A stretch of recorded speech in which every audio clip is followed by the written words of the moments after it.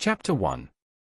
Adventurer ranks from weakest to strongest: bronze dash, steel dash, silver dash, gold dash, platinum dash, mithril dash, orichalcum dash, adamantium rune. Potion spell ranks: lesser, common, greater, grand, legendary. Sub-ranks of runes and other items: lowest, low, intermediate, high, and highest. Coins: 10 small copper coins equals 1 large copper coin. 10 large copper coins equals 1 small silver coin. 10 small silver coins equals 1 large silver coin. 10 large silver coins equals 1 small gold coin. 10 small gold coins equals 1 large gold coin. 10 large gold coins equals 1 royal gold coin. The Kingdom of Caldris and the surrounding nations.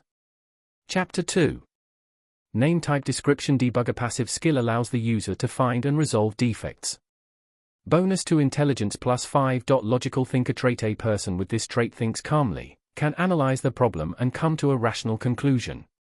Receives a bonus to intelligence +5 and willpower +5. Circuitry passive skill bonus to repair and creation of circuits, or circuit equivalents. Bonus to dexterity +6 and +6 intelligence. Fast learning trait. People with this trait absorb knowledge at an increased rate. Bonus to intelligence +5 knowledge retention trait. A person with this trait is able to retain more information and at a faster rate. Bonus to intelligence +3 and willpower +5. Sleep resistance passive skill. You require less sleep and feel less tired. Tinkerer passive skill increased proficiency in the creation and repair of various components. Bonus to dexterity 5. Identify passive skill used for identifying and analyzing the world. Mana sense passive skill allows you to sense mana. Basic mana shaping skill lets the mage shape mana into spells, gives bonuses to intelligence and willpower. The higher the skill, the better the user is at forming spells. Basic mana regulation skill helps regulate the mana in the user's body. Increases mana regeneration by helping absorb ambient mana from the environment. Runic mana scribe class increases mana regeneration and lowers mana consumption while scribing spells and runes. Blessed by mana trait unlocked if a person has more than 40 intelligence after reaching the mage class at the first ascension ritual. Gives bonuses to MP after each level up. Basic incantation skill increases spell chanting speed and proficiency. Basic one-handed swordsmanship passive skill gives a bonus to one-handed swordsmanship combat along with the basic knowledge. Basic hand-to-hand combat passive skill gives a bonus to hand-to-hand combat along with the basic knowledge. Basic running passive skill. A skill that lets a person run slightly faster and use less stamina while running. Basic sprint passive skill. A skill that lets a person sprint faster and use less stamina while sprinting. Basic climbing passive skill. A skill that helps you climb surfaces. Basic sneaking passive skill. A skill that allows the user to blend with the environment and avoid detection, lowers the noise produced by the user's footsteps. Basic leather armor proficiency passive skill. A person with this skill can move better in leather armor. Mana bolt spell. A focused bolt of mana energy that deals mana damage to one target. The damage done depends on the user's intelligence. Mana arrow spell. An arrow made purely from mana has increased speed and penetrative power compared to the mana bolt spell. Mana shield spell. A mana shield that shields the caster or their allies from harm. Ember spell. By causing friction with mana, the caster can create a small fire. Mana hand spell. The caster can create hands made from mana. The weight and distance this spell can be used for is dependent on the intelligence stat. Runic scholar title. A runic scholar is a person that is knowledgeable in the runic language and has managed to create and or understands runes. Basic rune master. A passive skill increases comprehension of runes and lowers MP requirement for using them by a small margin. Basic mana scribing skill allows scribing of basic spells to paper. Basic rune scribing skill allows scribing of runes to paper. Basic forging passive skill unlocks the basics of forging to the blacksmith class. Aids in managing the forge, crafting, and spotting imperfections in created items. Basic smithing master. A passive skill increases the proficiency with all basic blacksmithing tools like hammers. Basic runecraft skill unlocks basic runecraft, which allows inscription of magical runes on various items. Runic blacksmith class increases stamina by 15% and mana by 10%. Lowers mana consumption while inscribing runes. Chapter 3. It was getting late. The street lights flickered around while someone coughed in the distance. The wind howled while people were trying to get to their homes. Little drops of water started appearing on the glass windows, followed by gentle tapping. A certain man was sitting in a lit room, holding what looked to be a soldering iron. His hair was slightly unkempt and you could see a reflection of some kind of schematic coming of the glasses he was wearing. He was glancing between this schematic and the circuit board that was on the table. I need to replace these capacitors, not sure which one is the faulty one, I'll just replace all of them. The man gave out a sigh while slowly getting his tools ready. He was glancing onto the circuit board with the help of a microscope, the tiny metallic parts hard to spot with the naked eye. That bastard made me work overtime again. This man was in his mid-20s, he was at a small computer repair shop. He was yet again forced to stay late into the day, being that new kid in this place apparently put a bullseye on your back. The older workers always found a way to push their overdue workload on him, always giving him the excuse that he needed more experience and he should work harder. Damn fuckers only do this shit because I can't refuse. He was still new, he was still in his trial period, so he was expendable. He made the decision of trying to get along with his co-workers and play the nice guy. This was the result, he was stuck working and would probably be home at 8. Well, not like I have any plans anyway, at least they don't force me to clean all those dirty laptops. What do those people do with them to get them so dirty anyway? The sound of sizzling filled the area while the man continued with his work. The capacitors were replaced and everything was checked again, the circuit board he was fixing was in working order once more. Finally, just need to clean this shit and I'm done. He wasn't alone here though, the whole repair shop was the building that his boss was actually living in. The bottom level was just the shop while the upper was the living quarters. He peeked through the door leading upstairs and shouted out. "I'm done, I'm going home, boss." He heard some kind of grunt that was muffled by the sounds of a TV. He just shrugged and grabbed his coat to go. Luckily he took his umbrella today. The moment he walked outside he was hit with a sudden gust of wind that almost snapped it in half though. God damn, if I left normally, I wouldn't be stuck in this damn storm. He kicked a pebble while his umbrella shook from the pouring rain and strong winds. He felt dejected with his whole situation but not like he could do anything about it. He was living alone and needed it to pay rent. He barely had enough for an internet connection and food and was living from paycheck to paycheck. If I ever get out of this shithole I'm going to open my own store. Working for others sucks. He arrived at a crosswalk. The howling wind was smashing into his face and the lack of earphones and music to listen to was making this whole ordeal even harder to last through. The only thing making him power through this was the warm bed waiting at home. While his mind was elsewhere the light at the crosswalk turned green and he took a step forward. Luck wasn't on his side yet again. When he was about halfway across the street a large truck appeared out of nowhere. He looked at the shining halogen lights that blinded him momentarily. The vehicle came right at him, his mind went blank and his life flashed through his eyes. He remembered his youth, his family, and his lack of friends. It was a life of mediocrity, a life of following the status quo. But then, suddenly he snapped out of it. His body jolted forward as he jumped for his dear life.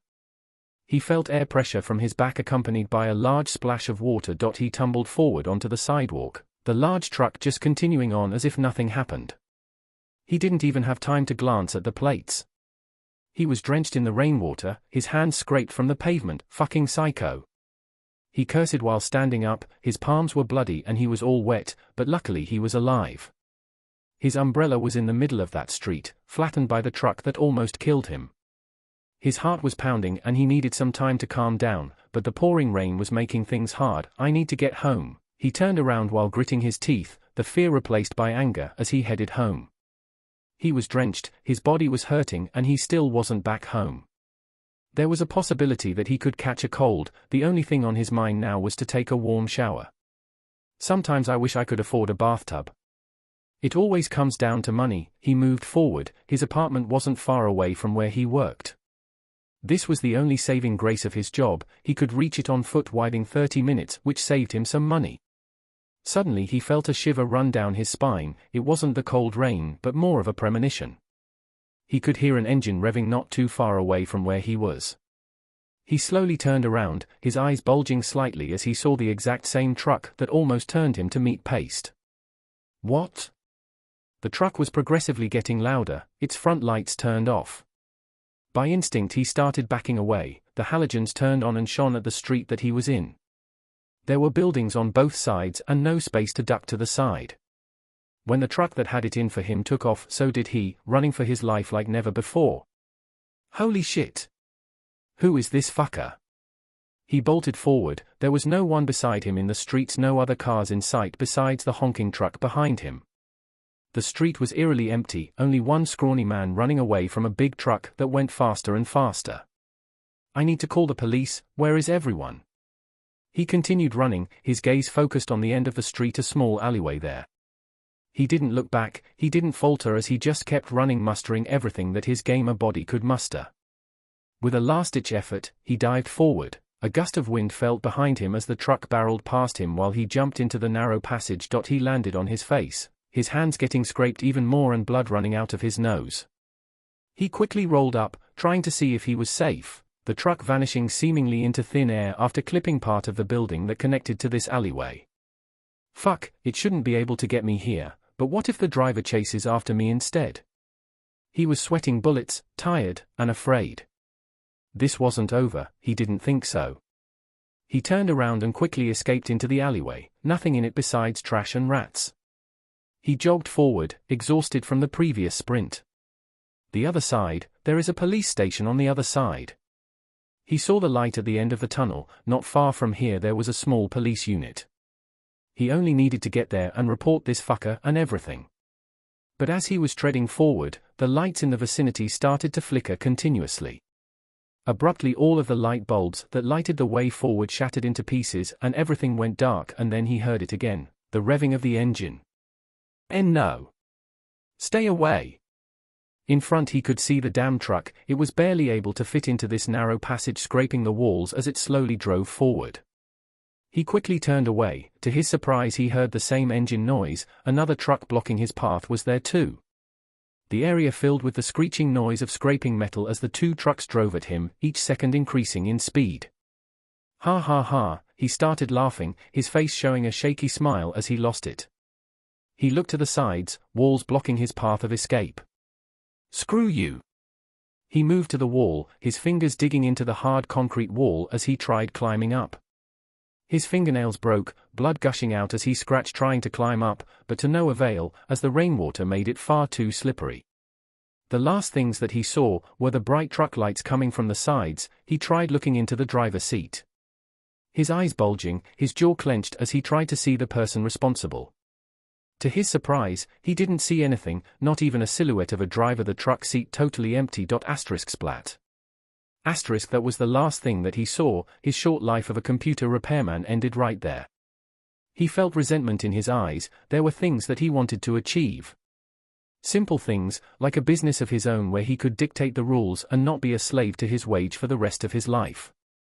But he was also looking at the bright side. He was now free from the worldly problems. He floated in the void, his mind racing as it couldn't comprehend where it was. This state of mind didn't last for long as he felt being drawn somewhere. It was as if something or someone was calling him there. RDMND, he heard a voice. It was a gentle-sounding voice that belonged to a woman.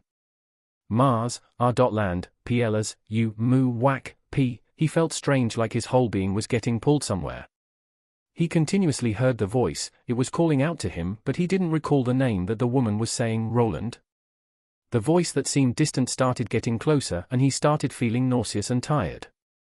The only saving grace this time around, he felt something. He tried moving, but his body felt sluggish. He could barely wiggle his finger. He moved. Master Roland moved. Oh, thank the gods. He felt sick, like he was having a really bad case of the flu. His head was spinning and his body felt heavy. Did I survive those trucks? Is someone called Roland with me in here? Is this the hospital? He couldn't see well, his eyes felt just as heavy as his body. He forced them open. They took a while to focus. The blurry world started taking shape and he saw an unfamiliar-looking wooden ceiling that looks shabby. Am I in some kind of shed or something? He finally saw the woman that was previously shouting. She looked like an older lady, her body was somewhat wrinkled up. The thing that caught his eye the most was what she was wearing. Is that a maid uniform? She was wearing the whole shebang.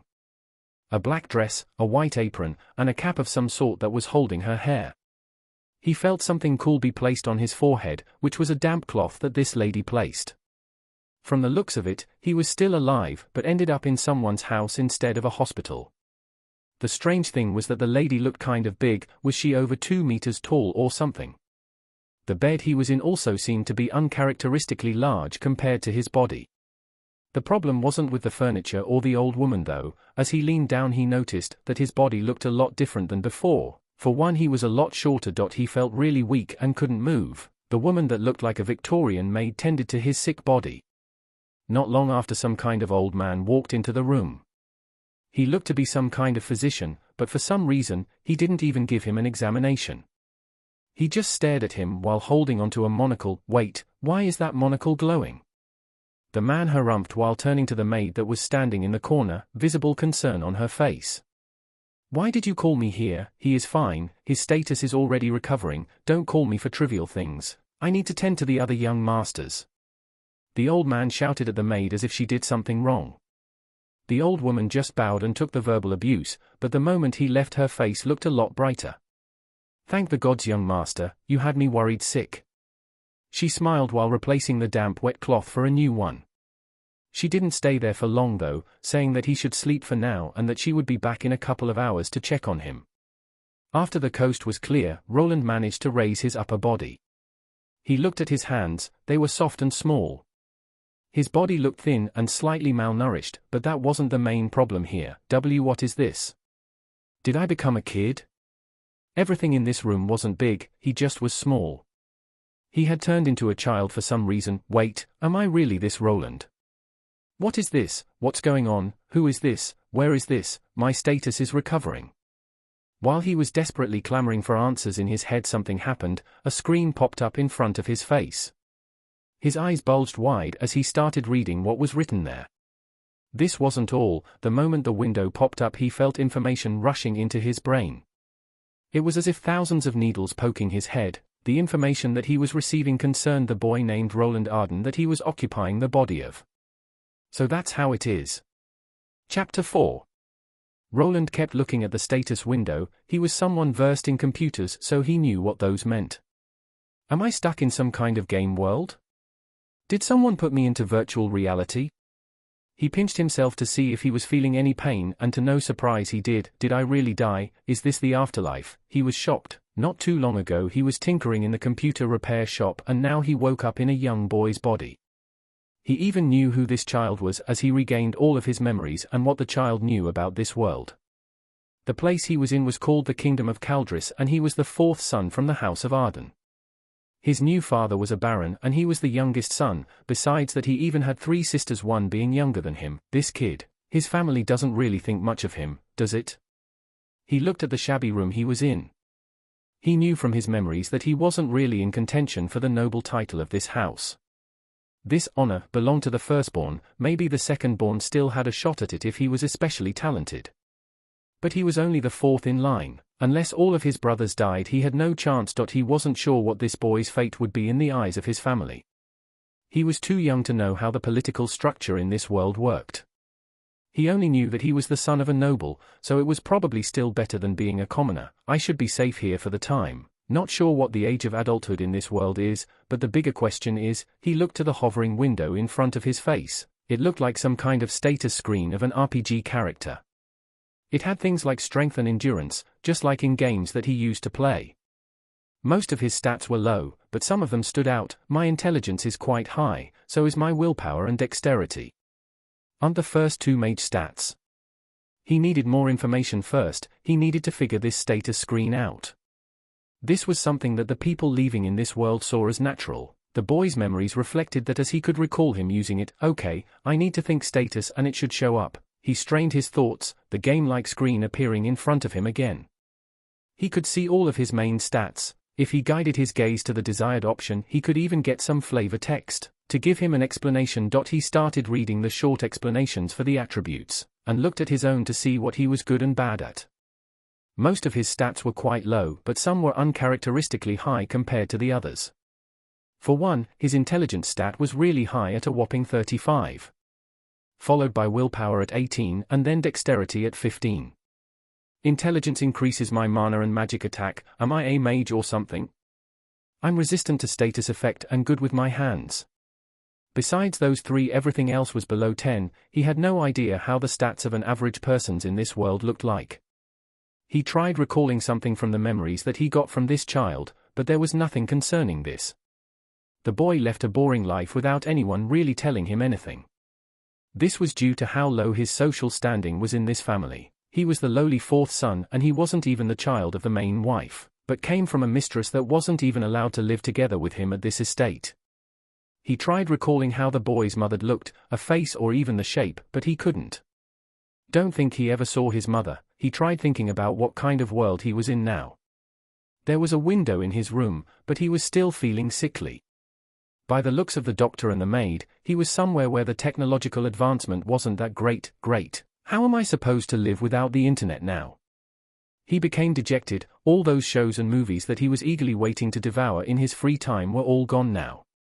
What was he even supposed to do here? Go to school like a normal kid and then become some kind of court official?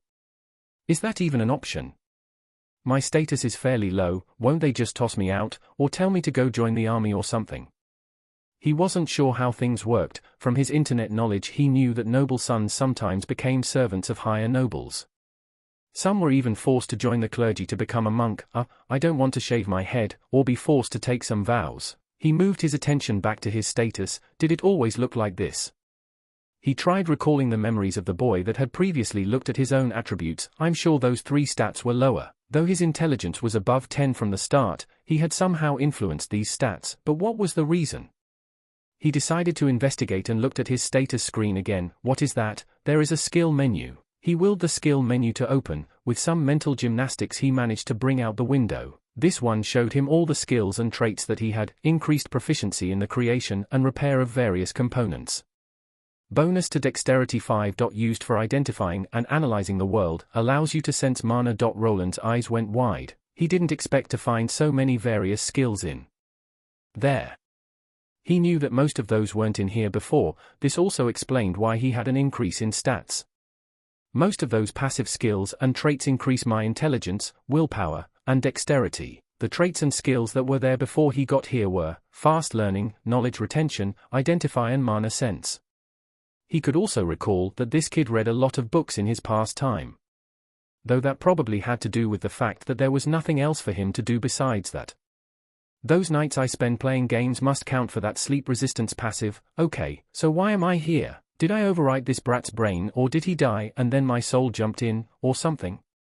He tried recalling why the boy was sick. The moment he did he got a slight headache. He recalled that the boy was trying to do something. He managed to see some kind of glowing mist in the air and he tried to somehow absorb it into his body. Then something went wrong and he got sick. Didn't that doctor say something about my status already recovering? He looked at his status screen again. The moment he thought about it the window expanded and showed him a new part. Sickness. Why are there question marks there? Do you need some kind of knowledge to see what it actually is? He squinted and concentrated on the question marks, but nothing changed. He did have some kind of identification skill, but maybe it wasn't high enough being only at L1. Well, he got sick after that glowing mist entered his body. Does it have something to do with that mana sense skill? I sure have a huge amount of MP compared to everything else. This was a really odd situation to be in. He thought of what happened that night. 2 murder trucks turned him into a bloody pancake and now he ended up in some place with a game system. From the kid's memories, he was sure that he wasn't the only one with this system. Everyone had it with them since birth. The rest was unclear as no one really explained much to this child. This was probably also why he suffered some kind of backlash from absorbing that glowing mist. While he was at it he looked at his stats and then compared the bonuses from the passive skills that he was receiving. Most of his intelligence came from his passives and traits. If he removed them all then he would end up with 11. Still over 10, though. Is that even a lot for a 5-year-old? Still with those 2 traits that he had it would put his int at 19. Maybe his weak body couldn't handle the excess mana?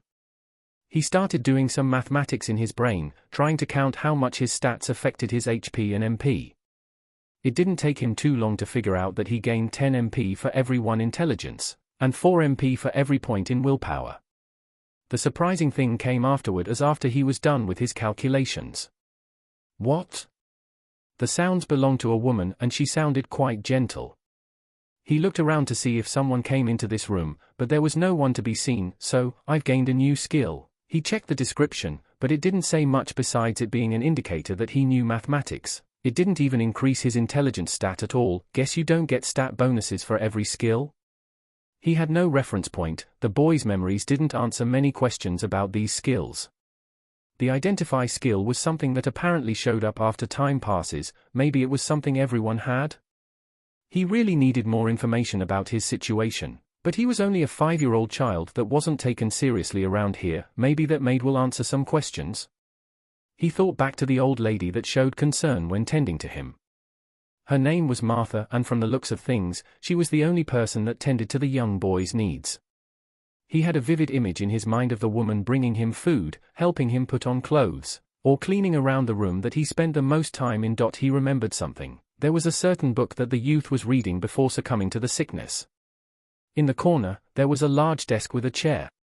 Some old cushions were placed there by the maid so that the boy didn't feel uncomfortable while reading. There was a pile of books there, and one, in particular, was the one he was interested in. Think I feel better now, should be able to move. He wasn't sure if it was due to his willpower stat that supposedly helped with status effects, but he was feeling better with each passing moment. He wiggled down his bed and moved over to the desk which had the book in question. The basics of magic, so, he started learning this and something went wrong. That's harsh. He thought back to the poor child. He was more or less abandoned by his family. The doctor was too late to save him. He might have even been too lazy to bother by how he acted when he saw him recovering. He left the book on the desk, and moved to the sole window that was right next to it. He peeked outside and noticed that there were some people there.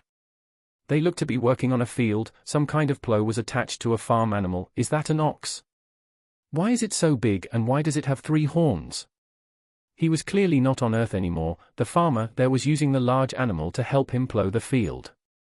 He could see other people walking around, even some in not so well kept armor. While he was preoccupied with sneaking glances outside the window, the door opened up. Martha returned to check up on the boy. Master Roland. You shouldn't be out of bed. Here, I brought you some porridge. The man in the child's body looked at the smiling woman. He wanted to speak up but decided on just nodding and going back to bed. This will take some time getting used to. Chapter 5. Roland looked up at the ceiling. It was the same shabby ceiling that was there yesterday. He gave out a sigh and looked around, his mood dropping even further. It wasn't a dream after all. Just to be sure, he thought about bringing up the status window. It appeared in a flash. That sickness status isn't there anymore. I guess I've made a full recovery? The man in the child's body strained his memory trying to recall what this kid normally did the whole day. Did he need to interact with his family? Did he have to act like a brat? Would they find out that someone else was inhabiting this body if he acted strangely? Were some questions that he was asking himself. He also thought back to yesterday and to the woman named Martha. He tried probing her about the sickness. The woman didn't know anything about it, and the doctor didn't look into it either. Maybe I shouldn't have told her about that glowing mist. He muttered to himself. He felt that him telling the old maid what happened was not something that he would normally do. He was mostly mistrustful of others, not really sharing his feelings with just anyone. Are this kid's memories affecting me or something? He knew the child's original owner was very fond of this woman. He remembered that she was the only person that was kind towards him. No one else from his so-called family bothered with him, and the other servants were also very cold. Don't think she will do anything drastic. He went back to thinking about his next step. He needed to find some way to fit into this strange game-like world and maybe find a way back to his old one. The thought of murder trucks chasing him was still bothering him. While getting up from his bed, he heard a knock on the door. His maid Martha walked in with some bread, water, and what looked to be meat. Young master, you should still rest. She placed the food on a nearby table and moved towards the child, concern on her face. I'm fine, the sickness status isn't even there anymore. He replied while not wanting to go back into that bed. He spent an entire day there just looking up at the ceiling and his status screen. He was bored out of his mind, and there were no such things like the internet in this world. What he needed is more information. He knew that this place had a library, and as the son of the Baron he was allowed to go through it. From the child's memories, he knew that this was mostly what this kid did. Probably this was why his intelligence stat was so high. Is that so, young master? Your father wants to see you later in the day. Keep that in mind. Let me help you get dressed first. That was a quick change in attitude. The mention of no status effects was enough to deem a person cured apparently. He wants to see me? What was this about? He racked his brain and couldn't recall any recent memories where his father paid any attention to him. Could he be worried about Roland's health? But why now? Did he mention why? Martha placed her hand on his head and patted his hair. She was also helping him put on some clothes. It looked like some kind of tunic and pants combo, quite plain looking. He probably just wants to see his youngest son. Be happy, young master, you have a chance to meet your father. The maid sounded really happy that the Baron wanted to see him. It made it seem like it was some kind of big honor that he was even allowed to see that man. Is there some kind of etiquette for things like this? There is nothing in this kid's memories about these things. Finally, master decided. This is your big chance, young master. The maid named Martha was quite happy. In her eyes this was a joyous occasion. Roland, on the other hand, was quite skittish. He feared that he might act out of line and get himself in some kind of trouble with his so-called father. He won't order some kind of lashing if I act out of line, will he? The only thing about nobles that he knew was from history. They were rumored to be snotty and prone to violence and took their reputation very seriously. While Roland's imagination was pushing him into a certain direction, he finished eating and getting dressed. The food was quite plain, just some white bread, water, and a large sausage which tasted funny. Martha, I want to go to the library.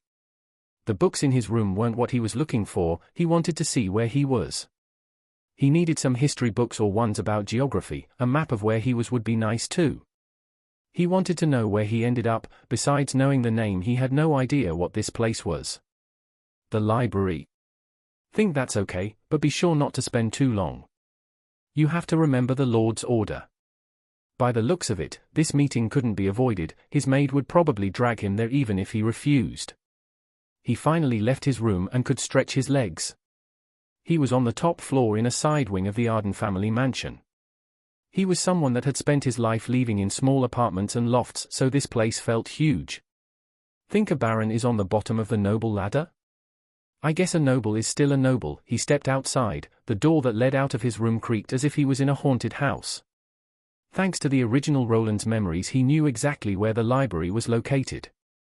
The boy was quite smart when it came to studying, but he felt like he had holes in his knowledge. The process that passed the memories of the original Roland wasn't perfect. He could see some servants here and there, but no one really paid any attention to him. He thought that as a young noble he would be greeted or receive a bow. This didn't happen. The people looked in his direction but went on their way as if he wasn't there. I guess that's how an illegitimate son would be treated. He remembered that he was a bastard, someone that was born from a commoner that the Baron had his way with. He still had no idea what his mother was up to, but he was sure that she wasn't in this mansion. They finally arrived at the library. The doors were large and old and screeched when he opened them up as well. Inside he saw shelves with various books. The place looked very old and was dusty.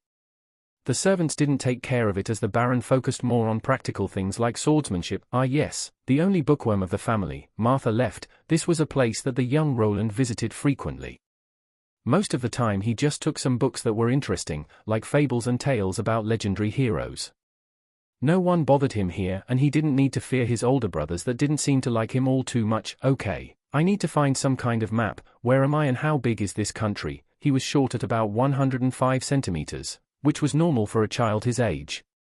Due to this, he needed a chair if he wanted to reach the books that were placed on higher shelves.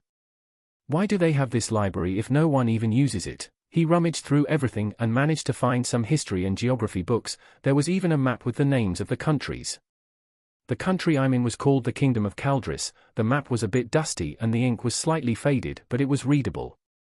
So I'm here. The map that he was able to procure wasn't a world map but just of the continent that he was on. This was enough to get a general idea. His country had 4 other countries around it, which wasn't good from a military standpoint. Hope those countries don't decide to invade us. He went through the books that he grabbed and soon found out the power of his fast learning and memory retention trait. He could remember most of what he had read on the previous page. His learning speed was astonishing. I could have used this back at the college days. Maybe I can become a scholar or a court official in this world. If they have anything like that. He was unsure of his future, but he would rather be a researcher than a knight. Damn, these history books are too vague. How old is this even? The books weren't helping that much without a reference point. He forgot to ask his maid about the era he was in. He didn't know what year it was either.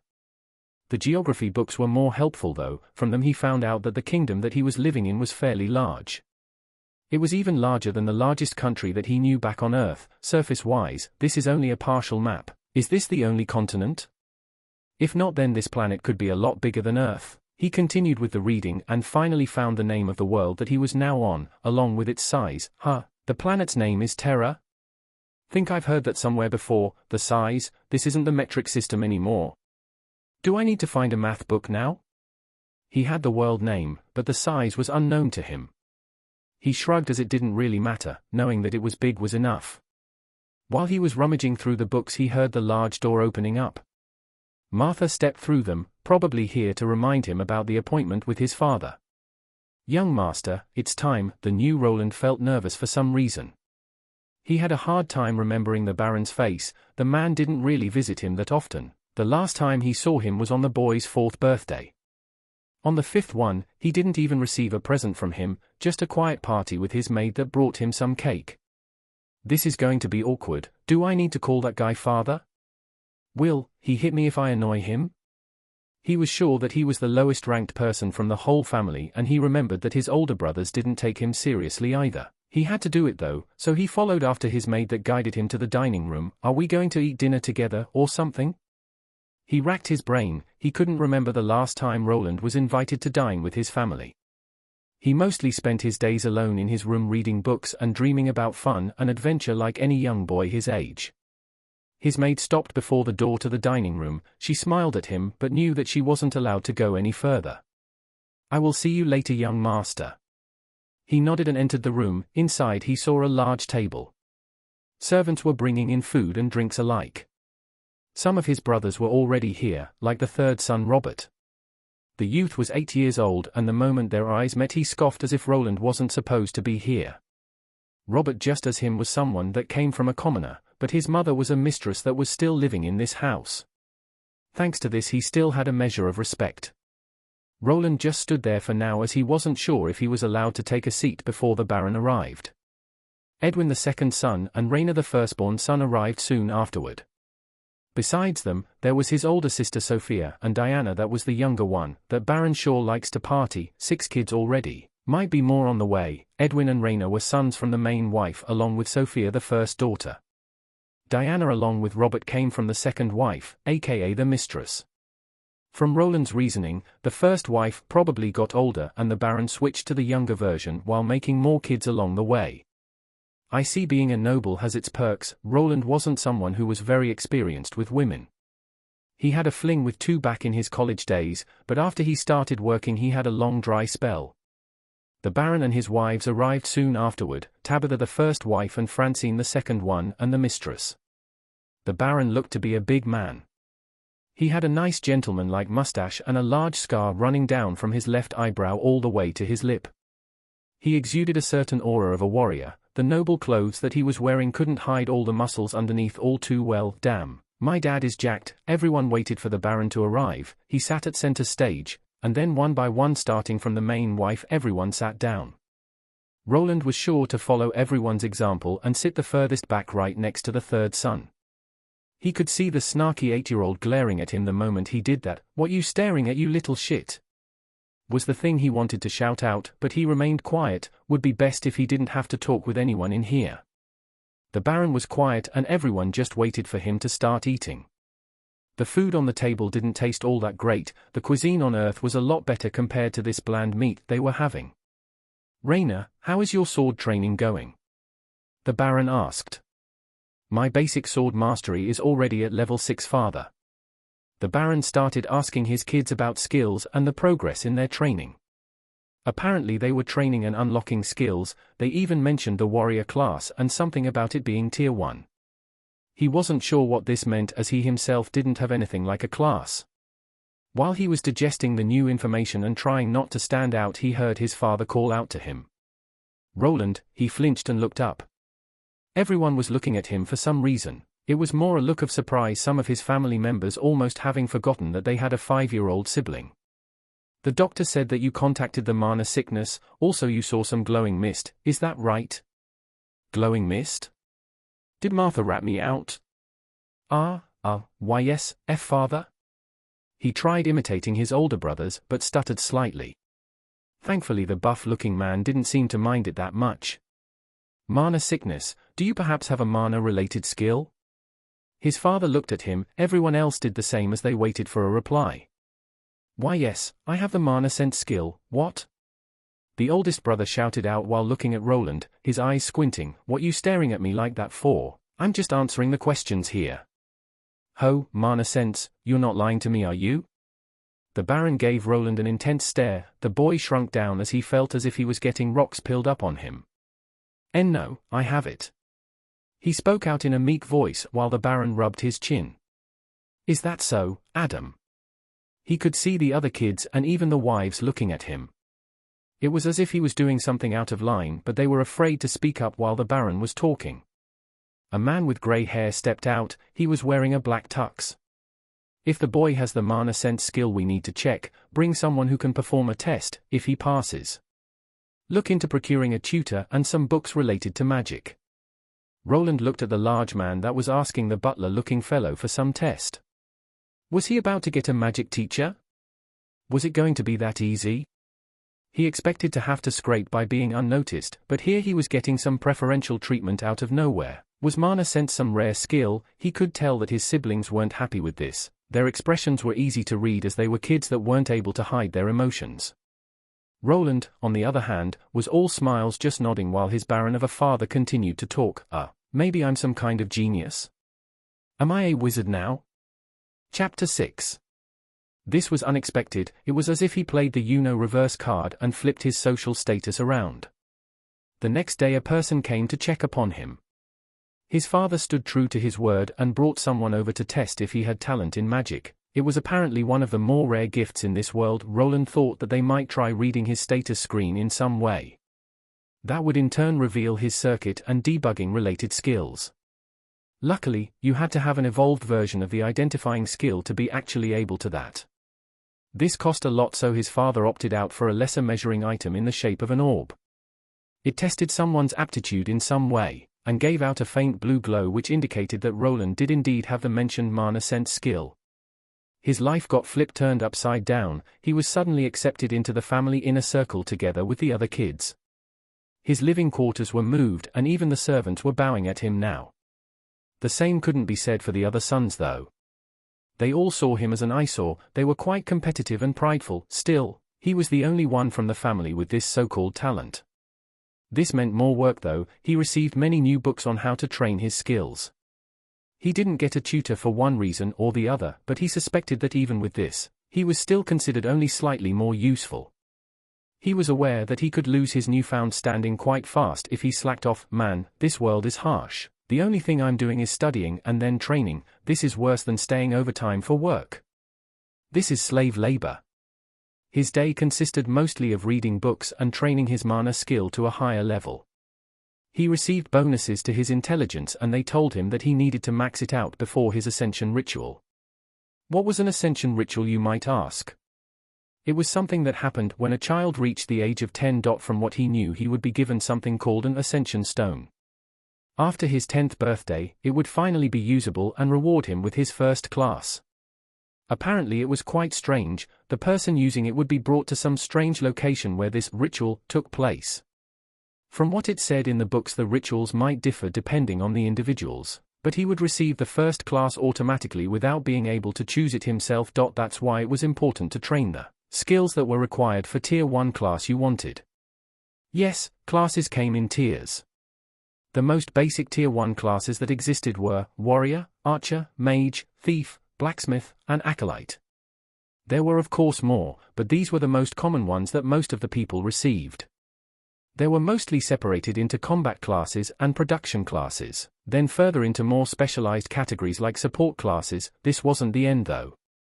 Those Ascension stones could be bought and used repeatably, each time you would be taken to that strange place.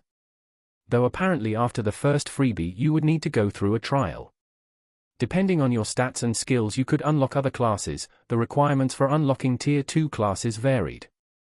The minimum requirement was maxing out at least one Tier 1 class. The mage class relied on intelligence and willpower to cast spells.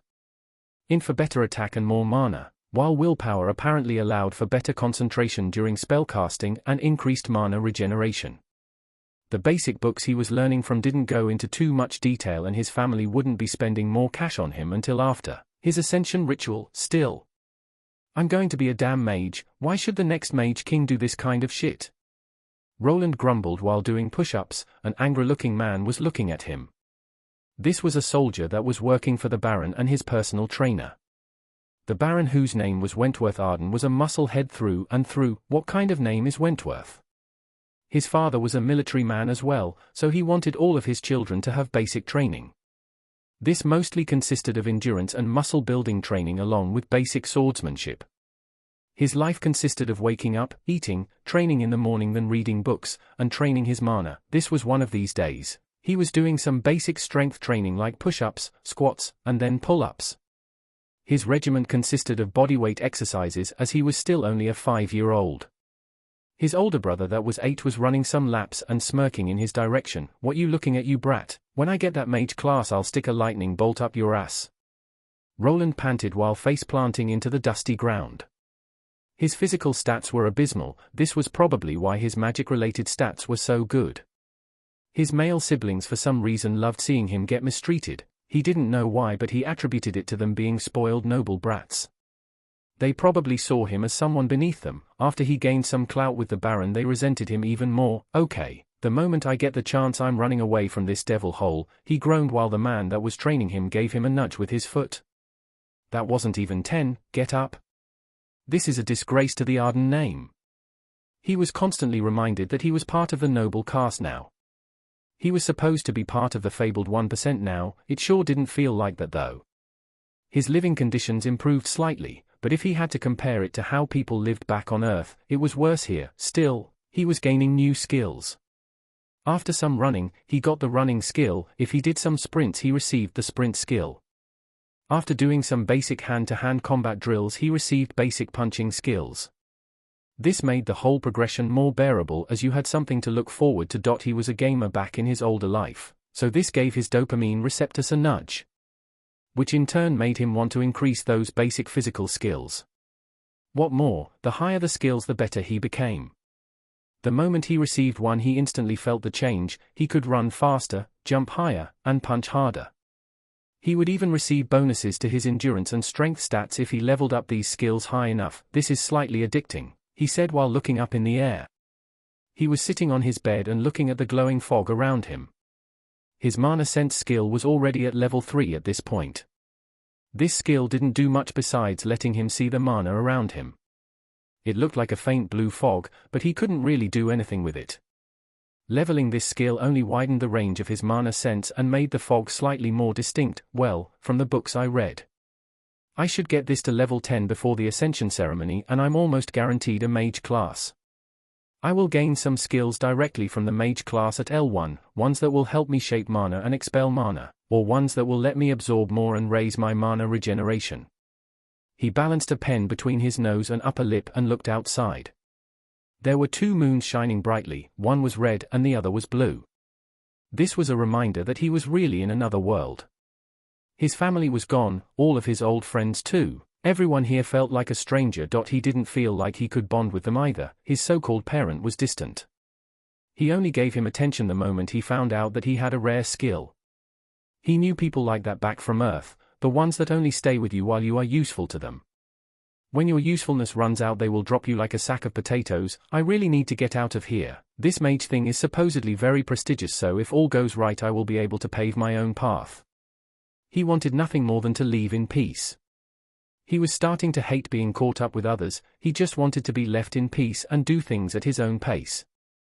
Wonder what a mage actually does for a living. Will I have to participate in monster subjugations, or wars? He tried thinking back to a couple of RPGs he used to play. In most of those, some kind of chosen one set off on a quest with a party of adventurers. The most basic one was the one where you defeated some powerful monster like a demon king. Me a hero, huh? That probably won't happen. He gave out a sigh and dropped the pen. He was tired and bruised. The idiot of a drill instructor had given him a couple of good whacks with a stick when he was taking his time while running. Will I need to do this for the next 5 years? He grumbled while fading away into dreamland, a life of peace and laziness on his mind. A dark-haired boy with green eyes was standing by a big tree. He was wearing casual clothes and his face was dirty. The youth took a large breath in and then tossed himself onto the broad tree trunk. His hands and feet started shuffling back and forth as he headed upwards as he climbed the tree. In a matter of seconds, he managed to get up to one of the larger branches. He wasn't done apparently as he quickly slid down and repeated this procedure about 10 times before he heard a familiar voice. This was a slightly older Roland. Half a year had passed since he got here. He had been testing this skill and level-based system for some time now and came to some conclusions. From what he knew, a person couldn't get many skills before going through the ascension ritual. A vast majority of them were the basic type, 50 times, I guess it's not a 10-time multiplier. Roland rubbed his chin. He had trained his climbing tree on this exact same tree from level 1. After getting up the first time, he had earned basic climbing at L1, after the next 10 tries he was at L2, then after 50 times he got it up to level 3 now. Not everything can become a skill though. He had tried various approaches. He had a small ball and he tried tossing it up against the wall multiple times to see if he would gain some kind of throwing skill, but it didn't work. Then he gave it another try with a rock and a training dummy and was able to attain a basic rock throwing skill. Might have something to do with the way I was throwing it, or with the item being a toy and a rock might be considered a projectile or a weapon. He came to the conclusion that most of the skills you could gain were used for combat in some way. He needed to throw a spear to get a basic spear throwing skill, but for some reason couldn't achieve the same by throwing a stick that wasn't accepted by the system as a weapon. It's a little bit vague. Also think there is a clear achievement-based system working in the back that levels the skills up when you pass the threshold. He had tested the climbing skill just for that reason. The level up points was at 1, 10, and then 50. The further you went, the harder it was to level up a skill. Wonder if I climb a taller tree if the time required to level up the skill will change. Martha was standing to the side while holding her cheek. She had been watching her young master climbing up various trees and scribbling something down into a notebook. At some point he would stop and look at the things he wrote down. His eyes would narrow or bulge out in an odd way. Young master has become quite active lately. I should add more meat to his diet. The woman went away to do some chores while Roland continued testing the skills. He had become quite infamous among the servants. People started finding him hiding in the closets or sneaking into the basement. When they asked him about an explanation, he always replied that he was testing new skills. His older brothers started ignoring him after they saw him try to scale the mansion walls, while muttering something about a strange monster called a truck. More time passed and Roland had learned most of the basic skills that he considered useful and easy to pick up. There was one thing that was bothering him, and that were the skills that he was sent to this world with. Even after testing, he couldn't figure out what his circuitry or debugging skills could be useful for. The third one, that was tinkering, proved useful when he tried rearranging a clock. He never worked with clocks, but he somehow knew where the parts should fit in. He didn't believe this was the work of the circuitry skill, as circuits and cogs in a clock weren't even close. The application of mana sense was also something he couldn't figure out. There was also that thing where the original host of the body died due to trying to absorb the mana fog in the surrounding. After further research, he concluded that before reaching a mage or acolyte class this was impossible and would result in mana poisoning. No one explained it to the original kid. I guess I'll have to wait with any magic-related testing after I'm older. Roland wanted to start playing with mana, who wouldn't? This path was blocked, for now, so he focused on other things. His identify skill went up the more he read or identified things. The sleep resistance was also self-explanatory. After the youth had gained a plethora of basic skills like sprinting, climbing, throwing, he looked into other things. One of these things was class-related skills concerning crafting. He had the tinkering skill, so maybe he could learn to smith or work the forge. Why, young master, if the Baron finds out, you can't learn class skills like this, the Baron will be mad. Roland was now standing with a mallet in his hand, hitting it against some heated-up iron. He had gone over to the blacksmith that was working, and used his name of one of the Baron's sons to force the blacksmith to teach him something about crafting. This didn't go the way he had planned though, as he wasn't getting any skills from hitting the heated-up horseshoes. Maybe I'm missing a step. Hey, what's the most basic blacksmith skill? He was sure he would gain some basic skills if he worked with the smelter, or if he hammered away at heated metal. For some reason he wasn't getting anything at all the other basic skills were a lot easier to unlock at L1. Master Roland, if you don't unlock the blacksmith class you can't learn any smithing skills. Apparently, the only skills he could gain just like before were ones related to combat. The only hammer-related skills he could get were ones related to fighting proficiencies. This doesn't make much sense. Maybe the people or gods that developed this didn't want to have child labor or something. In the end, the Baron found out that Roland was spending his time working at the forge. He was forced to abandon his smithing testing after they proved ineffective. He was also forbidden from doing tasks like this as they were unfitting of a noble's son. Time moved on. Roland kept training his basic skills to their maximum while trying not to die from boredom. Doing repeatable tasks like this just to hear the system ding wasn't as rewarding as one might think. Then his 9th birthday came. He didn't receive any presents though, he got something else entirely. Roland looked at the sharp object in his hand. It was a short sword fashioned out of steel. He was about 140 centimeters now, quite tall for a 9-year-old child. He glanced at the weapon he was holding, his identifying skill even giving him some basics. Yeah, that helps a lot. Why was he holding a weapon for killing people, you might ask? Also, why was he in a dim-lit room with a green-looking creature looking at him with those beady eyes? The Baron liked to keep his boys on a tight leash. He was just 1 year short of receiving his ascension. The House of Arden had a tradition, a very bloody one. Children that reached the age of 9 were to take a certain test of bravery. He was taken to the mansion's dungeon. In there he was presented his opponent. This was something commonly seen in these kinds of fantasy worlds, but for Roland, this was a first. The people around here were all humans. If he didn't see this creature today he might have believed that they were the only race around. There it was, green and ugly, and even shorter than him at about 120 centimeters of height. It looked angry and was holding a short blade similar to his, just a lot rustier. In comparison, after 4 years of grueling training, his stats went up by a bit. He only had his HP to compare. His was higher, so he had to have higher vitality and endurance than this creature. Vitality gave most health points, while endurance was mostly for stamina but also rewarded some points to it.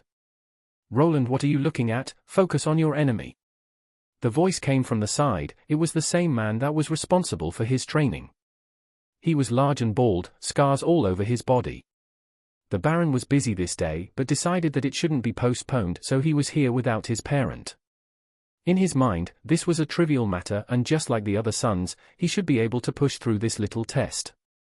Wish that ridiculous int stat that I have could be used for something. He had 3 stats over 20. Dexterity was the only one that was helpful for this occasion, but it was mostly archery focused or for light blades like a rapier. The creature in front of him gave out a high-pitched screech and charged at him without waiting for him to get comfortable. It knew that this was a life or death encounter and it would show no mercy to its opponent. Roland was startled by the shout, but luckily his high willpower let him keep a mostly clear head in this bout. Get a grip, you trained for this. The man inhabiting the youth's body would be a bit over 30 years of age at this point. Still, he was never in a death battle before, so he was quite nervous. There was no strategy to the way this monster acted, it just charged at him with its weapon in hand. It delivered an overhead chop that could be easily read, prompting Roland to dodge to the side. This was a good chance to retaliate. He swung his short sword at the creature but faltered at the last second. He didn't put all of his weight into it. This resulted in a shallow cut to the goblin's arm. The monster swung back randomly, managing to deliver a cut to the boy's side. What are you doing? Go for the throat. Roland backed away, sweat running down his forehead. Luckily he was wearing some leather armor that managed to protect him from the brunt of the attack. The bladed weapon of the green monster was of lower quality, so thanks to this he was spared from bleeding. Still, it hurt and would probably leave behind a nasty bruise. His own attack was quite shallow as well, resulting in a similar 10 horsepower decrease to the goblin's health pool. The wound wasn't deep enough to cause a bleeding effect to go through and the goblin screamed out again while charging. The creature seemed to go into some kind of berserk state. Its eyes went red and it started swinging its blade around like a maniac. In the face of danger, Roland's mind went blank momentarily and he started backing away. What are you doing? It's only a small goblin. The man kept insulting him. He wanted to go over there and give him a slap. He might have been an adult on the inside, but this man thought he was a 9-year-old child. He was still shouting and edging him to face the monster head-on. "Should have given me a shield, you prick." The egging worked. Roland gritted his teeth and dived forward. His opponent was weaker, had no training, and was slower. Between the random slashes, Roland saw his chance and jabbed his short sword into the creature's shoulder, jumping back the moment it tried to hit back. This was a massive hit as the goblin's HP dropped by 50 points and it only had half of its health left. The monster screamed out, but this time around Roland was unaffected. The monster didn't relent and continued charging like an idiot. He took his time and just kept countering, finally ending it with a killing blow to the monster's neck. It dropped almost instantly. Black blood gushed out of its body. He felt a strange tingling feeling like something wanted to enter his body.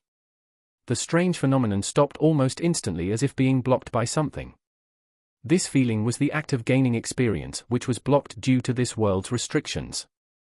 This experience couldn't actually be used for now, as he needed an actual class. Any experience gained before the Ascension ritual would be added later on, but with a penalty. From the books, people speculated that this was put in place to prevent people from having kids kill monsters before the Ascension. Roland looked down. The stench this monster was giving off was making him nauseous. He managed to power through it and not vomit. His only reward for killing this monster was smack to the back of his head. His so-called teacher berated him for doing badly, and not being able to just overpower a weak level 1 goblin that had no skill at fighting. Roland was far too tired to respond to this and just nodded. His 9th birthday ended with a blast, with him killing a humanoid creature followed by some nightmares. More time passed and finally, the day was close, the day of becoming a mighty mage. Chapter 7. Roland was sitting in his room. Tomorrow the Ascension ritual was supposed to take place. It might be called that, but it wasn't anything that grand. He would be given an orb and it would supposedly somehow bring him to another place. In this place, he was going to receive his new class. Everyone said that the Ascension space differs for each individual. Roland had gone through books and procured as much information as he could. Supposedly, the first time you used this class-changing crystal or orb, you got awarded a class. It was more or less a freebie. The fun part began afterward. The next time you used it, you had to go through some kind of trial. These trials ranged from your normal battle scenarios all the way to crafting items and solving puzzles. Some people said that they find themselves in a cave with many doors. The classes that they can use are behind those doors. Roland was holding onto a book that was related to classes and how you unlocked higher tiers. His tier 1 class of choice was the mage. If what the book said was true, then he was certain to get this one. My mana sense is maxed out and I have truckloads of intelligence and willpower, so there isn't really any other class that fits me. I am not religious enough for the acolyte class either. The other caster class that he had the stats for was the acolyte. From this one you could advance into a tier 2 priest. This was your general healing class, but unless you were some kind of believer you wouldn't get a chance at it. It says that you can sign up to the church and after you go through their baptism you can also attain this class. The boy that was close to 10 rubbed his chin. Through the 5 years he had been here he had grown a habit of talking to himself. Besides his maid Martha and a cheeky brat, no one really talked to him. Even when they did it was more yes or no type of answers or questions. Soon I will be able to leave this place. He was a noble and even though his family was like this they still had to take care of him. Nobles after going through their ascension would start attending school. There were separate schools for young mags and knights, so he would be free of his family. He even read that mags get special privileges. If he did well he could earn himself his own plot of land free of charge. Free real estate. Though I still have to pay taxes, the closer the day of freedom was, the more he read about the classes. Elemental mags, gravity mags, ones that could turn into massive demons or beasts. There were various kinds and you could pick and choose out of the pile if you earned the required skills. The most basic tier 2 classes were the 4 basic elemental mags. Fire, wind, earth, and water. There were some hidden ones or harder to reach, but these 4 were considered the basic 4. If you mastered all 4 of them you could even earn a prestigious tier 3 elementalist class, which was one of the better ones. There are so many possibilities. His eyes gleamed. He could wait to embark on his journey. There was no limit to how many classes you could have. The only thing that limited you was that you couldn't reclass before reaching at least 25 levels of the class you were in. Tier 1 classes had to be done till the end as they had a level limit of 25. An elementalist sounds nice, but the other height elemental mage classes aren't bad either. A fire frost mage is a strange one as it combines two opposite effects. He glanced at the other classes as well. You could even combine them together. Things like magic swordsman or elemental knight were also possible but were quite hard to achieve. People that wanted these classes had to be both good in physical attributes as well as the magical ones. Being a mage opens up so many possibilities. You can mix magic with a lot of classes. You can even be an enchanter or a magic smith.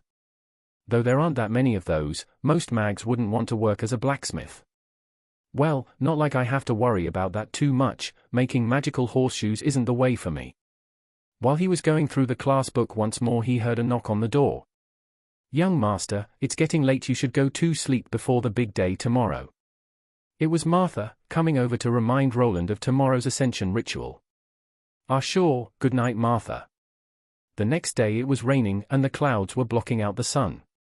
This didn't bother Roland though. He was pumped up. He would be getting a game-like class and nothing could break his spirit.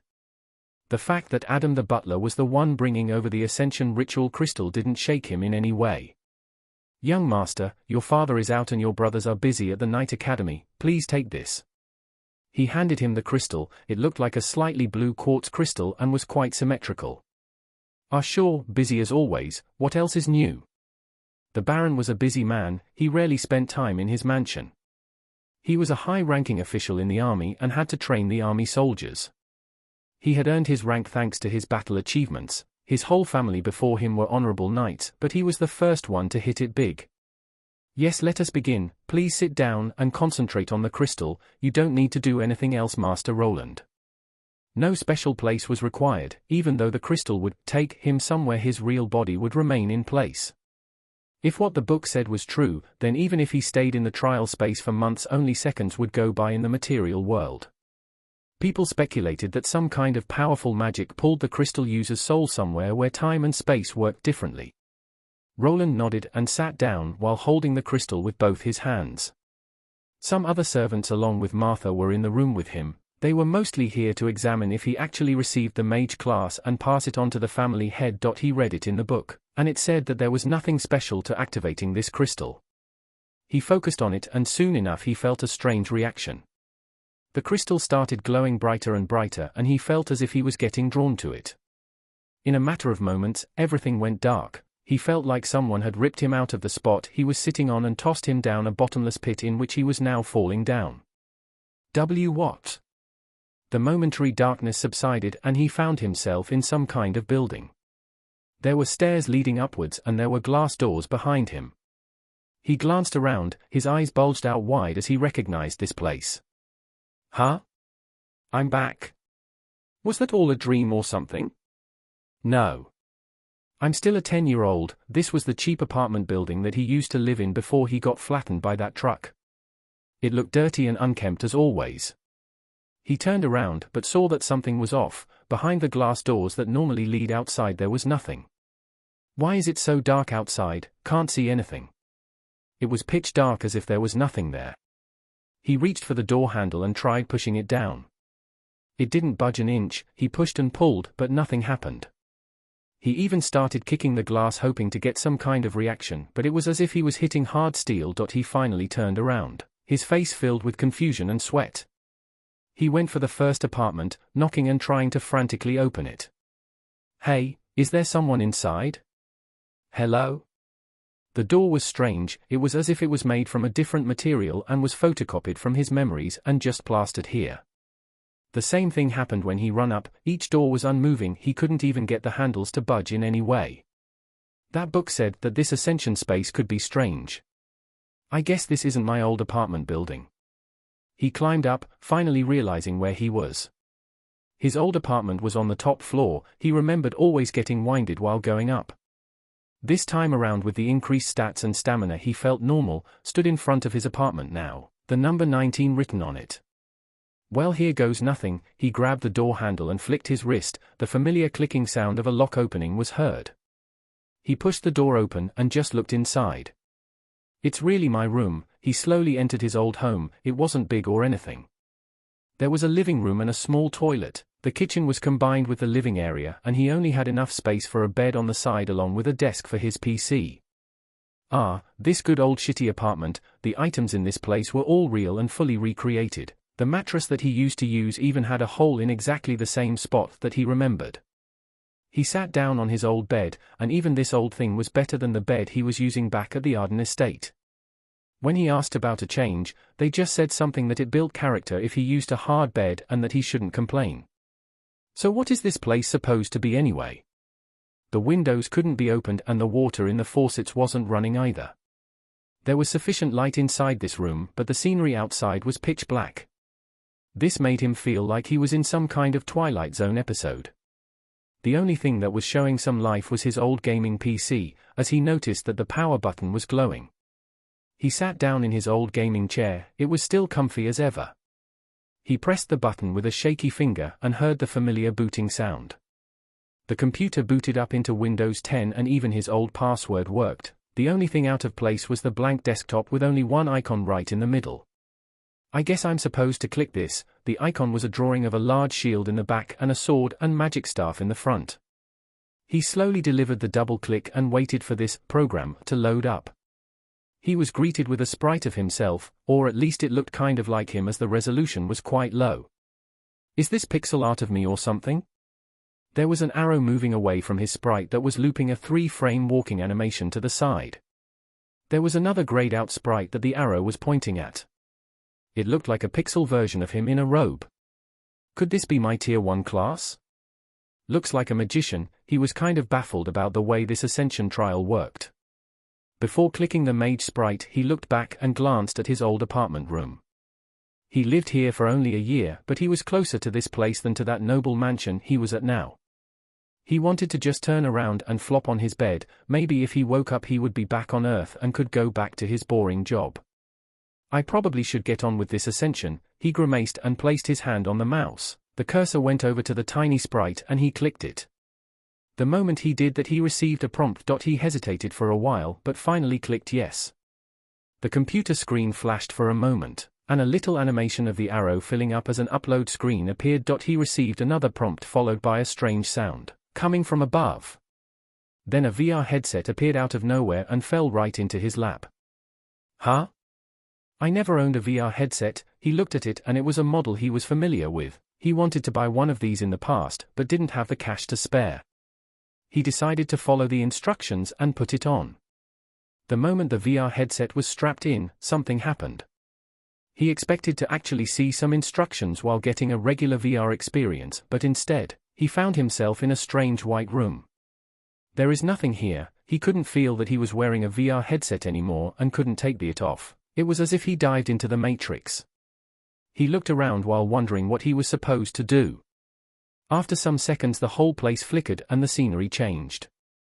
Wait, is that me? The white room switched to a grassy plain. There was a wooden training dummy standing in one spot and opposite it was a person. This person looked like Roland. He was wearing a mage robe and his facial expression was non-existent. His copy raised his hand upwards and held his palm towards the training dummy. Roland had his mana sense skill maxed out, so he noticed the change in mana around that person. The Roland clone opened up his mouth. Some words escaped its mouth. He stared at the talking person and he noticed the shift of mana around the clone. The mana moved through its body and towards its palm and something started forming. A small ball of energy was created. This ball gradually increased in size before it was shot forward. The wooden dummy received the hit, the wood splintering to the sides as if it was hit by a small cannonball. Whoa, was that magic? His copy didn't say anything but dropped its hand down and then turned to face him. The Roland copy had a blank expression and then started slowly walking towards him. This put the original Roland at attention. What was this clone of him trying to do? Wait, he tried backing off, but his back hit some kind of invisible wall. Out of surprise he turned around and tried hitting it with his fist. His sudden opponent didn't stop though and continued walking. Hey, you think I'm afraid of you? Roland took a fighting stance. He went through 5 years of training and knew basic hand-to-hand combat as well. He decided to take the offensive thinking that his opponent wouldn't have enough time to react. But his punch didn't hit anything but air, it literally went through his copy's head. What is this? The clone was apparently immaterial or a hologram. The moment it touched Roland's body it faded away. This wasn't the end as Roland felt a sharp pain. His head felt like it was getting a needle stuck into it. He heard the familiar voice announce that he had changed classes, while the pain was subsiding. He shook his head and could feel that he had learned an actual spell and had his stats slightly raised. The skills he gained helped him in shaping spells and regulating the mana inside of his body. He wanted to test his newfound skills out, but before he could do that the space he was in started flickering. He wasn't sure if it was due to a time limit or if after a class up you got kicked out. Everything went dark once more and he found himself falling into the darkness again. He gasped out as he found himself back in the Arden estate, the servants looking at him from the sides. "Were you successful, Master Roland? Did you receive the mage class?" He grasped his head for a moment. The crystal that he was holding previously had turned into dust. He nodded while rubbing his head and slowly moved off the ground. "Yes, I even learned the mana bolt spell." He smirked as he had achieved what he had set out to. No one in this family could deny him anymore. He could go to a prestigious academy and learn magic now. His life looked bright and if he studied hard he could go far. "Congratulations, Master, but let us test your elemental affinities before we inform the Lord." Roland snapped out of his daydream and looked at Adam the butler. "Ah yes, the elemental affinities, I forgot to check them." The servant moved over with a large glass orb. Roland placed his hand on the measuring device, not thinking anything of it. His affinities would decide what elements he was best at. This was nothing more than a formality but would show him which element he should focus on.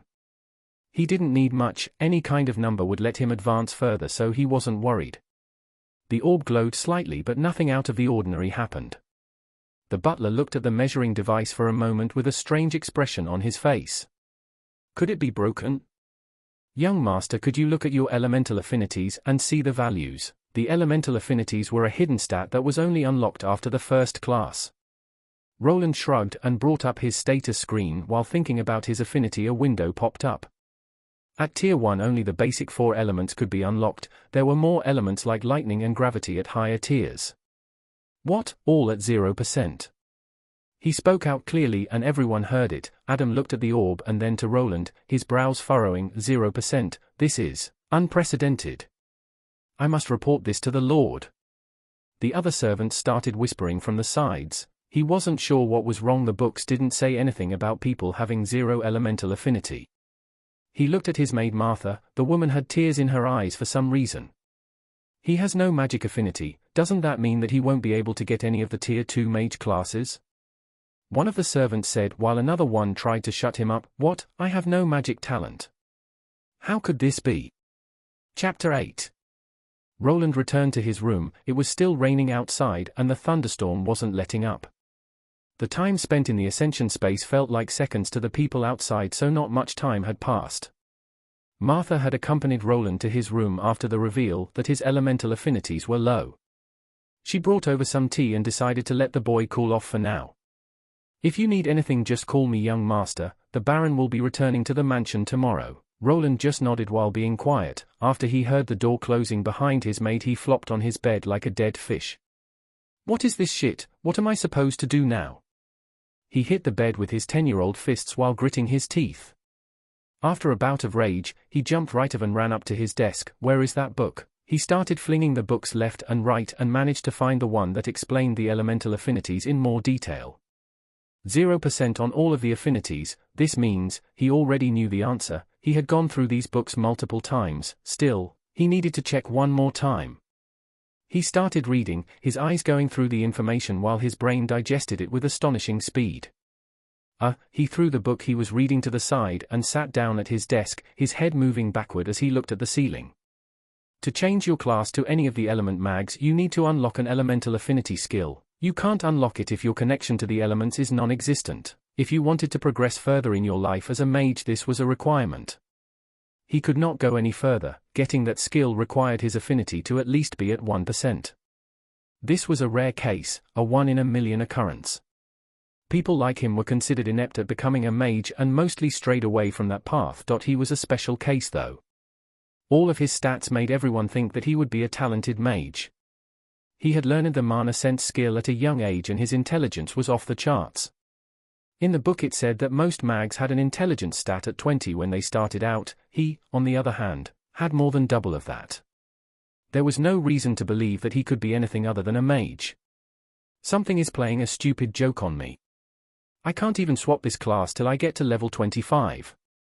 He decided to glance at his status screen. He had even leveled up to the 3rd level of mage due to the build-up of his experience. After the 9th birthday, his father arranged a goblin fight. Just as the first time, he would fight a one-on-one battle each week, earning experience along the way that could be then used when he ascended. The experience build-up wouldn't work for further classes though. This was a one-time thing before the ascension. He thought about his status. He wanted to see all the new skills that he had gained as well as their explanations. He then looked at his stats after he was done with reading those. His MP shot up quite high compared to the rest. He looked at his stats. People at L1 who specialized in a field mostly had their stats at about 20. For instance, a warrior would mostly have a strength, vitality, and endurance rating close to 20. He was a L3 mage and his intelligence was getting close to 50, but all his physical attributes were slightly below a basic L1 warrior. All my stats scream mage. I even got a trait that gives me more useless mana. Even if I respec later, I will be behind everyone. My physical stats are below average when it comes to warriors. My dexterity is high though. Should I switch to an archer? He started scratching his head and brought out the book that had some class and skill combinations. This was something that a noble title got you. Most of the people outside didn't have the luxury of planing and most of the class combinations were off limits to the commoners. He had focused on the mage-related classes without much thought about the other ones for one reason or the other. He put all of his eggs in one basket and now they exploded at once. He needed to come out with a new battle plan. I must think of something plausible. If I leave it to that daddy of mine, I'll be working in the army for the rest of my life. All of his brothers were on a one-way ticket to the army. His father was quite the militaristic nut and didn't consider people that didn't work in that field as much. At least that was how Roland saw it. He couldn't be sure as the interactions with his father were limited. He also tried to avoid him most of the time, along with the other brats from his family. He was banking on evading the military by becoming a mage. Mags were rarer than the other combat classes and were sought after. He would be able to choose his path if he became one. Apparently, that wouldn't be an option now. He would have to level up in this class, which was a dead end. I still have the mage class unlocked, but if I wanted to be a magic swordsman I'd need a tier 2 mage class to unlock this tier 3 class. He went through his book once more. Most of the better classes that synergized with the mage class required a tier 2 version. You even needed some tier 2 classes to unlock other tiers 2 classes that would let you get a better tier 3 class. The elementalist class was one of those that required all of the element tier 2 mage classes to unlock. Damn elemental affinity. I need this skill to even unlock a general upgrade to the tier 1 class. I would be okay with this shitty tier 2 superior mage class that doesn't really give many bonuses to anything, but it also requires those affinities. They are just lower. He wanted to strangle the person that decided that you needed to have one skill to unlock any one of those classes. The possibility of having this was super low, 1 in a million or less. Does it have something to do with me being from another world? Or something? Wait, do I really need to have a combat class? Wouldn't it be better not to risk my life and just make money in peace? He rubbed his chin. He had ignored most of the construction classes that were presented there. Mostly due to the only viable one at tier 1 was the blacksmith. He imagined himself stuck in a stuffy room hammering away on some ingots. Well, might not be that bad. Is there anything that works well with a tier 1 mage class till tier 3 at least? He went through the book. It had some combinations that could work with the blacksmith class. Blacksmith is the first and gives basic bonuses to crafting weapons and armor but nothing special. You can unlock a weaponsmith or an armorer at tier 2.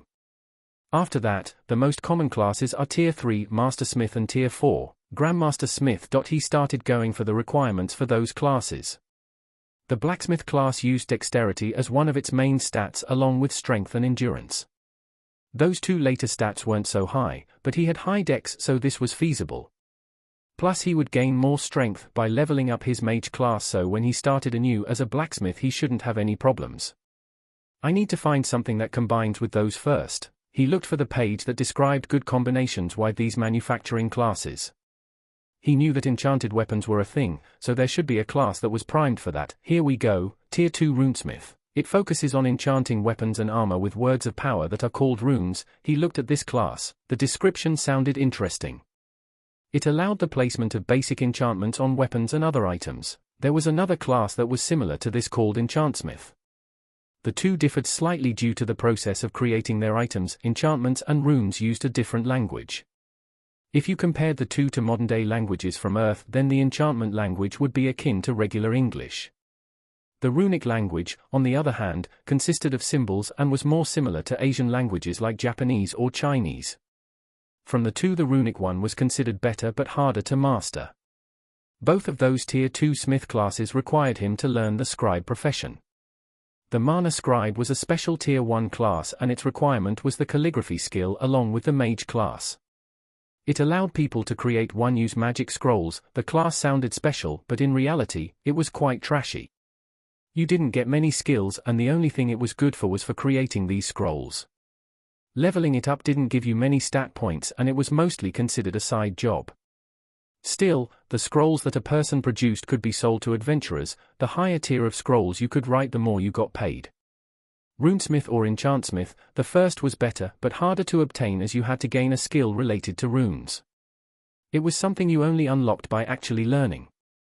There wasn't really a shortcut, as you had to study hard and then you unlocked the skill. Well. I have always been a grinder. Roland wanted to take it easy, but the thought of living in some shady barracks with some smelly dudes was making him debate on this option. The path towards it was quite convoluted and he would have to work hard for it. In the end, though, this was a money-making class. Even at Tier 2, he would already be able to earn massive amounts of gold and be free from this noble life. It was worth the risk. I'd like to go with this. These runes sound interesting, and it says that the more intelligence and dexterity the crafter has, the better the runes become. Also, the mana comes in handy when making or using them, and mana is the only thing I'm good for. The only problem was convincing his father. This choice wasn't a battle class. He also didn't see any options that hinted about unlocking any combat-related classes after getting to Runesmith. It was still better than working as a soldier, though. He'd rather make swords all day than stay on guard duty at some fortress. Okay, it's decided. I'm going with Runesmith. I can make this work. Having money is the answer. He looked at the book and nodded. He had to prepare before meeting his dad. He needed to explain that this was a better idea and maybe even a blessing in disguise. He already had 3 sons that were good at fighting. He didn't need the 4th one to do the exact same thing as them. Yes, I bet he will let me do it, I hope. I need to find a location that I can learn blacksmithing and scribing, along with some magic. He concentrated. He had gone through all the books in the library and knew how the kingdom looked like. The main plan was to go to a magic academy that was located in one of the largest cities, but that went out of the window now. He needed a less costly option that would guarantee him safe progress. There is one. Lustile City fits the bill. It also has an academy where they train weaponsmiths and even have some facilities for mags and a nice library. The battle plan was set. He went through it for the rest of the day as he waited for his father to come home. He already had an appointment. His father was quite punctual, so he knew that he would be there. The next day Martha brought him food and a change of clothes. She made him look better than usual. She couldn't let Roland look bad when visiting his father all on his own. Everything is going to be fine, Master Roland, it's just a little setback. She smiled at him, her face showing some wrinkles as she was getting along with her age. Being a maid didn't really net her any valuable skills besides housekeeping. People needed battle classes to increase vitality that would then let them live longer and look younger. His father was one of those. He was someone that looked to be in his early 40s, but in reality, he was getting close to his mid-60s. The Baron will see you now, proclaimed the House Arden butler while opening the large white door that led inside Lord Arden's office. Roland moved forward. Even though he was an adult inside, he still felt uncomfortable. It was as if he was getting called into his boss's office for one of those talks. There he was in all his glory, looking at some papers that looked really small in those mitts of his. His digits looked like thick sausages and he looked strange in that blue shirt fit for nobles. Greetings, father, it is me, Roland. he announced himself while moving his hand to his heart, which was the national salute that the people did in this country. The man just murmured while looking at his papers. Roland gulped hard and used this chance to pronounce his plan. "Father, I know that I have no aptitude to be a mage. So I think I should become a runesmith. It's a class that my high intelligence works well with." He was nervous and talked as fast as he could without breathing in much between the sentences. He presented his plan and the city that had the best facilities to accommodate his progress at a safe rate. As he was finishing up, his father raised his hand. "Lustile? You want to attend the Lustile Academy of Arts?" Roland stopped talking instantly. His large ball of a father was looking at him with quite the intense stare now. "Why, yes. Think it has good facilities and doesn't cost that much." The man rubbed his chin and replied without thinking for too long. "No, that's out of the question. You need to raise your level first." Runesmith. A peculiar choice. He placed the papers that he was holding down on the desk and continued looking at Roland, straight into his eyes. "I'll allow this, but you must earn your keep. Even as a low-level mage you can find some work. Adam will make the preparations." He picked up the papers and started going through them once more. He still gave Roland one bit of advice before sending him away. "The Arden House is a house of knights. I hope you know what that means.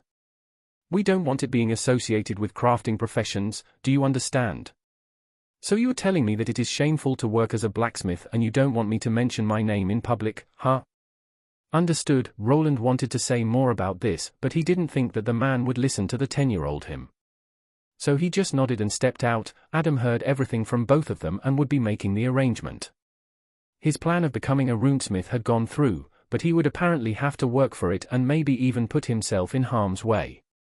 Chapter 9. A 10-year-old with a sword in his right hand was standing in a dark, damp dungeon.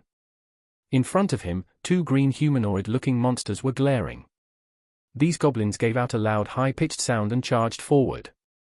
The boy stood still, his sword arm lowered while the left one was raised up. He was mumbling something incoherent to himself. The more he did, the louder he got. "Source of all magic, heed my call."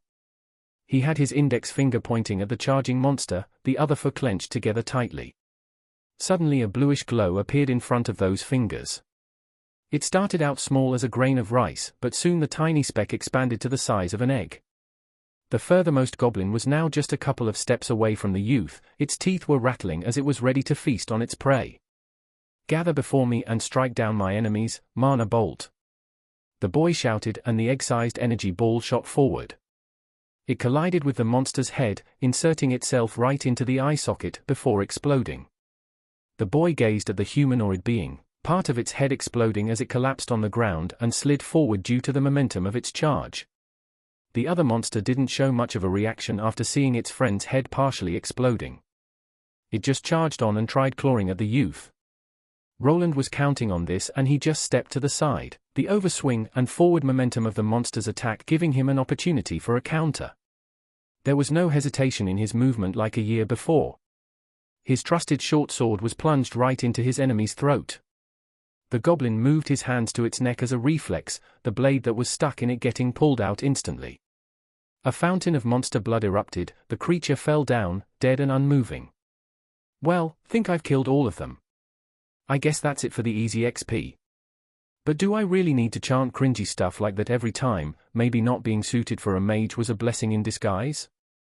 Roland was standing in the training dungeon, his old trainer nowhere to be seen. He had finished the last of the goblins. These creatures were captured for training purposes and it would be a shame to waste the experience. "Wonder where that old bastard will send me to, probably to some cheap backwater village where he can forget about his useless son." Roland poked the first goblin that he killed with his mana bolt. The power of this spell was SOSO. It was fine against weak spots like the eyes, but took some time to aim and you couldn't fire them off in quick succession. He also needed to chant his spell, which lowered the speed and utility of this skill. I guess that's why mags are considered a backline class. Will I need to find myself a party of some sort? Will Daddy Dearest give me a servant for protection? He poked the other goblin with his sword as well, his eyes focusing more as he tried to feel for a mana signature. This one has a monster core. Monster cores, or also called mana stones, look like gems or crystals. They formed in some creatures and were used as ingredients for various things. There was a low chance of finding them in a goblin. The stone inside this monster was the size of a grain of rice. Best keep this for myself. He didn't trust the people in this estate. He tried returning the monster core to one of the servants, but instead of getting a reward, it was just snatched. They just gave him the excuse that this was the property of the Baron and would be used for the estate. He on the other hand was sure that the servants were probably pocketing things that could be sold for themselves. Thus they developed a habit of withholding items and information. These things are small enough for me to keep them in my pocket. He looked at the cold and dark dungeon and then quickly left. He was seen by some servants that were back to treating him coldly after the big reveal. He continued walking further, finding a certain thick hedge wall.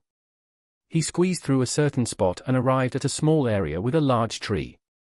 He was surrounded by shrubs and greenery. On the other side was the flower garden where mostly the noble ladies had their tea parties. He leaned up against the tree and took out a small box filled with some sandwiches. This type of food wasn't popular here as nobles mostly ate food prepared by the chefs. He had managed to convince Martha to make him some so that he could eat it on the way. Tomorrow is the day, finally leaving this shithole. Got that going for me at least. He bit into the bread that had some cheese and meat in it and started eating it. While he was thinking about his future, he heard something rustling in the bushes. Even without looking in the direction, he knew who that was. Big Brothua Rowand. He heard a child's voice. It was high-pitched and the pronunciation wasn't quite there. This was his new younger sister. His dad couldn't keep it in his pants and the mistress gave birth to this child. It's not Rowand but Roland, Lucien.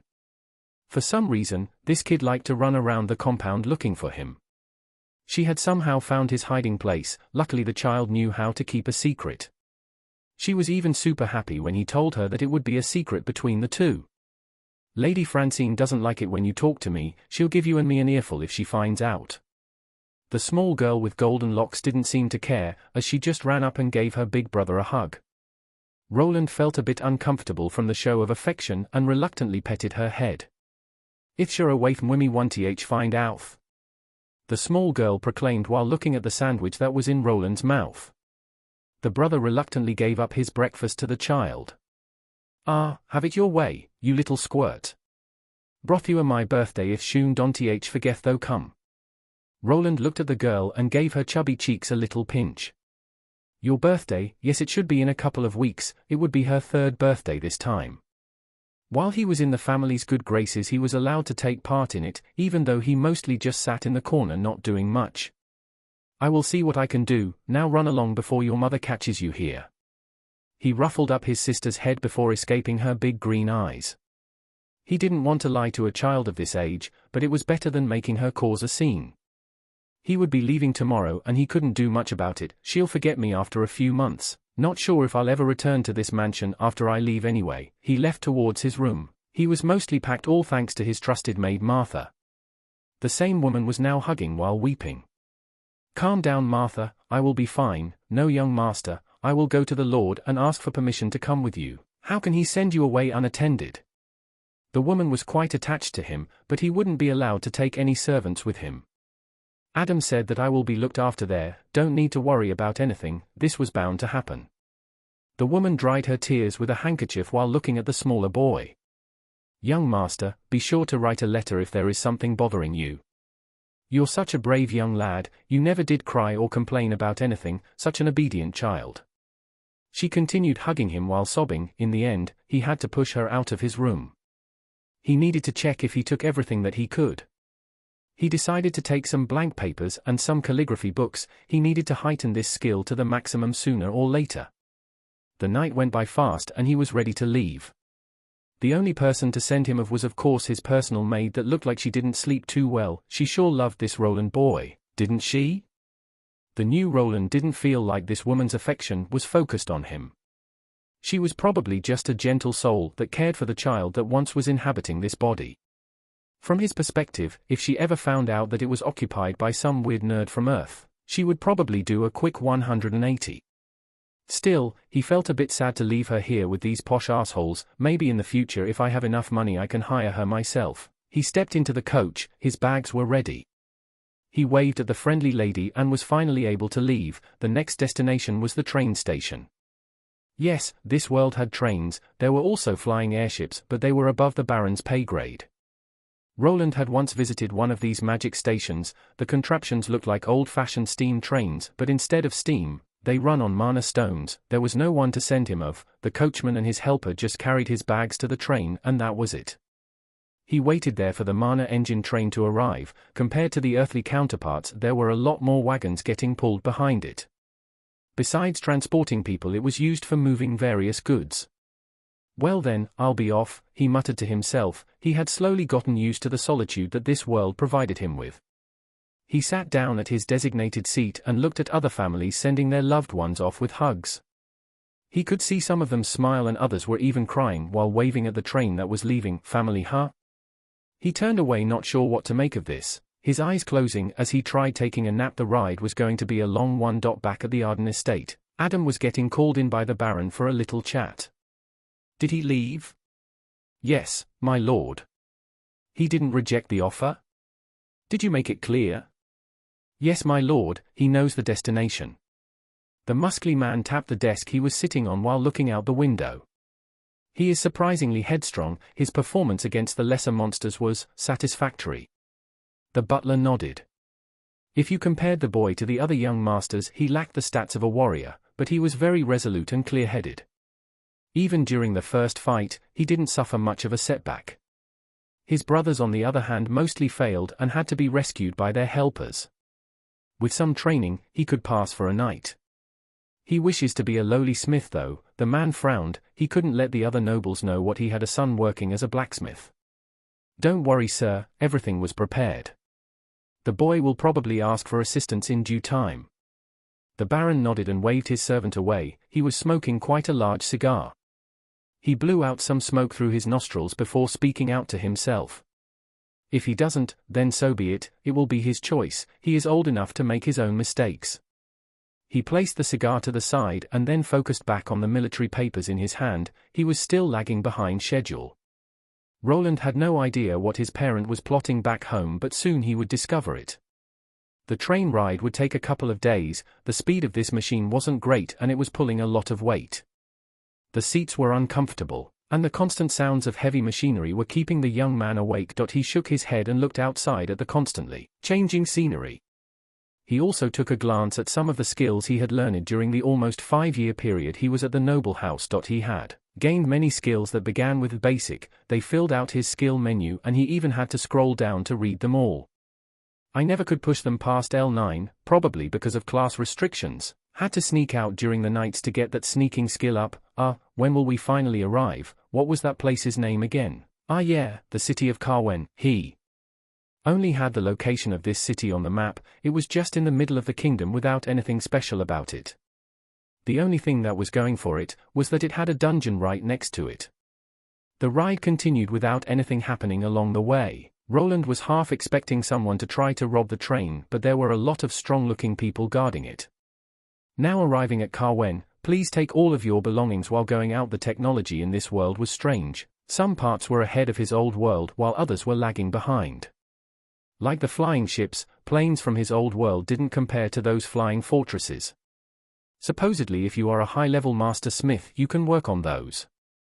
Maybe I'll be making flying yachts in the future, he smiled to himself while departing from the train. There were many people in various-looking clothes. Some were more Victorian-era looking while others looked like medieval knights in full-plate armor. Are you so, Roland? It didn't take long for someone to notice him. It was a man in his 30s with quite the large handlebar mustache. Yes, that's me. You must be the hired help. Yes, please follow me. I have been instructed to take you to your lodgings. The man helped Roland carry the luggage and had a carriage prepared for him to ride on. He was slowly getting nervous, wondering what his new living place would be. He was counting on it mostly being some kind of barrack area with other people, maybe a room at an inn came with bed and breakfast. The two left the train station and they started moving. Roland could see the city through the carriage window. He saw some wooden buildings here and there, even an inn and the fabled Adventurers Guild building. Guess you can really become an adventurer. But a better term for it would be a monster hunter or hired help, as you just do odd jobs. The coach started moving out of the city after the coachman told the guards something and headed forward. The more they traveled, the narrower the roads got. After 30 minutes of heading God knows where, Roland started to get worried. He didn't bring me out here to rob me, did he? He knew that I was coming, so I didn't really ask for any identification. What if he wasn't hired by the Baron? What if he killed the real servant and I'm next in line? His mind raced and he moved his hand to the side.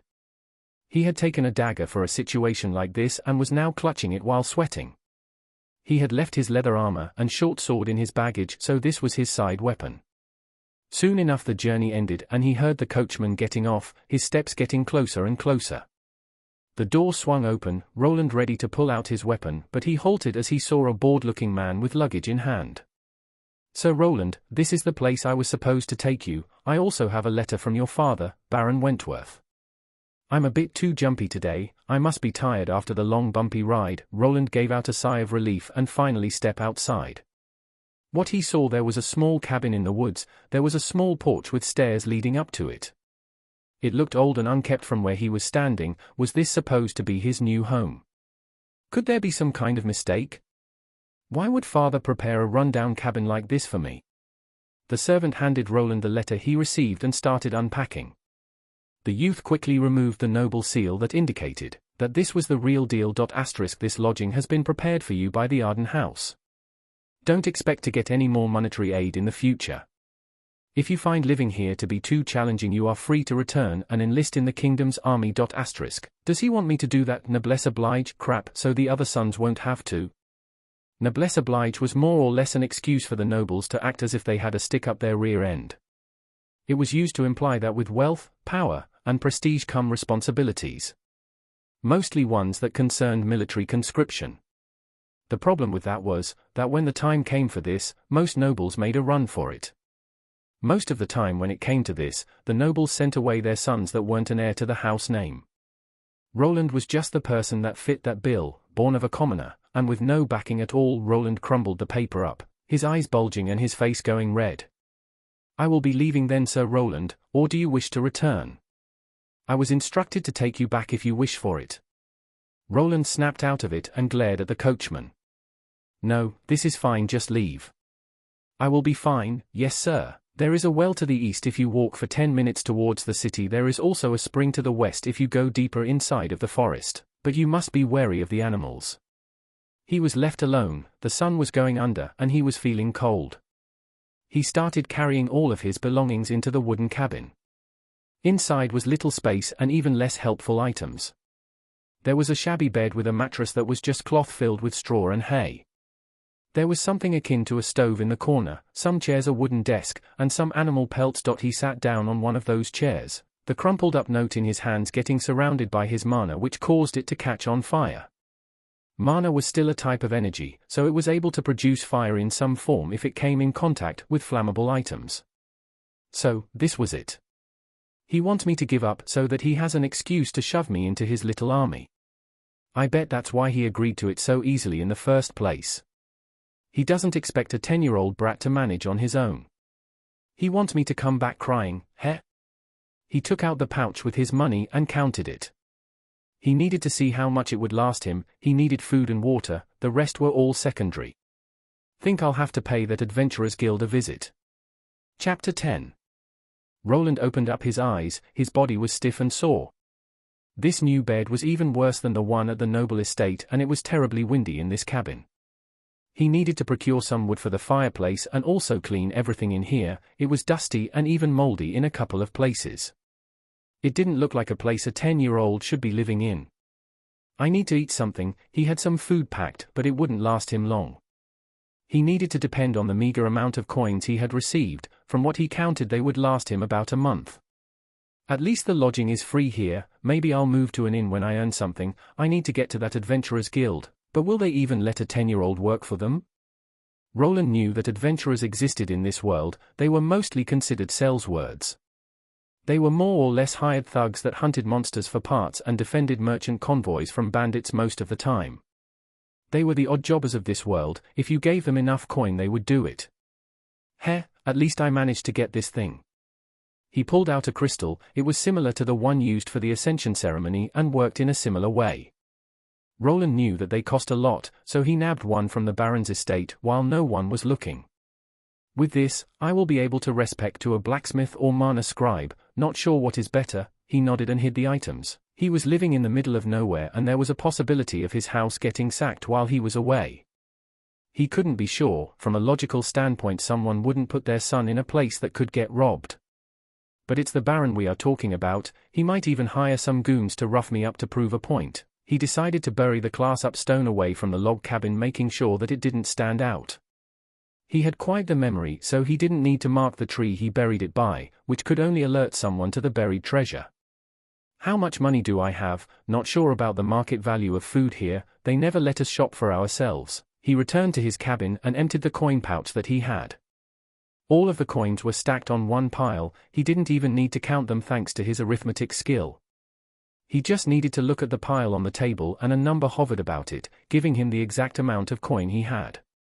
This comes down to exactly 1 small gold coin, or 10 large silver coins. What I have here are, in this world, there were 3 types of coins with 2 variations.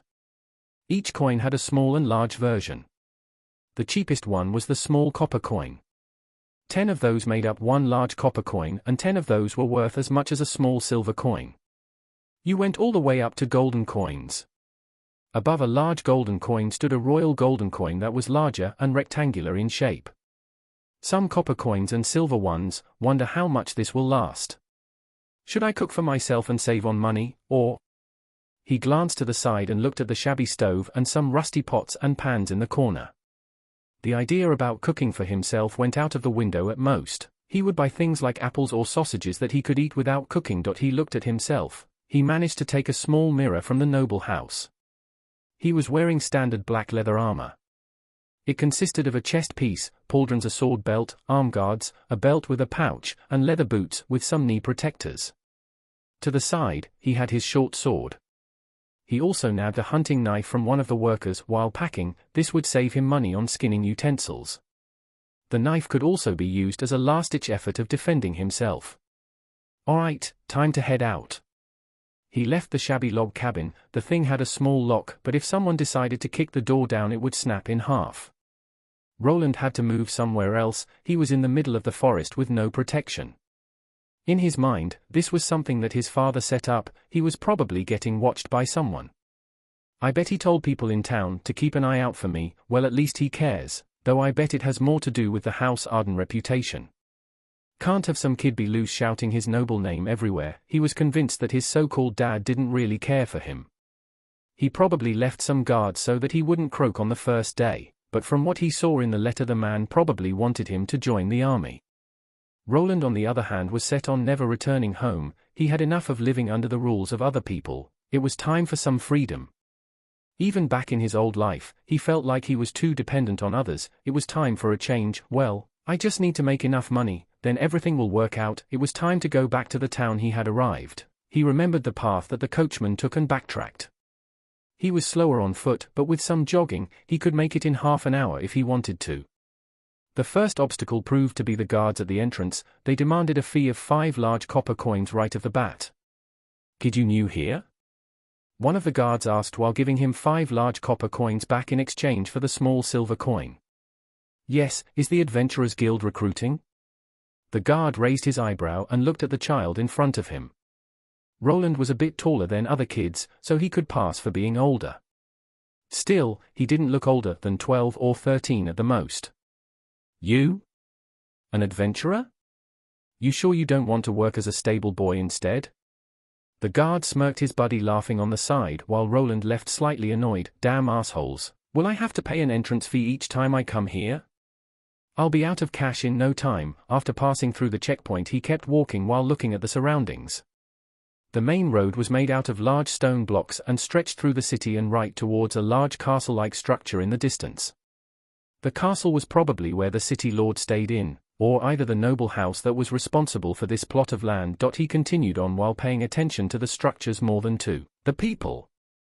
The whole place looked like a medieval fantasy city. The buildings were mostly made from stone and the roofs were slightly tipped at an angle and made from what looked to be thin red bricks tiles. After some more walking, he found himself standing in front of a large building with saloon-like doors. It had a sign with 2 axes on the sides and 1 long sword in the middle. Above the symbol, the words Carwen Adventurers Guild was written. It will be fine, right? He gulped as all of his future plans depended on this. If he didn't manage to get a job here, he would be forced to work somewhere else. That stable boy job might not seem that outlandish at the time. He started getting nervous and just stood there in front of the door not doing anything. While he was hesitating, some people walked out. It was a group of adventurers, 4 of them. Roland snapped out of it and moved to the side. The people gave him a side glance before departing. Wait, was that an elf? And that was a dwarf, right? Roland kept his eyes on the backs of the people that just walked out. In his noble house, there were only humans, and he never saw any other humanoid races anywhere besides the goblins that he trained on. One of the adventurers was an elven woman with long golden hair and wearing green clothes. She had an arrow quiver on her back and a longbow to go with it, indicating that she was an archer class. Next to her was a short man, below 150 centimeters in height. He made up his height disparity with his width. Roland could clearly see he was quite muscular and was carrying a long axe weapon. There were 2 other people with her, a man carrying a sword and some lady in a robe. So, that's a full-blown adventurer party. That lady in the robe might be a mage, or a priest class. He pumped himself up and finally pushed the doors open. They squeaked as he entered. The people inside gave him a fast glance, but then went back to their business. The guild was quite large, and there were even stairs leading up to a higher level. He walked in slowly, as other people were already going in and out. Inside there were your usual things that made up such a building. A long counter at which some guild workers were standing. All of them were women for some reason.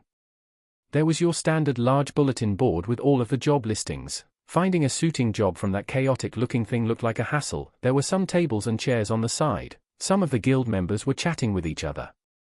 They were even getting served by some bar wenches. Apparently, you could relax and eat something here while waiting for your loot to be apprised. The place looked busy, but he was lucky as one of the guild workers was free and he could go ask his questions. He walked up to the receptionist. The lady behind it was all smiles and was wearing a pair of glasses. "How can I help you today?" "Oh, aren't you a little young?" The woman fixed her glasses while looking at the youth. She saw a boy in full gear that was about 150 centimeters. What he was wearing looked like second-hand goods that saw some usage. He had short dark hair and green eyes. His head was oval-shaped, his eyebrows not too thin or bushy. He wasn't all too cute or ugly, more or less average looking for his age. "Yes, I would like to register with the guild. My name is Roland." The boy spoke out while looking at the slightly taller woman. The guild worker looked over the youth some more, which made Roland somewhat nervous. "She won't ask me to get my parents, now will she?" "You want to register?" "Only people that went through the Ascension ritual can register. Do you have a Tier 1 class?" Roland nodded. "Yes, I have a class and went through my Ascension ritual."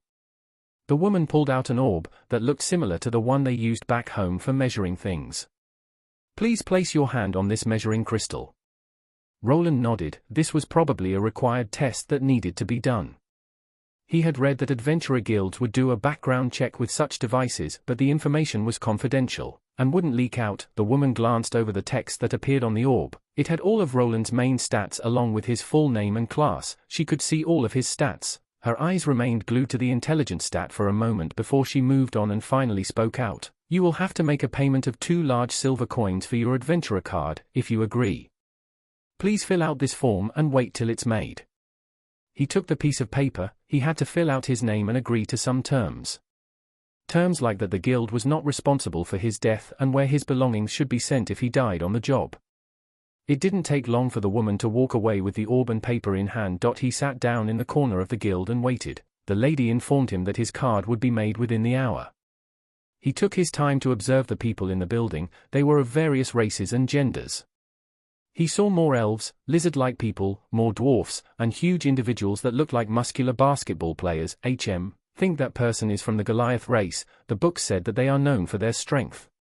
They are a race of warriors, but they lack some intelligence and like to solve their problems with fighting. The lizard-like people are probably dragonkin. Supposedly they have dragon blood running through their veins. It said that they get confused with the lesser lizardmen monsters from time to time. Surprising that I didn't get thrown out from here. They didn't even think to ask me about my age. Roland was still someone with his old values. He didn't understand how people could let a 10-year-old just work as an adventurer. People in this world were different. If you had the ability to work, you could work. No one looked at the person's age. After going through the ascension ritual, you were deemed worthy. He was handed his adventurer's card, but before that, he had to poke his thumb and let a drop of blood land on it. The moment it landed, it shone for a fraction of a second. His rank and photo along with the name Roland appeared. The adventurer cards only showed your first name, but you could add a family name or a title there if you wanted. Roland decided on keeping his noble title a secret. For now, only the guild would have his full credentials. He wasn't the first person in this world that wanted to leave his past behind, and last names were associated with noble houses. The registration process is finished. Congratulations on becoming a bronze rank adventurer. As a bronze rank, you are allowed to take on jobs at the bronze and steel rank. It is advised to take jobs at your own rank. You will find the job listings on the notice board. If you fail to complete a job you take, you will have to pay a fine. This is how his registration ended, going quite smoothly and without a hiccup. He decided to take a look at the available jobs, taking the advice to heart about not taking jobs above his grade. What type of jobs can a bronze rank adventurer take? He started glancing at the papers. Luckily they were all organized by their rank. Requesting a worker for latrine cleaning, 10 large coppers a day. Mr. Fuzzles has gone missing. He is a brown cat. Requesting help in moving furniture and other heavy objects. Searching for someone to cut grass. He narrowed his eyes as he continued going through all the bronze grade listings. They were all odd jobs that didn't require any fighting power. Maybe that's why they accepted me as an adventurer so easily. They expect me to do these shitty jobs and not actually do anything dangerous. Roland didn't want to spend his day cleaning toilets or cutting grass. He needed to get his level up fast and earn more money. After going through most of the bronze grade listings, he moved to the steel grade ones. Goblins have been appearing close to the farms and are killing the livestock. 5 large copper per goblin, left ear needed as proof. He read and found a subjugation request right off the bat. More goblins, huh? Probably should stick to monsters I'm familiar with. There were other listings concerning monsters besides that. There was a nearby dungeon, but he couldn't enter it alone as a bronze rank adventurer. He would either need to find a party or get himself up to steel rank. He went through some other possible creatures he could hunt outside the dungeon and decided to stick to that for the time being. Think I'll go eat something first and then head out. There were also notices for bringing in monster deers and boars for meat. Guess you can eat those. He left the Adventurers Guild, identification card in hand. He wanted to do a small tour of the town, maybe find better lodging than that shady shack in the woods. Then it would be time for work. His adventure was only starting. Chapter 11. Roland walked and walked. The place he was in wasn't that large. If he compared it to the cities from his old world, this was more of a small town. A large wall was surrounding the area and the buildings were closely packed together. These types of standard fortifications were there in place to protect the city people from monster attacks. Even in large kingdoms like this, there were certain places that were off limits. Places with nasty monsters or poisonous terrain that made the area unlivable. After a long time of walking and getting his adventurer card, he decided to take a break at an inn.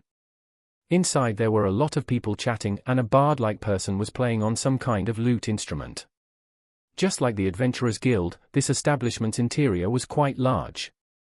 There were many tables that already had a bunch of individuals sitting in them. He felt a bit out of place as he didn't know a single person in this city. There is some room in the corner there. Do I need to wait for a waitress? Do they call them bar wenches here? He wasn't really sure. Noble houses didn't really have any books about how the commoners lived. For now, he decided to wait and see. He could probably learn from the patrons in here on how he should present himself.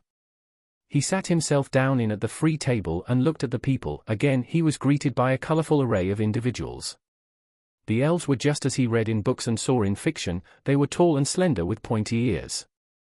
Their hair color was either blonde or white. He didn't spot any dark elves though. While waiting, a waitress finally appeared and gave Roland a curious look. What will it be, little guy? He looked up. The woman was quite large and on the wider side. She was wearing one of those wench dresses that made him think of a German festival. Ah. I'll just have some water and something to eat. What do you have? For a charming little fella like you? How about some of the tasty porridge, or some grilled meat so that you grow big and strong? Roland thought about it for a moment and ordered both. He wanted to test the food here out. If it was abysmal, he would try a different place. The woman smiled and walked away. He saw her move towards the bartender. The woman was quite loud, so he overheard the two talking. "One order of meat and some porridge for our young customer there." The man standing at the bar was quite large and muscular. He was even missing an eye and had a large scar in its place.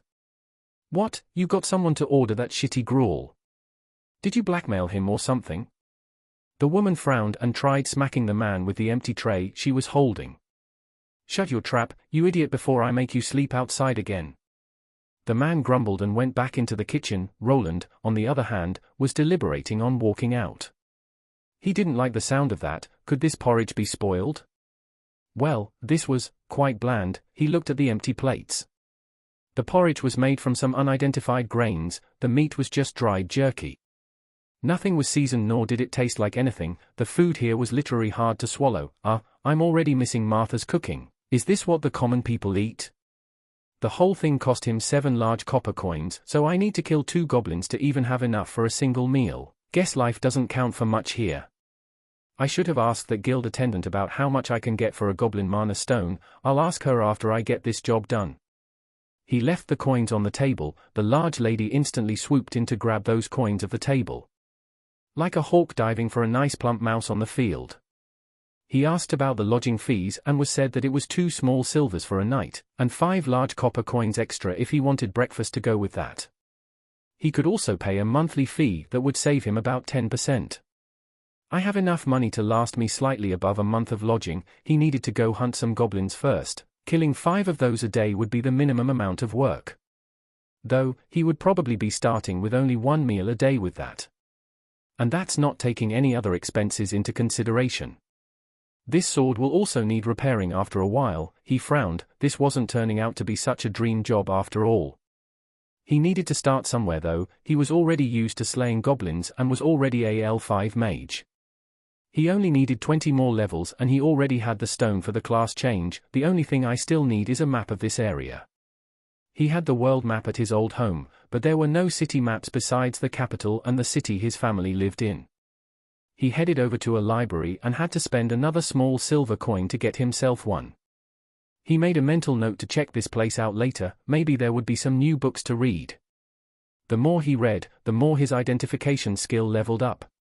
Knowledge was power and this skill's level was an indicator of it. It's strange how that skill works. Why would general knowledge help me identify things I have never seen before?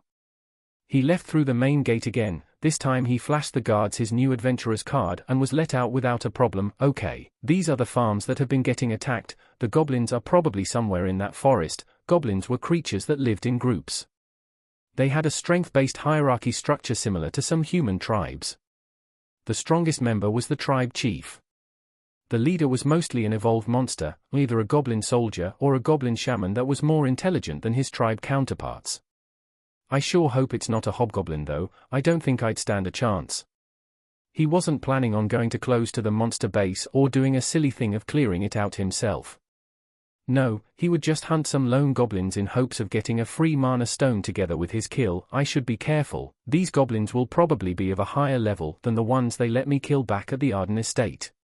Though they are still only goblins, even on higher levels they are quite weak. He checked his items again and then took out his short sword. He didn't bother to talk with the farmers and just went inside.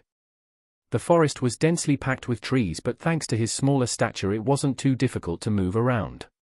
This is when someone with a tracking class like a hunter would be helpful. He wandered through the forest while on his toes. He moved slowly while hiding behind the bushes and trees in hopes of getting the drop on the monsters. This proved to be the right choice as he spotted 2 goblins just lazing around by another large tree. There we go. If I only didn't need to chant this shit. Level 3 and a level 4. Should be fine. He could whisper the chants while casting, but that lowered the spell's destructive power by a notch. It would be enough for these goblins though. His magic attack was quite high thanks to his high intelligence stat. Source of all magic, heed my call. While performing the incantation, Roland thought back to the time of his spell training.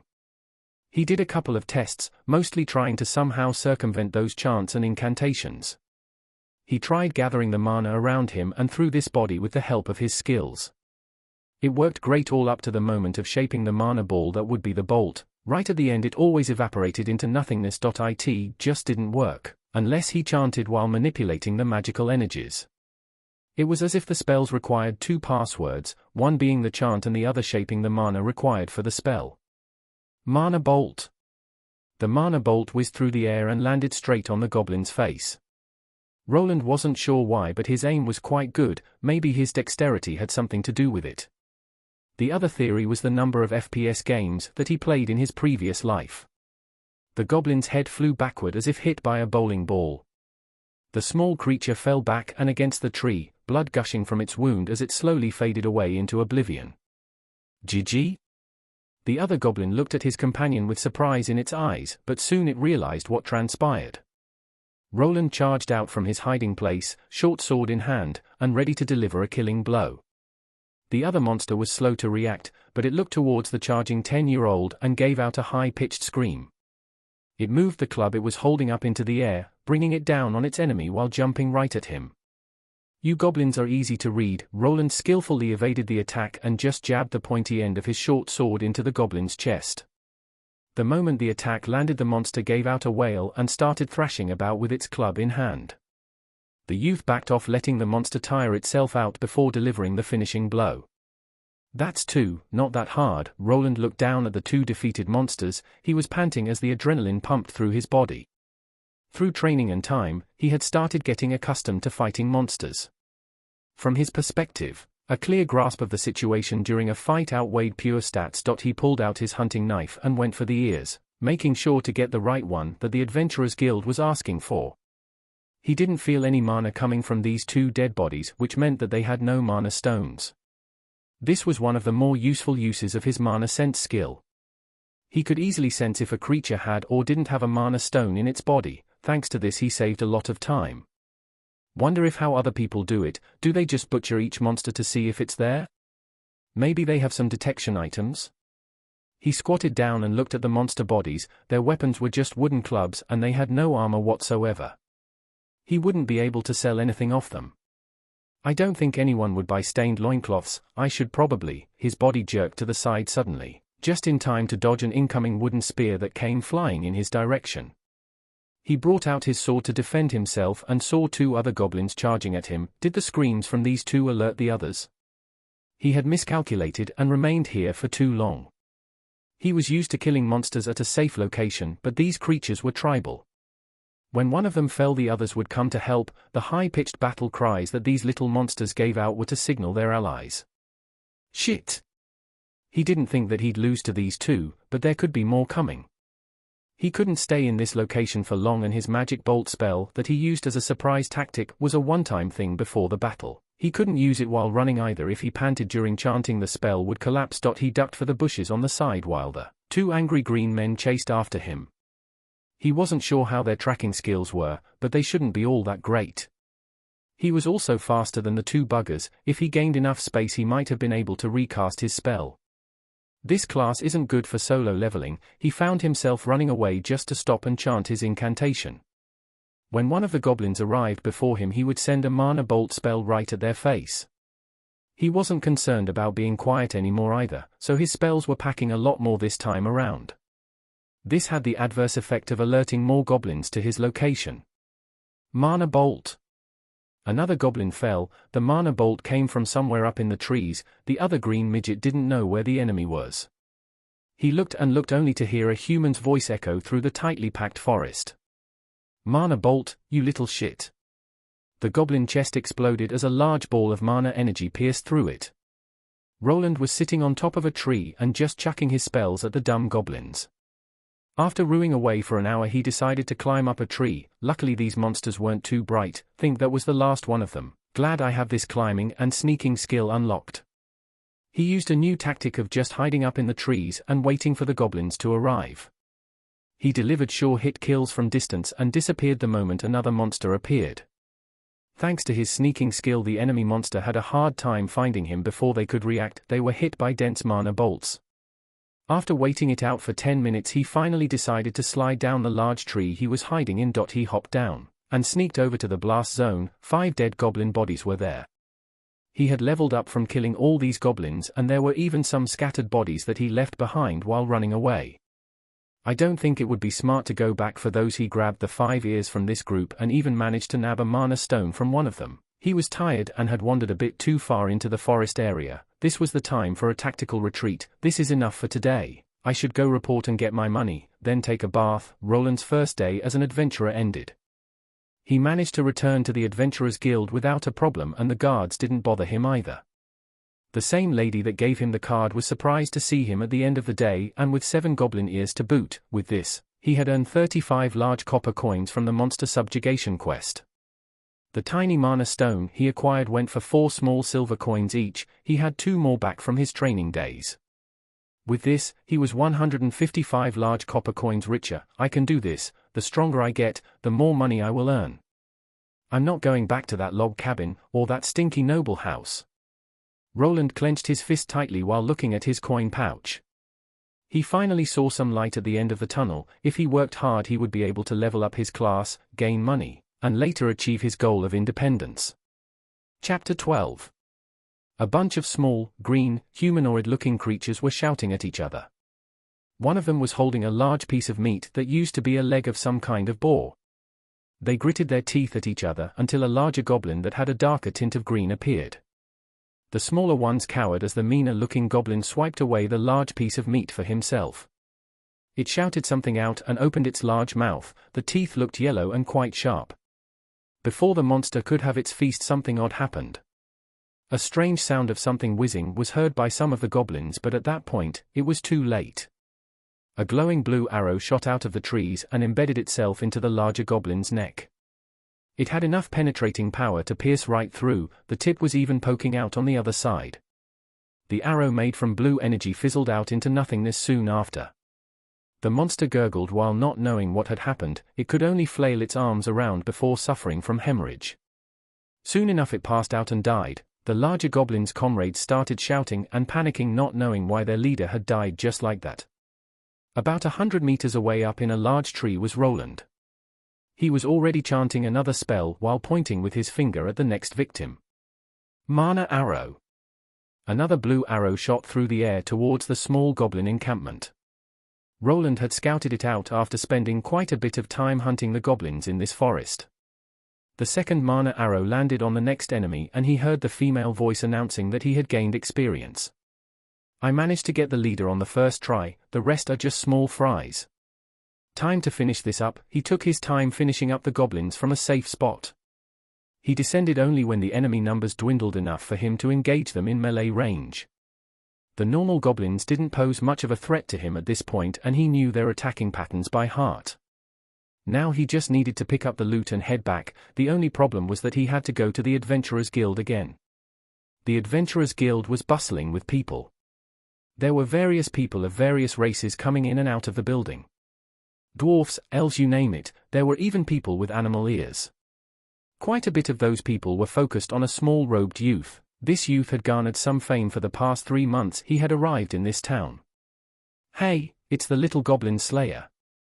Did he wipe out a nest? I think he even managed to get a shaman last time.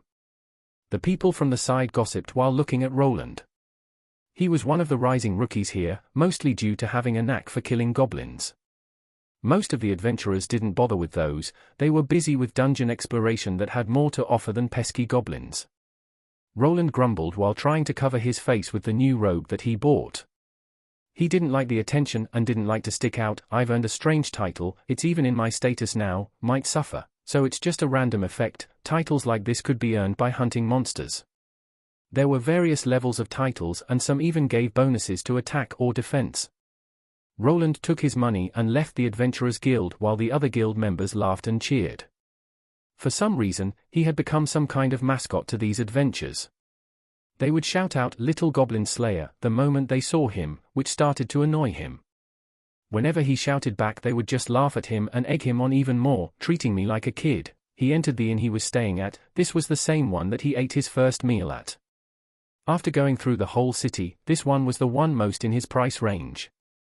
He had rented one of the rooms upstairs for himself and was staying here for the time being. He was already high up with his levels thanks to the constant monster hunting.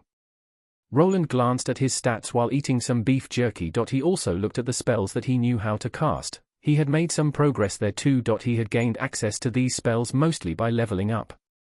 It was a strange thing, after he attained a certain level the game-like system would give him a prompt that he had learned a spell. The knowledge of how to cast it would somehow be inserted into his brain. He would instantly know the incantation and how to construct the spell with his mana. This wasn't the only way you got spells. You could learn some yourself, some people could even create them. The classes offered a limited array of spells that they could use. If he wanted more, he would have to experiment himself or buy some magic books that would explain the spell process to him. His mage class came equipped with 3 basic spells: Mana Bolt, Mana Arrow, and Mana Shield. He had learned the Ember and Mana Hand spell thanks to a book he had previously obtained at the Arden estate.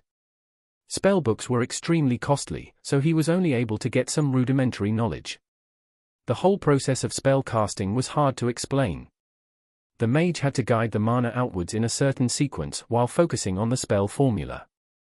This spell formula was also called a spell circle.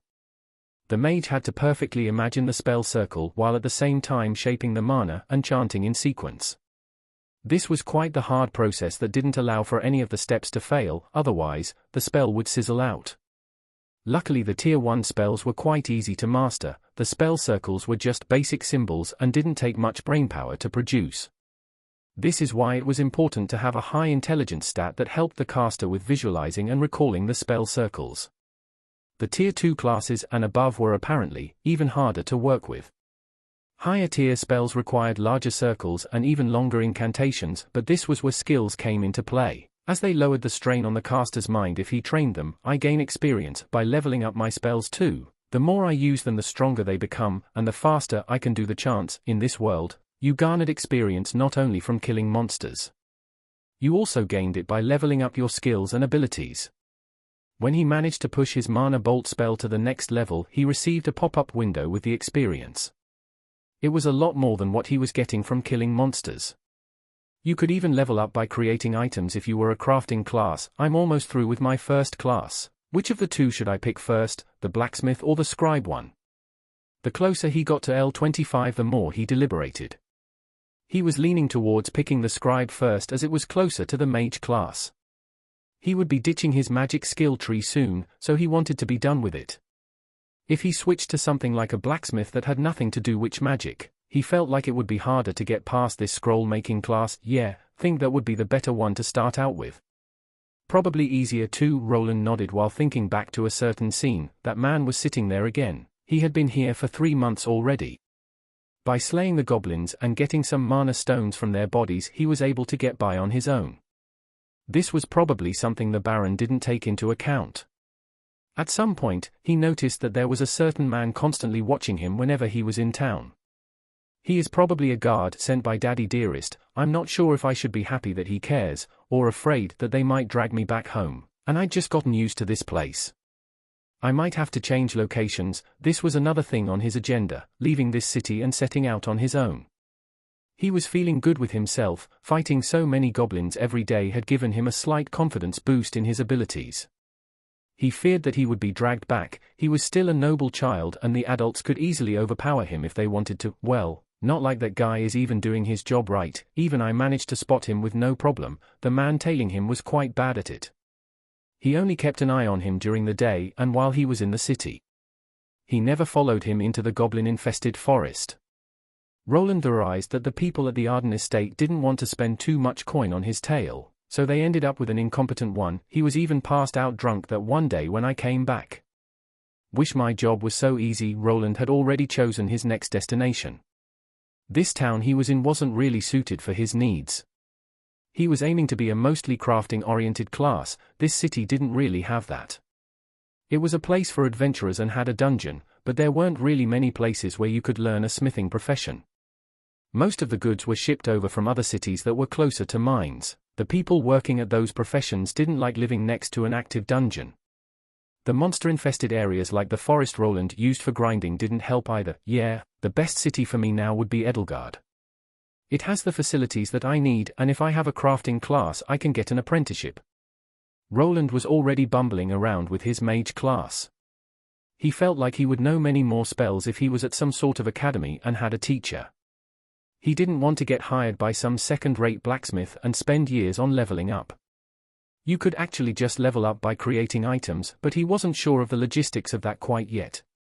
I can learn both of those at that city. It's renowned for its crafting classes, just need to get those 5 levels up. On the next day, Roland headed out once more. Even though he had killed many goblins, the pay wasn't all that great. His leather armor was getting worn down and he had to have his sword repaired. While grumbling to himself, he moved towards the notice board, his eyes going to the iron class job offers. I don't see any goblin notices. Did I get them all? Maybe they run away deeper into the forest.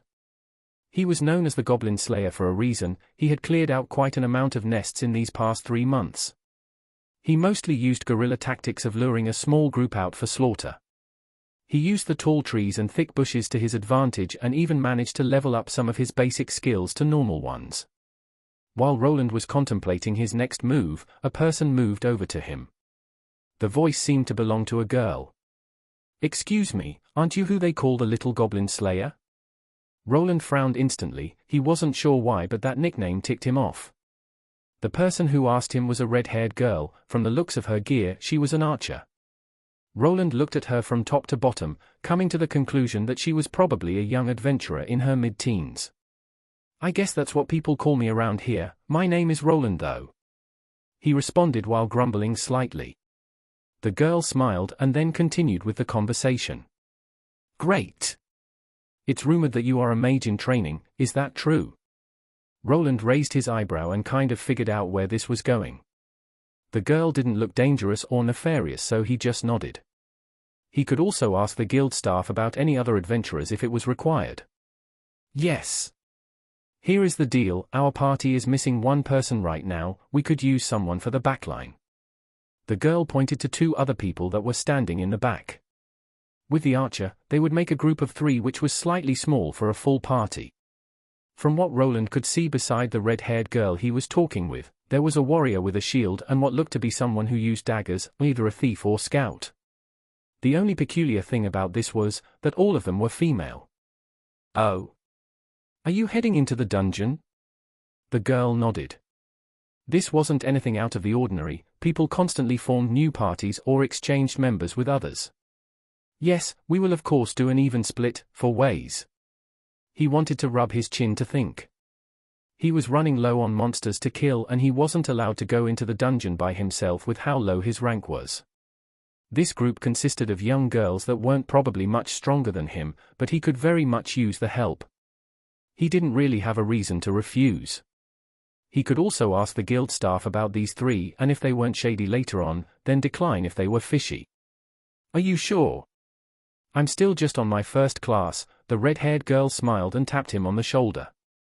"No need to worry, we just need some backline support and you are quite famous around here. No need to be afraid, these big sister will protect you if something happens." He twitched a bit. He almost forgot that he was a 10-year-old here and looked like a little brat with some baby fat on his face. For the time being, he nodded and he and the red-haired girl moved over to the other 2. The warrior woman was clearly from the Goliath race. She was 2 meters tall and was quite muscular. Her skin was brown in tone and her nose looked like it was squished back by a brick. The other girl was slightly taller than he was, at about 160 centimeters. The moment he walked up, he noticed the large animal ears coming out from the top of her head along with a bushy whitetail in the back. Her hair was gray and her eyes reminded him of a wolf. She was wearing leather armor and had 2 long daggers strapped to her side, indicating that she was probably primed more for agility. The last girl was the redhead. She was taller than the previous girl at about 170 centimeters. She was wearing a really tight uniform. Around her chest was some kind of belt, probably to connect a quiver too. "He is so tiny, you sure he can handle this, Rebecca?"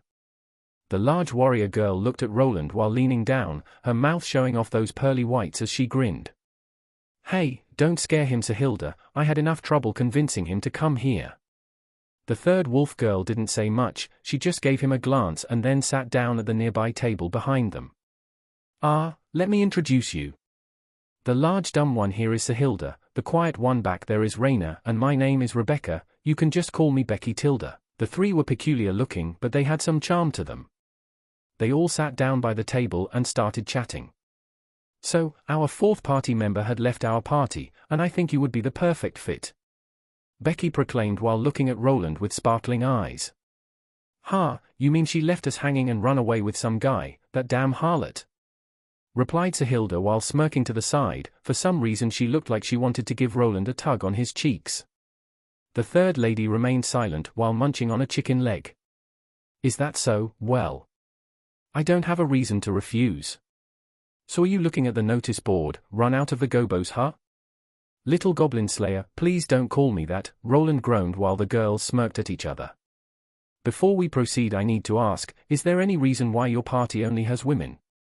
Roland asked while Sahilda was the one to reply.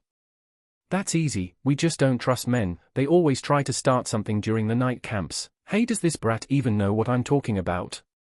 The woman made a circle with her hand and index finger and then started sticking another finger through it, in and out it went. She only stopped after Becky gave her a glare. Roland deadpanned at the explanation. He looked at the three but wasn't all that attracted to them. It was probably due to his mental age being at 30, these girls looked to be 16 and weren't really in his striking range. He was also stuck in the body of a 10-year-old, so that was also a factor. "But I'm also a man," Roland replied while the girls looked at him. They promptly burst out in laughter. "What are you, like 11 or 12? Don't think you will be making any night visits anytime soon." Becky moved her hand over her mouth while trying not to laugh. "So they don't want to form parties with men as they try to climb into their beds at night? I'm 10, so they feel confident that I won't try to start anything. Seems logical." 12, sure, let's go with that. Ho, so mysterious, you're not 11 or YA? "No, I'm 12. "Are you sure? Do you even have hair down there? This is sexual harassment, please stop." The group of girls started laughing while they continued to chat. Roland also discovered that all there of them were on their second, Tier 1 class already. Most Tier 2 classes had that requirement, so this wasn't something odd. He remembered that most people didn't have the luxury of having their ascension right after their 10th birthday. There was also a slight experience gain debuff to the second Tier 1 class. It also depended on the type of class and what it gave you. Combat classes had the biggest debuffs, while some lesser crafting classes could be leveled up the fastest, but they mostly gave subpar stats after leveling. They decided that they would leave after everyone prepared. They would meet up at the city gates after an hour. Roland didn't need much, so he just filled up by eating some more at the inn. He also checked at the guild and got the okay. The girls were a reputable party. The next destination would be the dungeon. Chapter 13. A giant rat was standing and nibbling on some rotten meat. The creature was in some kind of corridor made of stone. Some torches to the sides were lighting the whole place up. Suddenly the creature perked up, it noticed something in the distance and gave out a high-pitched wail. "Mana arrow." The creature couldn't close its mouth in time as a blue arrow made from energy pierced it. It came out on the other side and connected with the wall before evaporating into the ether. A group of 4 people walked up. In the front was a large muscular woman with brownish skin. She wasn't wearing a lot of protection, but her body looked like a marble statue. She was quite muscular and her abdominal muscles were popping out for others to see. Right next to her was a white-haired girl with pointy wolf ears. She was holding onto 2 long daggers, and as she walked you could see a bushy white tail following after. She was much shorter than the large person in the front, which made her stick out when the two walked side by side. In the back, there was a redhead wearing some brown leather armor and a bow over her shoulder. She had a full quiver of arrows and was just following after the other 2 girls in the front. Right next to her was the shortest member of the party, a young-looking boy with brown hair and green eyes named Roland. He was getting patted on the shoulder by this bow lady that had a broad grin plastered over her face. "Nice hit there, kid, took that rat out in one go." This was the new party that Roland was part of, and today was the first day of their dungeon expedition. This was just the entrance area, so the girls wanted to see what he could do. He decided to use his spell that had the most punching power. It used up more mana than the basic mana bolt spell and needed a longer casting time. But thanks to his mana reserves and high intelligence, this wasn't a problem. His incantation skill was leveling up along with his spells, so they were getting progressively more powerful. It was only a low-level dungeon rat. That thing is weaker than a goblin, nothing to be happy about, Roland shrugged while the group walked. "Ha, think he is shy. The two talkative girls that were Rebecca and Sahilda laughed at the reply. Raina remained vigilant and walked at the helm of the party. She had the scout class along with the thief class. Roland could have sworn that he saw her sniffing at the air. Is she really a wolf? Maybe just a hunting dog instead? The girl was part of the beast race. This race was divided into various tribes that mostly stayed separated from the other ones. There were various beast races, feline ones, ursines, and even ones that resembled lizards. Even those had variations in them, like people that were closer in appearance to lions and ones to tigers. Due to the varied appearance that this race had, it was hard for them to get along. It's your first time here, Roland. You might not know this, but this isn't really the dungeon area that adventurers like us explore. Roland looked at the corridor. It was wide to fit in a truck into it. They have been walking through a couple of those, which made him think that it would be one of those maze-like dungeons.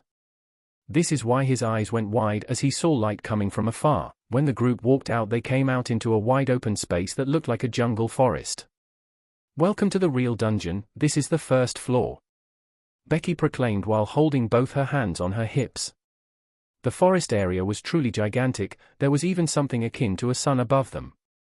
Roland didn't know what to say. He didn't expect this from what he had read. He only knew that these types of dungeons had floors or levels. He imagined them to be more of a maze of corridors with slightly larger rooms here and there, but here we had a giant space that probably was a couple of kilometers in width. This is the first level of the Carwen dungeon. It's called the Emerald Wilderness.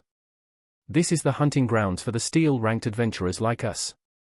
The levels continue all the way to the 10th. On that level you have to beat the dungeon boss. Though you have to make an appointment with the guild and be lucky enough for no one else to steal it. Steal it? Roland asked while stepping into the first dungeon level. The ground and grass felt normal, like he was stepping onto a real forest, but he could feel that the mana here was a bit peculiar. Yes, the boss takes a whole week to respawn. Some strong adventurer parties or guilds will hog the boss room for resources. Oh, that makes sense. Roland replied, as that would probably be something that he would do. If it was like in games, the bosses probably dropped some rare items or materials. If you could hog those resources for yourself, you could make quite a bit of cash. It was natural for the ones on top to try and hog the resources for themselves. "You're quite chatty today, Becky, showing off in front of our little goblin slayer here?" The large lady smirked while pushing some bushes to the side as they continued walking. The wolf-like girl was still in the front sniffing at the air. The red-haired girl blushed a bit while glaring in the direction of her party member. Roland just chuckled while walking along with her. "Hey, I'm just being a good senior adventurer here." Enemy. While they were talking, Roland heard an unfamiliar voice. It was coming from the front and belonged to the wolf girl party member. It sounded quite cute and high-pitched. It also had a tint of drowsiness to it, making her sound sleepy. "So she can talk." Their tracker moved to the side while Sahilda moved to the front. She was holding a rather large two-handed hammer that probably weighed more than he did.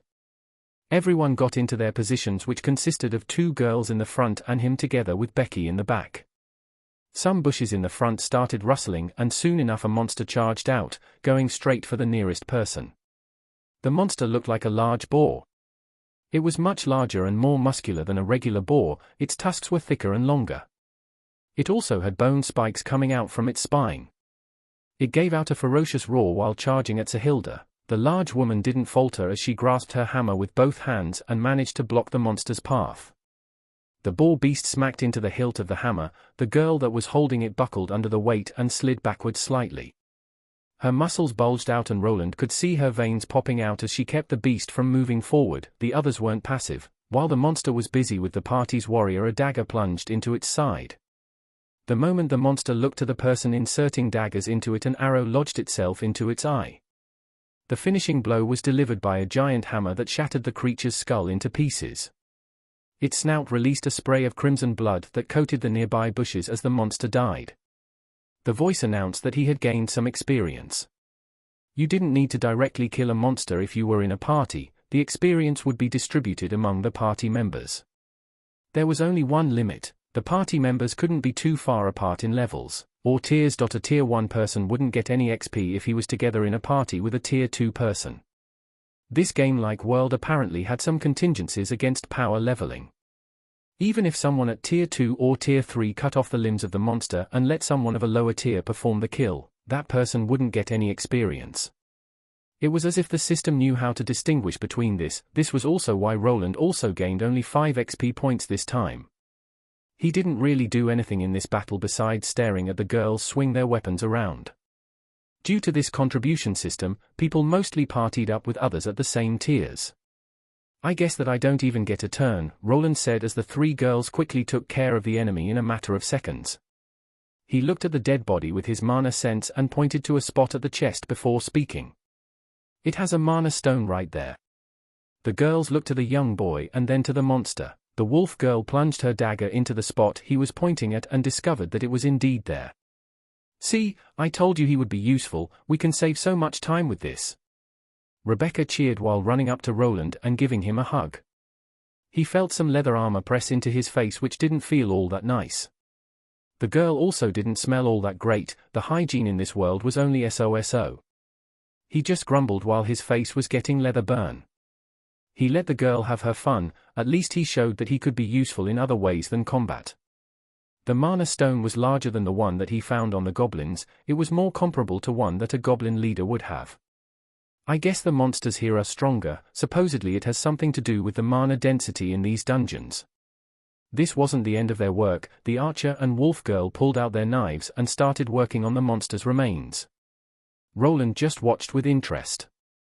He mostly hunted goblins and the occasional wild boar, so he never really bothered with the bodies that much. These more experienced adventurers started disemboweling the corpse and taking things like the tusks and the spikes that it had on the back. These tusks and spikes we can sell of later, they are used for some armors or alchemy ingredients, the leather can also be used. Becky said while cutting up the defeated beast, she had noticed that the youth was looking at the whole thing with attentiveness. We're not going to take the meat, are we? The girl shook her head at the question. No, this monster meat is quite tough, it would be hard to cook and it tastes like shit. Roland nodded as that did make a lot of sense, who would want to eat something like that? Still, some people ate monster meat.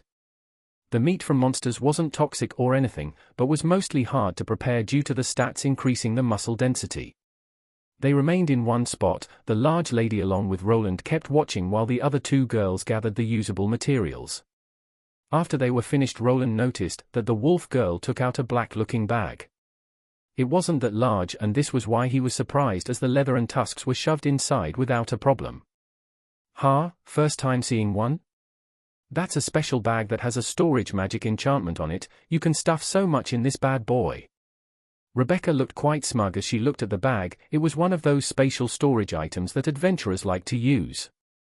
This one was painstakingly bought after a year of work by this party. Even after a year, the bag that the girls bought was quite small, the space inside was slightly below 2 cubic meters. I know about them, they are called spatial bags, or storage bags, just haven't seen one in a while. He had seen some of these types of bags at the noble house, he didn't have enough time to nab one though. They were always carried around by the servants of higher status. He was lucky enough to steal that class-up stone and didn't want to push his luck. How much does one like that go for? This one? We were lucky and we got it off a retiring adventurer, it was quite a steal for 5 small gold coins. The bigger ones can cost 10 times as much, even one like this mostly goes from 7 to 10 small gold coins. Roland nodded, as he also wanted to buy himself one of those for the future, but he didn't have nearly enough and was saving money for the future. The girls managed to get everything done within 10 minutes. Those skillful knife slices must have been the work of high dexterity and some kind of skinning skill. The group moved further into the dungeon. They encountered more of the same looking boars and this time around even Roland was able to chip in. The experience gained while actively participating was much higher. Source of all magic, heed my call. Let your strength be mine and protect which I deem worthy. Mana shield. A blue mana shield bubble appeared around the party's tank, aiding her in the defensive. The girls were a bit surprised, but the magic managed to stop the rampaging boar monster in its tracks again. The monster fell and Roland received his share of experience along with another mana stone that was embedded in a similar spot as before. The dungeon creatures sure have more mana stones than the ones outside. Roland thought while the girls gathered up the loot, their storage bag had filled up and now some of the leather was sticking out from it. It would be unwise if anyone from them carried an excess of things, so they decided to head back. So ended Roland's first day of partying with the girls. His gains were higher than what he was able to achieve as a solo show, and it was also a lot safer.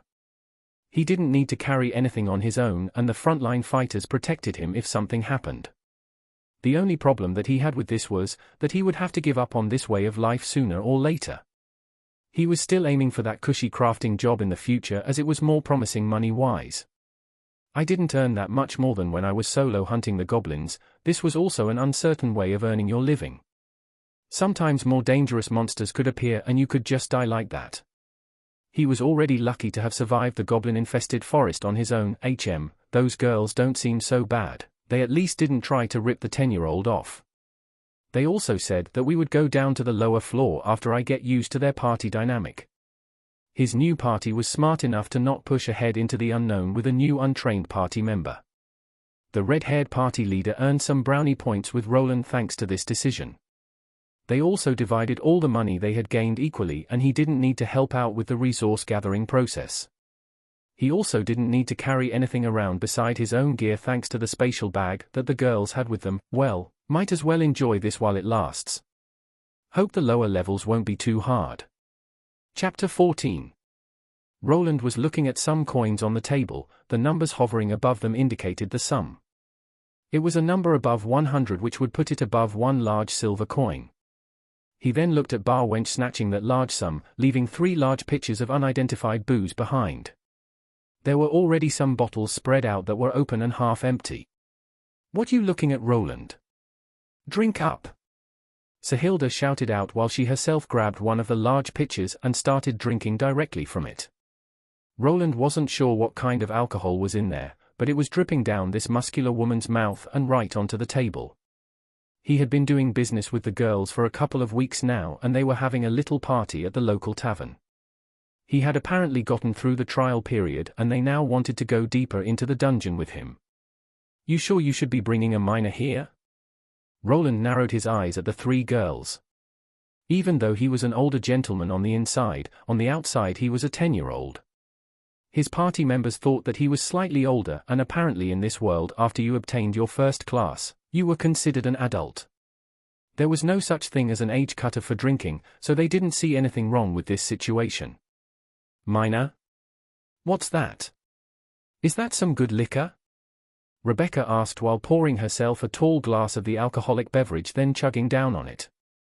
Roland was amazed at how well these 2 girls were handling their alcohol. Even if he thought back to his old college days, he couldn't recall anyone being this much of a binge drinker as these 2. "I guess no one cares as long as they have the money for it," he grumbled under his nose, mostly saddened by the fact that he got peer-pressured into chipping in. He lost a whole 20 large copper coins that were worth close to 4 goblins. He suddenly felt someone's hand on his shoulder and spotted the third-party member looking at him. It was Raina, the wolf girl. Her face was all red and her wolf ears were twitching all over the place. She had an uncharacteristic shit-eating grin plastered all over her face. "Round what aeya dotine, drink with bingshas." She was already quite drunk and pushing a glass of booze against his face. The moment he got a whiff of it he almost gagged. How can these people drink this?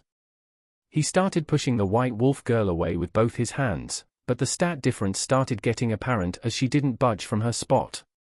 "You sure are chatty today," he bobbed and weaved while trying to evade the smelly cup of alcohol. The wolf girl was quite persistent with her assaults. The other 2 just watched and laughed from the side. "This is a route of passage. Druinku poo." She jabbed her finger into Roland's side, which made him open up his mouth. The wolf girl's eyes shone in a golden hue as she skillfully deposited the beverage into his gullet. At least that's how it looked like from her perspective. In reality, she just splashed the whole thing onto the young boy's face. Roland closed his eyes and spit most of the alcohol out, but some made its way down his throat. It had a familiar cheap taste, and also he could feel it burning his throat. This is badly distilled booze. He was a drinker as any college student, but after one night of heavy drinking, he had sworn never to drink again. He had a criminally weak stomach and had to suffer each day after such events, so he had decided to just stop. Sahilda and Rebecca decided to join in on the fun. They held him tightly and forced more alcohol down his mouth. The two watched the liquid slide down one of the bottles as the boy chugged. Hick, drink up boy, men have to be able to hold their liquor. Hick, the rest of the night was a blur. He remembered vomiting quite a bit while dancing with his shirt off on the tavern table. Some other people were cheering him on while shouting out his Goblin Slayer nickname. He woke up on the other day in an unfamiliar room at some inn. He was with the rest of his party members that were passed out.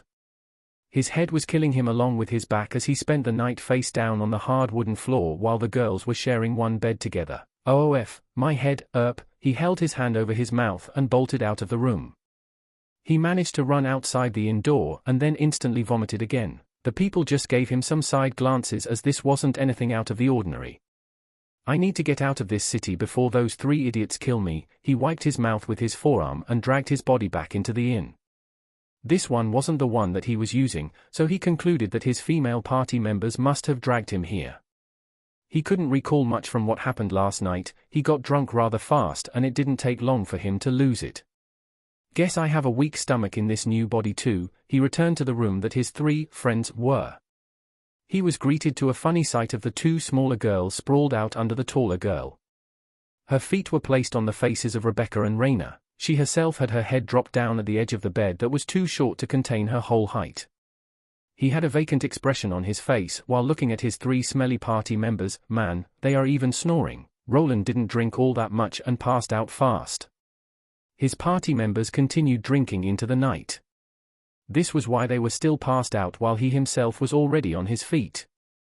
Roland's image of how girls were cute and beautiful creatures was shattered this day. The smell in this room was also something to remember. He grabbed his clothes and removed himself from the room. He needed to drink some water. There were also special potions to alleviate hangovers. He was just too stingy to buy it and would rather use the money for something else. He returned to his own inn and flopped on his bed, still hungover. He had noticed that he had gained alcohol resistance, which made him think that he could probably get some other resistances in a similar way. Do I really want to eat poison to get more resistance? The first thought was to eat some mild poison and get that. Having poison resistance could prove quite handy, but he wasn't in a safe enough place to test this out. He also would need to spend some cash on poison cures if he ever attempted it. He tried resting after drinking some water, but his stomach was still rumbling. He and the girls were supposed to head into the lower floors of the dungeon this day, but from his standpoint that would have to wait till the next day. To his surprise, he heard a knock on his door followed by the voice of the party leader, Becky. Hey, Roland, why didn't you come to the Adventurers Guild? We were supposed to meet up half an hour ago. The girl burst into the room looking just fine. She didn't look like someone that had drunk herself to sleep the night before. They were going to meet up, but he had thought that the small expedition would be put on hold. The girls had other plans apparently. After getting forced to get into his armor and robe, he was yoinked outside, and carried over like a sack of potatoes to the dungeon entrance by Sahilda.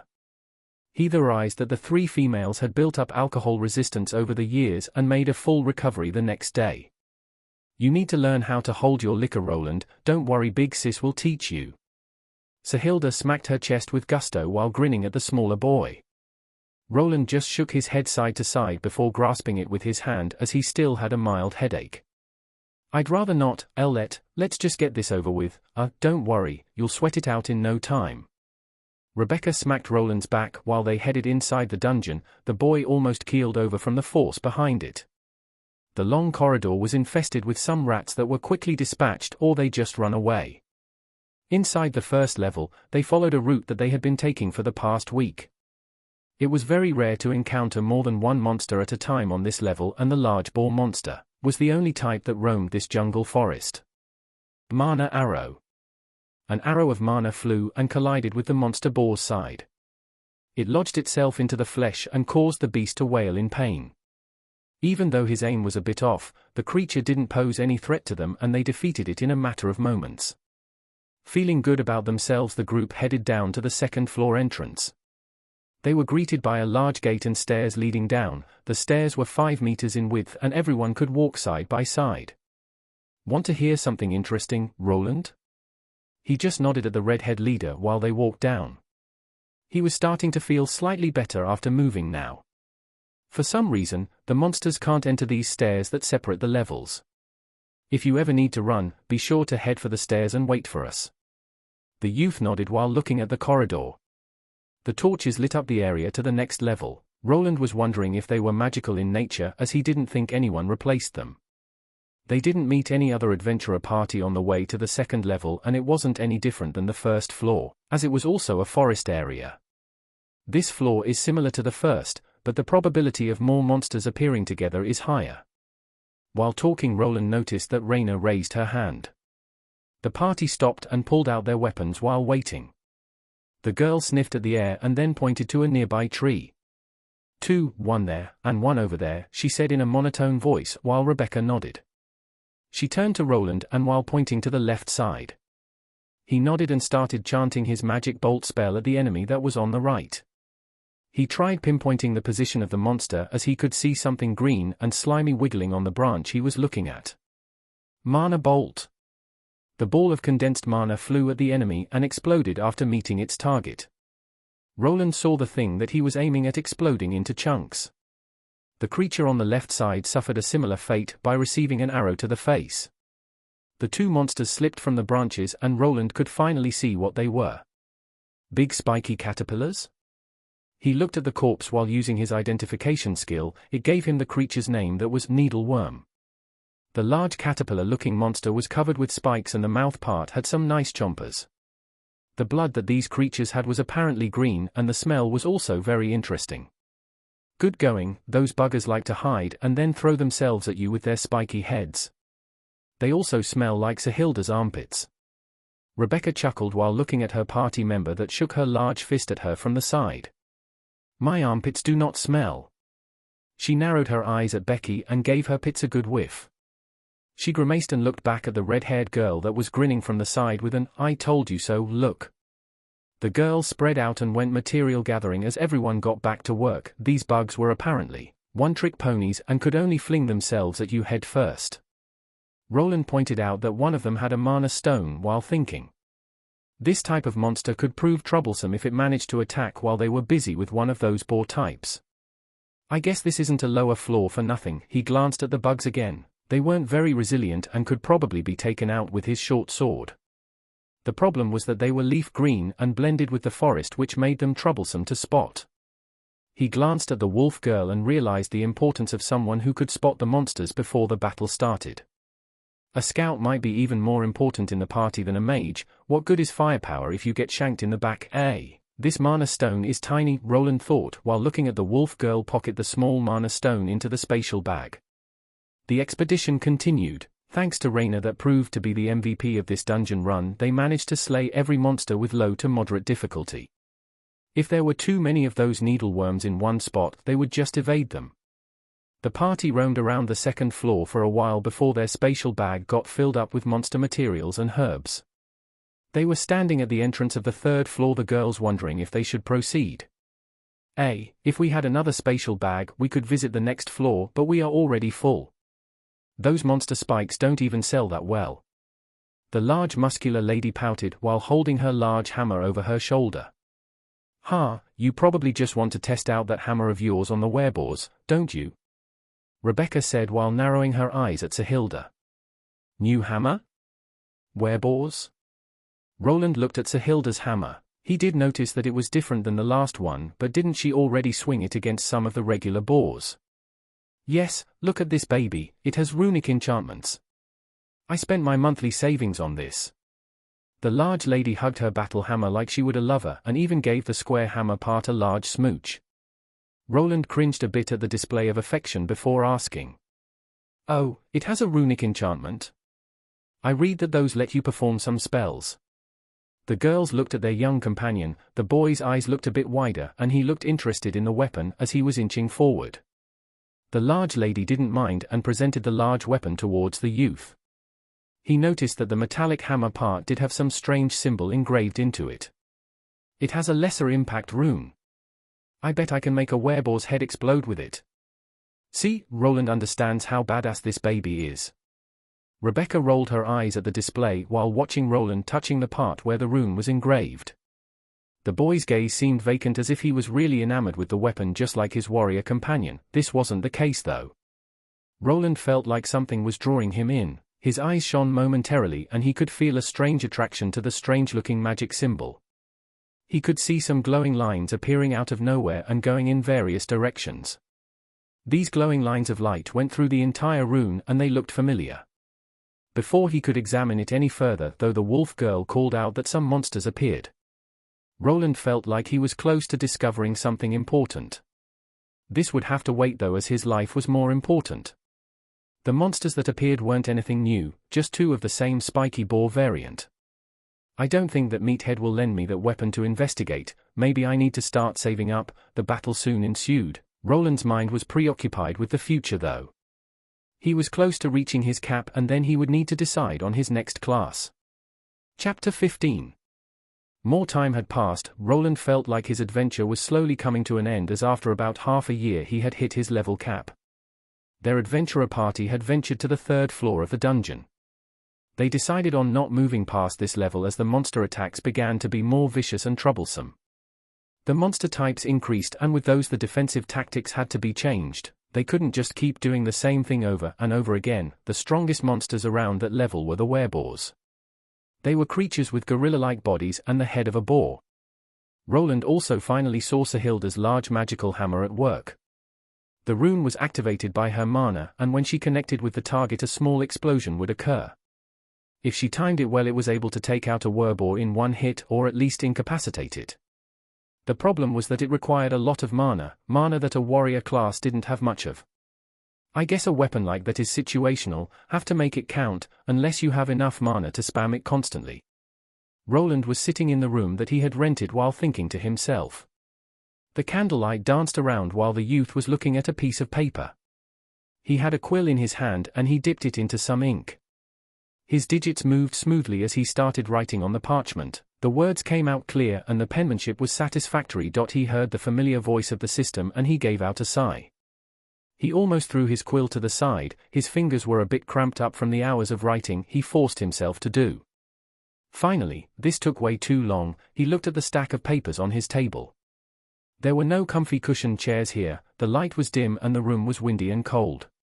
He had spent months writing down characters over and over again before going to sleep, just to get this darn calligraphy skill up to level 9, as it was the requirement for the new class. I'm afraid that this will be how my life looks from now on. He closed his eyes and rubbed the space between the eyebrows and his nose that was called the glabella.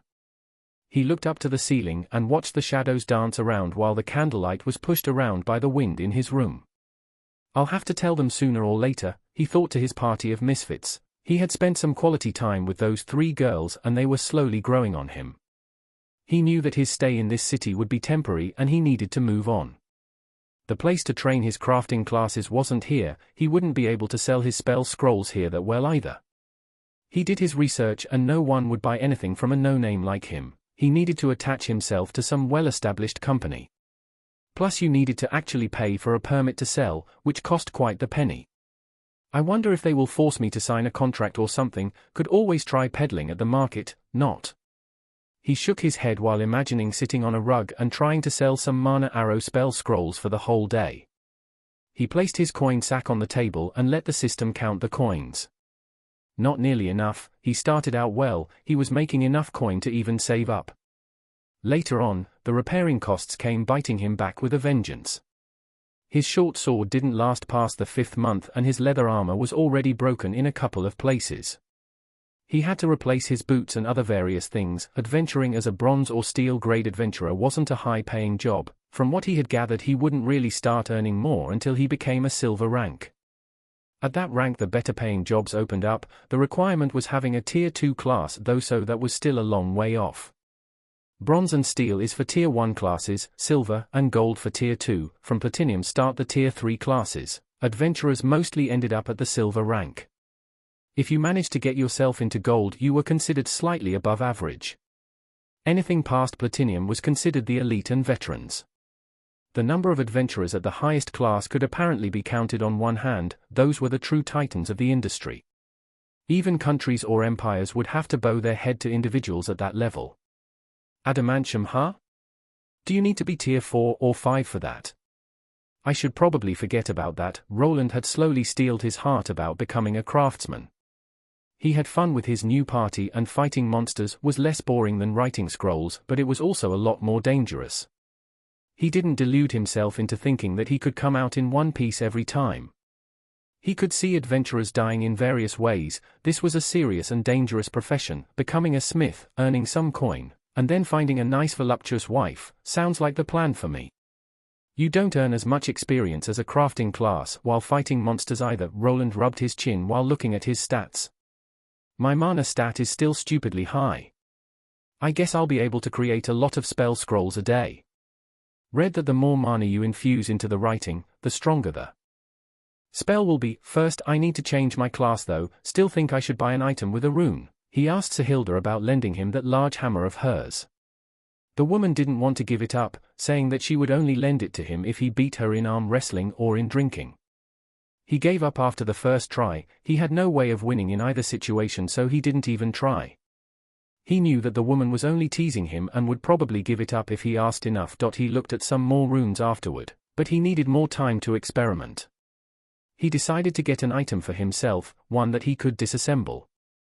This wasn't something he could investigate in a short span of time. He bothered the girls about helping him find the cheapest item with a runic enchantment. For some reason, he didn't get the same feeling when glancing on items that didn't have runic enchantments, but instead the regular ones. The normal ones were cheaper but were considered weaker. They also covered more surface area on the items, so you couldn't place as many of them on one. He was hesitating, as he didn't want to just blow his hard-earned cash on a useless item. His curiosity was piqued though. He needed to examine a runic object. He had just enough to get a knife with a lesser rune of sharpness. It was an item that would be the most useful of the ones he could afford. He nodded to himself while thinking about his adventurer work. I shouldn't go to the dungeon before changing my class. I'll lose out on a big chunk of my experience. Just like before the ascension ritual, his experience would somewhat be saved over, but only to a certain point. In the long run, it would be a big loss in experience points, so he needed to change his class fast. I'll go to that log cabin in the morning, then buy that knife. Roland blew out his candle and went to sleep. The next day he got up early morning and was sure to eat breakfast before going out. He got used to the gruel that was served here. The bar lady even started improving on her recipe. The older lady gave him a wink after he finished up eating and even offered him some free water to wash it down with. Heading out early in the morning, boy? Roland looked at the woman. Her name was Hilda, and the bartender that was her husband was named Boris. He had been living in this inn for close to half a year now and knew them well. He managed to haggle the price down a bit. People that stayed longer and paid monthly were graciously allowed a 5% discount. Something like that. Have to visit the West Woods for something. I'll probably be back in a couple of hours. The lady nodded while cleaning up. He didn't waste any more time as he headed out. He passed by the gate guards that knew him well by this point. The two gave him a nod while he was passing by. He looked at some carriages that were lined up at the entrance and walked past them. His next destination was the log cabin in the woods. Unbeknownst to him, a certain person was watching. The figure walked past the gate guards and watched from afar as the boy disappeared into the distance. The person clenched his fist while looking down to the ground as if he was deliberating on something. He soon left not long after. Should I run there? My running skills leveled up past the basic ones. He deliberated but felt kind of lazy, so he decided on walking instead. He would get there within an hour, so it wasn't that bad. His basic skills were now able to level up to the regular versions. He even received a free stat point here and there after they evolved. Skills like basic sneaking would raise his agility, while basic swordsmanship his strength. He hadn't been on this path in a while, but thanks to his high intelligence stat his memory was great. He remembered to follow the dirt road and even recalled that day while he was sitting in that carriage. I thought that guy wanted to murder me at that time. He laughed to himself while moving forward. When he arrived he was greeted by the same log cabin. It looked even worse than he remembered. There was clearly no one taking care of it. Man, why would you leave a kid here alone? He crossed his arms over one another while thinking back to his family days. He wondered if they even remembered that he was living here. He didn't think that his siblings would care much about him. They avoided each other like the plague back in the day. He was glad that they all left after attaining their classes and only came back sporadically to the mansion. What was his plan anyway? Well, I should probably get my things and get back. No use staying here. He didn't leave anything inside of the log cabin as he had carried everything over to the inn within the first couple of days of him moving. He entered the wooden house, the wooden door creaked open. I'm sure there was one here. Ah, there it is. He grabbed a rusted shovel. It was in the same place that he had left it. This place looked abandoned, didn't look like even bandits would ransack it. There were just old rusty pots and pans left here. The dust had piled up and made Roland think that no one besides him had visited this place in a long time. He glanced at the cabin one last time before leaving and heading into the woods to get to his hiding place. It didn't take him long to find the tree he hid it next to. Doesn't look like anyone did any digging. I guess it was the right thing to do. He hesitated about taking the class change stone sooner. They were quite costly at 2 small gold coins a pop. This was the price of more than a monthly income of a whole commoner household. Most people were only able to earn 1 small gold coin per month. Of course, if you were a high-level adventurer, a merchant, or a noble, then it wasn't such a big price to pay. I'm lucky that I swiped it. I wouldn't be able to class up this soon otherwise.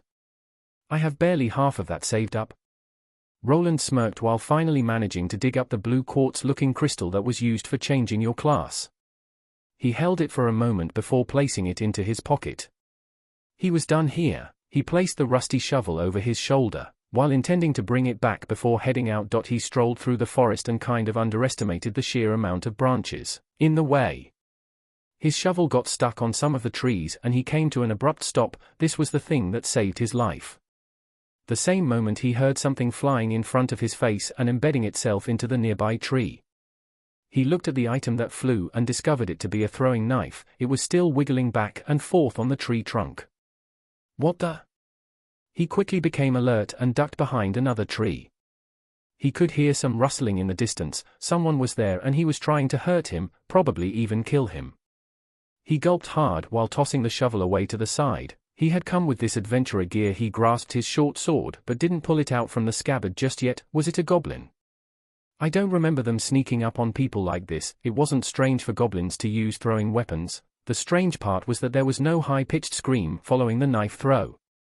A regular goblin would charge in right afterward and not hide. It might even be some kind of evolved variant. I should probably escape. Don't know what I'm dealing with. He looked up to the trees. He deliberated climbing it but then gave up on the idea. That was a good tactic for waiting in hiding, but not really if you wanted to escape. He dropped down and started slowly sneaking away. His basic sneaking skill had leveled up, so he was now much harder to spot. His steps shuffled around without making much noise. The only problem was that he couldn't go back the same way that he had come from. His enemy looked to be coming from the direction of the cabin. He might have been followed here. I need to get back into the city. Shit. While thinking, he stepped onto a small branch that made a snapping sound. The moment the sound occurred, he could hear some rustling behind him. Whatever was there had started running towards his position. Fuck it. He stood up and started running with all his might. His smaller stature allowed him to slip between the branches and the bushes, but in his slightly panicked state, he was getting scratched up. He couldn't see his opponent, but by the sound of his or her steps, he could tell that it was someone heavier and bigger than he was. Who is it? Is it really a bandit or a robber? He wanted to look back and see, but he was worried that if he did, that the person would catch up to him. He continued running, heading towards the main road.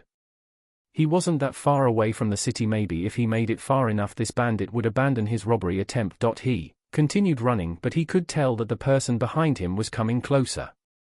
Even though he had trained his sprinting skill and running past the basic ones, the person behind him was much faster. In no time he felt someone's gaze on his neck. He dodged to the side as another throwing knife flew past him.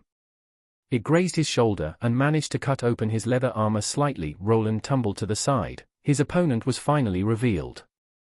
The man was taller than him, at about 183 centimeters of height or close to 6 feet tall. He was wearing the usual black hood to cover his face. In one hand he had another throwing knife. To the side he had some kind of long thin-bladed weapon. On further examination, it turned out to be a heavy rapier. "What do you want? I don't have any money." Roland left most of his cash at the inn. It was safe enough to stash it there. He was only carrying some pocket change and the class-changing crystal. Did he see me dig it up and now he wants the crystal? How did he know that I was even here? The man moved in closer while finally speaking up, his hand still gripping the throwing knife while ready to throw it. "Who said I wanted your money? Like a little bastard son like you even has anything I want?"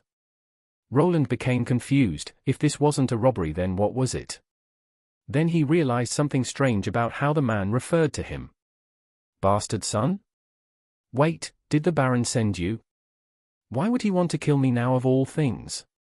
Roland asked while backing away and keeping to the trees. Luckily those made it hard for him to get hit by those knives.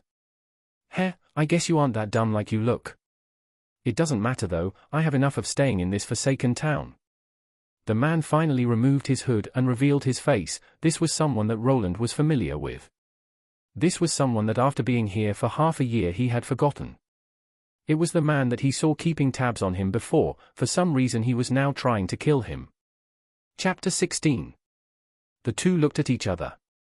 On one side stood a boy that wasn't even 11 years old, on the other side was a tall man with long chestnut brown hair.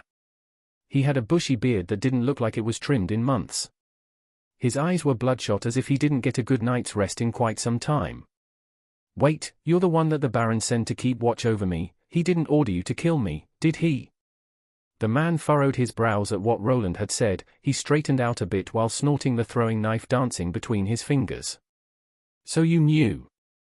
It doesn't matter, no one has to know. There are a lot of dangerous beasts in this forest. Roland kept backing away while the man continued to approach. He was clearly going against his initial orders and wanted to kill him for some unknown reason. Are you sane? Do you really want to kill a noble's son? Even if I'm a bastard, I'm still a noble. You will hang for this. There was a clear rule against killing nobles. If a commoner attempted such things, they would be imprisoned and maybe even killed, even if the noble was guilty of a crime. The nobles liked to keep to themselves and didn't like it if other people took the law into their own hands. Shut it, you bastard. Do you know how long I've been here? So much time spent just watching some ignorant brat. You were supposed to go crawling back within the week. Why do I have to babysit a little bastard like you? If you're dead, I can finally go back. I'll never become a knight if I stay in a shithole like this. Roland's eyes widened as he finally understood what this was all about. The man was hired by his father. He was probably a soldier from the army. He was ordered to keep an eye on Roland, probably to protect him if something happened. The problem was that no one expected the 10-year-old boy to last this long. He had no problems living in this town now. From this man's point of view, the short temporary job became a full-time thing. That doesn't have anything to do with me. You can just quit. They could just hire someone else. Roland looked around while he was trying to find a good route of escape, but the man was much faster, so that was a big problem. Huh? Look at this little shit. You think I can just refuse a direct order from the commander? If I return without a good reason, he will just send me right back or kick me out. On the other hand, if there is no reason for me to remain here anymore, the man grinned while licking his throwing knife. There was one thing that didn't make sense for Roland in that statement. Why was he not afraid of getting made an example of if he let his target die? Wait, won't you get punished if I die? Weren't you hired to protect me? The man just laughed while moving closer. Protect you? Do you really think that man cares for you that much?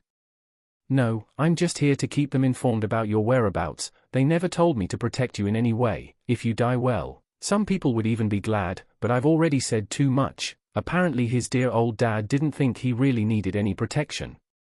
This guy was only here to keep tabs on him and to exchange information. The big problem here was that this man had some high aspirations. He wanted to become a knight. This wasn't an easy endeavor though. You needed to achieve a lot of military merit for that, but instead, he was stuck here not really doing anything worthwhile. The last sentence that the man muttered echoed in his mind. Did someone coax this man to do this? He made it sound like he knew who that person was. Maybe the man didn't go crazy after spending half a year in this small town. Maybe there was more to this than meets the eye. It was also strange that the man wasn't afraid of hurting a noble's son. Maybe he had someone backing him.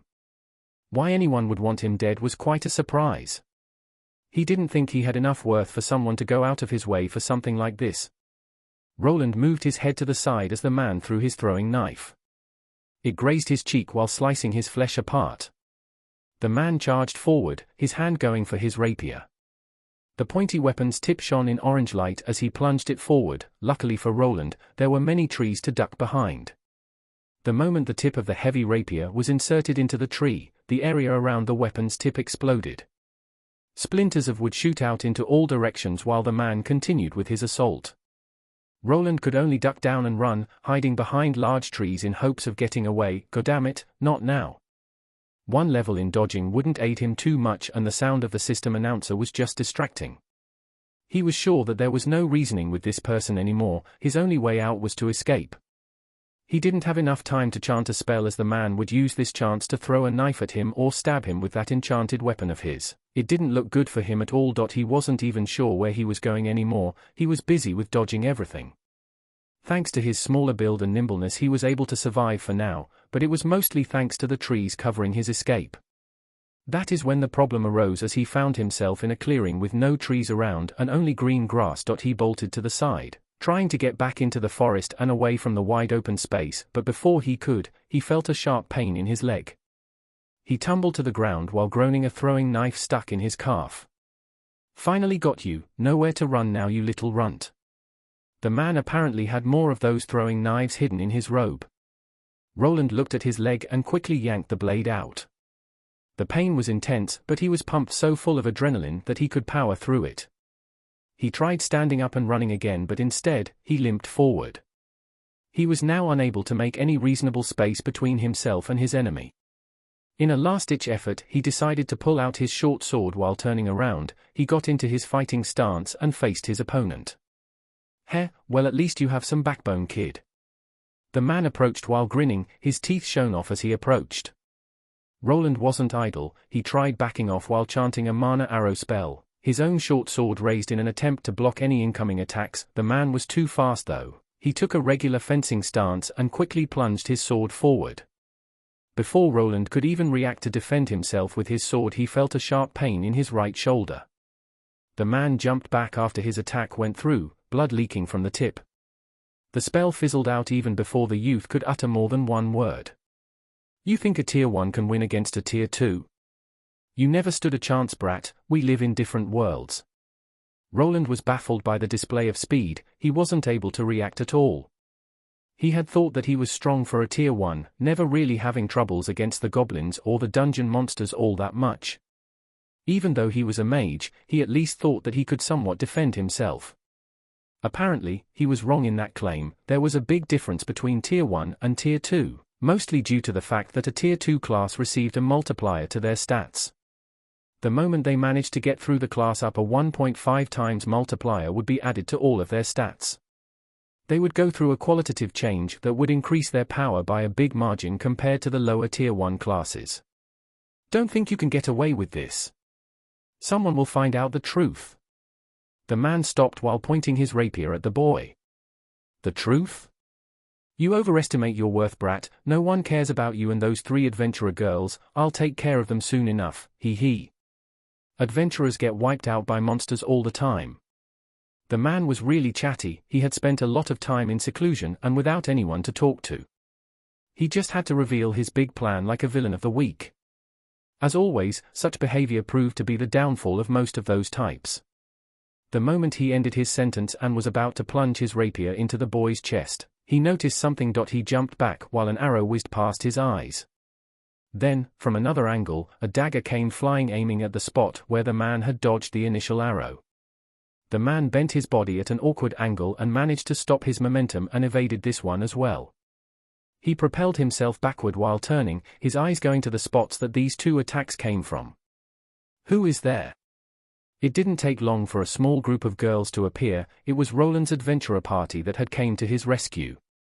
The first one to appear was the large muscular tank of the group. She charged at the rapier-wielding man while holding onto her great hammer, ready to split his head. Slightly behind her was the wolf girl. She was half a step behind her party member, one dagger in her hand, while the one that she threw was picked up along the way. "Roland, are you okay?" Rebecca was the last one to arrive. She ran up to where Roland was limping along. Blood was coming from his shoulder and leg wound. "How did you know I was here?" "Never mind, be careful, that man is a tier 2, probably some kind of fencer class."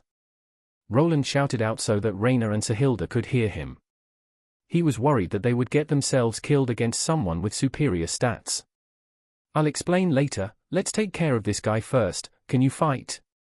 Roland nodded at Rebecca while limping a bit. He grabbed a recovery potion from the side and drank it fully. The rest was poured directly on the wounds. He cringed from the pain, his wounds sizzled slightly and started closing up. The potions were slow working and it would take some time for him to recover. His HP was now slowly going up while the potion did its thing. Why yes, just let me chant my spell. Rebecca nodded before knocking another arrow into her bow and firing it off at the man.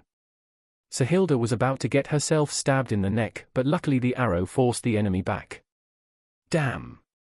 What are you three doing here? Why would you be here of all places? The man's face contorted in a malicious way as he glared at the two front-line fighters that were circling around him. The large woman tried hitting him with the big hammer while swinging wide. Every time he tried countering due to Sahilda overswinging, the wolf girl was there to pounce from a blind spot, making the man dodge away. With the addition of Rebecca's arrows, the man was now having a difficult time. Us three, do we know this guy? Sahilda asked while glaring. I'll explain it later, just focus on the fight, be careful. Roland shouted out from the back, Rebecca next to him, as she was a bit apprehensive about leaving him alone. Even if it's 3, a tier 1 is still a tier 1. The man raised his rapier up while standing straight. Sahilda and Raina moved in, the larger one moving from the front while the smaller attempted a backstab. Suddenly the man's feet started glowing in a green light before any of the two could deliver a blow. His whole body blurred. Gale step. The two hit nothing but air while the man used some kind of movement skill. His movements became hard to read and his speed increased tremendously. He appeared behind the wolf girl that had tried stabbing him in the back. From his point of view, someone like her was the first one that needed to go. Die. He plunged his saber forward, aiming directly at her heart. The tip of his thrusting sword's tip glowed in an orange light while on a collision course with the girl's chest. Raina could only slightly turn around in an attempt to parry with her dagger, but she was far too slow to react in time. Before the attack could fully go through though, a semi-transparent bubble of mana appeared around the wolf girl's body and it took the brunt of the attack. Mana shield! Roland shouted out while trying not to mess up his magic chant. He poured more mana than usual into this shield to make it extra hard to penetrate. Even with that, it wasn't able to fully negate the fencer's attack. His thrusting sword bent slightly but then nonetheless managed to pierce through the magic shield. Thankfully this was enough time for Raina to react. She parried the thrust, making it move slightly sideways while she herself jumped to the other side. In the end, she still ended up with a bloodied grazing wound to her shoulder. Sahilda was quick to aid her comrade in arms and tried to use her hammer on the fast enemy. Unfortunately, her slow swings were proving to be ineffective against someone much faster than herself.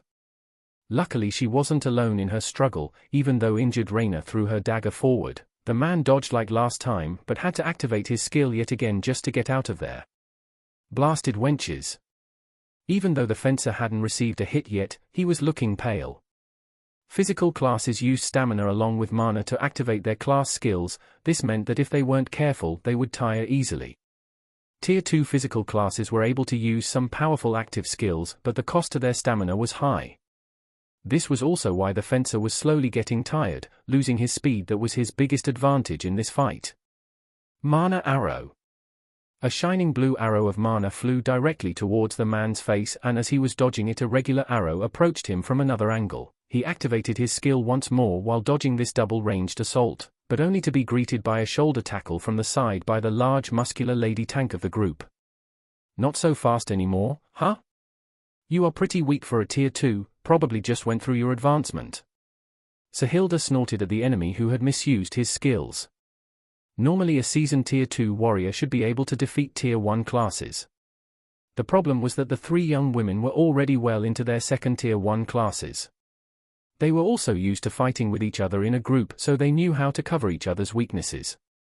With the addition of a mage that could spam his spells for quite some time, he had met his match. The man had used up most of his mana while using his enchanted weapon, combined with no more stamina, and he was on the defensive. Mana arrow. Mana bolt. Roland had mana to spare, so he continued to cast his attack spells at this enemy. Rebecca that was next to him kept shooting till all of her arrows were gone.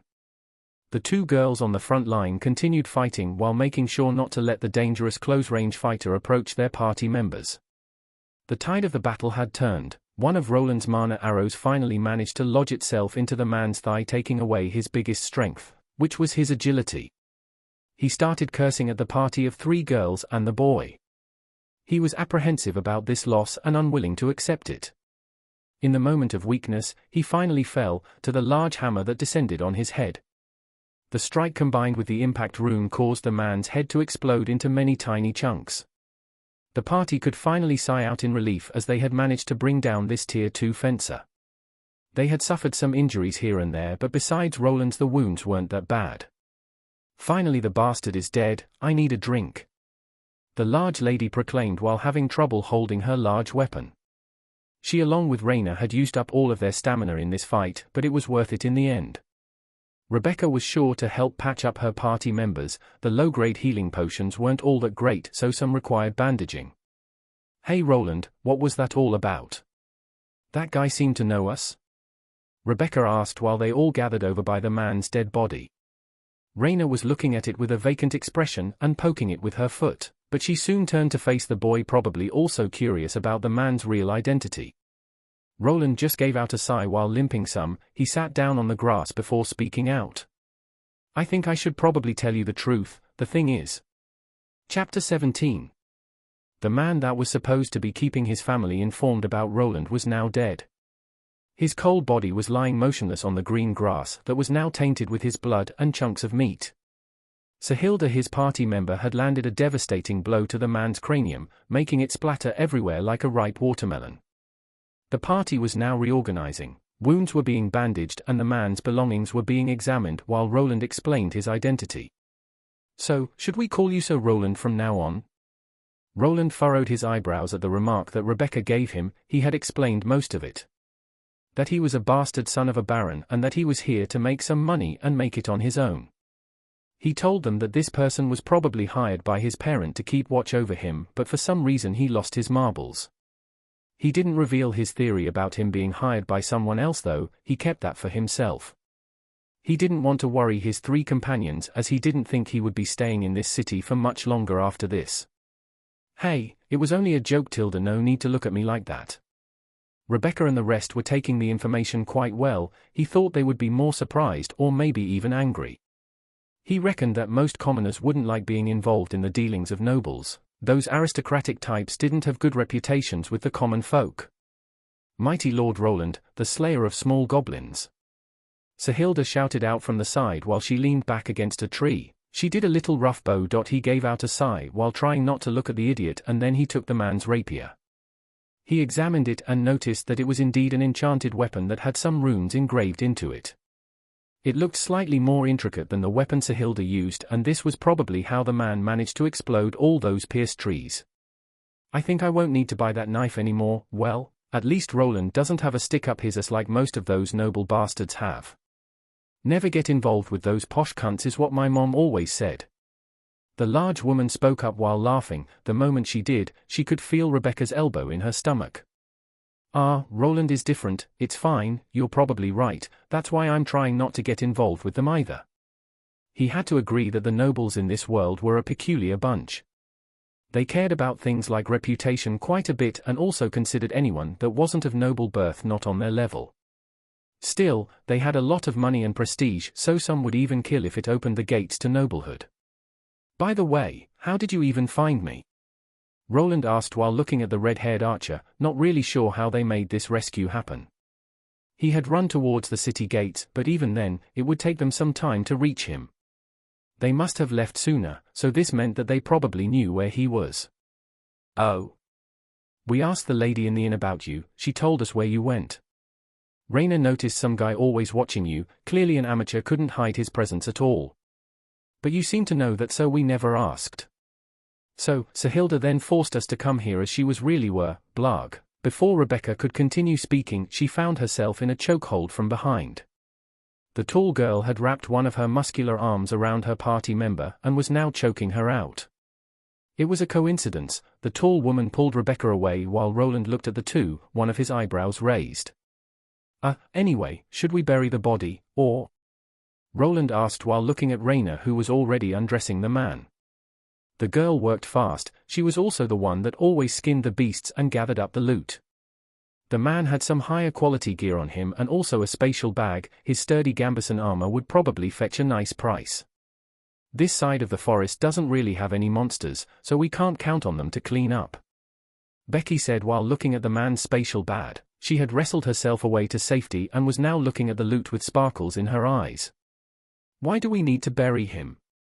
Just leave the bastard to rot. Was the opinion of their tank that was now trying to clean the gore bits from her enchanted hammer. Won't someone question us if they find the body? We did kill a man here.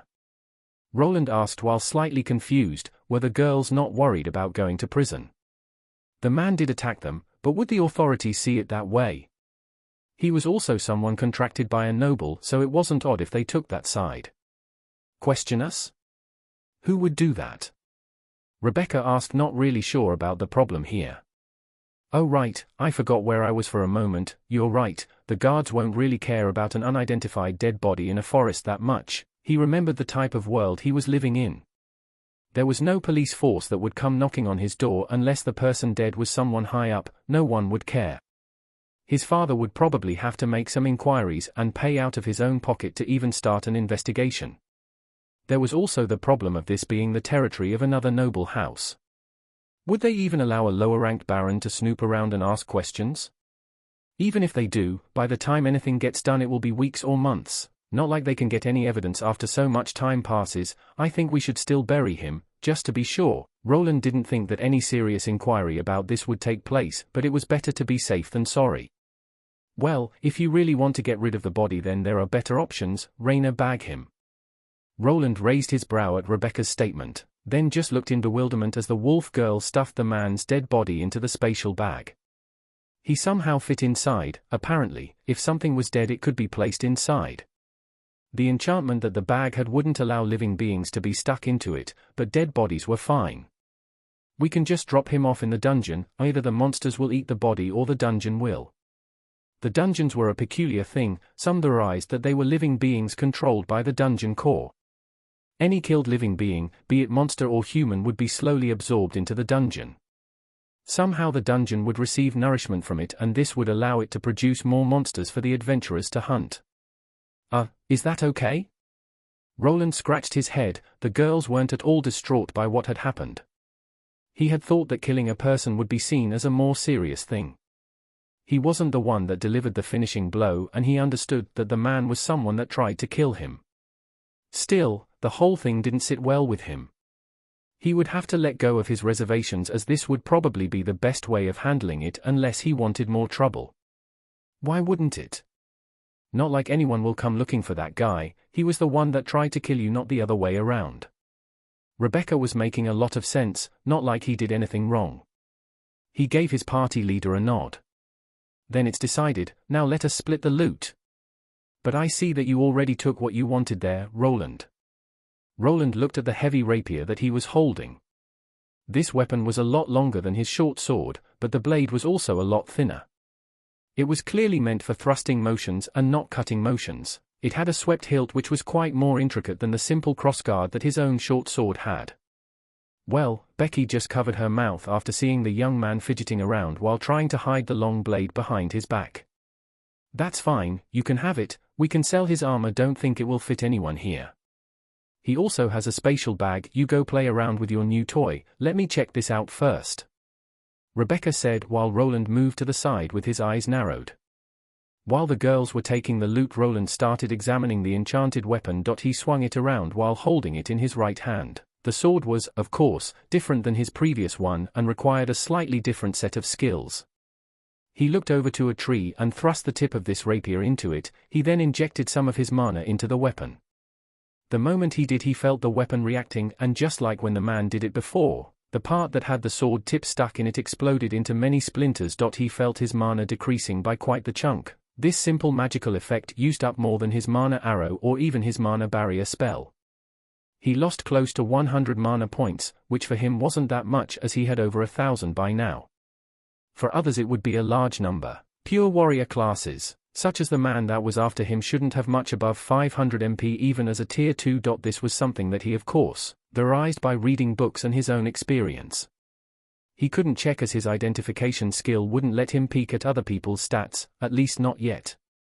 Even with the added levels, fighter-type classes didn't have that many mana points, so he didn't think that he was that much off on his assumption. This was probably why that man didn't use his enchanted weapon all that often.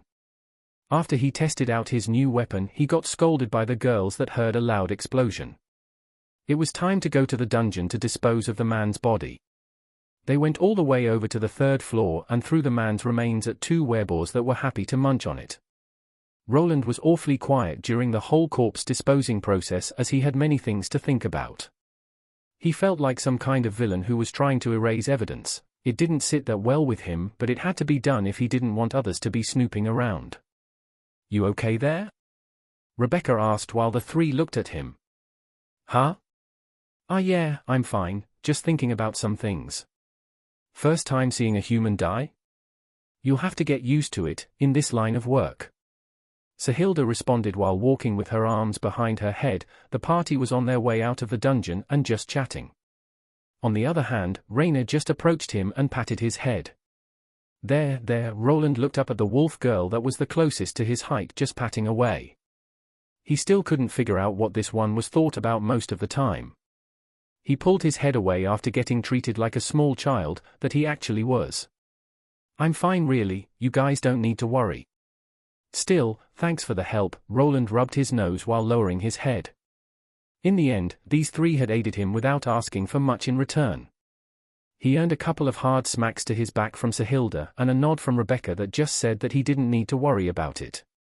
After returning to the city they split. The girls headed out to get rid of the man's belongings while Roland retired to his in-room. He flopped onto his bed face first, and gave out a sigh. He recalled the battle that he just went through, but in reality, he felt like he didn't do much himself. He spent the first half running away and getting stabbed in the shoulder and his calf. The low-quality potions weren't able to close those wounds fully, so he was still hurting. "I just ran away. If the girls didn't show up I'd be 6 feet under." He remained on the bed. After the adrenaline left his body he felt really tired. The stress from the encounter that was keeping him on his feet slowly faded away and he fell asleep. It was still the middle of the day though. He had left early in the morning and the whole event only took a couple of hours. After the little nap, he rolled over. His eyes wide open as he started to decide on his next move. "Well, at least now I have a runic weapon." He jumped off his bed and went over to his wooden table. He placed the heavy rapier on it and the crystal that was used to change his class next to it. "I feel like I should try examining this rapier before using the stone. It's related to runes and I am aiming to be a runesmith.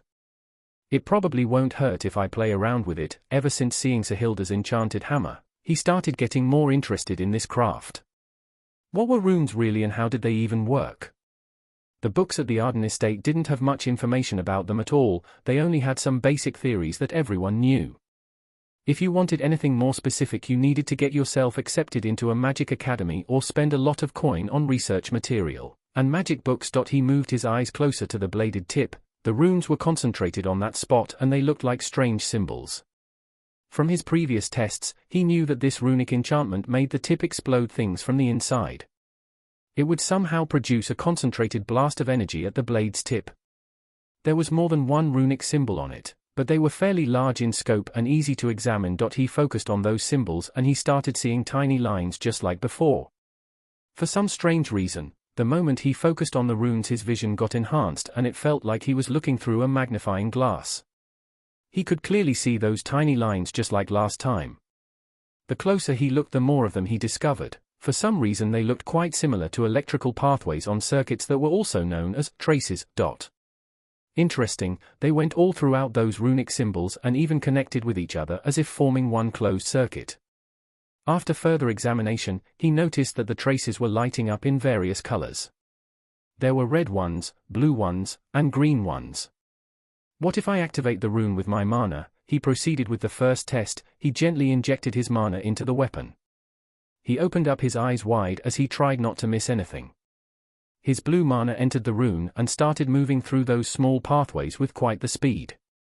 The moment his mana reached the end of this runic circuit, the effect on the tip of the sword was activated. He made sure to hold the tip up without pointing it at himself or anything. The small controlled explosion occurred just like before, Luckily, unless this sword was inserted into something, it didn't do all that much damage, and the range wasn't great either. He noticed some interesting things after doing this test. The mana is moving through the green and red paths, but not through the blue ones for some reason, also these blue paths. He blinked a couple of times as he tried thinking about not seeing these lines.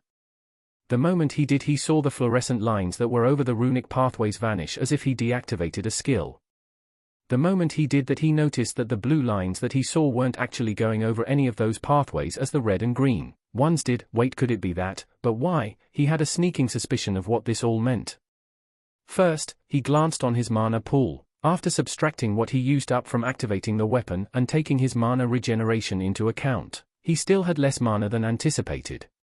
He clearly was losing some mana while looking at those runic symbols. This meant that he was subconsciously activating some kind of skill or spell effect. He started looking over his spells and skills. He finally ended up with two that could be the culprit: debugger, or circuitry skills. If those lines are what I think they are, then it's probably the debugger skill, but are runes considered some type of computer program? Or circuitry? Maybe some strange mix of them both? Is it also responsible for that zooming in? Aren't those passive skills? Why am I losing mana? He wasn't sure, but it seemed that the red lines were something his debugging skill was showing him. It was probably presenting him faulty pathways that the rune had in itself. The green ones were the correct pathways that were already put in place, and the blue ones were the right ones that the red ones should probably be changed into. The runes also had other components besides these pathways. The blue lines probably showed the most efficient way to place those traces. I wonder if you rearrange those pathways if the efficiency of this rune would change. Maybe the power would also go up a notch. He was quite into it now. The problem was that he didn't know how to actually change this rune. He decided to grab a pen and paper and draw the improved version on it. Thanks to his calligraphy skill training, this wasn't really hard, but besides those runic pathways, there were components akin to transistors, resistors, capacitors, and various others. For now, he decided to just redraw the whole schematic with the improved version. If he focused, he could make the red pathways disappear, and this allowed him to follow the correct diagram. His quill moved slowly and precisely. He was so focused that he didn't even notice that this drawing took him multiple hours to make. He was so concerned about making a mistake that he did everything as slowly as possible. After finishing up, he grasped the paper with both his hands and looked at the finished product. His debugging skill was activated and he could see everything lighting up in green. This indicated that he had managed to produce the correct rune diagram. He nodded to himself and placed the paper down on the desk, but the moment he did, he heard the voice of the world system speaking out. What? Chapter 18. Roland stared spaced out for a moment after hearing those notifications. He quickly brought up his status window to look at his new title, not really sure what it was all about. Understand my ass, I just redrew what my skill was showing me. Does this title even give me anything? Roland rubbed his chin. It seemed that creating a schematic was all that he needed to do. Maybe the system mistook his understanding of circuitry and computer programming as knowledge of runes? If so, then he might have been onto something. That 1000 experience points though. Will I get just as much if I redraw other runes? That amount of experience points wasn't small at all. He would probably jump a couple of levels instantly if he had switched classes beforehand.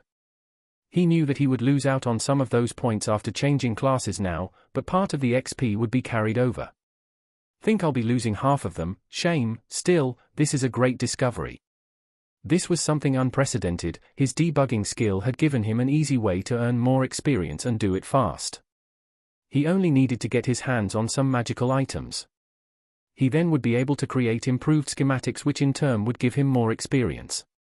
His skill allowed him to see every rune as a diagram. It even fixed any faulty pathways or misplaced components, shifting them into the correct places.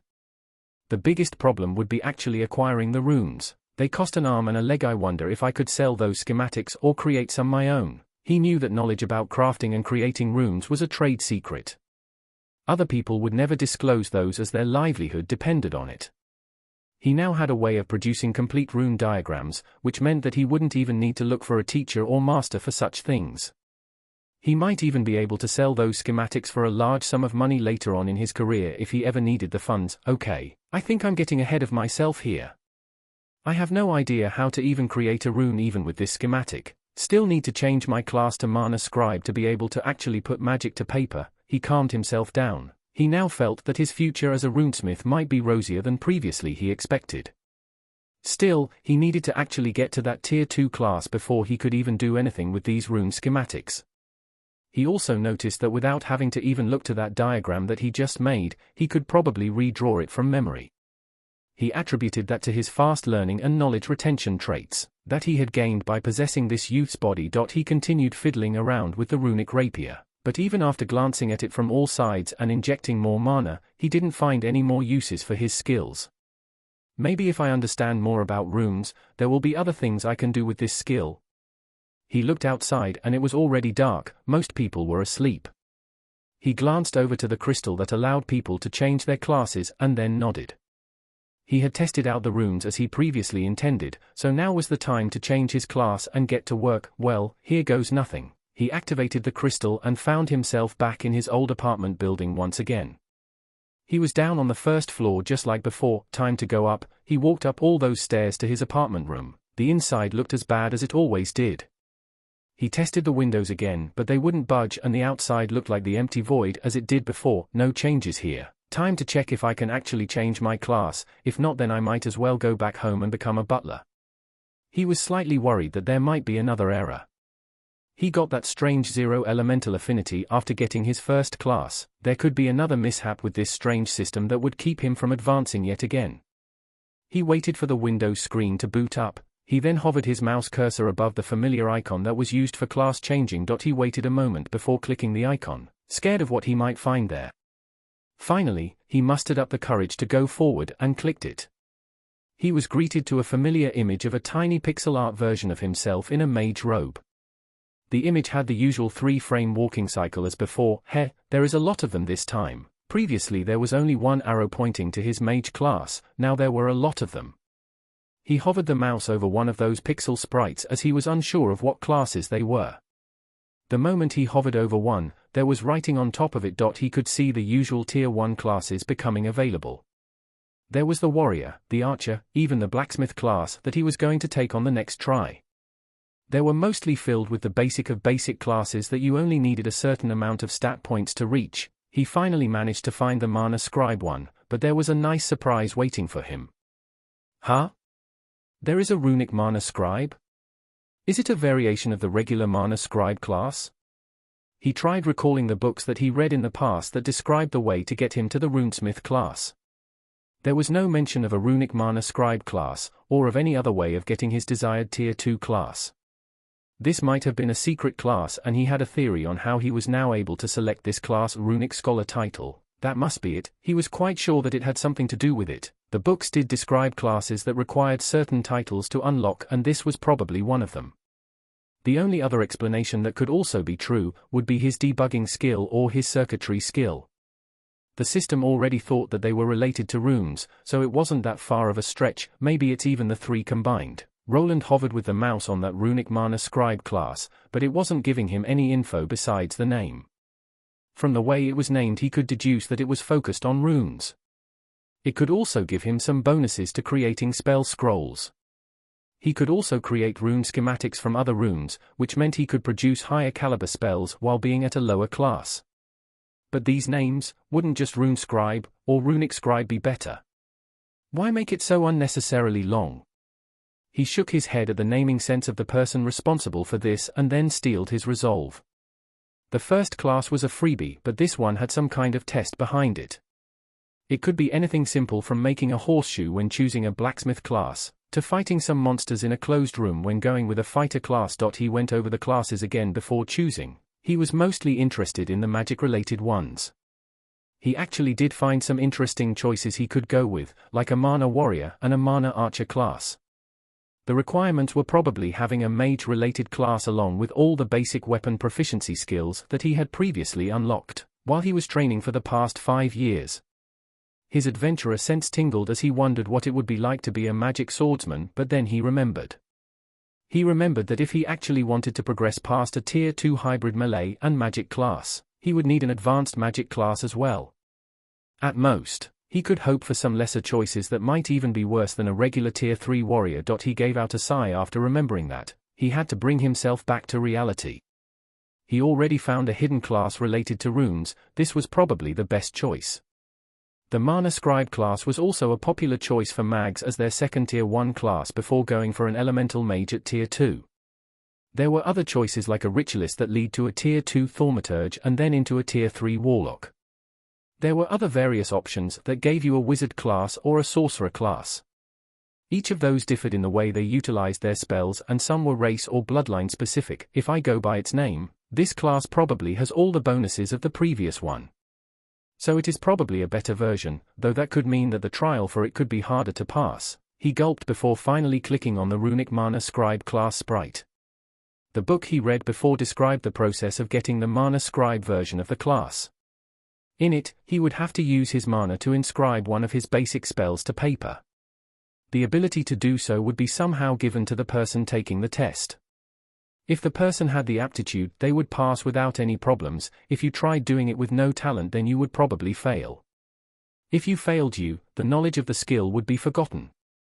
The VR headset that he previously used popped out once more, and he didn't hesitate to put it on. He was greeted by a flash of light, then a quick scenery change. He was sitting in a chair in front of a large desk that was at an angle. There was a large empty parchment laid out on it, to the side a white quill resting in an ink bottle. The room that he was in looked like the inside of a medieval castle. There were various books spread on bookshelves to the sides, and right in front of him was a large hourglass. It was at least 2 meters tall, and the sand was already slowly going down. That's probably the timer. It was one of the time trials. He would probably fail if he didn't manage to complete whatever he had to finish before all of that sand fell. He quickly looked at the closest things. There was a quill and a large piece of parchment there. He probably needed to write something there. Scribe class, need to write something down here, but what? He looked around and spotted a red book right on top of the desk. The cover was quite intricate and it had a drawing of a rune on it. He took it into his hand and started reading. His eyes moving between the pages rapidly. It's the instructions to scribing a lesser fire orb rune onto a spell scroll. Thanks to his high intelligence and added memory traits, he was able to breeze through the entire book within a couple of minutes. He had also gained a reading proficiency skill by going through the Arden Estate Library, which allowed for faster reading and comprehension. The book described the basics of runic scribing, how you needed special ink, and special parchment that was made from monster skin or other materials that could retain magic, to even be able for the process to take place.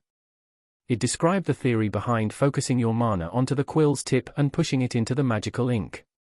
The ink had certain properties that were required for the scribe's mana to be transcribed to paper and make the runic symbols function. This wasn't the hard part, that was to actually get the runic diagram the way you were supposed to. He had seen how intricate the lesser detonation rune was. The whole diagram that he drew of it fit on a large sheet of paper. He had to fit a similar diagram of this lesser fire orb rune on this parchment, but it had to be much smaller to make it work. Luckily this rune was less complex than the detonation rune. He couldn't just trace the large schematic in a 1-to-1 ratio. No, he had to make it small. He needed to guide the magical ink with the quill, making many tiny mana pathways between all of the components. These components were the rune parts. In this particular runic spell diagram, there were 3 main ones. There was the basic fire rune that was the center of it all. Then there was the runic part that shaped everything into an orb, followed by parts that regulated the mana flow, and made sure that the spell didn't collapse onto itself or explode. The last part was considered a type of control rune that was responsible for the spell's program weight. These parts are similar to logic gates, logic circuits. Do runes use binary? He could tell that the components in these runes had a striking resemblance to circuitry parts, like transistors, resistors, and more complex chips. They differed from the ones he knew by the fact that they were made from magic ink and not from physical components. These chip-like sections had things similar to logic gates in them. Interesting. I think my circuitry skill is helping me understand these runes better. Though I don't think I need to understand this just yet, I just need to copy the schematic onto the paper now. This was quite more complicated than he had expected. Regular mana scribes only needed to write down the incantations from the normal spells without much worry. The only real problem was running out of space on the spell scrolls. He actually needed to redraw the schematic and make it fit into a small rune that looked like a symbol. The runes possessed a maximal size. If they were too big, they wouldn't work. He had achieved the temporary skills that were needed to pass this test. A normal mana scribe would only gain the first skill, but this was an advanced version of this class, so he also achieved something related to runes. I should start, time is running out. He had finished the book and now was the time to act.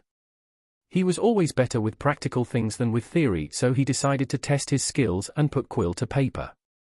He dipped his quill into the dark magical ink while focusing. The black liquid stuck to the tip like glue and let itself be guided to the large yellowy parchment. Roland took in a long deep breath before focusing on the task at hand. The tip of his quill hovered a fraction of a millimeter above the piece of large parchment. He started moving his hand, but he did it very slowly.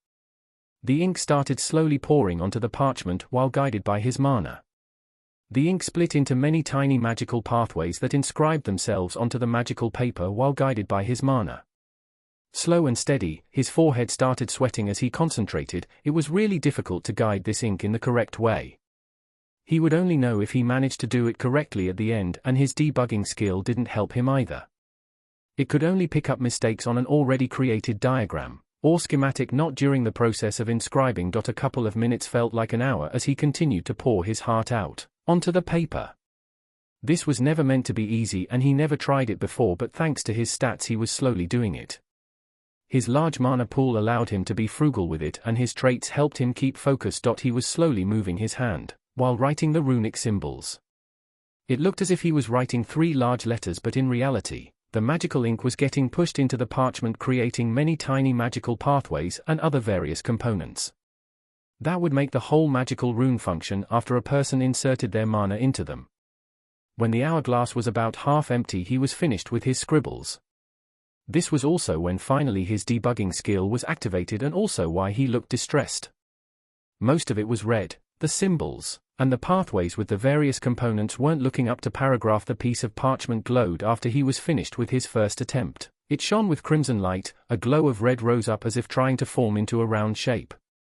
The spell fizzled out before it could be completed, and the runic pattern of the magical paper vanished, indicating that the spell didn't form and that he had failed. Shit, he looked at the hourglass again. It was now past the halfway point, and he probably only had one more try to make this work. Okay, I can do this. The skill showed me where I went wrong, just have to remember it. He closed his eyes and recalled the finished product. He could see it like a photograph in his mind, covered in red, blue, and green lines.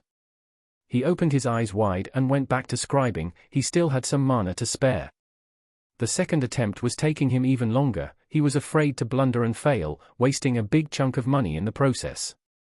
He tried not to look at the sand that was falling, afraid of getting distracted, but also worried that it would run out if he didn't hurry. With the last ounce of his mana points, he managed to finally finish.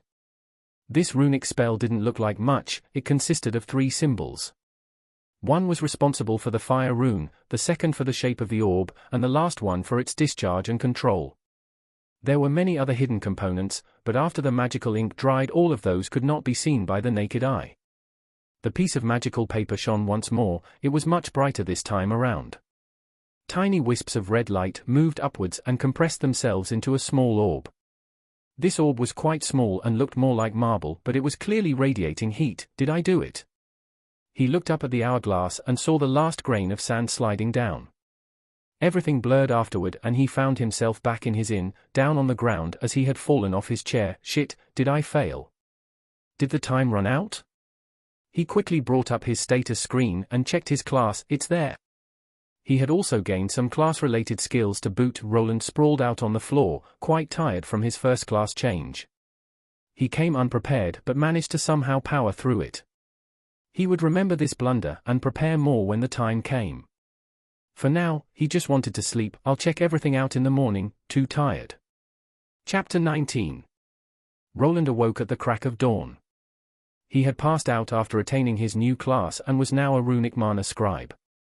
His back was killing him as he didn't make it to his bed last night. He arose from the floor while grasping his neck. Is this how old age feels like? He grunted like an old man while standing up. The sun was just rising, so he probably had some time before any breakfast would be served at the inn. His thoughts turning to the girls as he wondered if they managed to sell the loot of the fencer that attacked him. In yesterday's encounter, he was almost murdered by some musketeer wannabe. Luckily his party members had managed to save him in the nick of time. This made him consider leaving this city while he was still in one piece. The words that the man said were still bothering him. He mentioned someone being glad if he was dead. That could have been a random sentence he construed even a taunt, but could also mean that he was hired to do it. The first person that popped into his mind wasn't his father, but the third sibling. He was never liked by the third son, mostly due to the fact that they both came from mistresses. He didn't think that his brother had it in him to go through with such a thing, nor was he smart enough or had the funds. There were also his other two siblings, but he didn't think they saw him as a threat. He was the fourth son and his mother wasn't even a mistress of the house. He had no claim to the estate whatsoever unless all of his other brothers died or his father announced him as the heir, which would never happen. Were they afraid that he would become strong and claim their lives or something? That doesn't make any sense, but I guess people have killed for less before. He didn't think that it was his father. If he was angered about him staying here, he would probably just send an order for him to come back. The other suspects were the two wives. They also could have it out for him. They could see him as a threat against their sons if he ever managed to stand out. He didn't think that he was standing out too much. He wasn't even going to that magic academy or the night academy. Roland then wondered if there could be another person that might want him dead, but he couldn't think of anyone else. He didn't really interact with anyone back in the Arden estate to cause any long-lasting grudges. He had two options: stay here and wait it out, or use the chance of his tail being dead and leave. I got my class. I got some coin. I even have a way to quickly level up now, no reason to stay here. He glanced at the 3 new skills that he had obtained. 2 were for scribing. The first one was probably the one that you got if you were a common mana scribe, but he also had a second one just for runes. He knew that if he wanted he could scribe regular spells, but runic ones felt much more promising. Roland found it odd that he received the basic rune mastery skill. The books he read mentioned another one. This skill was called Runecraft and it was required to achieve the Runesmith class. You could also only achieve it after becoming a blacksmith. If he followed the normal path, he would end up as an enchantsmith. He needed this Runecraft skill to advance to Runesmith. The books he read before described the way to get it. You needed to inscribe a rune on any type of item and you could buy special skill books that told you how. They were probably similar to the one he got while going through his first class change. He rubbed his chin and thought some more. This skill that the runic mana scribe came prepackaged with didn't feel like a crafting skill but more as an offensive skill. For now, he opened up his status screen to check his stats. T1 Mage L25, Secondary. T1 Runic Mana Scribe L3, Main. He noted that he managed to gain 2 levels from the saved over XP. He was a bit annoyed that he lost some of it due to drawing that schematic too early. The secondary class option is now unlocked. The moment you unlocked a second class, you could choose one of your previously gained classes as a secondary one. With a secondary class, you were able to keep this class special effect. His secondary class, which was now a mage, gave him bonuses to mana and mana regeneration. You could only have one secondary class and you could switch them once per day. No outside items were needed to do this. Roland took note of his meager physical stat growth with this class. His intelligence, dexterity, and willpower seemed to be going up though. This was his second tier 1 class. This world system didn't count this as separate levels. They all added to the main level, which caused people to gain those levels slower than before. Even if it seemed that he made the jump from L1 to L3 of his new class, in actuality he was going from L25 to L28 of his main level. He knew this would happen. There was a reason why people started gaining levels slower and slower, and why most of them tried not to get a third tier 1 class. Roland was glad that he had his debugging skill. It offered him a faster way of getting through his tier 1 conundrum. He also believed that he could use this schematic making bug even after he changed his class to a blacksmith later on. This was also why he needed to get that hammer from his party member. He gained a whopping 1000 experience points for that one schematic. He came to the conclusion that it was probably something a tier 2 class would normally be able to do. But here he was doing it as a tier 1, which meant he got more experience for doing something above his level. Before heading out, there was one more thing that he had to check. He grabbed the heavy rapier that was still on the table and he injected his mana into the weapon to trigger the rune's effect. With that, a loud boom was heard from his room that woke up the person sleeping in the next room. He could hear someone banging on the other side to make him quiet down. This almost made him forget to look at his MP points to check his theory. Just as he suspected, he used up less mana to activate this weapon this time around. The rune mastery skill was lowering the cost of powering the runes. The decrease was meager in scope at only 1%, but what if he continued increasing this skill? Could he get it up to 10%? Maybe an advanced version of this skill could be gotten later, which would further decrease the requirements. Could he get a class with the advanced version of it in the future was the big question. Maybe with this skill, combat with runic weapons could be somehow manageable.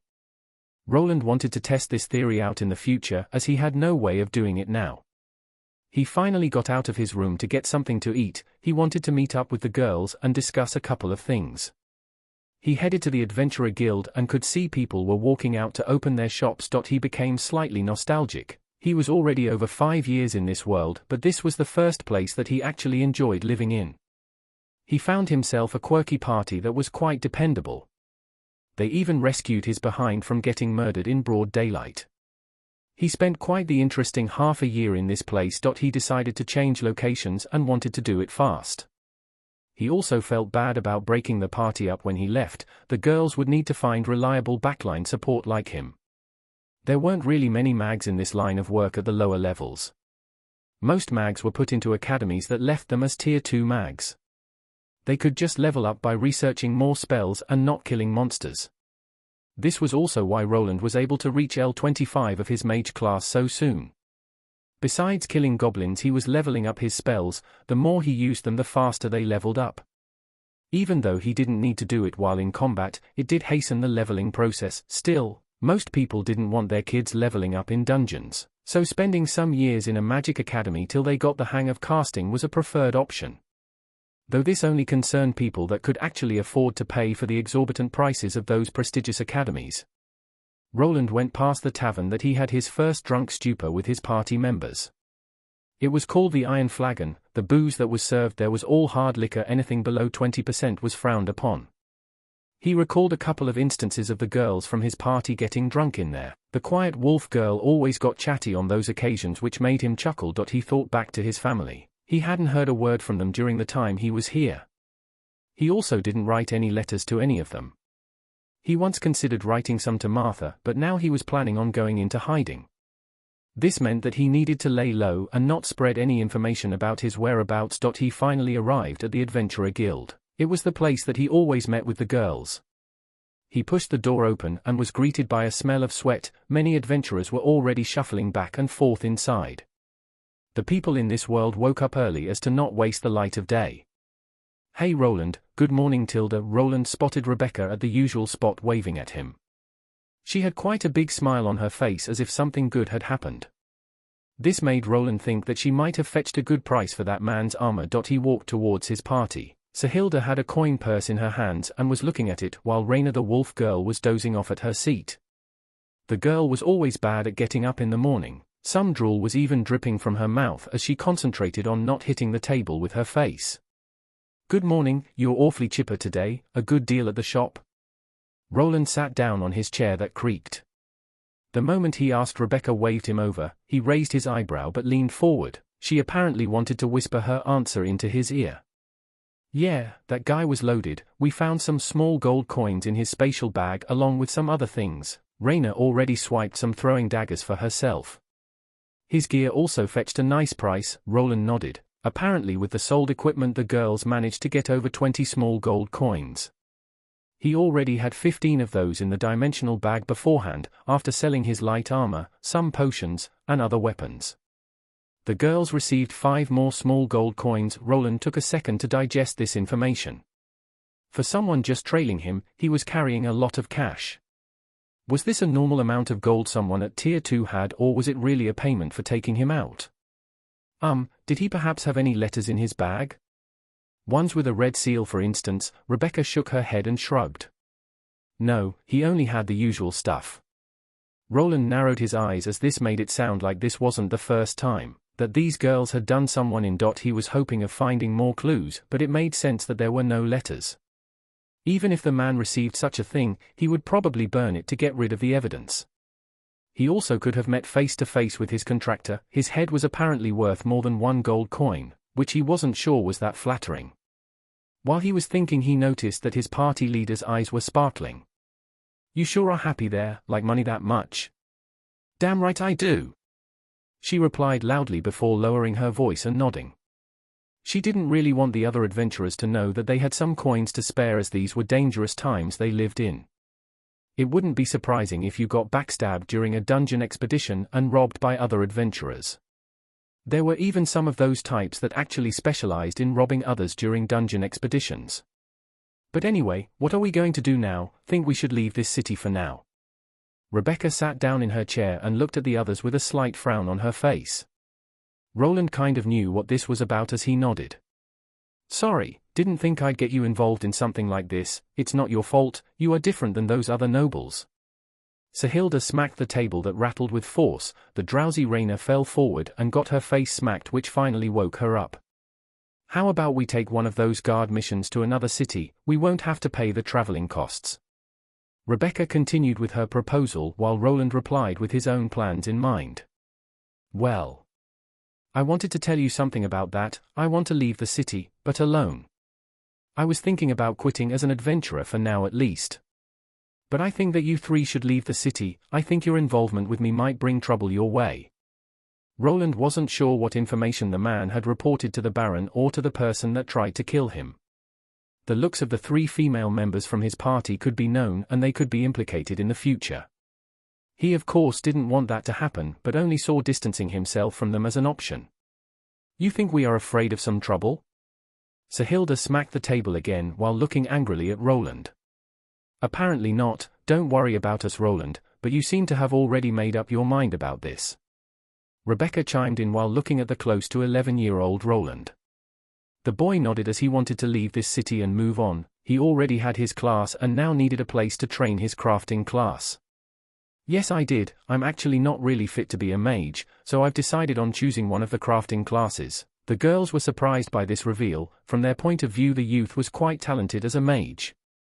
Even though he only knew the basic spells, they packed quite a punch.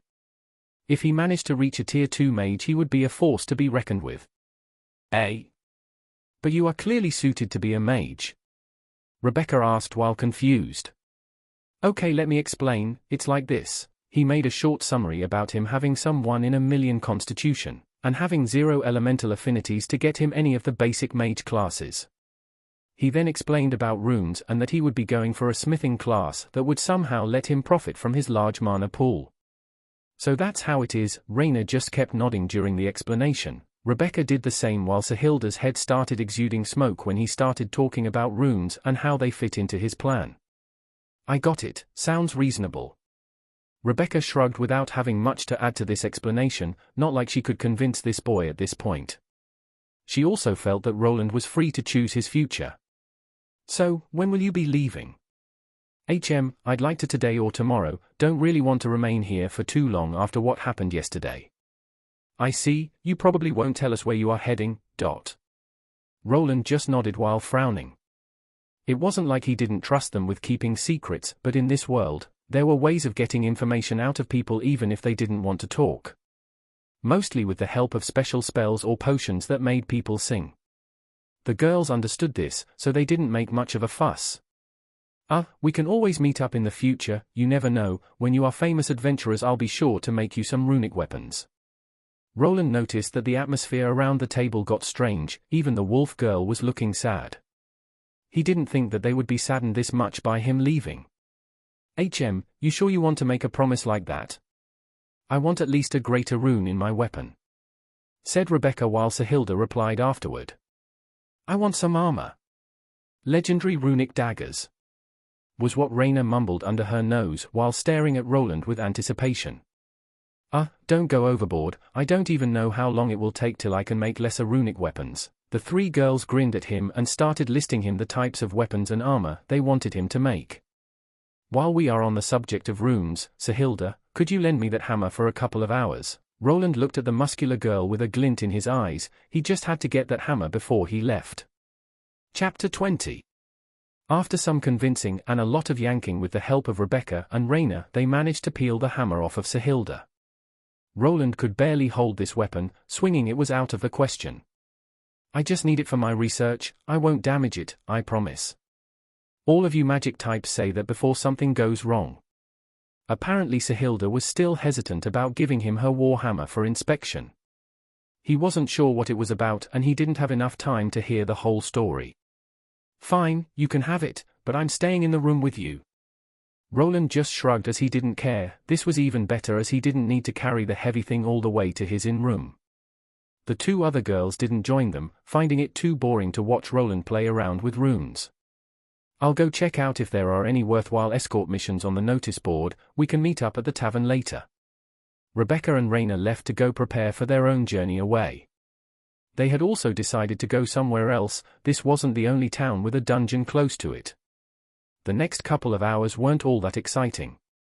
Roland had Sahilda place the hammer in his room on the floor, afraid that if he placed it on his flimsy table it would give out under the weight. He then took out a sheath of paper and got to copying. He wasn't using his scribing skill, he just redrew the runes diagram with the help of the overlay that his debugging skill gave him. He took his time as he didn't want to mistakenly mess up this new schematic. After the first 30 minutes passed, he heard a big thud behind him. It was his big muscly friend dozing off on his bed. He sniggered at her and then went back to work. You have created the schematic for the lesser impact rune, highest. Drawing skill L1 reached. You have gained 1000 experience points. He smiled slightly after hearing the system awarding him the experience points. He even managed to upgrade his drawing skill to the next level.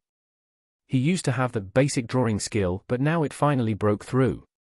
The progress of this skill had stopped at the L9 just like all the other basic ones.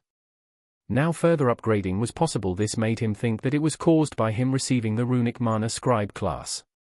He figured that the diagrams were probably considered drawings by this leveling system. Previously he leveled this skill by sketching things. Also painting was another skill altogether. He also managed to recreate the diagram fully, earning another highest graded rune. From what Roland knew, the lesser runes were the worst ones on the market. After them came the common runes, then followed by greater runes, grand runes, and at the very top the legendary runes. The last ones were mostly only mentioned in fables and not much was known about them. This wasn't all, as the runes went into even more subcategories. In sequence, they were lowest, low, intermediate, high, and highest. A lesser rune with a highest subgrade was comparable to a common rune with the lowest subgrade. But this was something that Roland would figure out at a later date. He rolled up the schematic that he just made, and placed it together with the previous one he created. He now had two lesser rune schematics with no flaws. He gave out a sigh while thinking, could he scribe these runes on scrolls and sell them to people? He didn't think the impact rune and detonation runes worked well by themselves. They only showed their true colors when attached to weapons. The impact rune either increased the mass of the weapon it was on or used gravity. He wasn't sure. He had asked Sahilda about her hammer. She told him that the heavy hammer part increased in weight the moment she activated the rune. She needed to time her attacks well to make use of it, but when she did she could deliver devastating blows with it. The detonation rune created a small controlled explosion on the tip of a weapon. Unless you managed to poke someone with it, it wasn't that useful. If he scribed it onto a scroll it would only cause a small explosion, while the impact rune might make the scroll just heavier. This kind of showed him the limitations of some of the runes. The fire orb rune was the only one he could see working as a spell scroll. He only needed to get it to target enemies. Maybe if he combined it with the detonation rune he could turn it into some kind of targeted grenade spell. Come to think of it, I need to make a schematic for that fire orb rune too. While speaking out loud he heard a strange sound.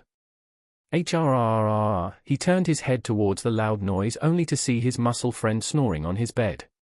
She was just sprawled out with her hands and legs in an X shape. He could hear her snoring loudly while scratching her belly, which made him squint his eyes. Oh right, she was here. Hey, I'm done. You can take your hammer now. The large Goliath female just snored some more and rolled onto the other side. There wasn't an ounce of femininity in this tanky girl. Roland scratched his forehead before placing both his hands to his mouth as if he was going to shout.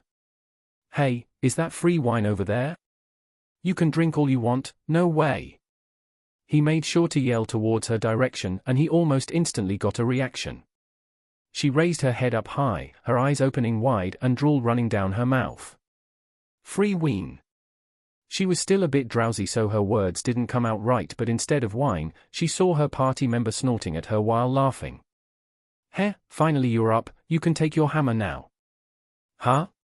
No whine. It took a few seconds for Sahilda to realize that she was made a fool of. Her eyes narrowed and she moved forward with haste, putting Roland into a headlock while rubbing his head with her knuckles. Why you little? Roland didn't have time to react, and not like he was scared. He got his scalp rubbed and he pleaded for mercy. Soon enough he was free to go, his hair all ruffled up. Sahilda took her hammer back and examined to see if it was working right. Roland took a glance while thinking back to moments earlier. Was I always this childish? He contemplated. He could have just woken the girl up normally, but for some reason, he had the urge to plug her nose or even splash water on her face as a prank. The cogs in his brain started to turn. He had a few theories to go with. The scariest one of them all was that he had fused his psyche together with the boy that was once the true Roland. He thought back to the past. He did enjoy climbing those trees at the Arden estate, though he never considered the kids there to be his peers. Before he could have a mental breakdown about himself, he was brought back to reality by Sahilda. Hey, you okay there, Roland? You look kind of pale. Did I rub that big melon of yours too hard? He momentarily tossed his identity conundrum to the back of his head while frowning at Sahilda. I'm fine. I bet Rebecca is waiting for us at the Adventurers Guild. We should go. Roland still had some of his stuff in this room. He didn't pack up just yet. He wanted to do it after having said his goodbyes with the silly trio.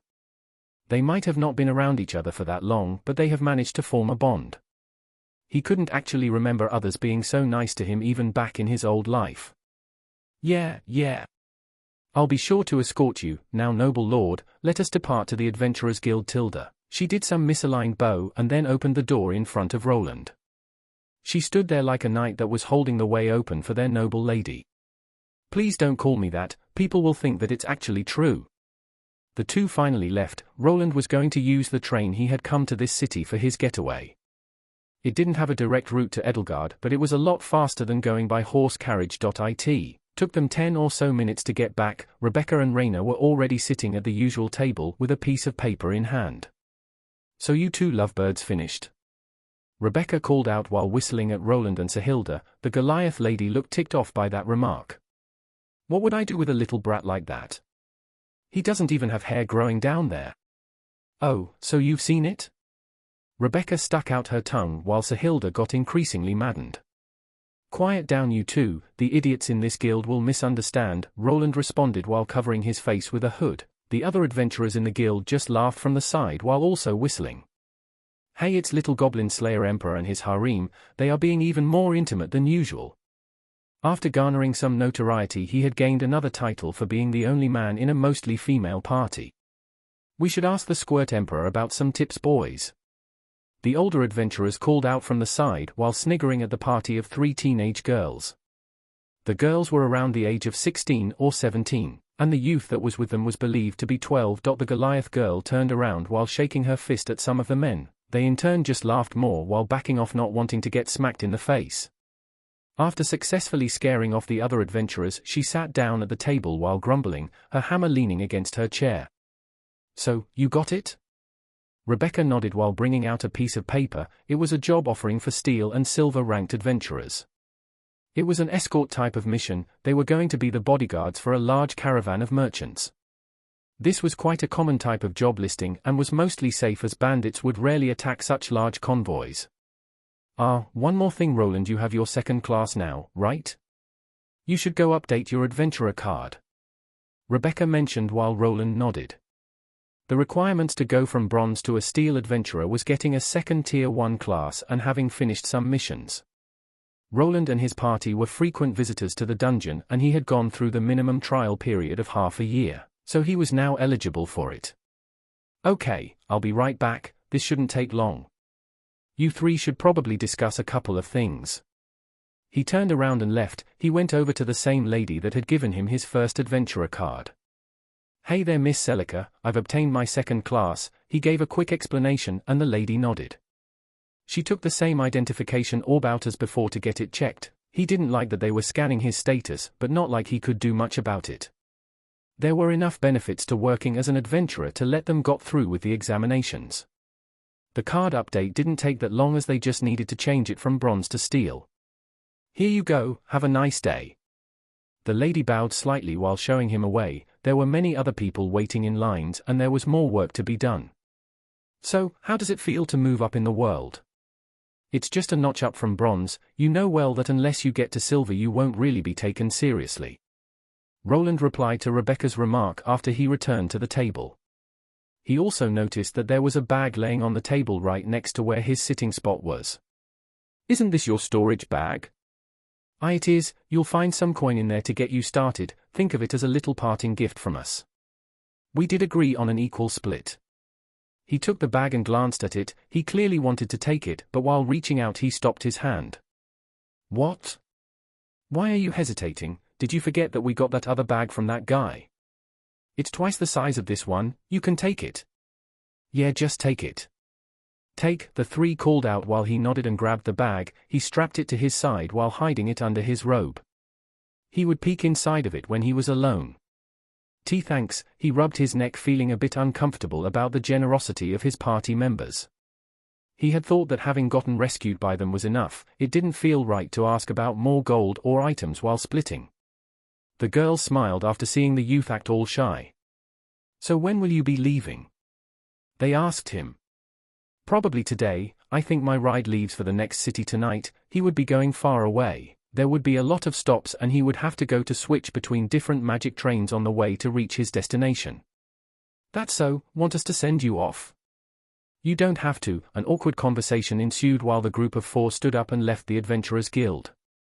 The girls would be heading to a new city and be trying to get themselves a new fourth party member there. They were already close to maxing out their second Tier 1 class, and would probably be reaching a Tier 2 class in the foreseen future. It didn't take long for Roland to get his belongings from the inn. With the storage bag carrying around all of his items would be quite easy. Back outside, the group huddled closer. Roland wasn't really thinking about them following him all the way to the train station, so this would be as far as this would go. So, this is it. Don't forget about us, and remember you promised to make us those weapons and armors. Rebecca replied happily while holding both her hands to her hips. Sahilda delivered a smack to his back that made him almost fall as she always did. Yeah, take care of yourself, oh mighty lord. Take care, Raina replied in a monotone voice while twiddling her thumbs. I will, and don't worry, I'll probably be stuck in a blacksmith shop for quite some time. The time finally came and he turned around. He wasn't good with things like this and he wasn't sure if he would be able to see these three oddballs in the foreseen future. He would be sure to remember them, as the time spent in this city was something that he cherished. He thought that this was for the best. He didn't want to involve the girls in his family problems. The three girls remained in place while waving, calling out to him once in a while, which made Roland wave with his hand one last time without turning around. He finally made a turn, leaving the view of the three that were watching him from afar. So he is gone, huh? Yeah, Sahilda asked while Rebecca replied, her eyes getting suspiciously moist. You're never good with things like this. At least he didn't have to see that ugly face of yours covered in snot. Unbeknownst to Roland, his party members weren't taking the separation all that well. Sahilda's face contorted into quite the mess and tears were running down her cheeks, snot all over. She started sobbing uncontrollably, which made the other two follow suit. Common, let us go to the tavern. Stop crying, you're making the people uncomfortable. Who's crying? I'm not crying. Some people could see a Goliath female with her head down and two other girls patting her back. They looked to be saddened while walking into the city. The reason for their distress was close to reaching the train station that would take him on a trip through the large kingdom. The journey would take at least a week as he needed to change stations multiple times. Some of them would even require him to use regular carriages. Well, farewell, my friends, it was fun while it lasted. He sat down at the train station and waited. An old part of his life was coming to an end. What waited for him next was unknown. He was nervous to a certain extent, but also excited. Nervous about the unknown, excited about the possibilities of his future life that was ready to begin. Chapter 21. What do you mean he is gone? A loud booming voice was heard, followed by a sound of shattering furniture. A chair was thrown at a wall and it fractured into many pieces on impact. This all was happening inside a large room. It looked to be some kind of noble house. There were various paintings and bookshelves in this room, along with a big crest that had Arden written underneath. Please my lord, calm down. Adam the butler used a handkerchief to wipe some sweat from his brow. He had just arrived at the Baron's office with bad news: his son was missing. The man responsible for keeping watch over him was nowhere to be found, and just as him, the boy was gone. The man didn't send in the weekly report as usual, and by the time they sent someone else to check, there was no Roland to be found. The report said that the adventurer party that he was traveling with wasn't in the city of Carwen either. They might have just left the city together with the young master. Wentworth Arden, Roland's father, stood there behind his desk. In a fit of rage, he had tossed his chair at the wall, missing the butler but a hair. "Get out and send more people. And bring me a new chair." The butler just bowed while getting out of the room with haste. The Baron moved over to the couch that was to the side and grabbed himself a bottle of schnapps to soothe his nerves. He looked to be quite angry while he drank. He had seen the whole report. The man that was supposed to keep watch was gone. There were a couple of possibilities, some better than the others. The possibility of the boy just going to a different city was there, but the disappearance of one of his men was strange. The Baron smelled some foul play, and he was angry that the possibility of his son's death was out there. Did he escape? The man spoke out before taking a big gulp straight from the bottle while contemplating. He knew well that finding his son would be difficult if he decided to run away. He didn't have enough pull to get the Adventurers Guild to give out his location. Only large ducal houses or the king could achieve such thing. The adventurer guilds around the kingdom were very adamant with their rules. They also had some powerful adventurers that the kingdom wouldn't be willing to go against if push came to shove. Or did he perish? This was the other option on the table, one that he didn't want to believe in. He shook his head while taking a swig from the bottle again. His chair was already on the way and he needed to get back to work. Somewhere far away, the estranged son in question was sitting in a large moving train. He was looking at the passing scenery with boredom. He had been on the road for a week already. There was no TV or internet here, so he was left with staring at the scenery or reading books. He had already gone through the storage bag that his previous party members gave him. He wanted to go back and throw it at their faces as they left 10 small gold coins inside. This was more than he expected. 5 small gold was the largest sum he was willing to take from the 20 that the girls had. He couldn't do his rune scribing as he didn't have any materials. Neither would it look good to just do it out in the open in a moving train. He had no books to study up either, nor was he feeling sleepy, and that was probably due to his sleep-resistant skill. This long journey had taken over a whole week, but now it was close to being over. He had seen the scenery change quite a bit through his travels. The Caldris Kingdom's climate wasn't too warm or too cold. You could see many grass fields and forest areas scattered throughout the land.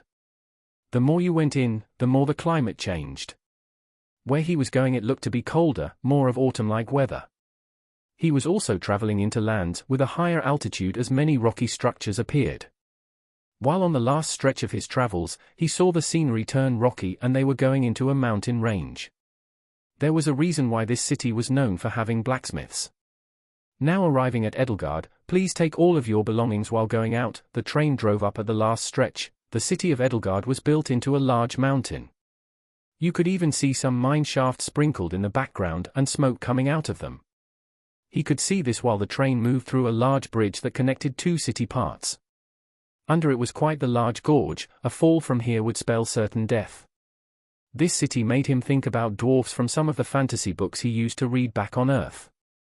In them it was always stated that this race liked to build their cities on or in mountains. Some even had ones placed deep underground.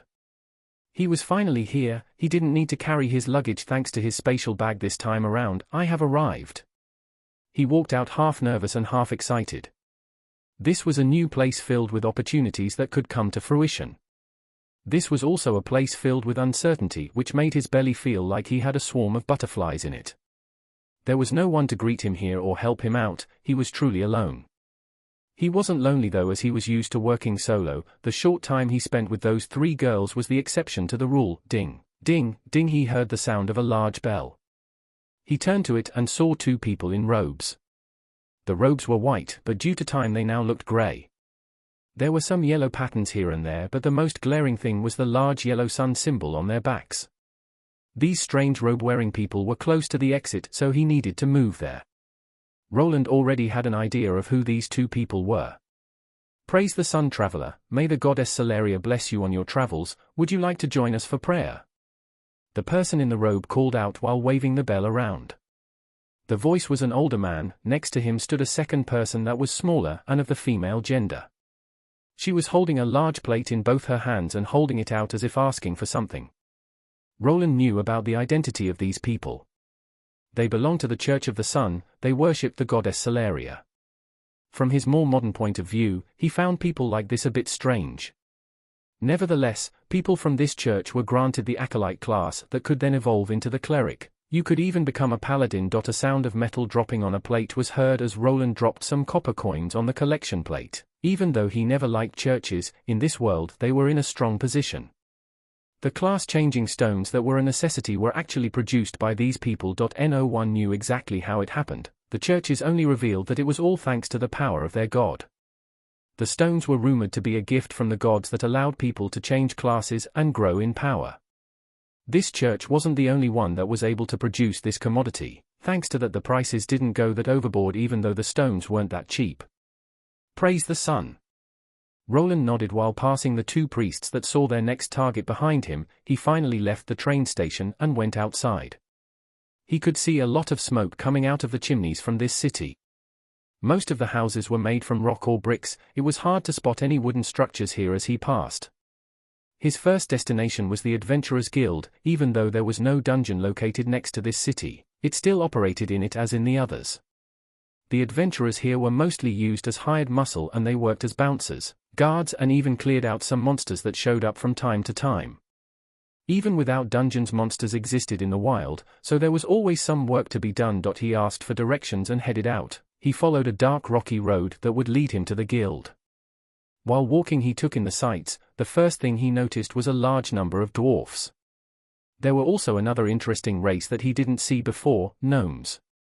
From what he knew, this race was very creative and intelligent, which made them good crafters by default. In contrast to dwarfs that like to work with heavy weapons and armor, the gnomes prided themselves in making more intricate machinery. The magical trains that he was using were apparently invented by the gnome tinkerers. They also worked as normal craftsmen, specializing in smaller items like trinkets and magical accessories. Roland needed to find a new base of operations. From what he could tell, he needed to get himself a job at one of the scribing shops.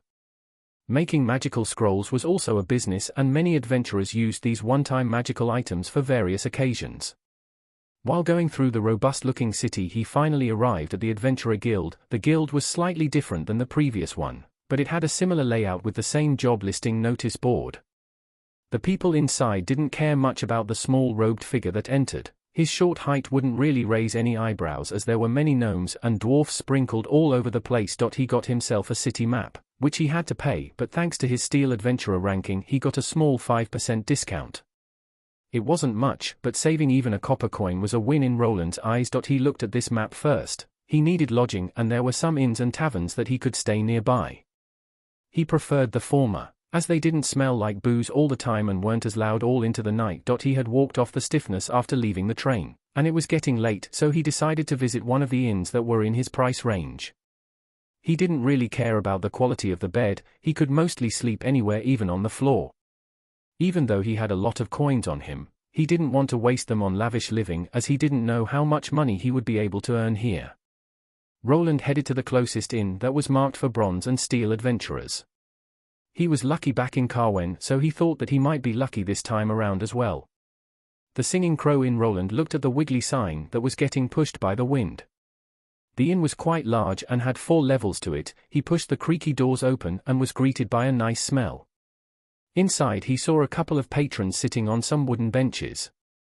They were eating food and drinking some beverages, probably alcoholic ones. While distracted, he moved forward, looking for some kind of counter with the bartender or someone that looked like an owner. While going through the crowd of people, he felt someone bumping into him. "Hey, watch out where you are going."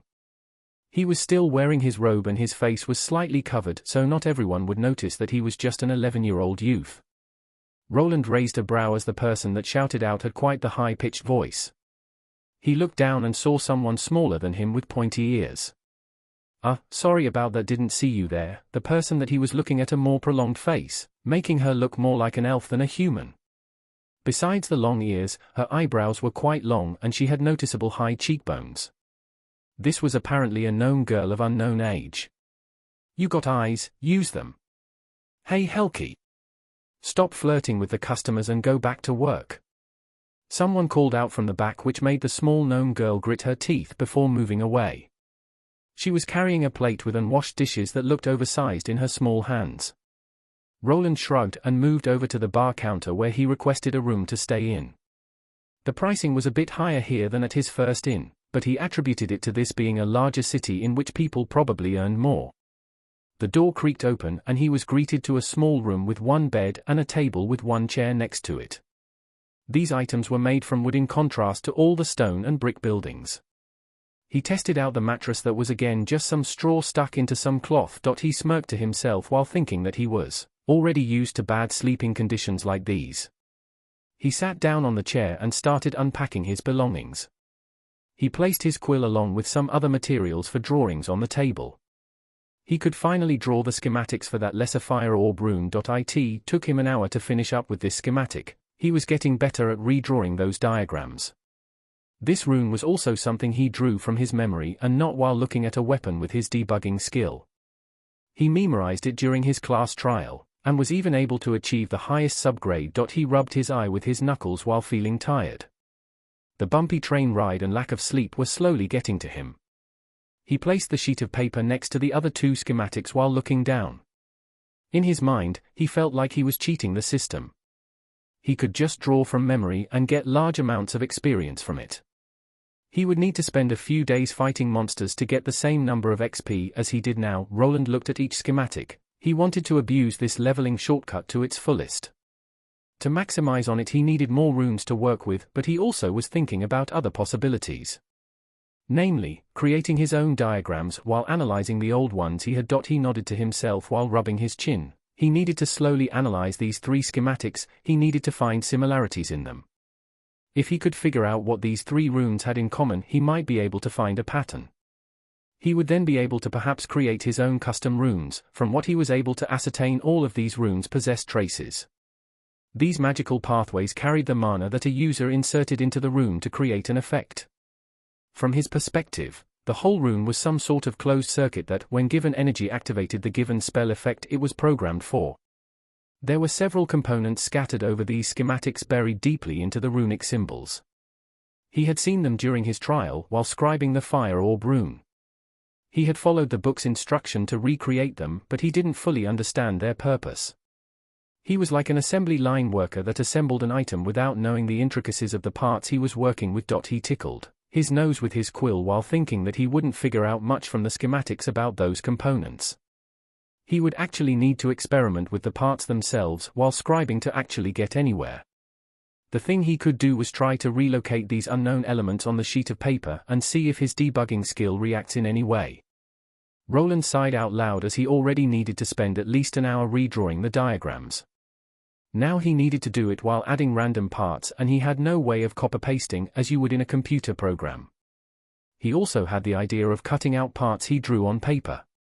He would then try relocating them over completed schematics while replacing the other components. He tried doing it by drawing some of the rune parts onto a smaller piece of paper and placing it over another element on the fire orb rune. His debugging skill didn't activate. It seemed that it had to be drawn on one piece of paper as a whole. Well, that got me nowhere. Before going to bed, let me copy over all of these modules and try to organize them. Roland looked at his quill and frowned. He really needed a pencil for this kind of work. The quill was sometimes messy and required constant refills of ink. He didn't really have time to buy any scribing materials back at his old city. Everything happened fast, so he only brought over other necessities, like food, water, and clothes. His work continued into the night. Redrawing the single parts was a lot easier without drawing all those magical pathways. He had no idea what they represented yet, but in the future, he would try designing the simplest rune possible and then start experimenting. Roland believed that if his debugging skill was working with these components, then maybe they were used similar to parts you found on a circuit board. Resistors that were used to control the electric current could be used to control the amount of mana used in a rune. Maybe on the detonation rune parts like these were used to make the explosion smaller. If he knew which ones to remove, he could create a larger detonation, transistors that amplified a charge. Maybe if he found something similar to them, he could increase the output on some of these spells. Memory elements could have pre-programmed modules with the actual spell effects in them.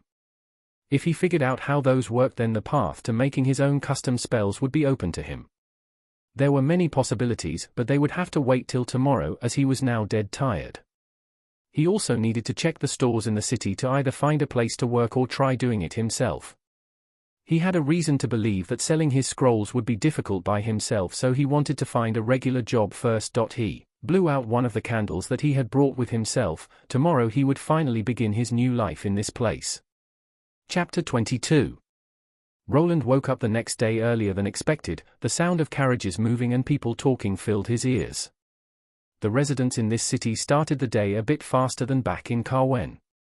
They also made a lot more noise. He could hear the sounds of hammers hitting metal even from here. He rose to his feet with one eye glued shut. He was a bit groggy. The fatigue from the week-long train ride didn't go away just yet. He somehow crawled out of his bed and went out of his room. There wasn't really much to do there, and he could just carry his stuff in his spatial bag. He had his breakfast, which tasted bland as before. The common people didn't really have much seasoning besides salt and pepper. The small gnome girl was up and about today. He decided to try not to bump into her again, as she looked easily irritable. He needed to inspect the new city. Besides this inn and the Adventurers Guild, there were other interesting places to see. First, he decided to find himself a general store that sold items for scribes. He needed to get himself some paper or blank scrolls made from monster skin. He wasn't sure which ones were better, but it would probably be easier to draw on paper than rough scrolls. He kept looking around, quite curious about the people living here. He had been in this world for almost 6 years now. The time that he had spent adventuring was already over half a year. The adventurers were a peculiar bunch, but he found them a well-knit group. There were still dangers in this world though. Bandits and monsters prowled in the night, and you could get yourself a death sentence if you bumped into a person in a high enough position. Luck was on his side, as besides that one encounter he had managed to fly under the radar. This was probably thanks to the adventurer party he had joined. The 3 girls were quite cautious in their hunts. He didn't show it back then, but he noticed that they were different from the usual adventurer group. They didn't wander into the deeper parts of the dungeon even though they should be strong enough. He had reason to believe that they weren't willing to go there with a child like him. He shook his head around, trying to forget about the recent but now old days. He needed to get some shopping done, and he had reached one of the larger general stores. He entered inside and could hear a bell ringing. The moment he pushed the door open, he could see some people inside looking at the items on display. The first thing he noticed were the long display cases. They had items placed in them with small text which showed the name and the pricing akin to modern-day price tags. There were some bookcases placed at the walls and some decorations in the form of shields and swords at the walls. This was a general item store, so you could find things like potions, scrolls, and even provisions here. Good day, customer. Feel free to look around the store. He heard someone calling out to him. In front behind the display cases stood an older gentleman. He had large glasses on and was partially balding with some hair on the sides. He was wearing a heavy apron over his regular clothes, with some tools sticking out from the pockets. Roland nodded and moved closer to the display cases. He could see some potions of various grades. They had the same grading system as the runes, ranging from lesser all the way up to legendary. Here he found mostly lesser and common ones though. Oh, they do have some scrolls here. In one of the display cases, he saw some rolled-up scrolls. This one he was looking at had a mana arrow spell inscribed onto it. He looked at the price and saw that this one went for 1 small silver coin. He wasn't sure if that was a large sum for an item like this. So he tried comparing the price to monster kills. He reasoned that it wouldn't be worthwhile to kill a goblin with this spell scroll, unless you were getting a mana stone out of it. If you considered this a life-saving measure, then it wasn't that costly. He looked further and spotted more scrolls that were being sold. The next one in line was a fire arrow spell scroll. This was a direct upgrade from a mana arrow spell and was tier 2 magic. A person making this scroll had to be a more advanced scribe along with being an elemental fire mage. The cost of this spell was triple what the inferior one cost. Roland was a bit surprised by it only being this much. He was inclined to think that this spell should cost a lot more. It was always best to ask when you had some questions instead of overthinking, so he looked at the store owner and gave his question. "Excuse me, why does this fire arrow spell only cost 3 small silvers when it's a tier 2 spell, while this mana arrow spell costs 1 small silver?" The store owner moved a bit closer to look at what his customer was looking at and then gave the answer. Even though it's a tier 2 spell, it isn't that much more potent. It also depends on the person making these scrolls and materials. If it was a fireball spell, it would cost about 6 small silver per scroll. Also, dear customer, these scrolls get identified by a professional that can distinguish their true attacking value. An archmage could very well create a simple mana arrow spell that would be several times stronger than a fire arrow spell. It all depends on the person making it. The shop owner was quite happy to explain while taking out one of the scrolls and showing them off. These scrolls also had gradings just as the runes. They were a bit different, as the determining factor was not how well they were made, but how much power was injected into them during the creation process. The people made it simple and rated them from lowest to highest, and they were checked by a special device before a price was assigned. "I see, thank you." Roland nodded and wondered how high his grading would be if he wrote down his own mana arrow and mana bolt spell. He had a lot more intelligence and mana than a regular mage, so he should be able to make more powerful spell scrolls. Before asking more questions, Roland went around the store and found the things he was looking for. He found some magic ink and the more crude-looking monster skin scrolls. He was also sure to get himself a pencil and more sketching paper. From what the shop owner said, these were the cheaper options, as the magic paper was made from some difficulty to come by wood. In contrast, monsters were easily hunted down in certain dungeons and were a good renewable resource. The empty scrolls came in bundles of 10 and they were close to the size of A5 paper. This meant that they weren't all that big, but considering the spells he was going to write on them weren't that high level, this was enough.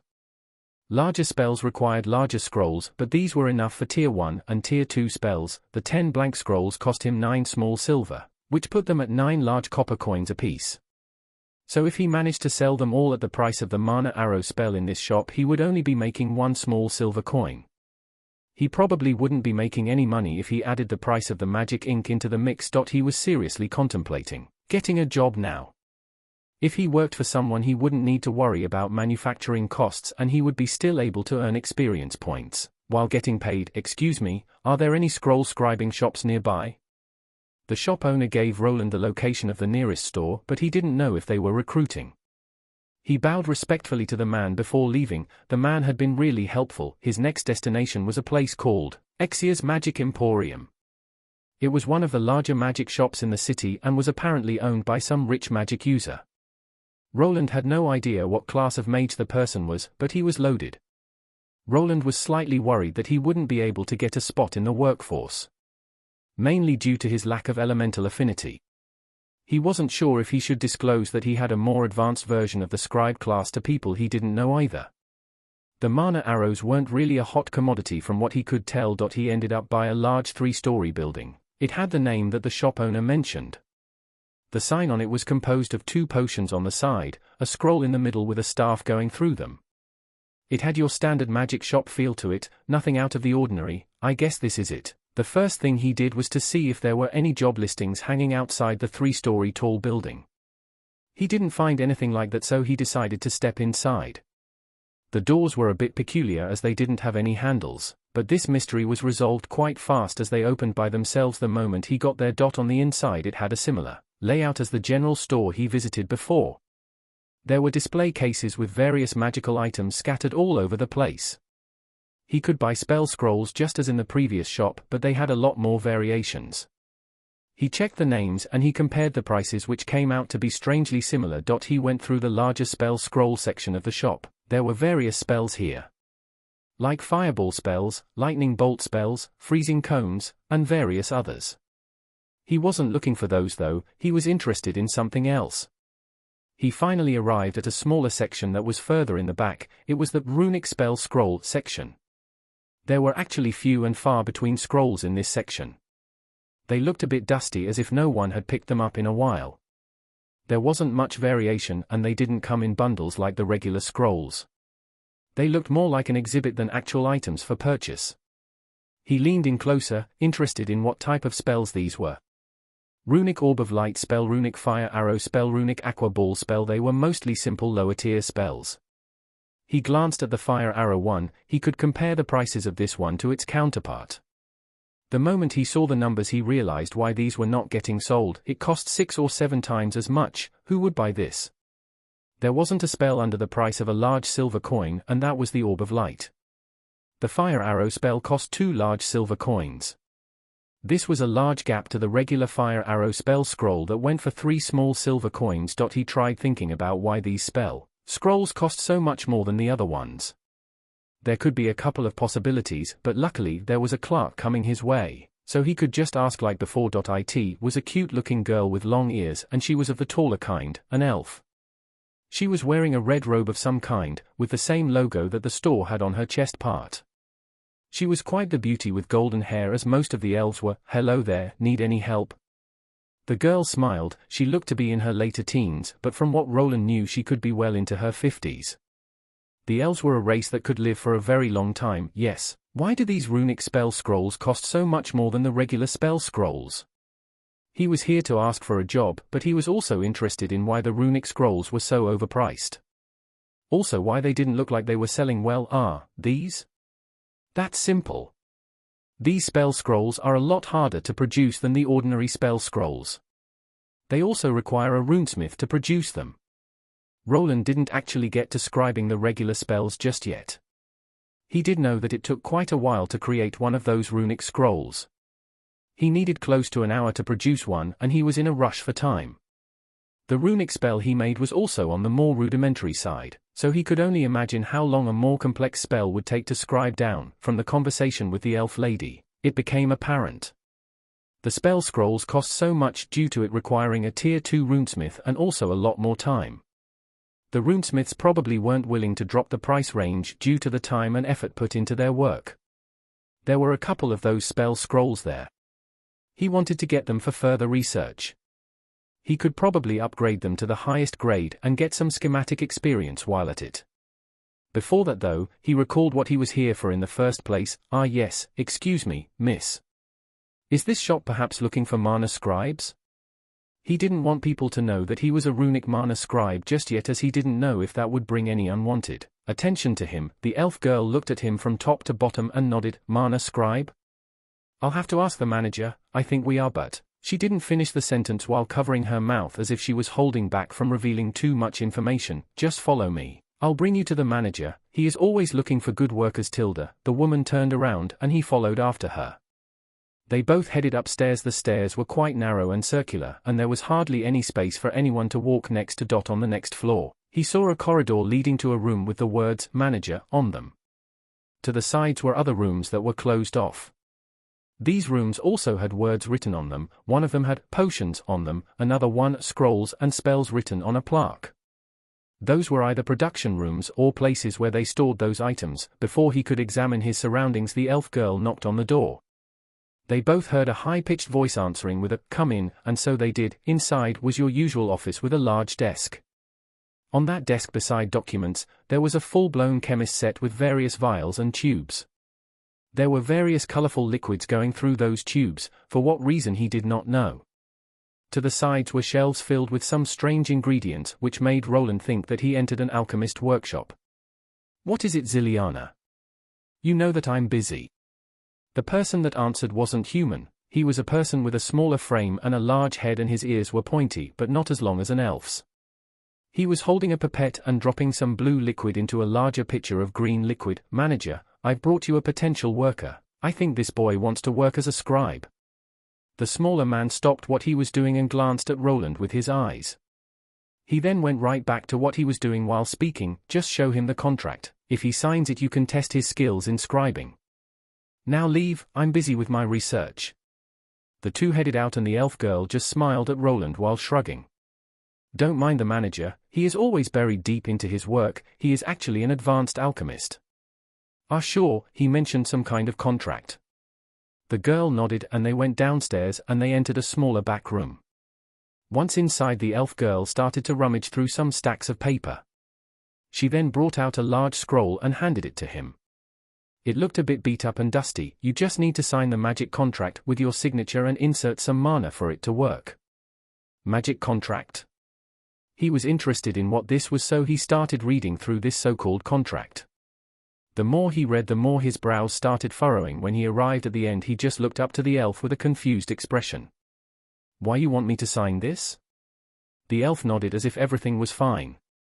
The contract was a 6-year deal. It stated that he would work for a set price and would have to scribe a set number of spells each day.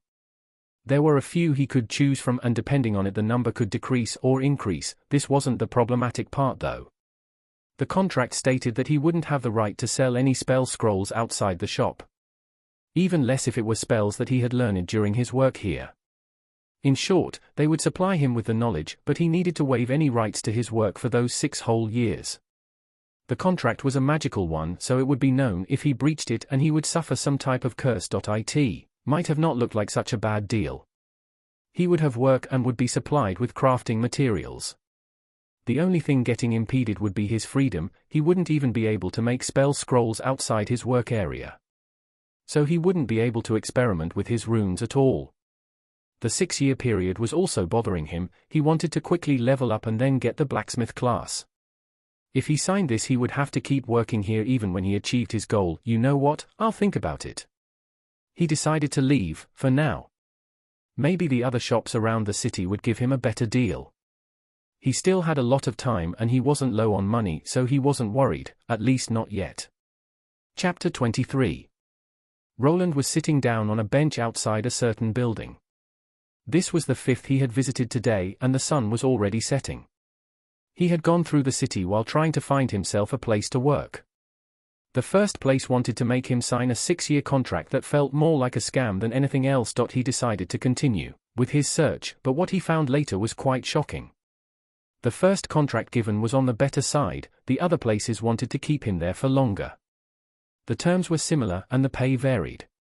Some wanted him to make a certain number of scrolls each day. Others wanted him to work for a fixed amount of hours for the entire week. He wouldn't even have days off. I made a big mistake. He thought that a big city like this would have many opportunities. He was sure that he would find something sooner or later. The reality was different.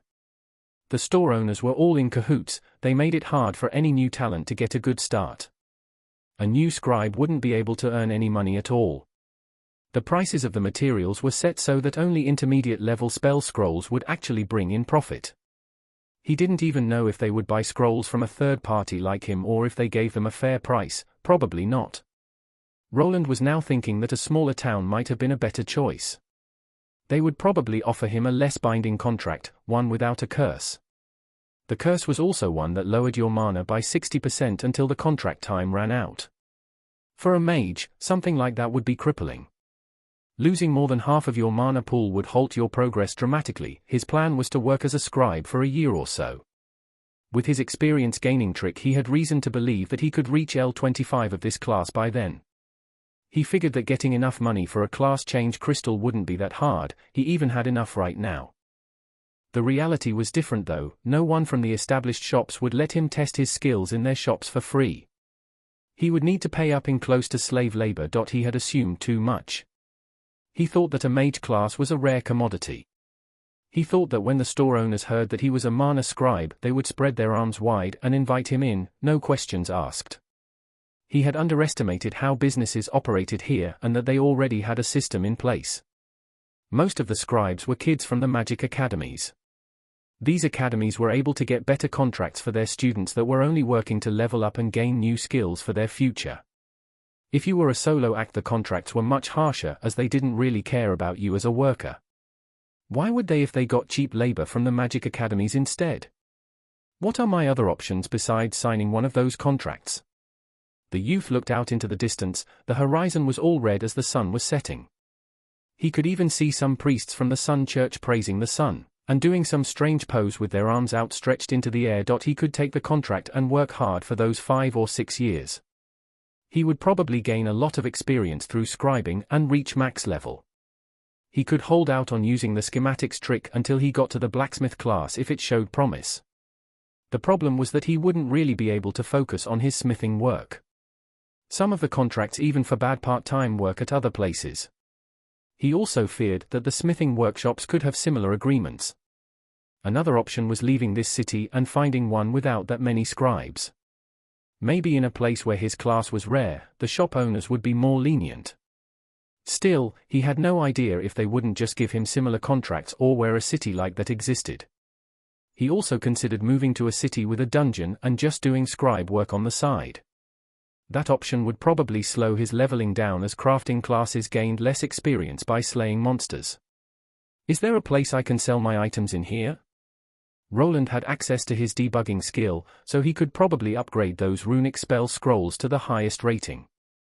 He thought back to the prices those went for and they overshadowed the regular spell scrolls. The problem was that no one was willing to buy them if they could get something cheaper in bulk that wasn't that much worse. How much better were the highest versions of those runic spells? Was the biggest question. If he managed to get that fire arrow spell to be a lot more powerful than the competition's, he might be able to somehow do it. The construction materials weren't that costly, maybe if he bundled them 10 apiece he could manage to scrape by. There was another problem besides that. How would he explain that a boy of not even 11 was selling and producing runic spell scrolls at the highest rank? Would the people try to get his secrets? Would they get violent? He wasn't sure how the businessmen around here reacted to the unwanted competition. He didn't think he would affect their bottom line with some scrolls, so he mostly thought it would be safe in that regard. Was there a place that he could sell his stuff without attracting attention? While still earning enough to get by and while leveling up? He didn't think there was such a convenient place in the regular stores or shops.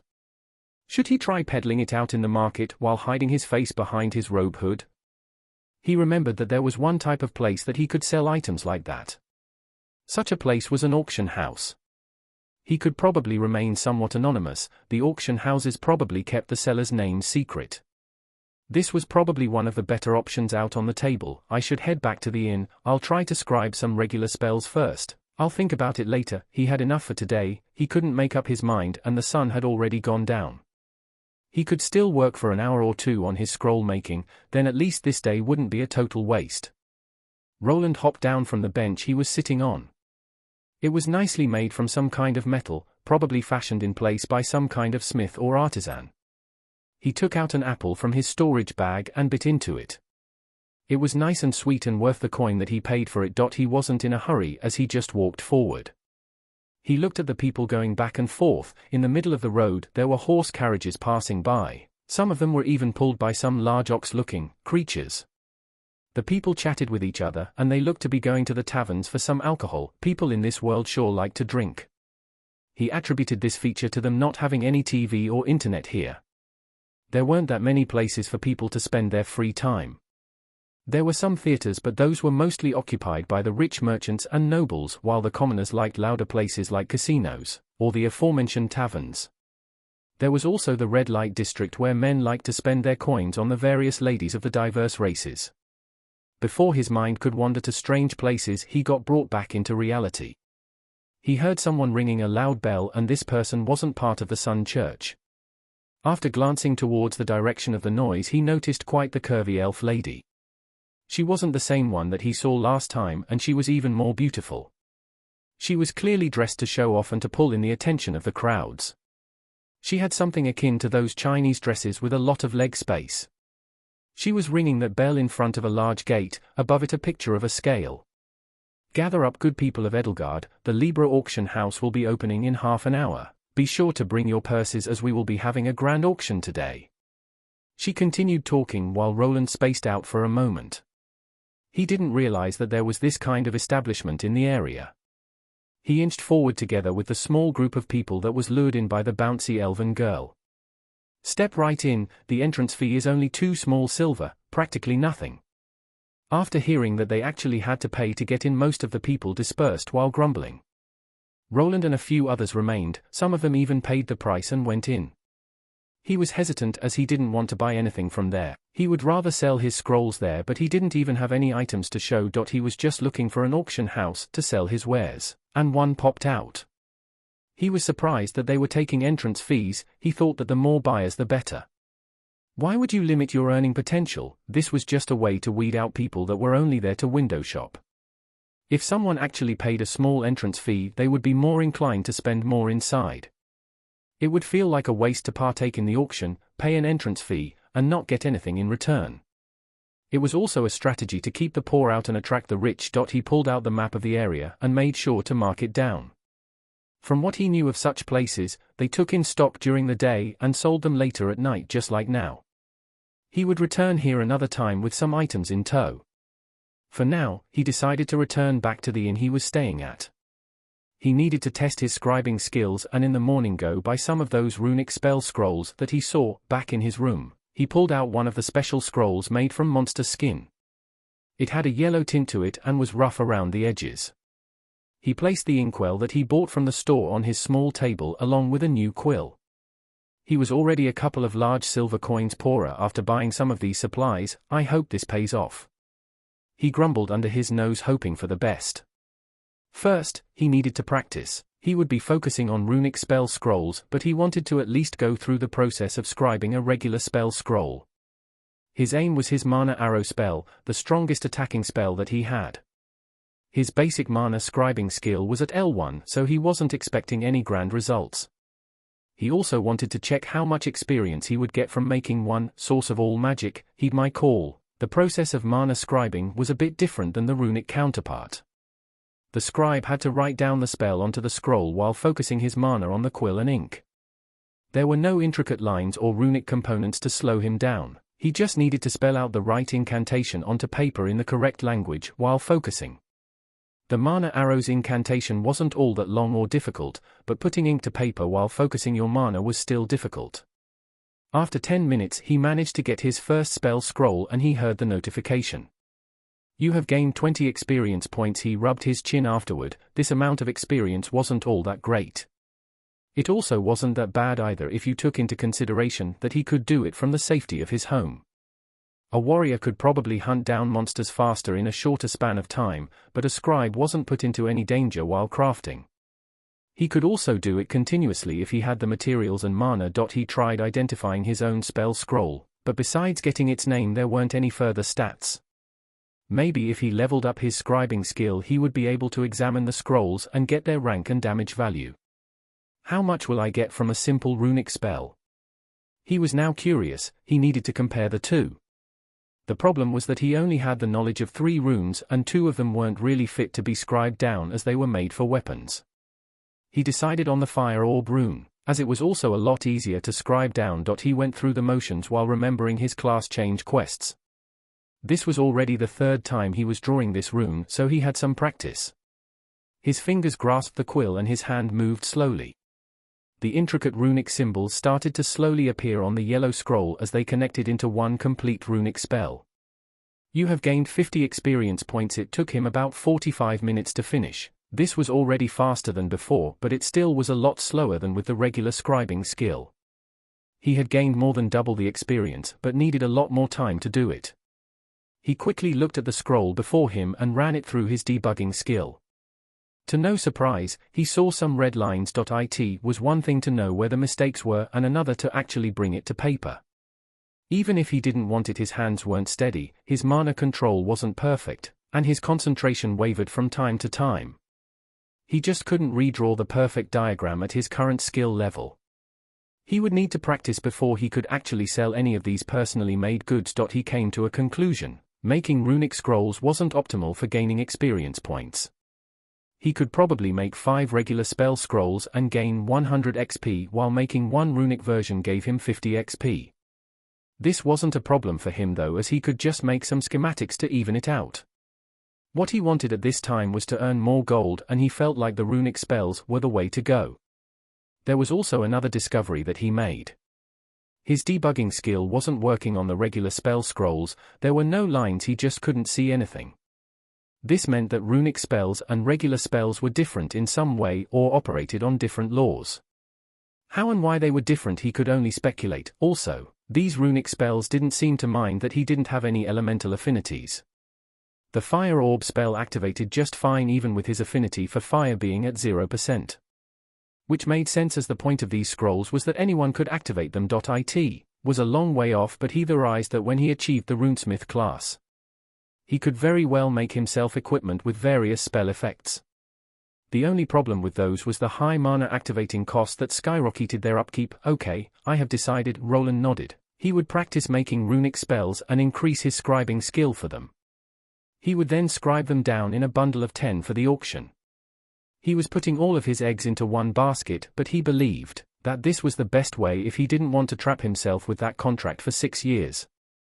Thanks to his previous party members that had gifted him some golden coins, he would be okay even for half a year with no work. He would use this opportunity that they gave him well. With a new battle plan on his mind, he was reinvigorated. He just needed to power through this period and scribe like his life depended on it. Chapter 24. It was a normal day like any other at the Libra auction house. It was the latter part of it, and the workers were carrying some of the items into the back for appraisal. In this world, with a game-like system, it was easy to tell an object's true worth. Though that was only if the person's identification skill was high enough or if they had an enchanted item to help them out with it. Those items were costly though, and they required mana as any other runic equipment. That is why a person with a high identification skill was sought after, as he could appraise many items throughout the day without the need for mana. Percival was one of those people. He was the holder of a special non-combat analytic class that even had an appraisal skill included. His job was the identification of goods at this auction house. Not every item on the list made it to the showcase. There were rules put in place to not sell anything below a certain price. There was just not enough time for everything to be put out on stage. The Libra auction house was one of the largest ones in the city, and it had multiple stages where the items were being put up. They were all separated into ranks, so you wouldn't see a grand magic sword being auctioned before a lesser magic potion. Here, Mr. Percival, this is the last item from this batch. We still need to decide on the order of the items. A person brought in a certain item and placed it to the side at the entrance of Percival's office before leaving. There were already certain other products, all separated by prices and labeled by the man's assistant, waiting for pickup. The appraiser was a busy person, so not like he had enough time to do such things himself. The assistant was a regular human by the name of Cynthia. Another one into the trash bin, in it goes. The girl shouted out in a cheerful voice while placing a metallic-looking statuette into a large tray with other various items. These were all products that were deemed unworthy for this auction house to sell them. Cynthia, how many times do I have to tell you to not be rough with those? If you break it, it will be deducted from your pay. Now bring me over that item, I want to go on my break. The man was a bit grumpy from all the long hours of appraising items and just wanted to be done with it. The girl slowly walked over to the item in question and picked it up. She was a bit confused as to what this was. It was rolled up with a couple of sheets of grey paper and tied together with string. I don't think this person is good at wrapping. She brought the item over to the grumpy old appraiser that looked at it with scorn. After he managed to get rid of the crude outer shell, he frowned even more. He had seen products like this before and knew that they weren't worth much. Even from the first glance, he could tell that the quality of the scroll parchment was the absolute lowest. Why would they make me appraise spell scrolls? They sell for almost nothing. Did this get through due to the packaging? I told them to look through the items before they bring them over here. What if there was a bundle of sticks in here? Percival the appraiser wanted to grasp the bundle of spell scrolls and toss them aside.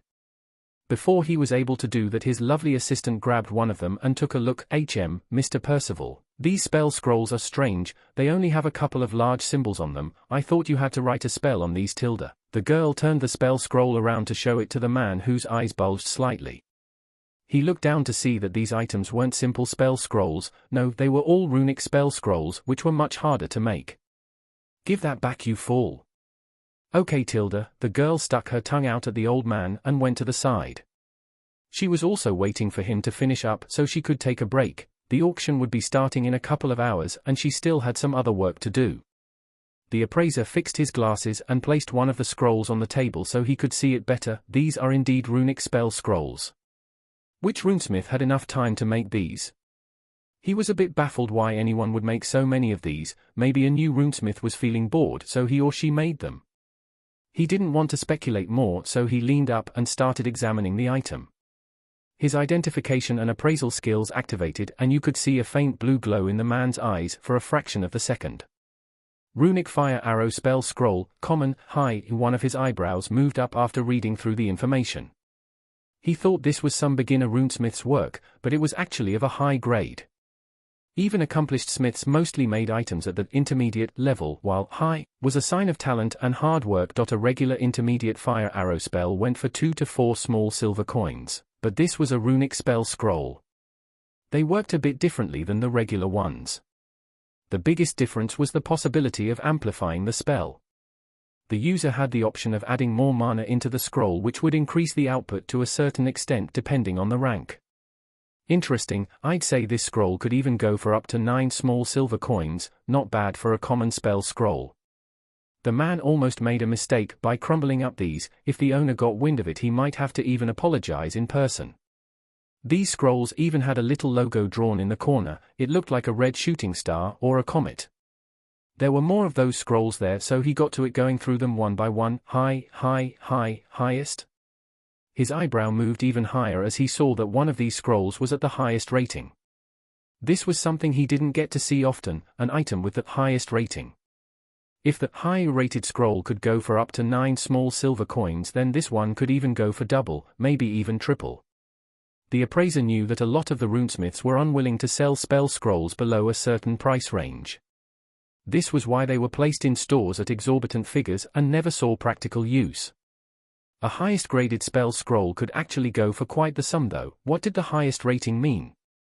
It meant that the spell was really close to jumping grades and going into a higher one. That would put this common spell scroll at half a step into the greater runic spell realm. By Solaria, who is this runesmith? Is he an advanced one? He mumbled to himself while finishing up with the appraisal. There were exactly 10 runic spell scrolls in this pile. 8 of them were at the high grade, while 2 of them were at the highest. There wasn't even one that was at an intermediate level, which told him that the person that was making them was quite the master. The man racked his brain. He couldn't imagine this being one of the runesmiths from the city. Most of them were grizzled men with some lesser magical aptitude that barely managed to become a mana scribe. Most of them preferred working with metals and not scrolls. The only use for them was practicing their mana control. "Are you finished, Mr. Percival? It's getting late." The man looked up. He had spent a bit too long inspecting these items. He coughed into his hand and then started writing down the appropriate pricing. The pricing was mostly there as a guide for the auctioneer to start off. They would use it to choose the minimum bidding price of the item. Take them and be careful, they are delicate. Also wrap them up with some high-quality string for the auction. Okay. Are we going to sell these as a bundle or separately? The assistant asked while taking out some better-looking string and rolling up the sheets of monster skin. Why are you asking me? I'm just the appraiser. They would probably sell better as a bundle. The highest graded scrolls might make the buyers bid further. He added his opinion while standing up. The scrolls that he just appraised were slightly unusual, but nothing really that extraordinary. There were items in this auction that the minimum bidding price was a gold coin. The scrolls that could fetch a couple of small or large silver coins apiece didn't really matter. The assistant girl shrugged while the old man walked out. She opened the door and 2 more male workers walked in. They removed the tray of useless items from the room first. The other goods that were going to get auctioned out were spread out on larger tables by the prices. Some other people would come in and take a look at them. They needed to decide on the order of them appearing. This was something Cynthia was also partly responsible for. While this all was happening, Roland was standing outside the Libra auction house. He had handed over his workload that he had slaved on for months. He was wearing a robe and a face mask. His eyes looked bloodshot as if he didn't sleep for a couple of days. He was reaching a boiling point. He had burned through most of his cash on crafting materials and could fill a couple of books with his low and lesser crafted runic spells now. He was quite pedantic when it came to his work ethic, unwilling to go to the auction house without at least a full clip with high-grade runic spells. He had worked tirelessly till this point. He looked at his status screen that went up a couple of levels since the last time. The skill that went up the most was his basic rune scribing skill. It was at level 5. Also, his rune mastery leveled up slightly while his understanding of making the runic scrolls continued. It was at level 2. He had procured the runic fire arrow spell scroll from that shop. He still remembered the strange look the lady elf gave him after she brought it over. She even tried telling him that it wasn't worth it, and that he should just get one of the regular spell scrolls instead. He brought it back home and created a perfect schematic. It even gave him double the experience compared to the lesser rune schematics he made. He was still filled with anticipation and vigor at that point. This soon turned to despair after he noticed that scribing a common runic spell was a lot harder than the lesser variant. He failed and failed, losing more money in the progress of going through his resources. He even had to go back and practice on the fire orb rune as it was more manageable. He needed to level his scribing skill up to even be able to create his first fire arrow spell at the lowest subgrade, and this was already a full month after he obtained this item for practice. The 10 small gold coins that his party members had graciously given him started not to seem like such a big sum. He thought that it could even last him for 10 months, but he barely managed to last half a year while going through his crafting materials. He even had to dive into his adventurer savings just to scrape by. At this point in time, he was sitting on his last small silver coin. If he didn't manage to make a profit with these scrolls, he would have to go find himself a job. He was very stubborn as he got it into his head that he needed good branding with his first auction. This was why he was unwilling to sell the lower-rated scrolls and why he placed a small logo on the scroll, so that people would notice his brand. He also pretended to be a servant of some posh runesmith that made these runic spells. The disguise he was wearing was also part of his paranoia that had manifested itself slowly. It was partly due to the assassination attempt and because he was worried that his father would find him and force him to go back. He had gotten a special plaque with a number. With this he could return later to get his money. Apparently his goods made it through the appraiser as he saw some other sellers picking up their items that didn't make it through. I should go in and check. They told me that the sellers can sit in the back during the auction if they wanted. He was quite nervous as a student before a big exam, waiting for his turn to enter. He felt butterflies in his stomach, but he steeled his resolve and went in. He needed to see how the auction house operated and how people reacted to his wares. He showed his plaque to the guard, and was allowed to enter without paying an entrance fee. On the inside, there were a couple of corridors leading to different auction stages. There was a separate one for the more valuable items, and you had to be someone of higher status to participate in those. The one his items were being auctioned off looked like a small theater stage. There were your usual seats in the front, but there were some in the balconies for the richer people that were willing to pay a bit more. He was slightly surprised that his items were being hosted here as he expected them to be in the other auction stage, for the lesser and common items. This one was the one used for common and grand ones. He could see people coming in and sitting in the front. The auction block where the auctioneer would be standing was still empty, but you could see the large curtain wiggling a bit, which indicated that there was something being done behind it. The bidders were getting paddles handed out to them with numbers. How things worked here was that the auctioneer would call the bids and the bidders would then move those numbered paddles up if they wanted to raise it. The highest bidder then would win. The auctioneer would sometimes extend the bidding if he noticed someone being unsure. If no one continued bidding, it would end. After a count of 3. The rest of the exchange would happen in the back where the buyer would pay his coin to the auction house. The actual seller wouldn't really interact with the buyer in any way. They could even show up on another day to get their money.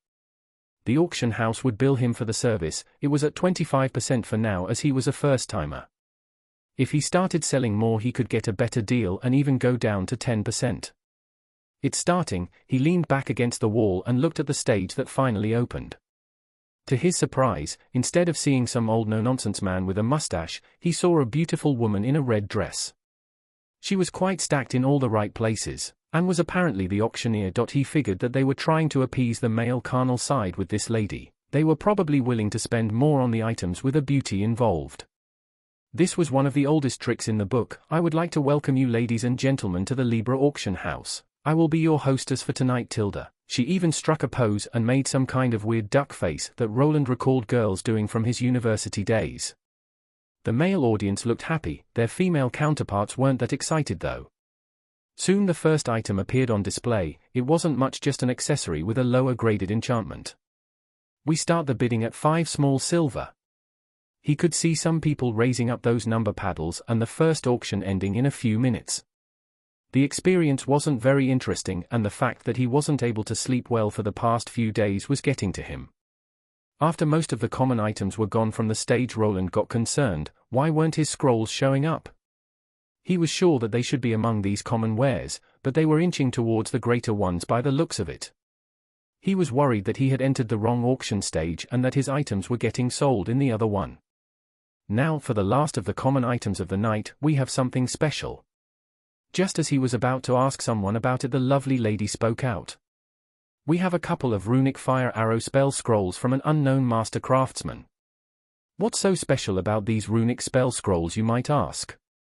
"Well, they are all mostly of the higher grade. But that's not all, dear customers, 2 of them are even of the highest grade." The people started murmuring with each other while Roland started getting nervous. His scrolls were out on display and the auctioneer lady was making quite the spectacle of it. 2 workers brought out 2 wooden boxes and placed them on the stage area where the light shone. "We have put them in a set of 5, in each box. There are 4 scrolls at the higher grade and 1 at the highest grade. We will be starting the bid for the first box at 3 large silver coins."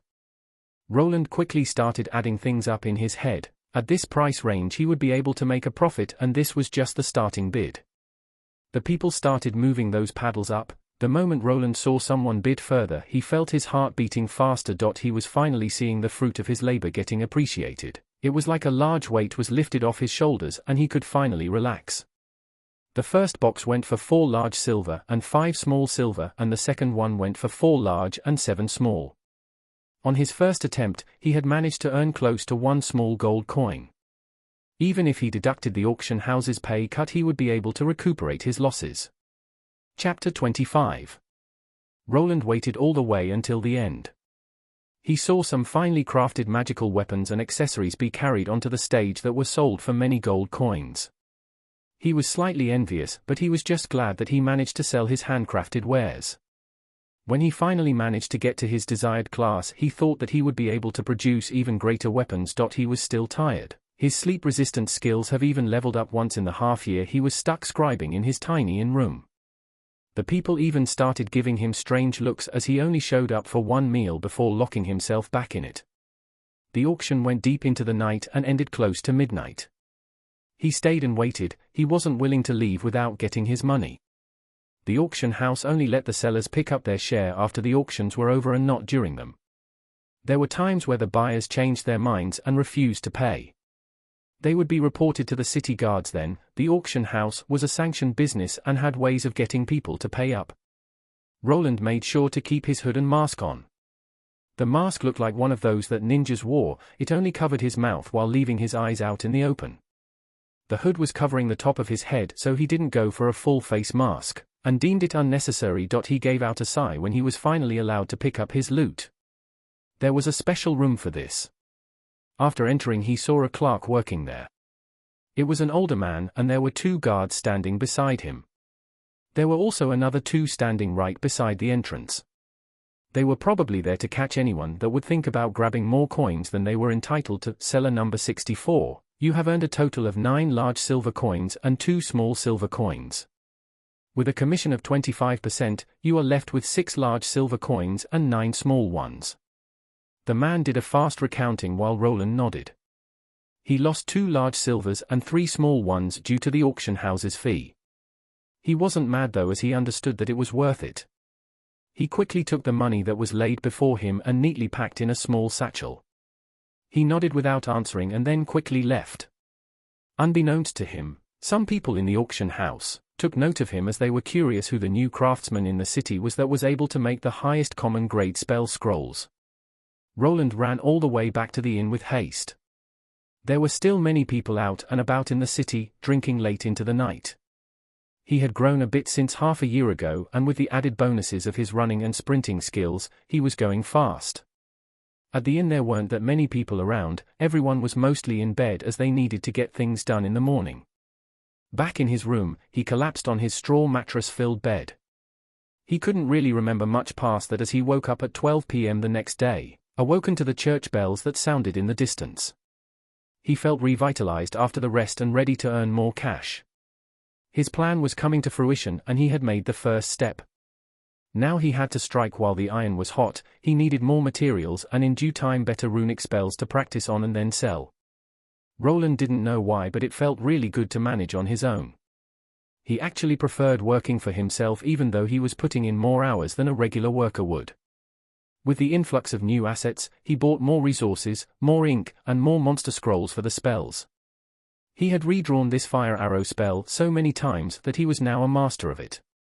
It would probably take him a while to master another comparable one, So he decided to focus on the fire arrow spell for now. He had spent countless hours redrawing it, affixing the magical pathways into the correct forms.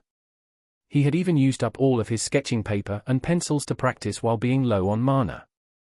This fire arrow was certainly something designed for a Runesmith class. It was very draining on his mana reserves. If he wasn't blessed with a large pool of mana, he wouldn't be able to scribe more than 1 or 2 of these runic spells per day. When a person was drained of their mana, they would start feeling dizzy and sleepy. If your mana ever hit 0, you would get a splitting headache and sometimes even pass out. This had happened to him one of the days he was scribing. His devotion to the task at hand had caused him to suffer a backlash.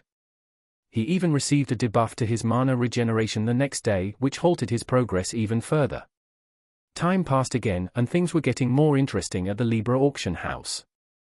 Mr. Percival the appraiser had a stack of brand new runic scrolls, all of them with the runic version of the fire arrow spell.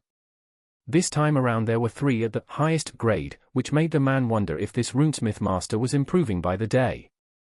There were always high and highest graded runic scrolls there. Word around the city spread, and the magic shops were slowly beginning to look into this new person that was slowly nudging himself into their territory. But just as Roland had speculated, they didn't feel threatened just yet. The number of products going around was just too small to affect these large stores that had other items to sell than spell scrolls.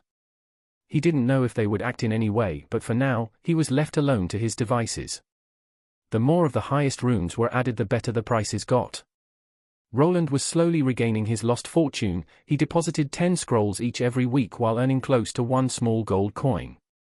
Soon he was able to get a better quill, better paper, and was now even thinking of going to a more expensive inn that was further into the city.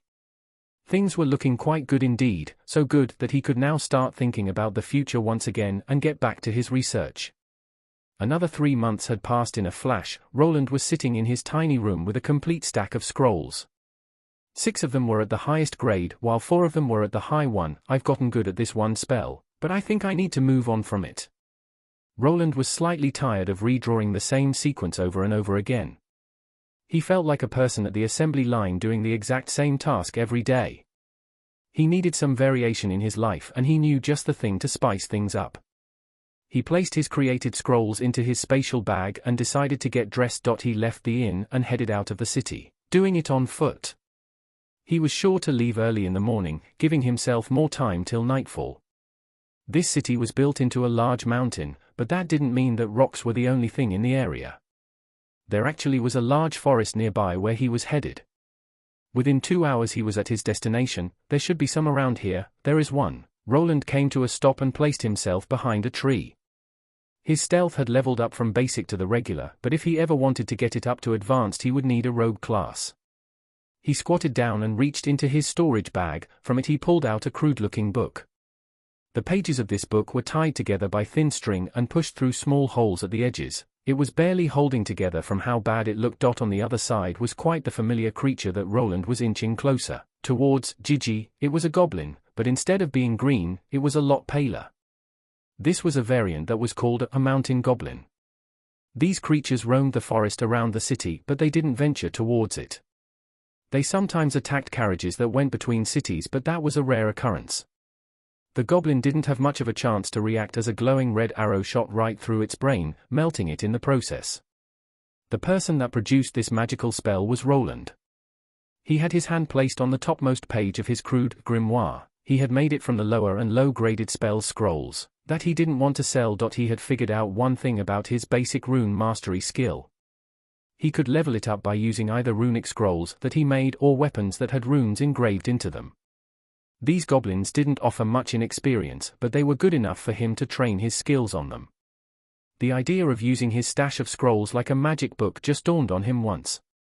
The page that he used to activate his spell crumbled into dust soon after activation.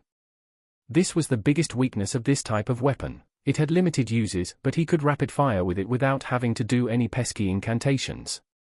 Maybe if he faced that tier 2 fencer in battle again, he could actually do something about it by spamming these fire arrows his way. Even a tier 2 class would have a hard time evading so many tier 2 spells like the fire arrow spell. Roland took a glance at his stats and some of his skills that he was grinding. His most important ones were the ones concerning runes. He wasn't really using his mage class ones that much anymore.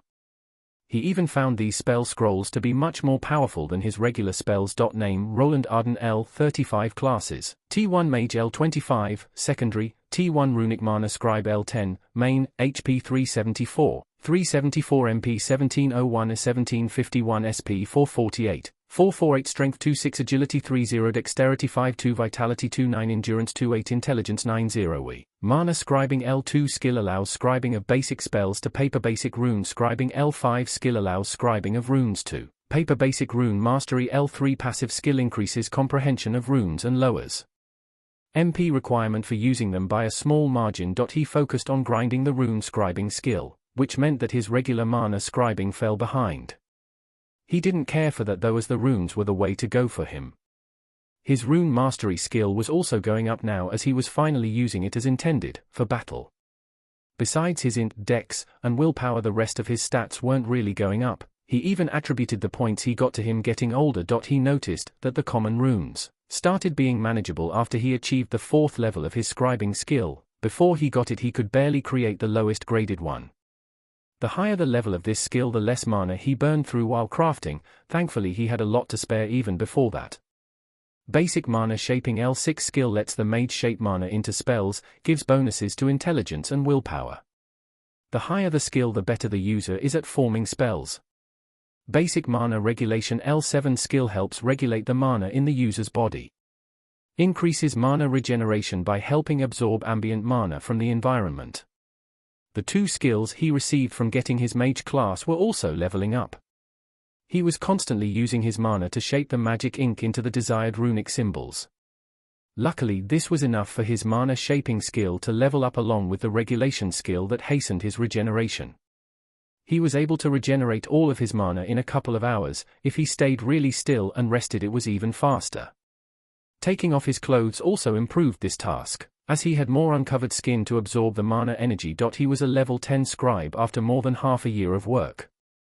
He was already at the level cap of his previous class within the same time. Leveling up his second tier 1 class was proving to be more challenging. He also didn't manage to scribe down that many rune schematics as he was without coin.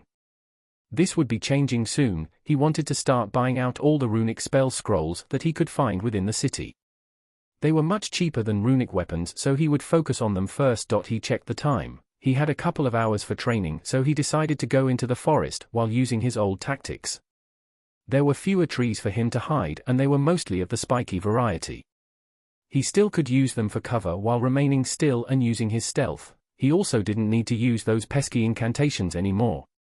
Using these spell scrolls in this makeshift spellbook was a lot faster. He was already dreaming about making a magical runic staff for himself. If he continued to gain levels with his rune mastery skill while gaining more mana, using runic weapons could be feasible in the foreseeable future. While daydreaming about runic weapons, he went deeper into the forest. It was the middle of the day, so he had plenty of time to let loose. The fire arrows rained down on the unsuspecting goblins that didn't have any time to react.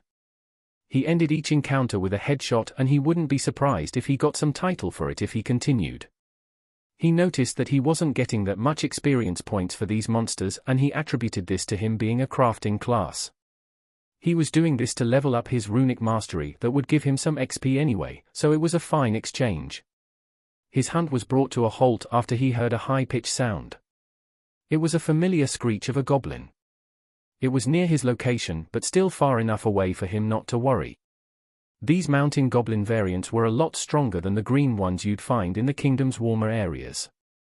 They were slightly taller and their hides were tougher, and it was over if they managed to surround you. It was considered a bad idea to fight them unless you were at least in your second, tier 1 class and in the latter parts of it.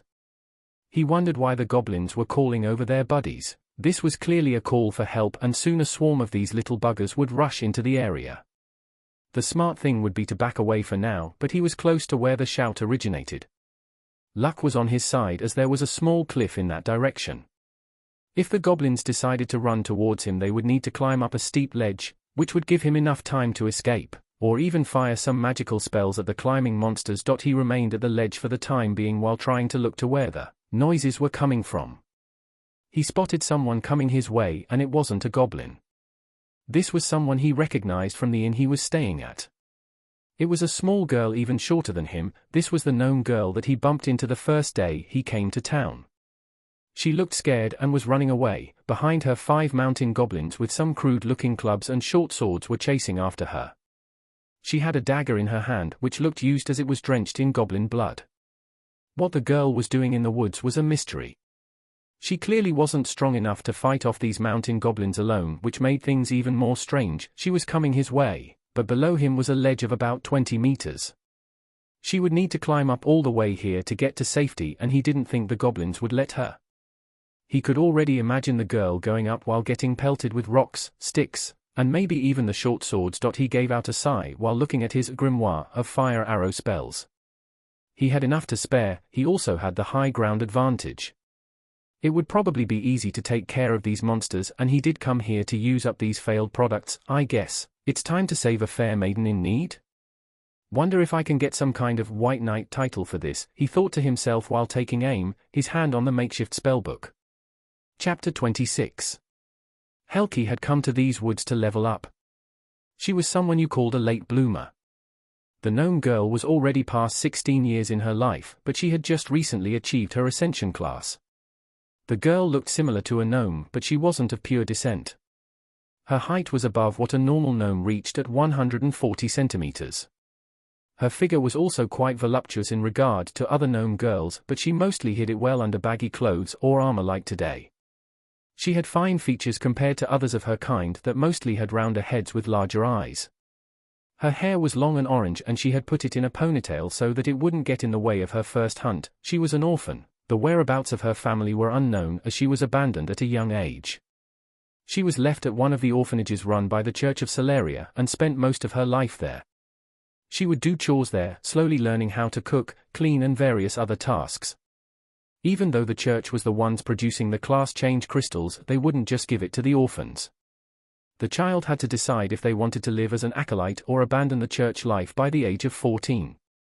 She had chosen to leave, getting a job at a few places throughout Edelgard and finally ending up at the inn where she was now employed. She had worked for 2 years saving up for herself and finally managed to get herself one of those elusive stones. She went through her ascension. The class that she was rewarded was a scout that boasted high agility and detection skills. This might have not been her chosen profession, but she was happy nevertheless. There was a slight problem though. The city she lived in had no nearby dungeon with easy monsters to practice on. She was able to register at the Adventurers Guild, but there was not much work for Tier 1 scouts that were still at the first level, and had no battle experience. The notice board for bronze adventurers was filled with tasks similar to her current job. This was something she was trying to abandon as she was fed up with that sort of lifestyle. She was someone that was stubborn. She didn't want to ask for help from other adventurers. She also couldn't trust them, mostly the male adventurers that could try to take advantage of her. She finally decided to go into the nearby forest. The walk there took her 2 hours. She had spent the rest of her savings on a dagger and on cheap leather armor. This armor consisted of a chest piece and some wrist guards. The rest of her attire was simple cloth. She had never hunted a monster before in her life, but from what she heard the goblins were quite easy to slay. To her knowledge, they weren't stronger than 10-year-old human children, which was giving her quite the confidence boost. Helki wandered into the forest with the dagger in hand, going deeper and deeper without looking back. She was dead set on leveling up and starting her new life as an adventurer. The wind howled and the trees started rustling about, which caused her to be vigilant. Her class was a scout that gave her better vision than others. This class was also adept at hiding their presence while feeling out the area. Soon enough she spotted her first target. It was a pale-looking goblin with a large wooden club in its hand. She was a gnome hybrid, so her size was slightly larger than this small monster. This placed her at an advantage as she had the height advantage. After observing the monster for a moment, she noticed that it was quite lean and muscular. This didn't halt her advance. She was dead set on hunting this goblin. She gripped her dagger and started sneaking forward. She knew that the element of surprise was paramount. If she managed to land a backstab, she could probably deliver a killing blow. She moved forward while the monster was looking down at something. There were some large insects there that the goblin started stomping on. This gave her a chance to move forward. While sneaking, the goblin was unaware of the small person sneaking up behind it. It switched to hitting the ground with its club while grinning. Suddenly it heard something snap behind it which put it on alert. The goblin turned around with haste to see a pointy-eared girl with a dagger rushing its way. It didn't have that much time to react, and it wasn't very skilled either. The goblin just swung its wooden weapon randomly in hopes of protecting itself. This was partially successful as it managed to deliver a blow to Helki's side.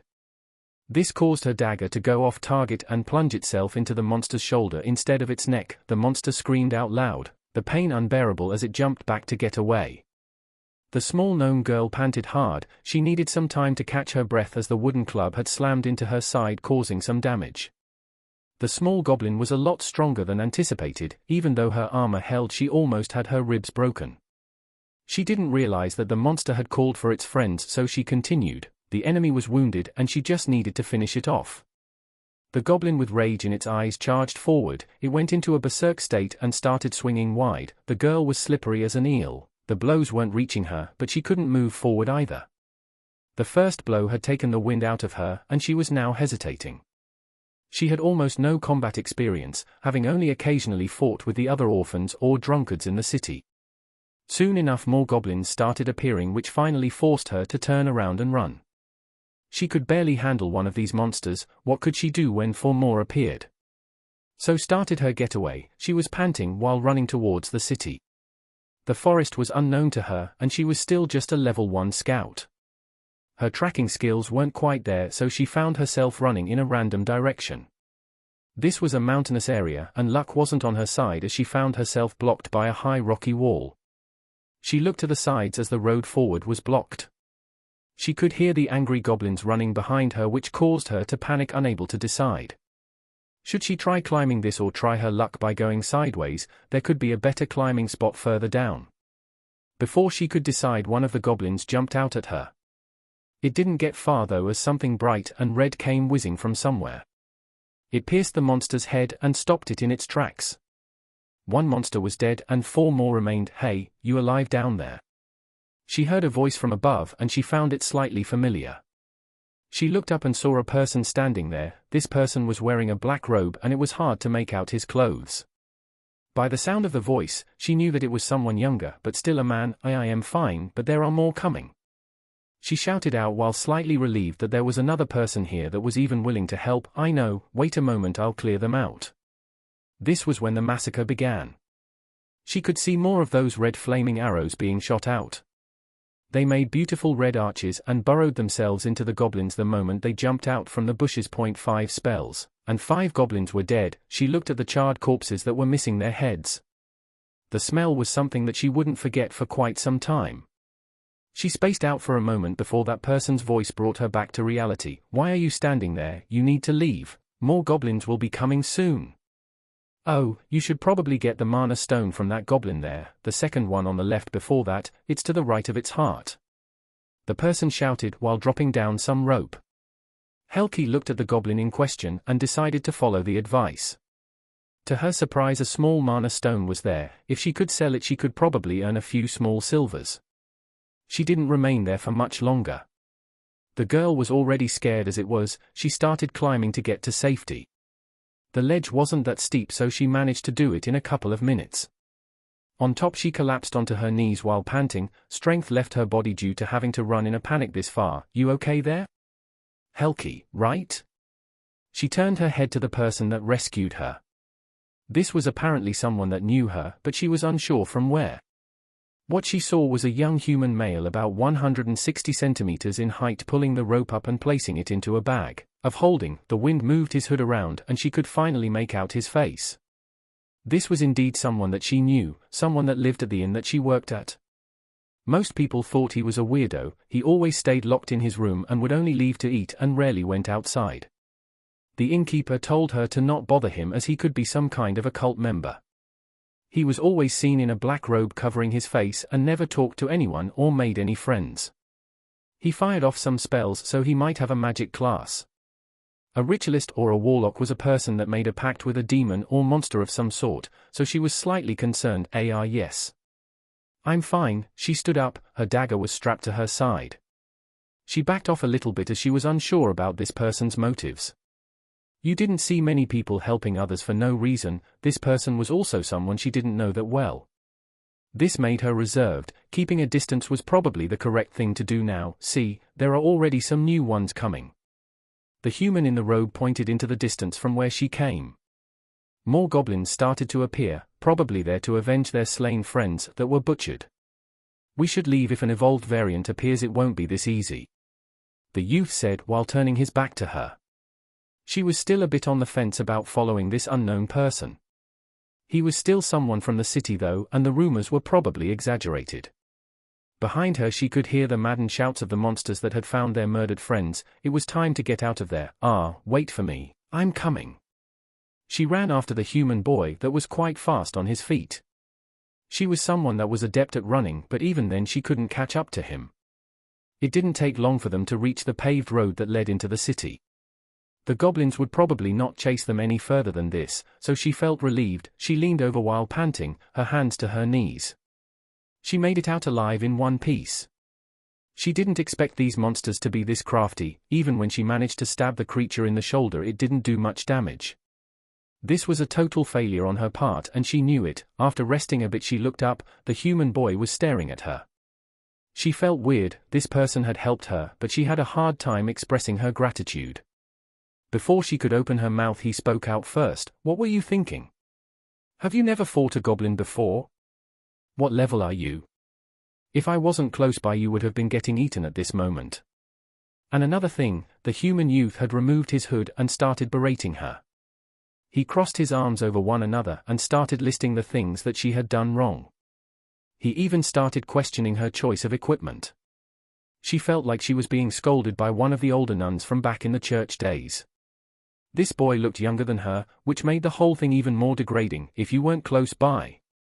I had everything under control. She puffed up her cheeks along with her chest, her long eyebrows angling inwards. She was mad. Her plan of being an adventurer didn't work out as intended, and now she was getting lectured by some snotty kid.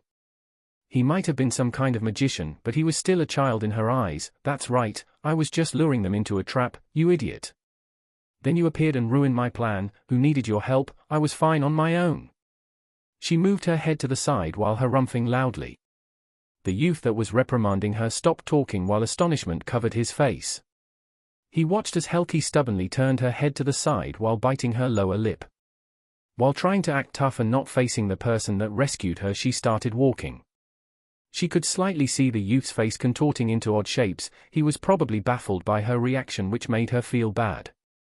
She was never good at apologizing for her wrongdoings, and even worse at thanking people that had helped her. The two didn't talk much after her outburst. They kept a distance of a few meters from each other.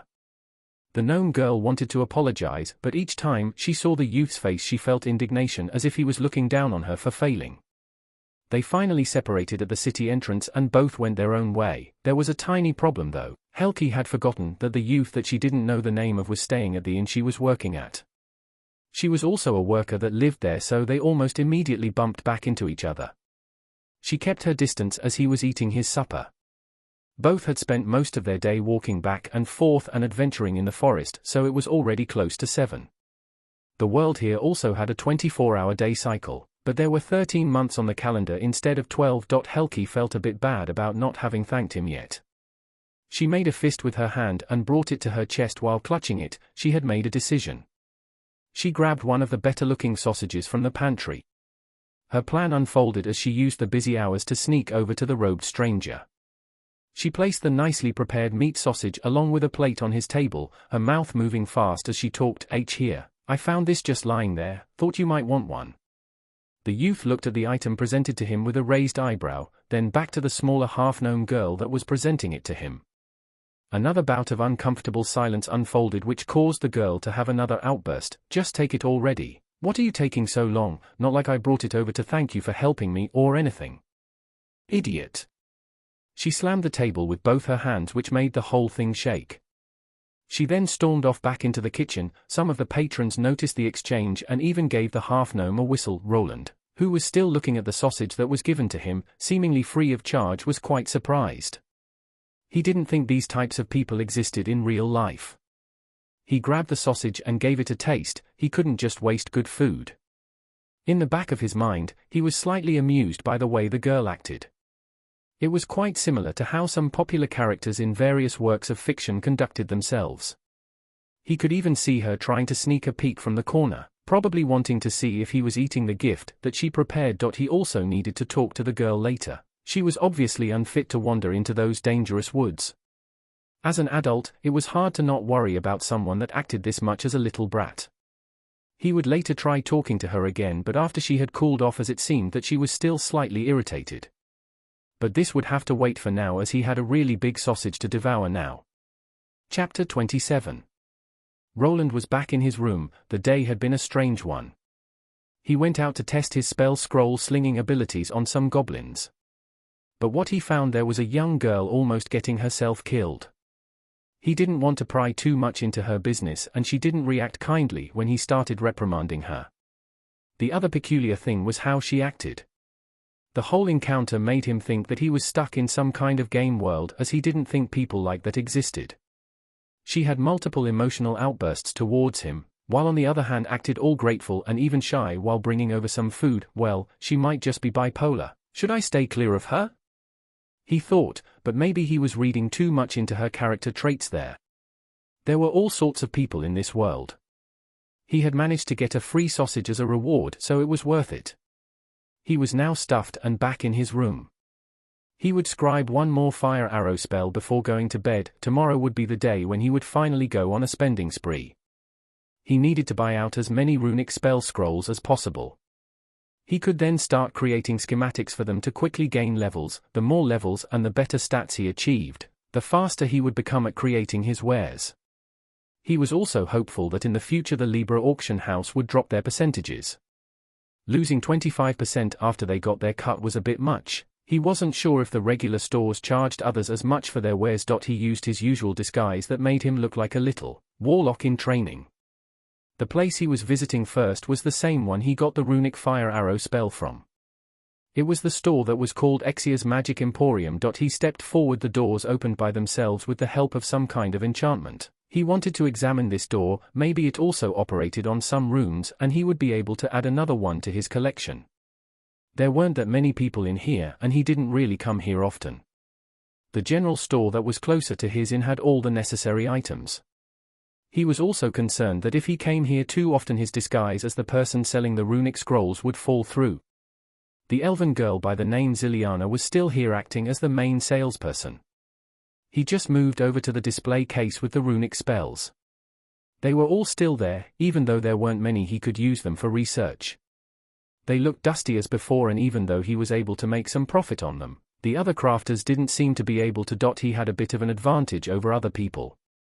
He could just take their work and improve upon it. Even if the person made the lowest of low runic spells, he could turn it into the highest one in a matter of hours. The common grade runic spells were a bit harder to correct.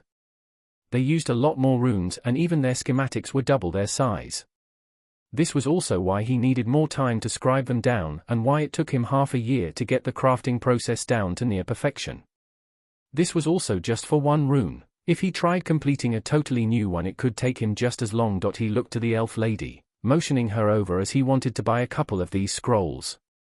She smiled at him and went over. He wasn't sure if she was doing it on purpose, but her hips were swinging side to side in an alluring way. The high heels she was wearing were making clicking sounds against the wooden floor panels when she moved forward. What will it be, dear customer? I see that you have decided, Tilda. I'd like to buy this runic orb of light spell scroll and this runic aqua ball spell scroll, also this frost bolt one. He started listing them off. He wasn't sure if he had enough money for all of them. They would be great for his future research, as he was itching to start fiddling with the runic components. He had already listed down all the parts into his notes, and now he just needed some time to experiment. You want to buy the runic spell scrolls? Wait a moment, I'll be right back. The elf replied and walked away. This was an unexpected reaction. He started wondering if there was something wrong. Normally they would just hand over the goods, take the coins, and it would be over. Maybe she had more scrolls in the back and she didn't want to move these dusty ones. He remained in the store and waited. He even saw the elf go up the stairs, the same ones that he had used before. Are the scrolls stored up there? He wasn't sure what this was about, but he just waited. He needed these spell scrolls as without them he wouldn't be able to progress. He needed more samples to work with, the number of rune schematics he possessed wasn't that high and only one was good for earning money. After about 5 minutes the elf finally descended from the stairs and started walking back towards him. She wasn't carrying any scrolls with her, so Roland's first assumption was wrong. "Excuse me, I've made you wait." "It's fine, can I get these scrolls then?" He asked as he didn't want to waste any more time here. He still wanted to see if he could get some better materials for his work. "I have to apologize, but that won't be possible." "Excuse me?" He was baffled by the answer.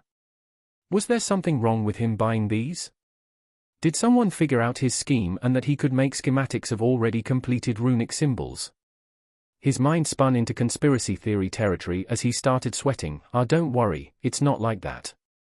The manager would just like to speak with you." "The manager?"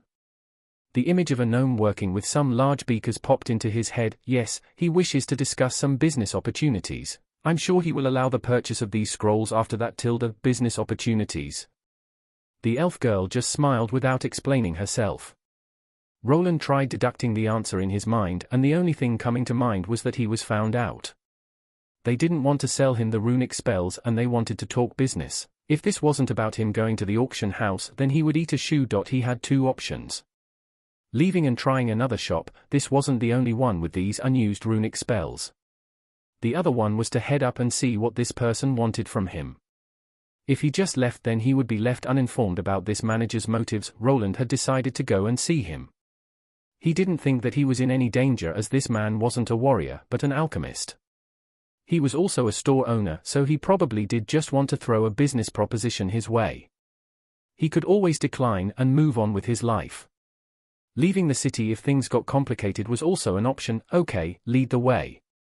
He nodded while the golden-haired elf smiled. He was soon before the same door as half a year ago.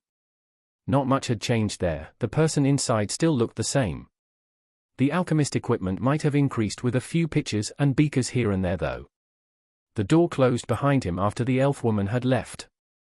He was now left alone with the store's manager. If he was also the owner of it was unknown to him. He remained standing and looked around. Besides the alchemist utensils there was also a furnace to the side. He wondered why something like that was here, right next to a bunch of chemicals and flammable books that were standing on a nearby bookshelf. Then he remembered that this world probably didn't have anyone to check the safety measures of stores. Runic fire arrows, eh? Huh? He could hear the gnome finally speak up. He had a higher-pitched voice than a human and was a lot shorter. Roland compared the man's height to the other gnomes he had seen around the city and he was a bit on the taller side, close to 120 cm. "What about runic fire arrows?" he replied, playing dumb as he didn't know if he had been really found out or just being tested.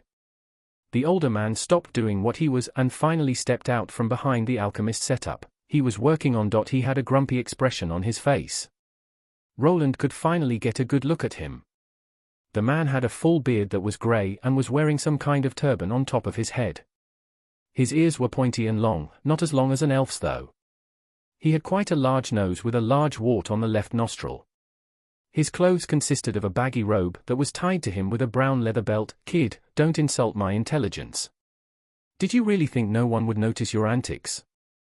I've got to give it to YA. You have a lot of talent if you can produce spells of that quality and all at such a young age." He moved forward while talking, heading over to another desk that was in the corner.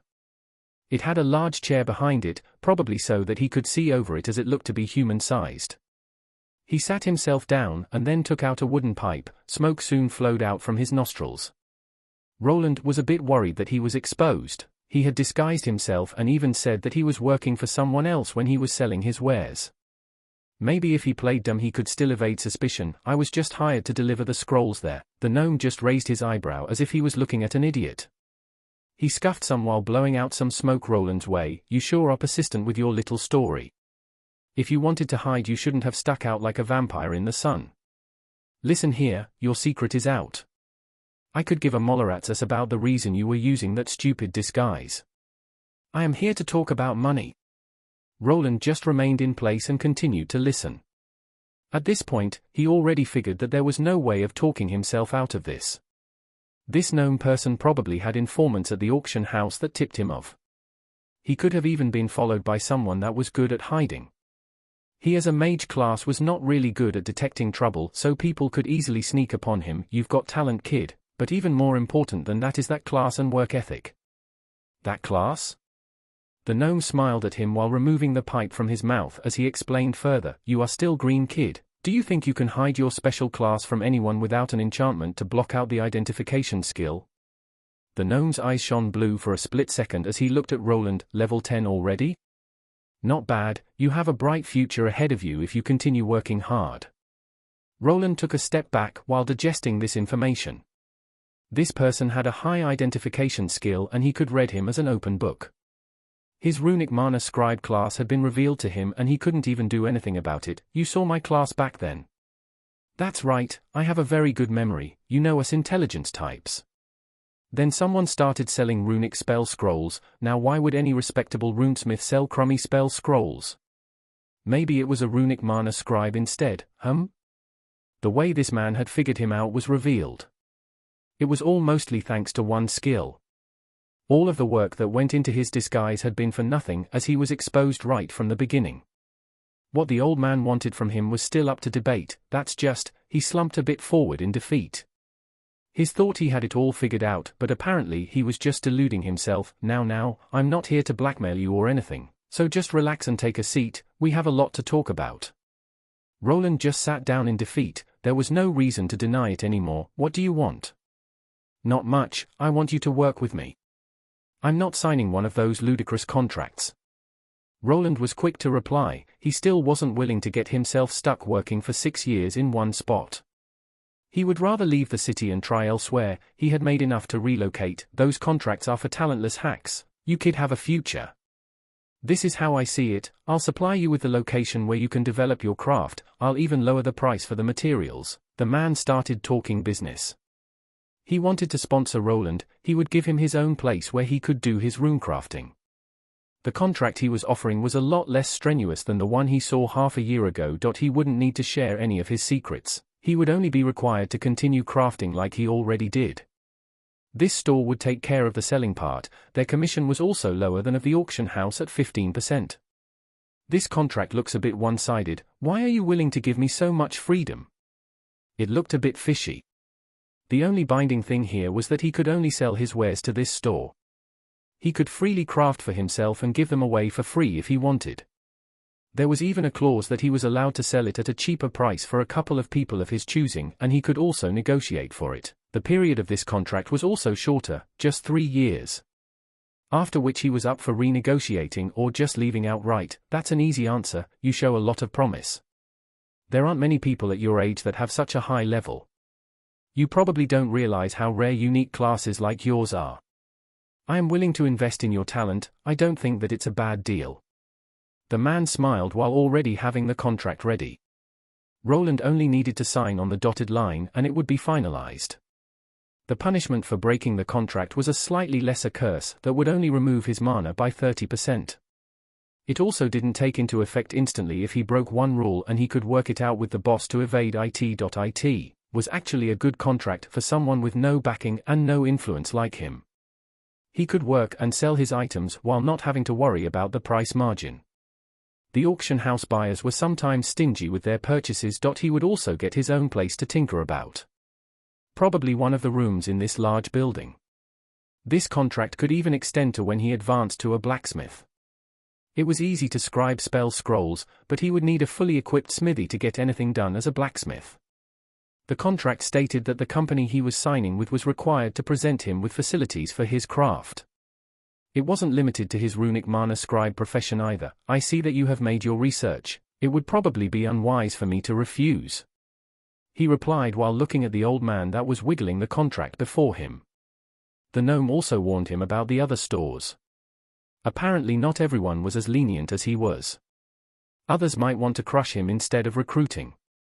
It would be easy to pull some strings and have him banned from the auction houses in Edelgard. In this city, there existed something like a council. Their members were the most influential businessmen in the city, merchants, store owners, owners of large smithing shops, and other various businesses. They gathered every 3 months for discussions. If an upstart appeared, they would first try to get them over to their side. If they resisted, they would be crushed. Roland was flying under the radar for now, but as soon as he tried creating his own company, the council would come on knocking. The gnome here was part of it, so he could put him under his protective umbrella and shield him from any future woes.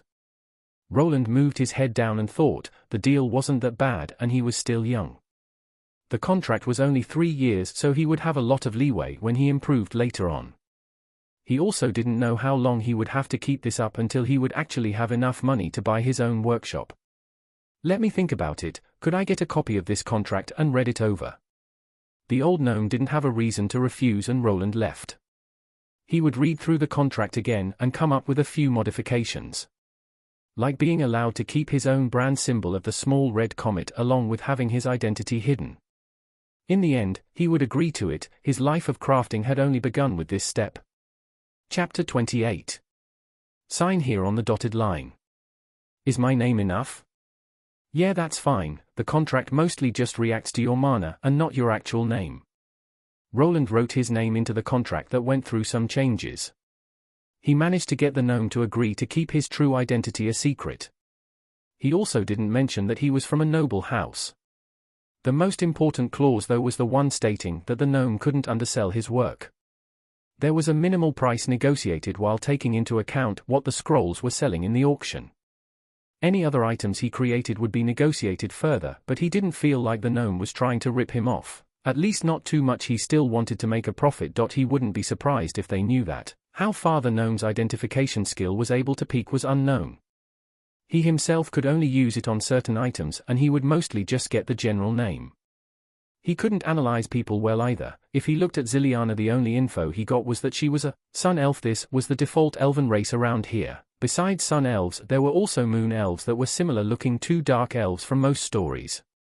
For one reason or another, these two races didn't get along with each other. The woman rolled up the contract after it was finalized.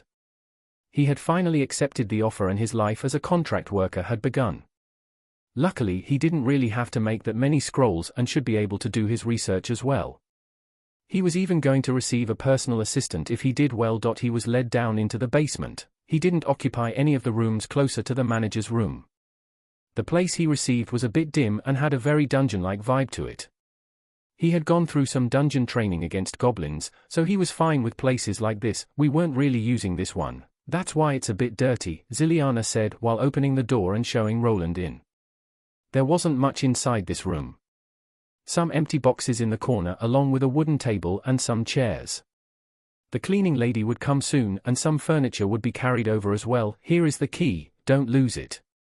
He was handed the key. He would be able to come to this place whenever he wanted and even work through the nights. The gnome manager knew that some craftsmen like to work hard. A bed would be supplied for him. Roland was thinking about moving from the inn here. He didn't need to pay for rent, but the air was kind of stale. You can start working tomorrow. Welcome to Exia's Magic Emporium staff. Tilda, you can call me Big Sis from now on. The elf struck a pose by placing her hands to her hips while looking at Roland. He just looked back with narrowed eyes while replying, all right. He almost forgot that he was an 11-year-old kid. Which had its pros and cons. Roland also asked if the manager was the owner of this store and if the store was named after him. It was revealed that he was only someone akin to a regional manager of a larger company. It had a lot of chain stores strung throughout the city and the main one was in the capital city. When he asked the elf about the gnome's full name, she just smiled at him without revealing it. Roland was getting the facilities and the basic materials. He wouldn't be getting the research materials though, that was on him. He returned to the first floor and bought out every single runic spell that he could. With the contract in place, he felt like he could invest in his future more. He didn't inform his new boss about his unique skill. Even if the gnome saw his status screen, the name Debugger probably didn't ring a bell. He got some new spells that did various things. The Orb of Light spell felt similar to his Fire Orb spell, as it just produced a light of a different color. He made sure to find spells that worked similarly. So if he already figured out how to produce the Fire Arrow spell, he wanted to get his hands on a Water Arrow spell or an Earth Arrow spell. He could then compare the schematics and see if the parts or runes were similar. This store had a limited variety of these spells. This forced him to search them elsewhere. Luckily, the manager had supplied him with an armband that would hide his status. He would seem like an ordinary mana scribe to everyone else. After a day of searching, he had managed to find a couple of elemental variations of the mana bolt spell and the mana arrow spells. Surprisingly, there were none of the basic lesser runes of those two spells. Probably the runesmiths creating these deemed those two spells below them. He returned to the inn after a full day of running around town. The energetic half-known girl was running around the inn again. He was glad that she was still alive. He was slightly worried that she might have wandered into the woods again.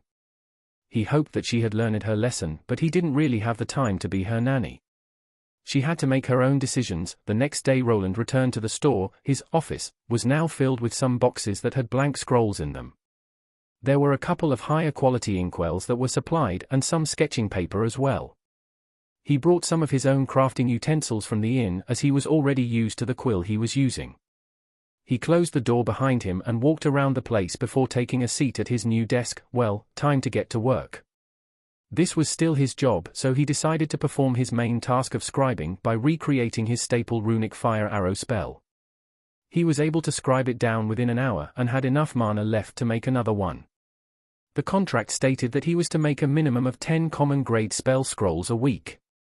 He was of course allowed to make more of them and would get a bonus accordingly. Roland wasn't only interested in the money though, he wanted to progress. Increase his levels and also to find out how these runes operated. The problem was that to progress he needed money and lots of it. He managed to get a temporary sponsor, but it was on him if he proved himself as a sound investment. He brought out a scroll that he had bought. It had the runic frost arrow spell on it. He also had a runic gale arrow scroll. He took out a pencil and some paper and activated his debugging skill. He received 2000 XP for each schematic. He had also tried making schematics of lower grades to see if he could stack more experience. He made an intermediate one of a common rune for 1000 XP. When he went for the perfected one, he was rewarded with another 1000.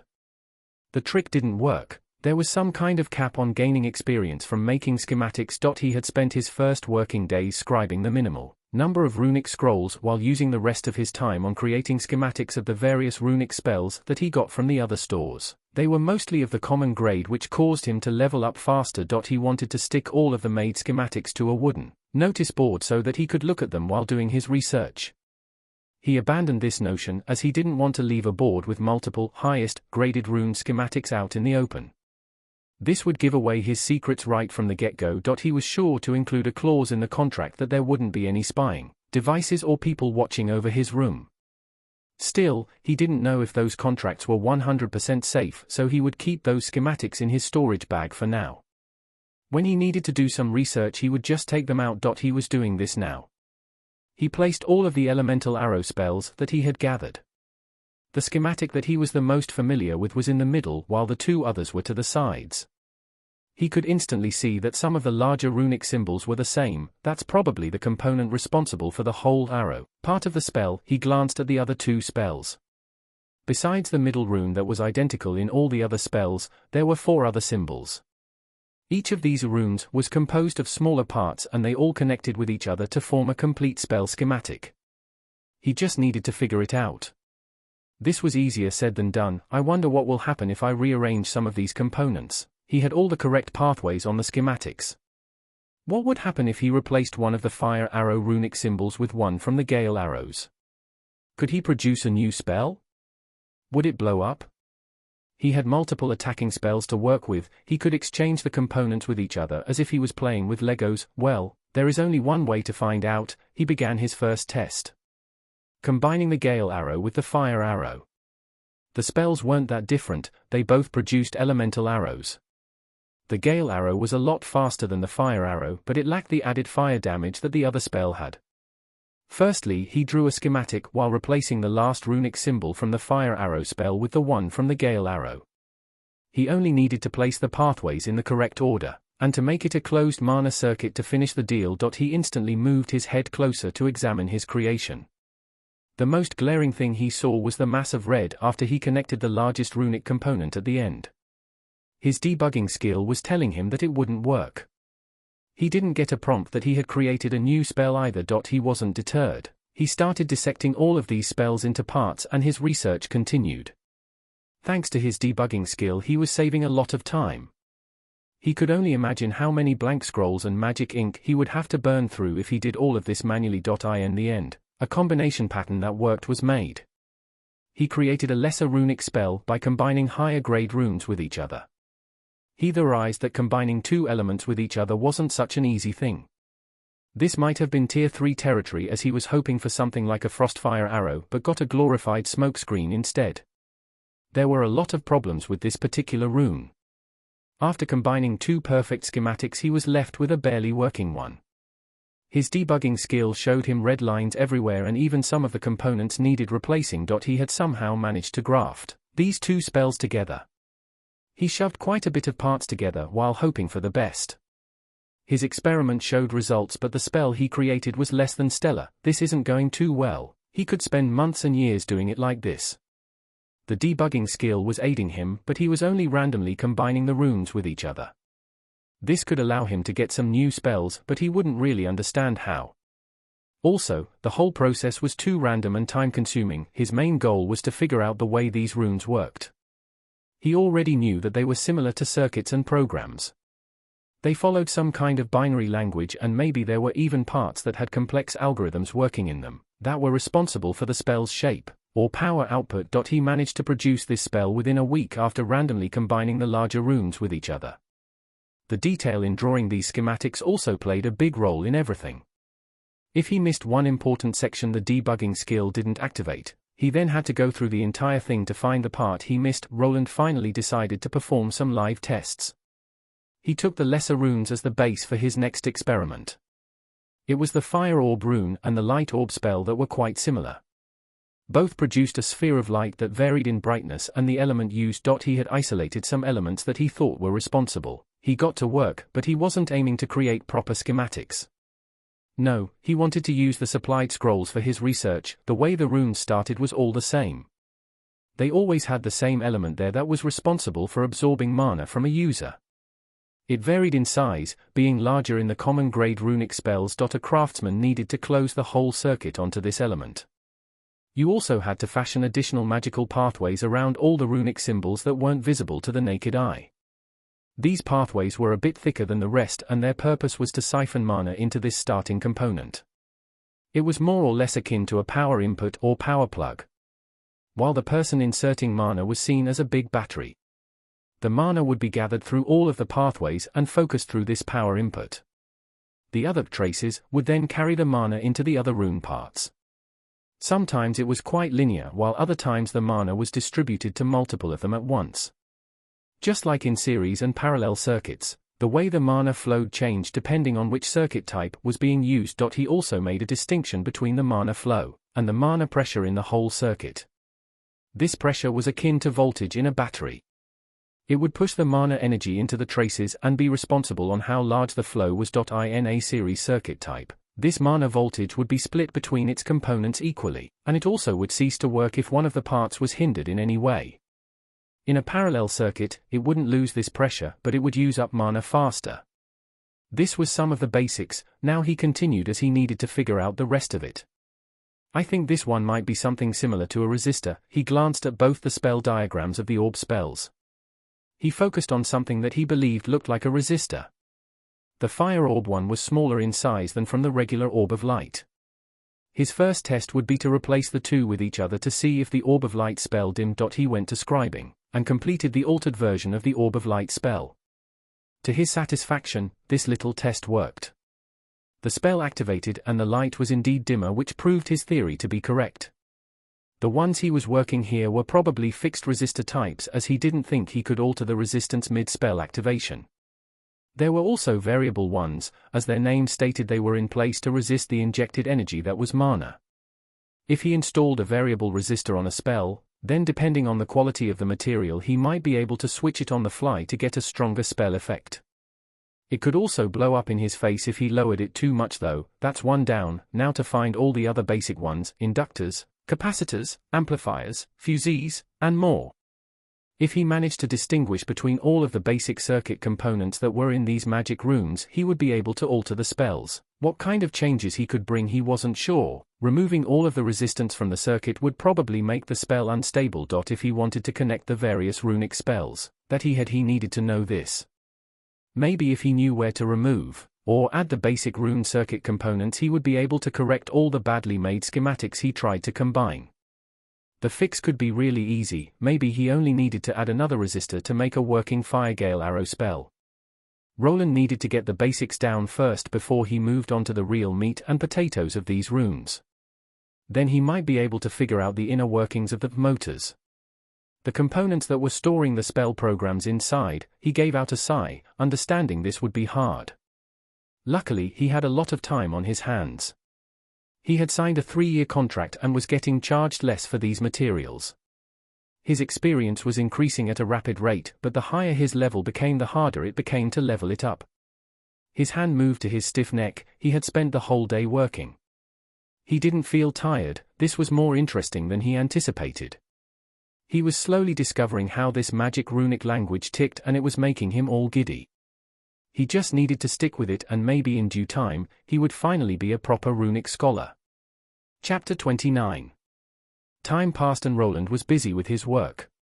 He had moved past his rudimentary understanding of runes. He didn't need to rely on copying his pre-drawn schematics to get his runic spells to work.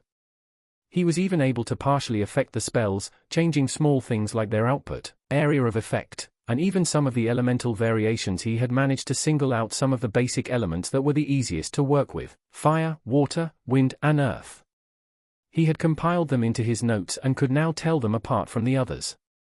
This was still just a surface-level understanding, as he wasn't able to change the internal algorithm. What he could do now, for instance, was to change a water spell into a fire one. While working within some restrictions, he was mostly working with the basic types of spells like the Mana Arrow, Mana Bolt, and Mana Shield variations of them. He could now successfully create the lesser versions and with them as a base add elemental values that boosted their power output. His Mana Arrow could change into one from wind, fire, or water. The same with his shield spells that could transform from a semi-transparent blue sphere into a tightly formed wall of earth. This wasn't something he had achieved in a couple of days, no. He had already been working for another 6 months, which added up. He had already been in this city for over a year and his research was showing some promise. Wish I wasn't limited to only cherry-picking these parts. Roland leaned back in his chair that had improved over this time frame. He had a new quill above his nose and he was balancing it. The magic ink didn't really leave stains like the normal kind, and it also didn't leak. He had gone through his entire stash of runic spell scrolls that he could find in the city. They were mostly similar in the way that they created a magical force that rammed itself into its target. There wasn't much variation. He wanted some that could levitate objects or ones that affected your body in some way. These were buffing spells and debuffing spells. He had managed to procure a limited variety of them. There was also a plethora of runes that were used on equipment. This would be the next stage of his research. The Runesmith territory. He had one worry though.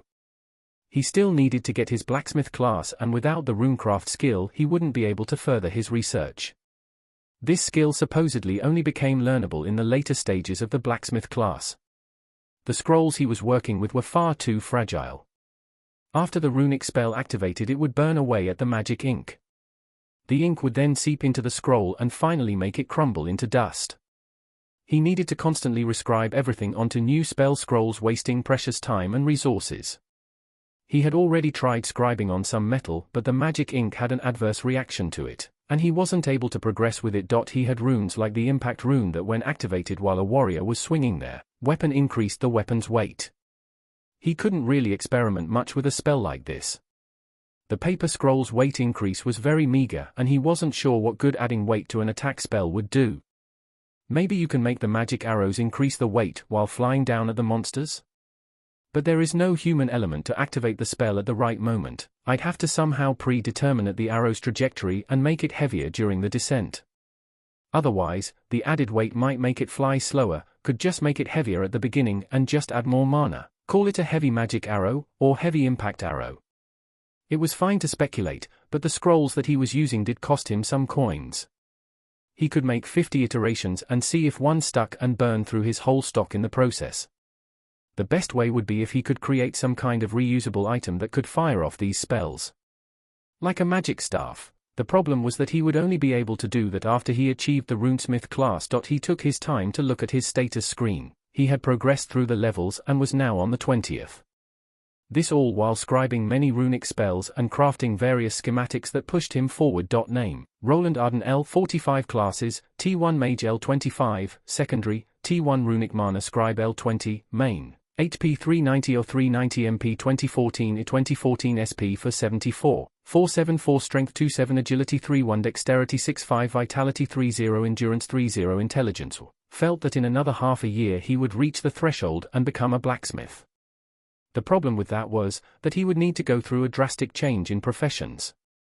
Scribing runes and making horseshoes didn't really vibe so well together. I wonder. He took another glance at his skills. His rune mastery skill that was L4 at the moment.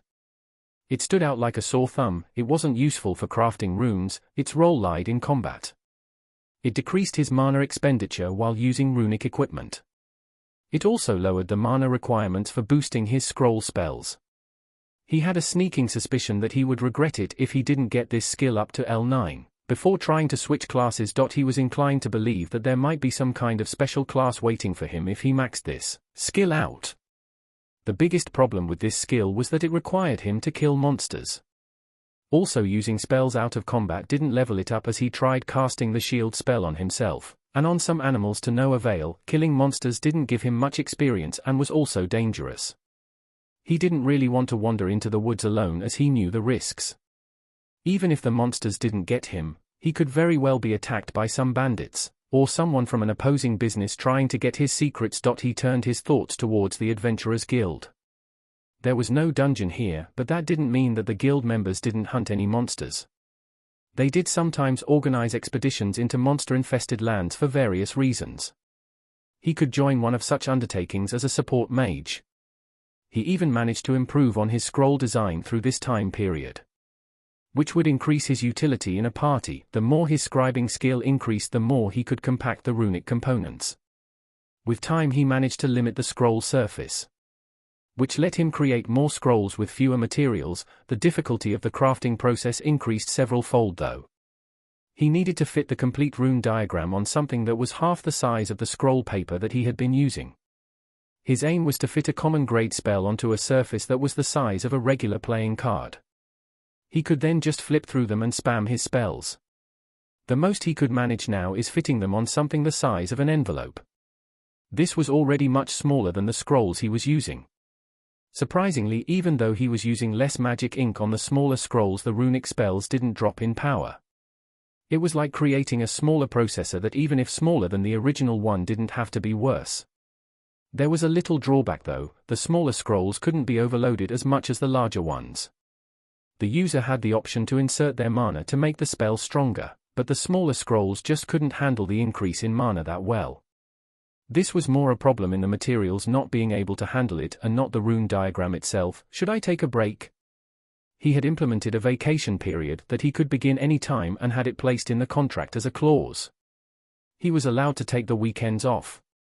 He also had 25 days to pick as non-working ones throughout the entire year. He could also prepare the minimum number of scrolls a few weeks early if he really needed a longer break. His aim was not to level himself up, but to level his rune mastery skill. He needed to get it up to level 9 before hitting his cap. He wasn't sure if that was achievable, but he was even willing to wait before he got it there. Luckily, he had already prepared by scribing some scrolls in his free time. His social life became even more non-existent due to this. He didn't even know what was happening outside anymore. The time to walk among the people had come. He was still a steel-grade adventurer even though he didn't do any work for a year. He would probably be able to find a spot in an expedition, but it would take him away from here for at least a week. Thanks to the increase in both his mage and scribing skills, he was a lot faster now. His high-int stats showed its worth at times like this. A year ago, when he first started, he could barely produce a runic fire arrow scroll in a day. Now he could make 5 or 6 of them and even compact them onto smaller paper. This wasn't his only spell that he had. He had bought out all the possible spell scrolls in Edelgard and also asked the manager to procure him ones that were common grade or below. His scrolls were quite popular with the adventurers and were even getting shipped to other cities along with his signature. The people came up with some nicknames for his crafting persona, due to the red comet-looking mark that he stamped every scroll with. They gave him names like Crimson Comet, Red Star, or the Scarlet Runesmith. Some others just called him an idiot for making so many rune spell scrolls, and not making any runic weapons instead. He was known for only making high or highest grade spell scrolls. The biggest factor to his popularity was that these scrolls were actually worth the coin that was spent on them. After taking into account the price of crafting materials and craftsmanship, they were deemed affordable. They were quite loved by support-type classes that had higher levels of mana compared to the warrior classes. Acolytes and priests could use them for protection and even add to the firepower against boss-level monsters.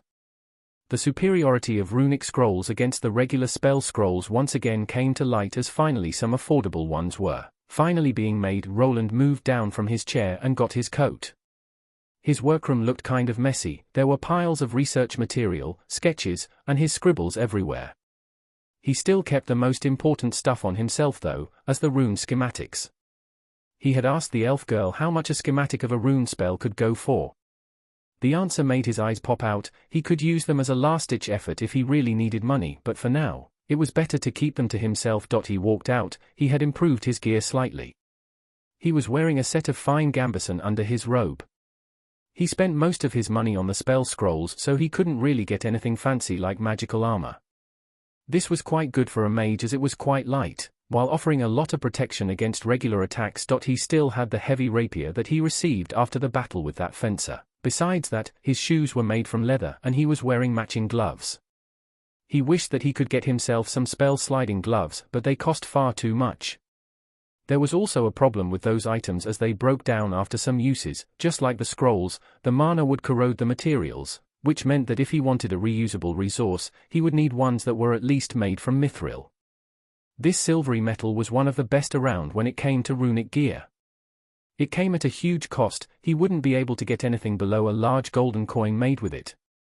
The sliding doors opened up and he could see the sun being still up. Even though people were giving him nicknames involving the color red, he was still wearing black clothes. If he switched to red, he felt like he would be sticking out like a sore thumb. He walked towards the adventurer house, while looking at his old adventurer card. He hadn't really been using it since coming here. He had wandered into the goblin-infested forests from time to time to grind his skills though. The goblins proved to not be the best training as they were far too weak. This is also the reason why he decided to take up a request from the guild. He wanted to join a larger expedition where he could kill monsters that were stronger and offered more experience. He pushed the doors of the guild open and was greeted to a familiar sight. The arrangements in this building were similar to the one in Carwen. This also made him remember his old party of misfits. He wondered what those three girls were up to after over a year had passed. He frowned slightly as thinking about the past wasn't very productive. He moved towards the notice board and started looking. There were a large plethora of quests being hung up there. Some of them even to subjugate goblins. He did always bring back the ears with him as they were worth a couple of coins. Is there anything worthwhile? There weren't many nearby monsters around the city, so the goblin forest was as far as he could go without getting into too much trouble. There were more ferocious monsters living in the uninhabited lands further into the kingdom.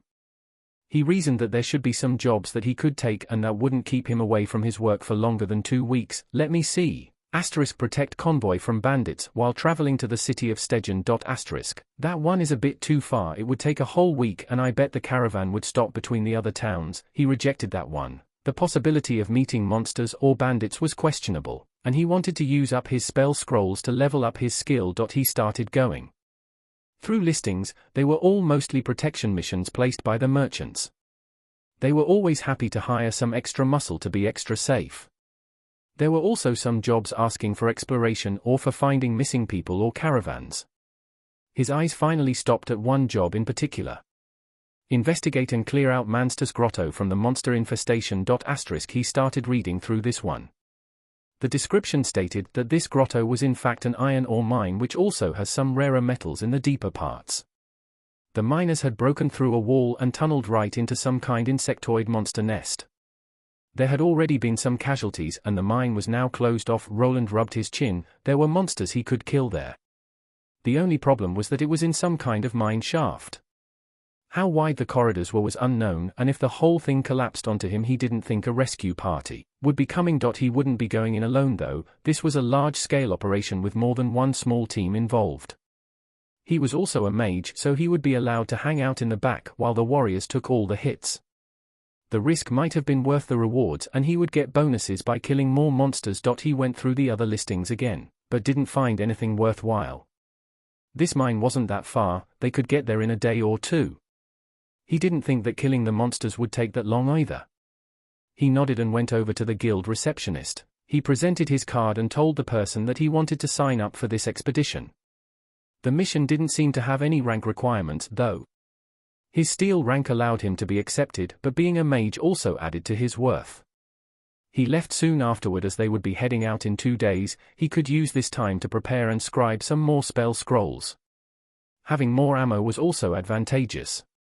He was also interested in testing some of his altered spells on the monsters. The 2 days of preparation passed in a flash. He had gathered what he could. Besides his spell scrolls, he had some healing potions and some rations all nicely packed into his storage bag.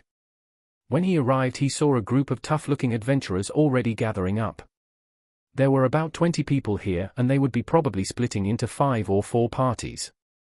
There was also someone he knew here, a certain small half-gnome girl that was apparently coming with them on this adventure. Before he could ask about why they allowed a low-level adventurer like her to come with them, he was spotted.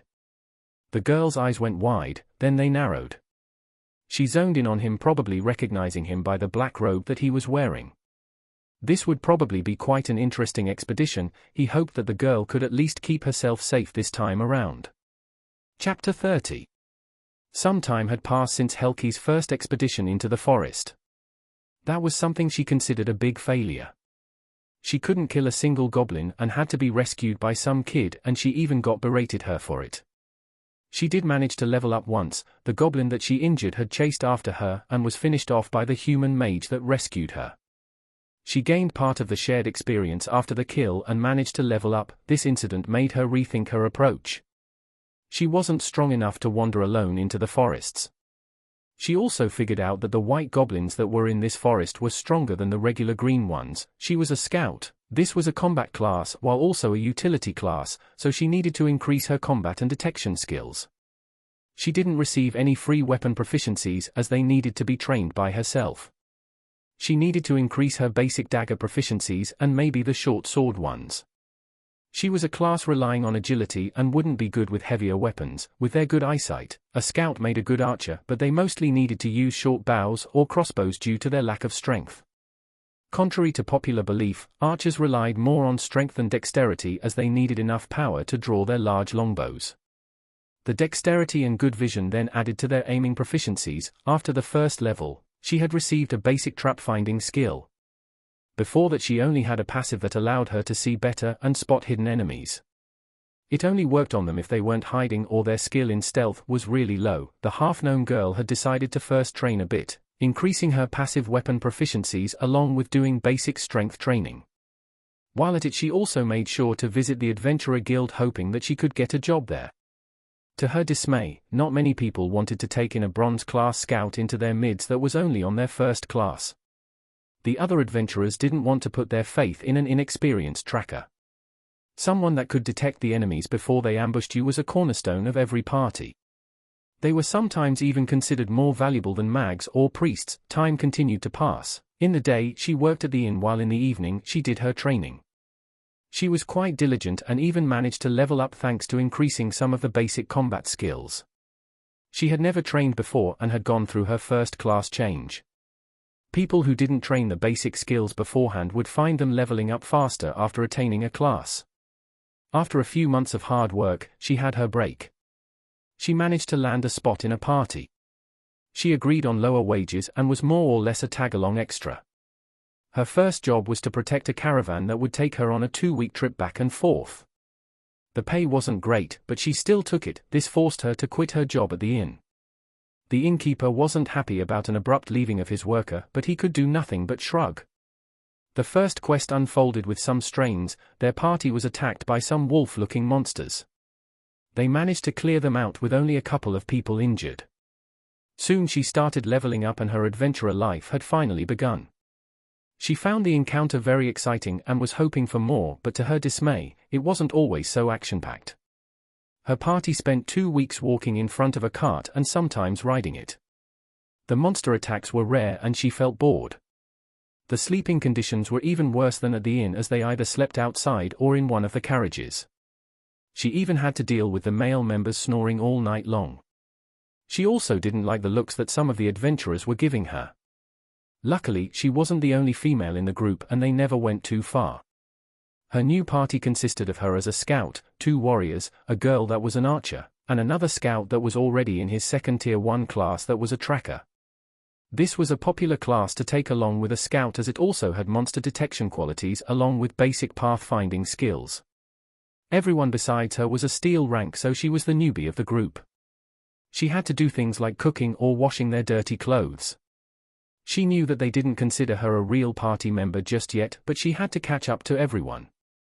Their ages were all comparable to her, as she had a late start. The days continued to pass and she never returned to the inn. Her levels were slowly rising, but without any dungeon nearby, her progress was meager. Her party didn't want to move to another city, as they were okay with easy transport work. She on the other hand wanted more. She wanted to get stronger and earn some respect. One day Helki brought news of the expedition to Manster's Grotto, and how it was mostly about exterminating a monster infestation. To her surprise, the party refused this request, telling her that it sounded sketchy. There wasn't enough info about the monsters and the inside of the caves might not be correctly mapped out. They were the types that liked to play it safe, so they refused the request. She went away fuming. She didn't want to do the protection missions anymore. They had spent the past 4 months doing those and she was still only a level 10. She wanted to progress faster but was afraid to head out on her own. Luckily this expedition was accepting almost everyone, even bronze adventurers could join. To the protests of her party, she decided to go there as a solo act. They didn't want to budge even after she asked them again and again.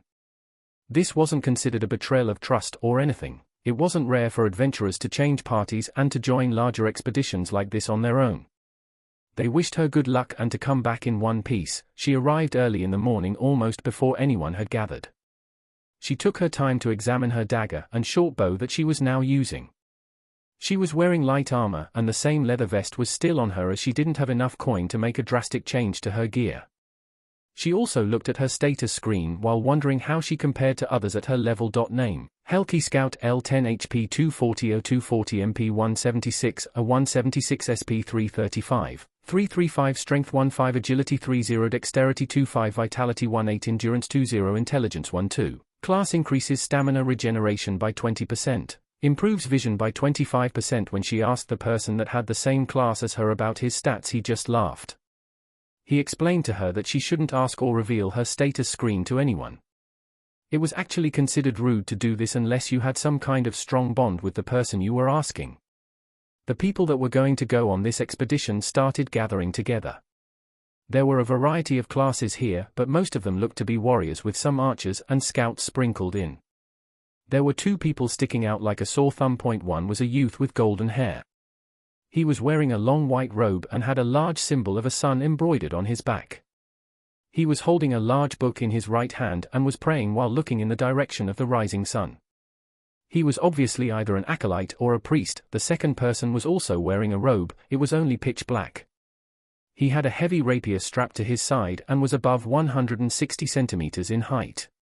She recognized that gloomy robe and the lanky youth that was standing there. It was the same brat that had saved her from the mountain goblins. That one day, their eyes met and the two started looking at each other. Roland was surprised to see the waitress from the inn even more than she was surprised to see him here. She was still the only person that he knew around here, so he just nodded with his head as a sort of greeting. Helki was slightly taken aback after Roland had nodded at her. She wasn't as annoyed with him anymore, and she felt a bit bad about how she acted after he had saved her. Still, she just nodded back at him and then turned around, as she didn't really have anything to talk about with him. There were exactly 20 adventurers here, plus the person in command. This person raised his hand and gave a shout to make himself noticeable. He looked to be a man of about 180 centimeters in height. He had a robust stature and was of the human race.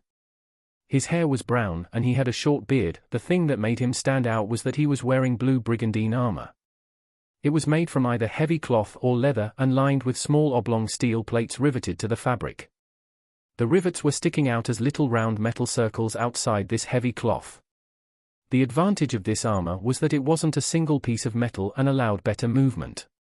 Roland had done some research as he was soon to reach the blacksmith class and knew that this type of armor was also easier to manufacture or repair than plate mail. He was also wearing some heavy cloth under it, which was probably the ever-popular gambeson.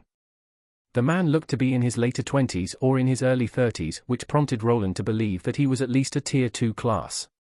Besides the armor, he also had a longsword strapped to his side that was probably enchanted. "You can call me Wells, I'll be taking the lead in this expedition. We have 20 members, from which 15 already have their own parties, the rest will form the fourth." The man started listing down some basic info. He didn't add much. The exact kind of insectoid monster was unknown and the mine had been barricaded from the outside so that the monsters wouldn't wander out. Now they were waiting for the adventurers to move inside and clear them out. They would be the first organized party to go in. Roland was more interested in the party he was getting. He was going solo, so he would be joining the fourth party that was forced together. Wells was the one that brought them together, and he started calling the solo adventurers out while also listing their main classes: Dalrak, Dwarf Shield Warrior, Steel Rank. Roland saw a robust-looking dwarf move out from the crowd and move towards where the leader was. His beard wasn't all that long and he looked young. He was also wearing heavier plate armor with a chain shirt underneath: Selena, Sun Elf, Tracker and Archer, Steel Rank. This time it was a tall lanky elf. He was wearing light green leather armor and carrying around a longbow over his shoulder. He had all the usual fine elven features that all Sun Elves had: long golden hair, and a pretty face. Orson, human, two-handed sword warrior, Steel Rank. All of his party members were of the Steel Rank apparently. This one was also a youth that didn't look older than 18. He was above 180 centimeters in height and was wearing a metal cuirass over his chest. His arm and leg protection was lighter, probably due to him having a large sword to swing around. He looked like your usual damage dealer by game standards: Roland, human, mage, Steel Rank. He was finally called to action, so he walked over towards his new group. The others gave him some looks that soon subsided. "The last is Helki, half-gnome, scout, bronze rank." The leader narrowed his eyes while reading the last member's name. She was the lowest-ranked party member and caused everyone to look. The girl noticed the scornful looks, but she was already used to them. She knew that she was still green. Still, it was quite annoying to be looked down upon by people that were of similar age as her. While Roland's and Helki's group gathered up, the leader continued talking. The priest-looking person that was seen by Helki was brought to the forefront. "This is Priest Elric. He will be joining our expedition, and as a special guest he won't be joining any of the parties." The leader explained that the priest was getting a special status in the group. It was their responsibility to protect him from harm as he was able to heal the people from the expedition. Roland thought that mags were seen as assets, but maybe being a healer was even more important. "Praise the sun, my children. Let the sun goddess watch over you and warm your souls with her eternal sunshine." The moment he got to the forefront he started preaching. The adventurers looked at each other while trying not to show their disdain. It was understandable that the priest classes were important assets and they needed to be protected. This didn't change the fact that most of them were considered to be religious zealots. If you asked them about Solaria, they could talk you to sleep while conversing about her greatness from dusk till dawn. From what Roland could tell, the expedition consisted mostly of steel-grade adventurers. There were a few Tier 2 classes on board. One was the expedition leader and the other was the priest. He also believed that the party the leader was in was probably mostly composed of Tier 2s as well. Roland had a suspicion that besides that main group of adventurers, all of the rest were considered expendable meat shields. His group would be getting one carriage to travel in, so they would have enough time to strategize and get to know each other. Though there was a problem already. Mainly one of the members wasn't happy that they had a bronze adventurer with them. "What is this? I didn't sign up to babysit shitty little bronze brats." "Who are you calling a brat? You're not even much older than me." The ones fighting were Orson and Helki, the half-gnome. Apparently the man didn't like that they had a bronze rank with them. The small girl was staring daggers at him and stomping her foot on the ground. "Huh? What? You want to go, shrimp?" The man grinned while looking down at the small girl and started egging her on. Roland saw this and knew that in a party it would be better if the team worked with each other. He decided to move closer in the hopes of diffusing the situation even though he didn't like talking to people all that much. I don't think we should be fighting before we even arrive at the grotto, save it for the monsters.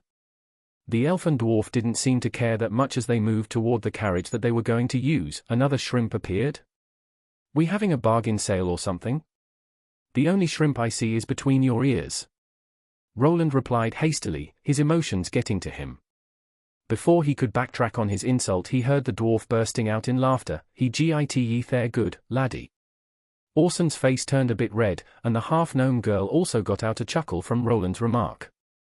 Selena the sun elf remained quiet while just sighing. He was one of the more silent types. Stop your nonsense. The dwarf could see that this human here was on the angrier side. He had enough sense as the main tank to not let things escalate. Luckily Orson was more bark than bite and they all managed to get inside the carriage without a fight breaking out.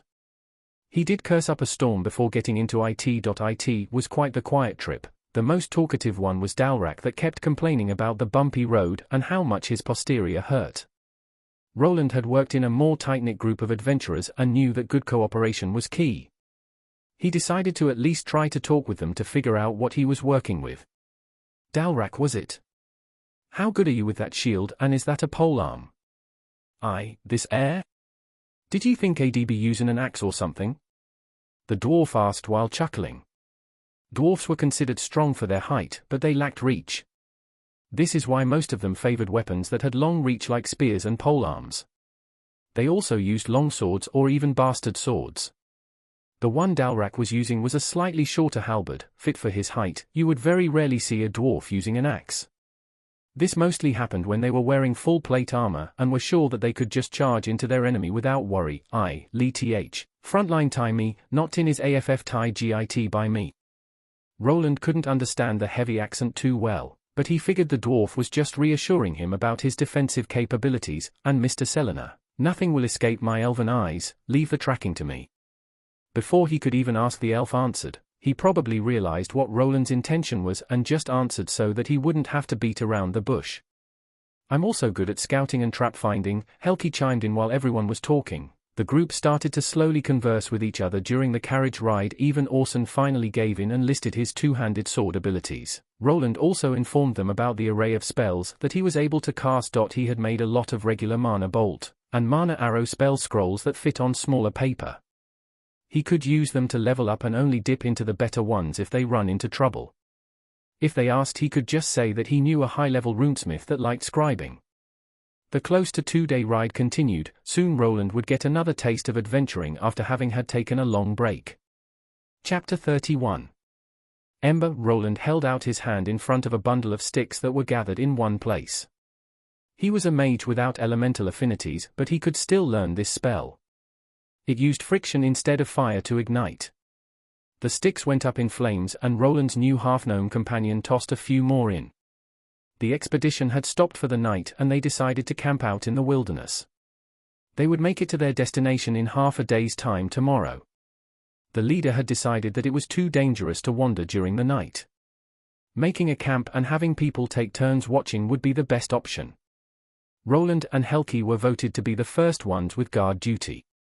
The girl was selected because she was a scout and also a newbie. Roland was also forced here due to his young age. He was now sitting opposite to the short girl with orange hair. Did you cut your hair? Roland asked while tossing some more wood into the pile.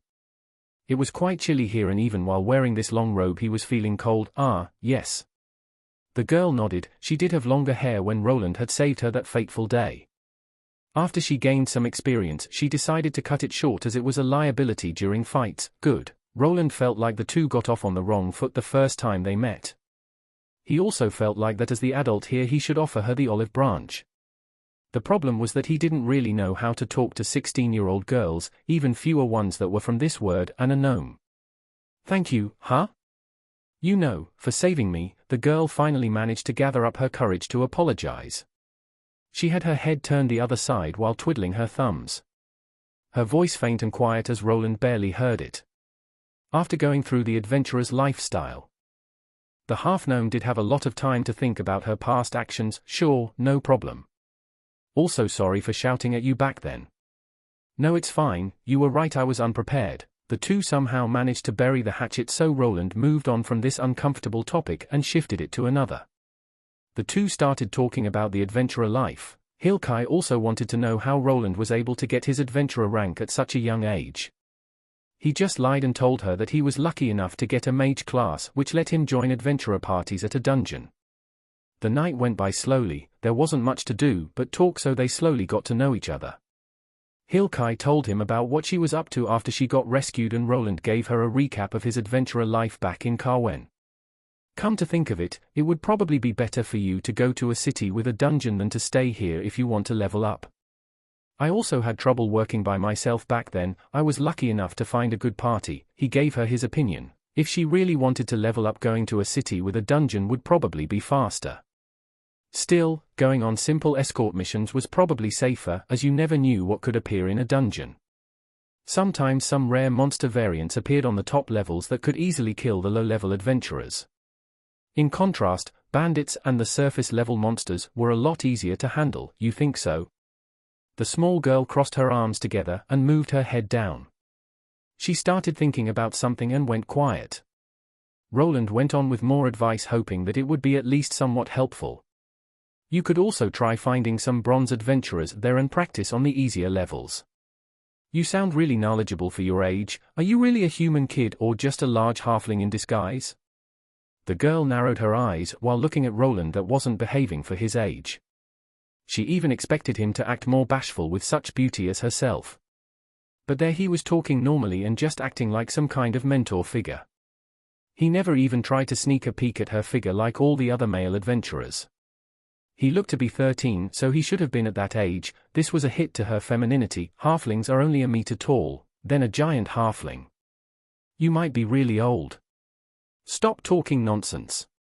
How would a giant and halfling even copulate? There was an actual giant race in this world, but they were various types ranging from 3 to 4 meters all the way up to a staggering number. See that? That's not how a brat talks. Oh. Would brat act more like you then? Yes, more like hey. Roland laughed a bit while the half-gnome girl stared him down. She even threw one of the smaller sticks at him, which he caught with his hand and just threw back at her. Before a stick fight could break out, another person walked over. This was someone from the other teams to switch them out. Roland didn't remain there for long and headed back to the tent that the rest of their party members were sleeping in. This was probably the worst part of this journey, sleeping in a small tent with 4 other people. That's why dwarfs are. Helki complained, as even before they could enter the tent they could hear loud snoring. The dwarf, being a dwarf, had drunk himself to sleep. This also caused him to snore like a bear. The half-gnome girl never liked sleeping next to guys for this reason. At least in her old party, there was another girl and she sometimes got to sleep in a tent with her without the other companions. I'm surprised that those other 2 are managing, Roland commented as Orson and Selena were fast asleep. Though the elf had an awkward sitting up straight position and looked to be awake. The human on the other hand was similarly snoring, as Dalrak the dwarf. They probably both drunk themselves to sleep while the elf might have used some sleeping aids. The 2 walked in. They only had some crude blankets and hard pillows provided by the people from the expedition. Helki curled up to the side far away from the other 3 males and tried to sleep, but the snoring was just too loud. She then noticed someone wiggling over towards her, which was Roland wrapped up in a blanket. Hey! What are you doing? Go back, you pervert! The half-gnome was surprised that the youth that didn't show interest in her looks had come over. Was he actually keeping it in, but was in reality a wolf in sheep's clothing? Pervert. The hell? Just be quiet. He started murmuring something to himself, and after a while a little flash of light occurred. Surprisingly, Helki couldn't hear the snoring of the 2 other men now. She glanced at Roland that had an unimpressed, judgy expression on his face. Hush spell. It places a small dome that keeps sounds outside, best used against snoring drunkards. Now go to sleep, it will only last 30 minutes.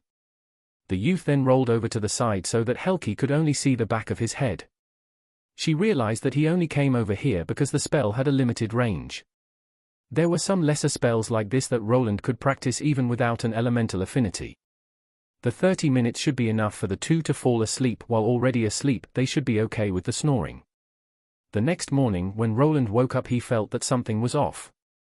He felt something heavy on top of him. It was a person, and he or she was right on top of him. He opened his eyes, and to his dismay it was Dalrak. He even got a nice whiff of his breath as the dwarf opened up his mouth, while yawning, "Get off me." Roland began pushing and pushing, but the man on top of him was quite heavy. He was already level 45 and somehow managed to do it even with his meager strength stat. The others were awoken to Roland's grunts and could see him rolling the sleeping dwarf to the side while panting, "Hey, what are you looking at?" Orson and Selena looked at each other while slowly backing away. Helki was also looking at the strange display while mumbling to herself, "Now it all makes sense." Roland raised his brow and just got up. He wanted to give Dalrak's rear end a good kick but decided otherwise. He just left the tent while the other party members continued looking at the sleeping dwarf that was about to wake up after the rowdy night. Everyone packed up their belongings and the tents and placed them back into the carriages as they continued with their journey. Roland somehow managed to explain himself while Dalrak just laughed about the whole misunderstanding.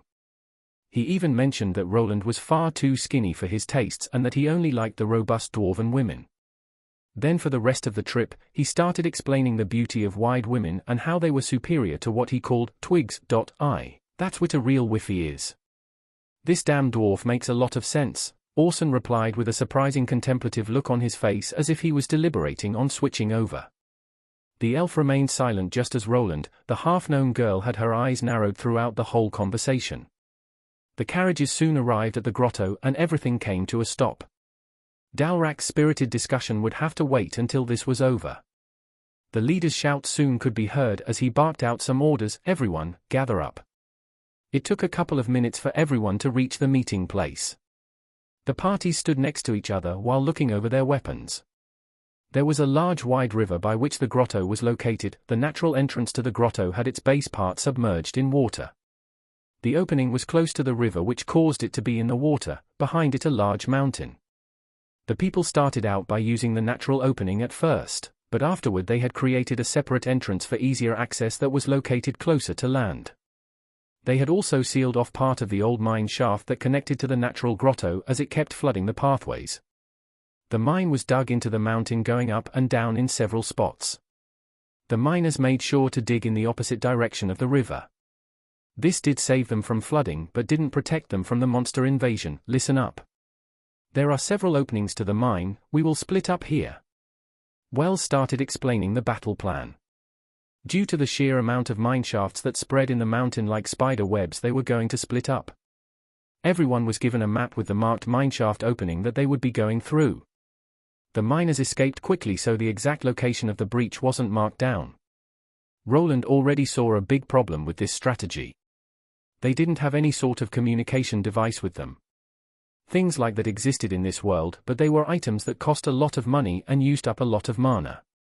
Even if they found the source of the monsters, they wouldn't be able to call for help. The plan was for the teams to locate this location and then retreat so that the main party that was composed of Tier 2 fighters could move in and do the heavy lifting. They could also try to do it on their own if they were confident. This would increase the monetary rewards that they would be getting. Roland wasn't sure about the level of these monsters, so he wasn't sure if he would be doing any deep diving. The important priest that had come along would also leave with the expedition leader's team, which made things even more dangerous. Everyone got their assignments. There is enough time, so move out. We will meet back here at nightfall. It was about 1 p.m. at the moment. They still have some time to do a sweep of the tunnels before nightfall. If the monsters were active during the day was unknown, so they had to expect resistance on the inside. They weren't the only people here. There was a whole enclosed camp with some guards and miners. They had some wooden buildings that consisted of the miners' dining quarters and storage areas. There was also a nearby village from which most of the workers came from. Each party was guided to the mineshaft opening by some of the workers. Once Roland's party got there, the miners started removing some of the rocks that they placed to block the mineshaft. Guards were placed in front of the entrance as protection. There were no signs of battle, so the monsters probably hadn't escaped the mine just yet. "So what do you think?" Roland asked. "About dwarf women?" Orson replied. "What?" "No, about this mission." The man just shrugged while taking out his long two-handed sword. It looked thick and heavy and hard to swing. Roland was slightly worried that this large weapon could be hard to use inside a tight mineshaft. "I don't care, just here to kill some monsters. Orson performed a practice swing and the sword gave out a nice swishing sound. Roland spotted a shorted sword strapped to the man's side. This made him slightly less worried as he had enough sense to have a sidearm. "'Tis Jewis some bugs, ye worry awfully much laddie, it's just some bugs, you worry too much, boy." Dalrak just laughed while getting his shield and halberd out. The Sun Elf wasn't looking too happy about having to get himself into a mine shaft. The half-gnome girl was just looking over her dagger and short bow. The fighting ability of those two might be hampered if the corridors got too narrow. They wouldn't really be able to use their ranged weapons, though if their aim was good they could probably shoot without hitting their own allies. Roland was a bit perplexed about his new party members. They were awfully lax and didn't seem to be taking this expedition seriously. He was wondering if he was being overly cautious about it or not. He decided to check his own gear over. To the side he had his makeshift spellbook. It wasn't the only one, as he had attached 4 of them to his belt with a stack of 10 spell scrolls in each. He had far more firepower than last time. Fire arrows weren't the only spell that he could cast anymore. He also had a larger stack of the lesser runic mana arrow and mana bolt spell scrolls with him. He would be using these most of the time to level his skill up. There were other various spells that he had hidden in his storage bag, as he couldn't just carry all of them on him. He hoped that his bad feelings about this mission would go away. Having a whole team of tier 2s to back them up was also a reassurance. While thinking, he heard a cracking sound followed by the noise of falling rocks. The miners had broken through the barricade and were now slowly moving the rocks away. The guards examined the entrance and deemed it safe for the workers to continue. Roland's party also moved closer, as a monster could pop out at any moment. "Maybe I'm just being paranoid, let's get this over with." He moved to the back of the party. Dalrak and Selena moved to the forefront. The dwarf was the main tank and the elf was responsible for spotting monsters. Even in a cave, he would probably be able to somehow feel out the enemies if they were close, thanks to his class and skills. Orson remained in the back with Helki to protect the party from sneak attacks from the rear and Roland, as the mage was right in the middle. After the miners broke through the opening, the party ventured forward. Instead of torches, Roland produced one of the easiest light spells, a mana sphere that lit the way. This was a lot better than having to hold on to torches that also brought smoke into the equation. Everyone steeled their resolve as they moved forward, going in slowly into the unknown.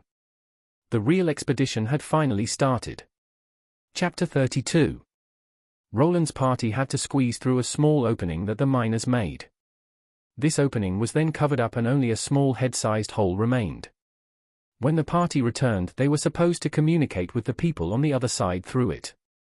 They were also told to knock on the wall in a sort of Morse code so that the workers knew it was them. On the other side, guards were stationed to keep the miners safe from harm. The adventurers were supposed to follow the map and slowly clear out the tunnels from any monsters.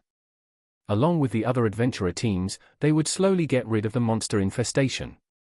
It was unsure on how long this would take, but they were given simple clocks so that they could tell the time spent there, and go out within 5 hours of going in. A blue sphere of light illuminated the tunnel. This tunnel was wide enough for 3 people to fit in side by side. Small railroad tracks were lined up on the hard rocky floor. There was also an empty minecart standing there on those tracks. It was probably used by the miners to carry iron ore and minerals to and from the exit. "Handy to have a mage around." "Handy to have a mage around," Dalrak said while moving forward. The magic light hovered above his head. Roland could position it there as it had a targeting function. This spell didn't take much mana to sustain, and Roland's mana regeneration outperformed it. Thanks to this, the party could enjoy a well-lit tunnel while having their hands free of torches. They spotted some of those torches on the walls, but they were all unlit. They probably burned out after the tunnels were sealed. Selena was holding onto the map. He was a tracker, but his strengths lay in the wilderness and forests. He wasn't that good at distinguishing rocky mine walls and remembering the tunnel layouts. He stopped, and so did the others with him as he frowned. "Can I take a look?" "I'm good with maps," Roland called out to the elf as he saw him narrowing his eyes while looking at the parchment. Selena didn't mind and just handed it over to Roland, as he was more than willing to shift responsibility. The scribe class and his high intelligence helped him with maps. It was as if he had an internal GPS. He had also gained a map reading skill that probably made everything possible. "Okay, we are here," He had looked through the map before but was still surprised that someone could dig in so many tunnels without modern drilling equipment. Supposedly a miner was also a class and their skills made tunneling and digging a breeze. If we follow this path we'll come to a fork. The right path will lead to more tunnels that are a dead end. Roland proposed to check out the tunnels that were a dead end first before moving on to the other ones. This way they could see if the monsters were tunneling any further and would also let them cut off the monsters' escape route. This would also help them cross out already searched sections from the map easier. The others didn't really care that much. The faster they got through this, the faster they could get their rewards. So they all nodded and followed the directions that Roland proposed. While going past the first fork in the road, Selena noted that no monsters had gone through here as he could only spot the miners' footprints going this way. Without making any shocking discoveries, they marched through these tunnels. Just as the elf said there were no monsters found in these unfinished tunnels, Helki made sure to observe the beautiful-looking male elf. As he examined the path, she was also someone that was aiming for a tracker role as him. Roland marked the dead ends on the map, a bit disgruntled that he didn't find any type of loot to take with him. He wanted to nab some metal or samples for himself as he was going to be working with metals in the future. They backtracked to the fork and went further each time, taking the path that placed them at a dead end. This trudge continued for an hour until they finally spotted their first enemy, revealing the true appearance of the insect monsters to them. It just had to be those. What stood before them was a troublesome foe. It wasn't troublesome due to its strength, it wasn't even a particular hard enemy to kill. The troubling part was that it rarely was seen alone. It was a giant ant monster, and they were now looking at a worker type. This ant was the size of a large dog breed. When it spotted the party, its feelers started wiggling about and its mandibles started gnashing in their direction. Before it could act, an arrow buried itself into its eye. The monster was stunned and practically dead, which allowed Selena to finish the job with another well-aimed arrow to the head. Fucking myrmidons. Orson called out after the myrmidon worker drew its last breath. Everyone from the adventurers knew that this type of monster was tricky. They came in droves. There were always more giant ants around. If you spotted one, they must have burrowed from their nest here. Might be even in the process of making this mine their new lair, Roland said while looking at the dead monster. Depending on the level of the ant queen, this could be dangerous. Though if she wasn't above a certain level, then the ant monsters would be quite weak and they would be fine. The worker ants weren't that strong, but if they piled upon you, it was certain death. What's so scary about these ants? They don't look so tough, Helki called out. She didn't see a problem in this as the ant was easily dispatched by 2 arrows. The other adventurers gave her dumbfounded gazes as if they were looking at an idiot. What are you looking at me like that for? She stomped her foot on the ground as she noticed those spiteful gazes. That's why bronze newbies are. Orson snorted while the half-known girl glared back at him. Roland took this chance to educate her about the dangers of organized monsters that actually had a leader. The ant workers and soldiers would give their life for the queen and they could communicate with each other. The biggest danger lied in their organized hive mind-like behavior. I bet we'll be seeing more of them coming here now. Get ready. I think the miners might have lied about this, probably to save some coin. Everyone beside Helki nodded as they knew that a monster ant was considered a more dangerous enemy. The commission they would have to pay would increase accordingly. They could always lie if the first expedition turned out to be a failure, and if the job wasn't completed, they wouldn't have to pay the entire sum. The one in charge was probably willing to endanger the adventurers' lives just to save a couple of silver coins. More are approaching. Selena called out to the party and everyone got ready. Even Helki pulled out her short bow. Git behind me. Dalrak moved to the front. The corridor was a bit wider so they had enough space to move around. Roland shifted his hand to his belt where one of his binder-like scroll grimoires was attached to. It was quite plump with a lot of the smaller versions of the scrolls. He held it forward and pretended to be muttering an incantation before firing off a deep blue-colored bolt of mana. An unlucky giant ant monster that was first to appear got the brunt of the hit. The blue bolt of mana energy slammed into its head that promptly exploded into many chunks. Green blood leaked everywhere. Roland wouldn't let this chance slip by. He had a large quantity of these lesser mana bolts and mana arrows with him. He brought them just so he could level up his runic mastery skill. The only problem was that he wasn't alone. He still wanted to at least make the people think that he was a regular mage. The German shepherd-sized ants continued to pour through the corridor towards them. They all looked the same and they tried to swarm the party of 5 with their superior numbers. Luckily the party they were facing was prepared. Orson backed up Dalrak at the front while Helki and her elven companion used their bows as support. These smaller worker ants didn't seem to have a hard enough armor to protect themselves from the arrows. They were held off at the helm by a large halberd and shield along with a two-handed sword that the human warrior was wielding. Just as Roland expected, Orson was having trouble swinging his large sword around. He even found himself having to shove an ant away while using his thick sword blade as an impromptu shield.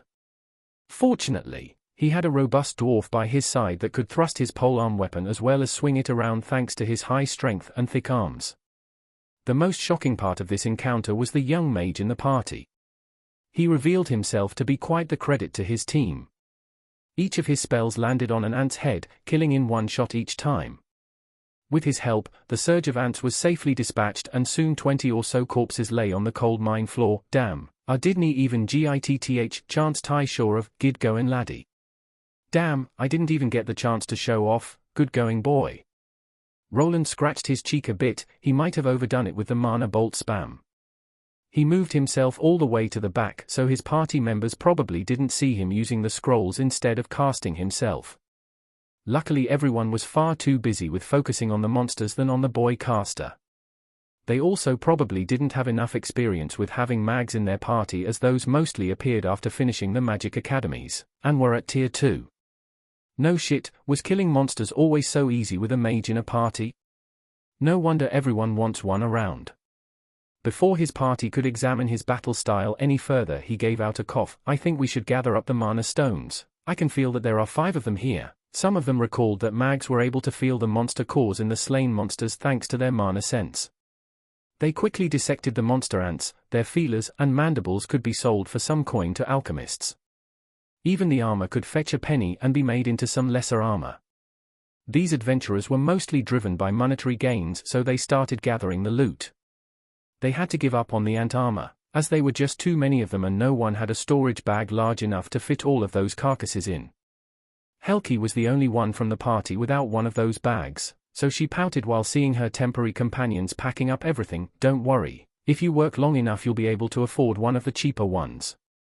Roland gave the half-gnome a reassuring look as he noticed that she was feeling down. The bags cost a lot if you were a bronze rank but were somewhat affordable after getting through that hump. Who is worrying? She turned her head, embarrassed about her lack of adventurer gear and that she was considered poor. Her companions didn't really care as they all were in similar situations when they were starting out. Some of them even had to work as regular hired help when they were starting out, as no one wanted them around without any combat experience. There weren't really that many people that could evade the simple labor missions like Roland did when he started out. The ones that tried too soon ended up as goblin food. Ants weren't that tough, think we can continue. These ants weren't that tough, think we can continue, Dalrak proclaimed while getting some of the ant juices out of his halberd. It was a surprise to find out that this mine was overrun by ant monsters. This didn't mean that they should retreat just yet. The more of these buggers they slew, the more money they would get. They just needed to gather up their feelers and mandibles as proof. Yeah, we also have the mage kid with us, it should be a breeze. Orson was somehow invigorated after seeing the spell-slinging capabilities of his new party member. The elf also nodded and Helki just shrugged as she was here to gain some experience points. She could already see that it was increasing at a rapid pace while they defeated these weak monsters. She had already gained 1 level just after this quick battle, don't see a reason not to. Roland also nodded, the path behind them was mapped out by them. They had a clear path to retreat and the ants didn't seem to be digging up new tunnels that much. With the current strategy of the 2 warriors in the front and 3 range attackers in the back, they felt reassured. They still had enough time to backtrack as the 5-hour time limit wasn't up. They continued on. Roland spotted a larger cavern on the map. This cavern was probably some kind of larger mining area that the people dug out. He expected to find some minecarts along with more paths opening for them to investigate. They followed the railroad tracks all the way to it. While heading forward they encountered more of the worker ants. Roland was still quite greedy and was sure to always aim for the head. The other party members didn't really need to do much besides blocking the ants' path while their backline fighters pelted them with arrows and spells. The archers of the group were sure to gather up the arrows as they could be reused. The path ahead continued to be bathed in darkness. Roland even brought out a second orb of light. The ants kept appearing periodically but in small numbers as if guided by the smell of their fallen brethren. It was rumored that the ants communicated with each other by pheromones or some kind of chemical trails, which made a lot of sense. The party finally came to the end of one of the long corridors and was greeted by a large cavern. There was abandoned mining equipment scattered here, pickaxes on the ground, and minecarts filled with raw iron ore. The bright blue light illuminated the whole place and they could hear the familiar sound of clicking mandibles of the ants.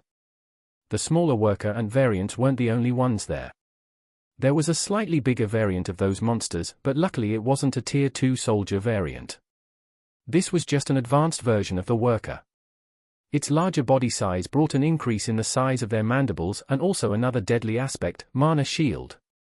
Roland was quick to react. During his times in libraries he had studied about the various monsters in the kingdom. He knew about some of the ant monster types having acid-like spit. This acid was now sizzling and dripping down from a shield that he placed on Orson. He was slow on the uptake as he was wrestling with 3 smaller ants. Watch out for their spit. It has limited uses, duck for some cover until it runs out. Roland shouted while using up one of his mana arrow scrolls on the other larger worker ant. This one didn't go down after one hit, the mana arrow only managed to leave a deep crack in its carapace. It already showed more resilience than the basic worker ant. Helki and Selena ducked behind the large minecarts while Dalrak and Orson backed away, their gazes focusing on the acid-spitting ants.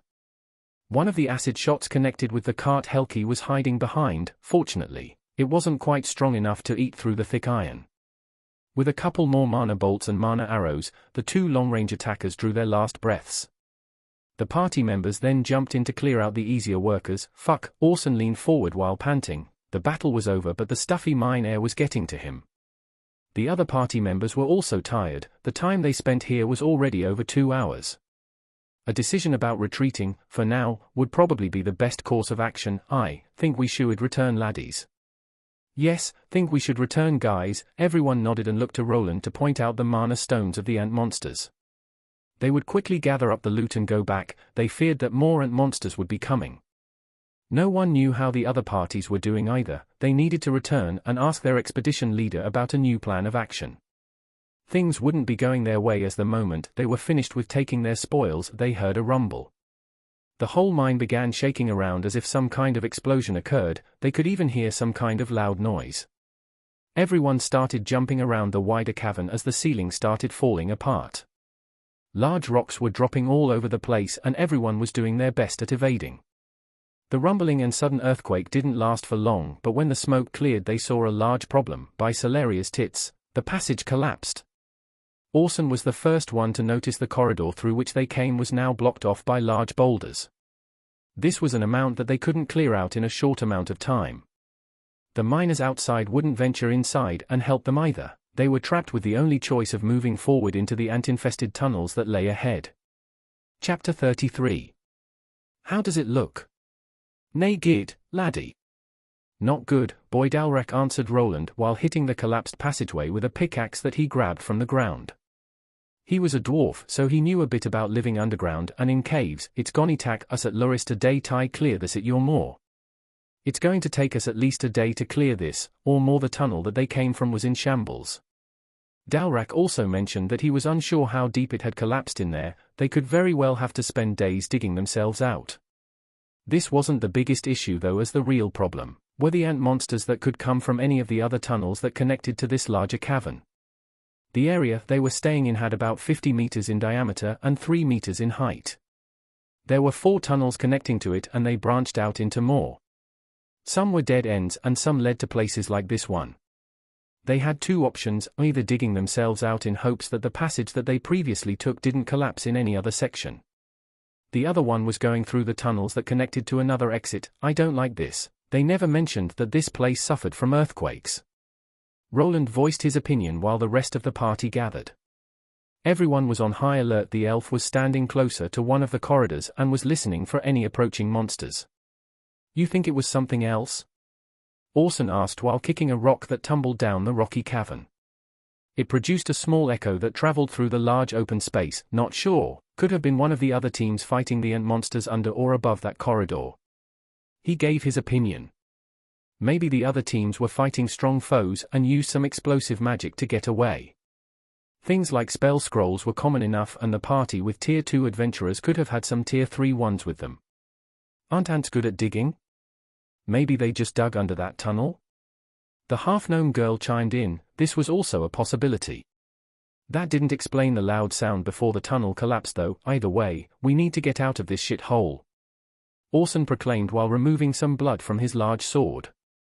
He was finally able to swing it around in this larger cave. No use staying here, as the mage said. We just need to follow the map to the exit. Hey! His name isn't Mage, it's Roland. Helki shouted out at Orson, who flinched a bit, but he quickly recovered while looking maddened. Roland was surprised by the girl's short outburst, but he just nodded at her as a thank you. The half-gnome was bashful about the gesture as she turned her head to the side while blushing slightly. Whatever, the ants aren't posing a problem yet, we could try moving forward. There is also the possibility of them swarming us from all those tunnels if we wait here, said Roland while the party continued to discuss the situation. Finally, they all agreed that waiting here and digging would probably not be the best option. The ants could endlessly continue swarming them from all directions if they stayed too long in one spot. They could also dig more tunnels and come from below or from above. Roland placed the map on the ground and looked at it along with Selena and Helki. The girl was eager to learn some map reading, and she was also interested in the conversation the two were having. We are here. The collapsed tunnel that we came from is here. He had something akin to red crayon with him as well as a pencil to scribble on the map. The closest exit should be here. He marked their destination on the map. By the length of the tunnels he could tell that it would probably take some time to get there. We could probably take a break here at this junction that connects to more tunnels. It's about the same size as this cavern. The two warriors from the group didn't care much about what Roland and the two trackers were discussing. They stood to the side while keeping watch over them. Selena nodded while looking at the path they were going to take. Helki just scratched her head a bit as she wasn't really knowledgeable with reading maps or measuring the distance. This would be something she wanted to look up when she got back to the city.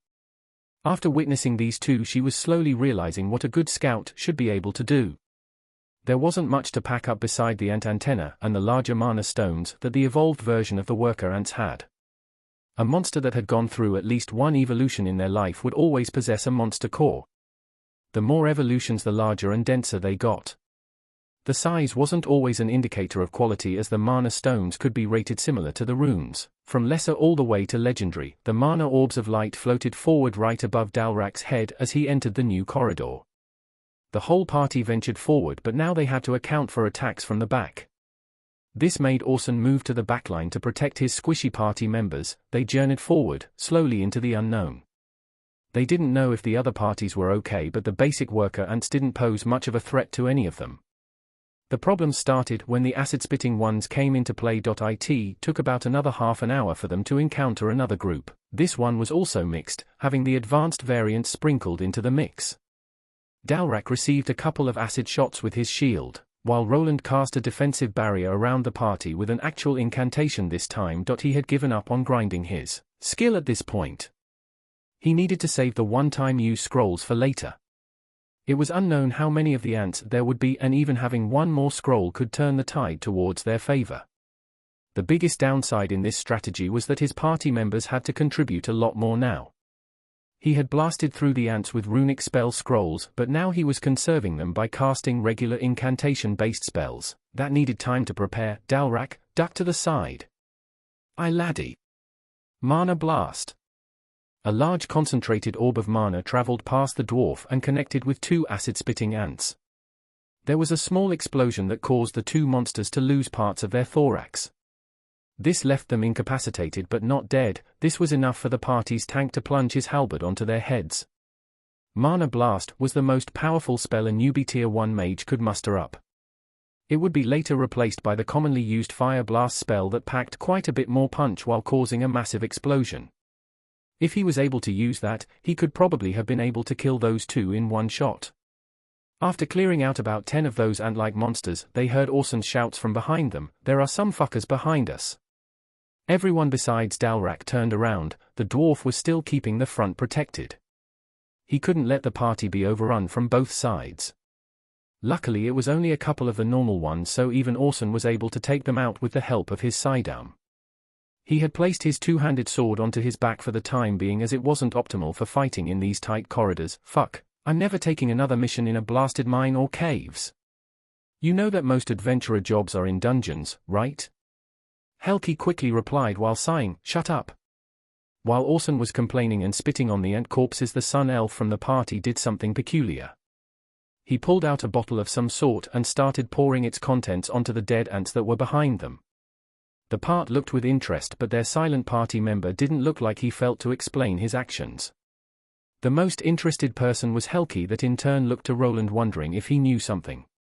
Before Roland answered, a peculiar smell invaded his nostrils. It was the smell of peppermint.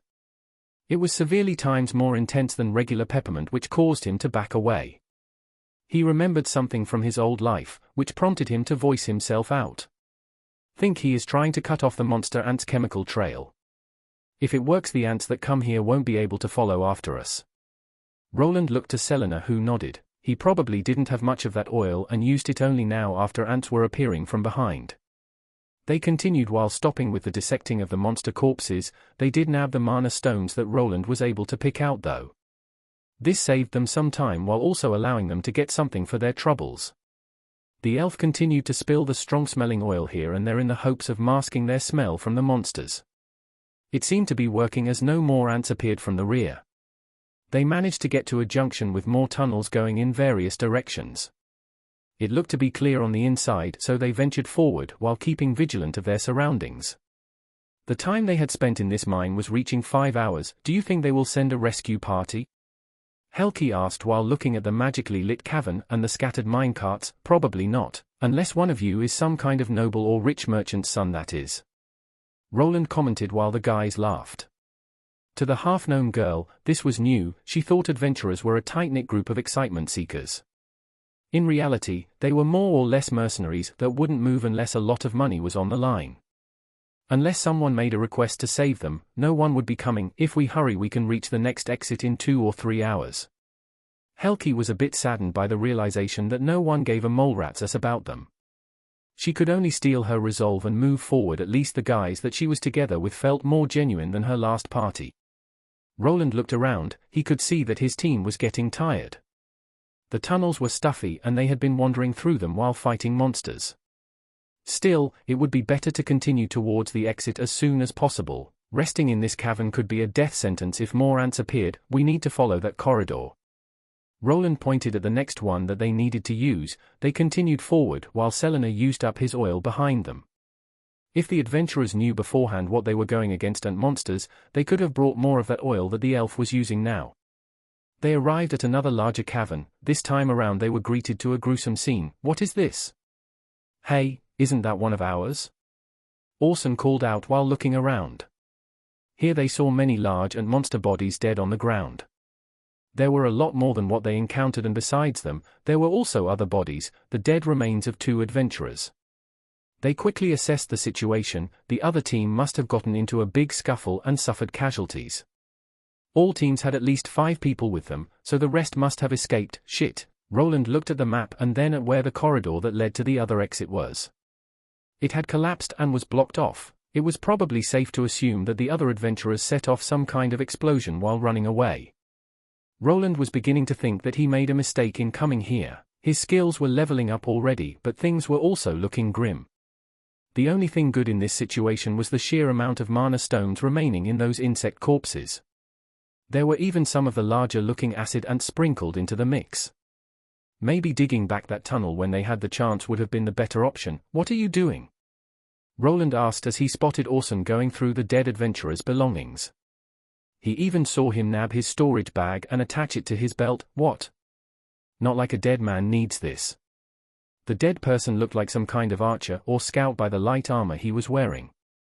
The other was a warrior. His long sword was to the side embedded in an ant's body. Strange that those ants didn't drag those bodies away. They must have killed them all before escaping back and setting off the detonation, which would mean, shit, just as he expected, something showed up. The sound this creature was making was different from the other ants.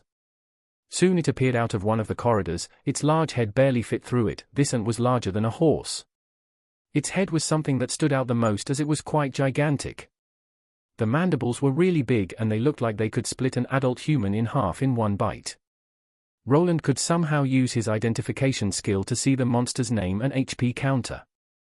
The moment he saw the numbers, he frowned even more. There was a threshold monsters reached just like the other races. A monster would evolve just like a person. The first evolution was past the 25th level, and then the second past the 50th, which was similar to going through your first Tier 1 class. This monster was something that was on the level of a Tier 2. Its lower HP count indicated that it had suffered some damage before, but it looked that it regenerated most of it now. Watch out. Everyone took up a fighting position, 2 fighters in the front with the range attackers in the back. The elf was the first one to give of a shot, and his arrow traveled through the dimly lit cavern, hitting the monster on the head. To everyone's shock, the arrow just bounced away without leaving more than a scratch on the monster's hard exoskeleton. After the hit, the monster was alert to their position and it gave out a high-pitched scream before charging forward. It was surprisingly fast for its size, and Dalrak would probably have a tough time blocking its approach. The robust dwarf wasn't willing to dodge though. He lowered his center of gravity and grabbed his shield with both hands. He put himself between his party and the monster like a proper defender. "Come tie daddy, ye hackett bugger. Come to daddy, you ugly bugger." The monster's large head slammed into Dalrak's heater shield. The shield buckled under the pressure and the muscular dwarf was pushed back. His feet made a streak in the rocky ground below. The monster started biting with those large mandibles. The thick shield was unable to stop the massive pressure as it started giving out. Orson didn't wait for his party member to just die there. No, he mustered up all of his strength and brought his large two-handed sword down on the monster. It was a clean hit to one of its legs, which flew right off. He was sure to aim for the weak spot in the joints, and his aim was true. He tried swinging further, aiming at the more armored parts. The second swing was blocked by the exoskeleton that only showed a slight scratch. The monster abandoned the shield. Dalrak used this chance to back off. His hands and legs were shaking as he was barely able to take this evolved monster's charge head-on. The ant turned its head towards the other warrior, maddened after losing one of its legs. It was still able to keep its balance thanks to the remaining 5. Its mandibles opened up again as it tried to bisect the attacker. Orson was too slow to react. He thought that he could at least topple the monster after taking out its leg. Luckily, a red bolt of fire magic landed on the ant monster's head before it could go in for the kill. The monster screamed in agony after receiving Roland's fire bolt spell to the face. This was a common grade spell which was in the Tier 2 ranking of spells. The monster's antenna along with its eyes started to melt. This was enough to cripple the monster's senses and making it more or less blind. It didn't stop there. Roland used another fire arrow spell and aimed for the head yet again. This finally made the monster drop down. Dalrak went back into action and used this chance to swing his halberd down on the twitching monster. Orson followed right after as he brought his two-handed sword down in a similar fashion. The two continued, and Helki along with the elf also joined in. All of them finally stopped after the monster's legs finally stopped twitching. Everyone was sweating and panting after defeating the Tier 2 monster. They looked to their mage that surprisingly could use an advanced spell type. "I brought some spell scrolls," he explained himself while the others nodded. Their conversation ended prematurely when they heard the ominous sound of insect feet coming their way. "I hope ye brought marrow, they. We your AFF tie need time, I hope you brought more of those, we are going to need them." A drop of sweat ran down Roland's forehead. He did indeed bring more of those scrolls with him, but if he had enough of them to last through this entire mine expedition wasn't something he was willing to bet his life on. For now, he gathered more mana into his hand while reciting an incantation. A blue sphere of mana formed in front of his right hand while in his left he was holding his binder like magic book. This fight was only beginning. Chapter 34. The party was in a large open cavern. After defeating the Myrmiki soldier, they got quickly swarmed by multiple monster ants.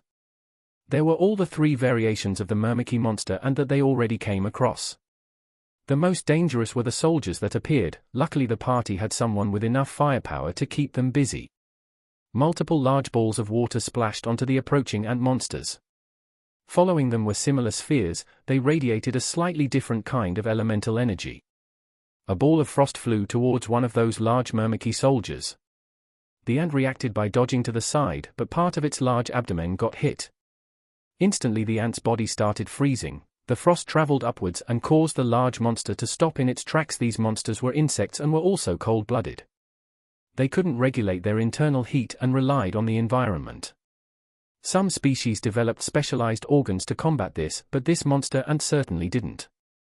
The moment its temperature dropped below a certain point, it would start acting sluggish and finally, it would start to hibernate. Roland's party members watched as their mage used some kind of flimsy booklet. Each time a frost and water-related spell flew, a page would disintegrate into nothingness.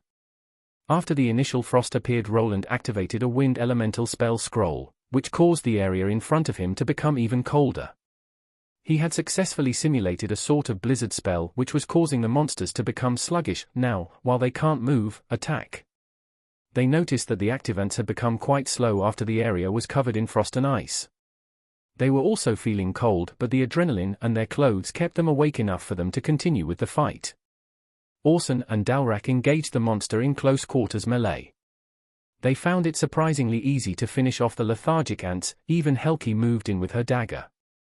Her weapon was continuously stabbed into one of the monster ants' head, causing it to promptly bleed out and die. Roland concentrated on the most powerful monsters from the group, which were the two soldier variants. The other spell that he used in combination with the ice ball spell was the whirlwind spell. It kicked up a storm and together with the already chilly air caused the monsters to halt in their tracks for the finishing touches. He used gale arrows as well as rock arrows and focused them on the Myrmiki soldiers' joints. Their exoskeleton was quite hard to crack even in their weakened state. When the monsters were damaged enough, the two warriors from the party could finish them off with their physical attacks. The battle continued and Roland started going through his spell scrolls. His rune mastery skill started leveling up at a rapid pace. The monsters they were fighting were also tier 2, which caused everyone to level up quickly. Helki had already gained 5 whole levels since coming to this mine, and this battle was still ongoing. The battle didn't end quickly. The ant monsters kept coming and coming. It was as if there wasn't anyone besides this party left for the Myrmikis to hunt. All of their focus was pulled here, but when they entered the freezing cavern, only death awaited them on the inside. While the party was continuing with their death bout, something else was happening outside the mine they were trapped in. 2 people were seen arguing, with one a lot angrier than the other. "You gave us a false report, admit it." A man with a beard was holding a chubby man by the neck with one hand while shaking him about. "Nonsense. How could I have known that it was a Myrmiki infestation?" The man being held up was the supervisor of this mine. The person holding him up was Wells, the man responsible for this expedition. His party was lucky enough to not have any tunnels collapse on them. They had ventured inside just like Roland did. After a couple of fights with the ant monsters, they also came across a soldier variant, which they dispatched. After that point they had retreated. The probability of them dying multiplied and they weren't willing to test their luck. "We need to report this to the guild. This isn't a mission suited for steel-grade adventurers." He looked to the teams that had made it out. 3 from the 4 teams had returned, but one of them was missing 2 members, while the 4th didn't come back at all. This was Roland's party that was still the only one remaining trapped inside. "We need reinforcements from silver and gold ranks, maybe even a platinum. We have no idea if a queen is with them. Those are tier 3 monsters. We have no chance against that, and they become agitated if too many of her hatchlings die." Wells finally moved his hand away from the man's thick throat. The old man landed on his posterior before getting pulled away by some of his own bodyguards.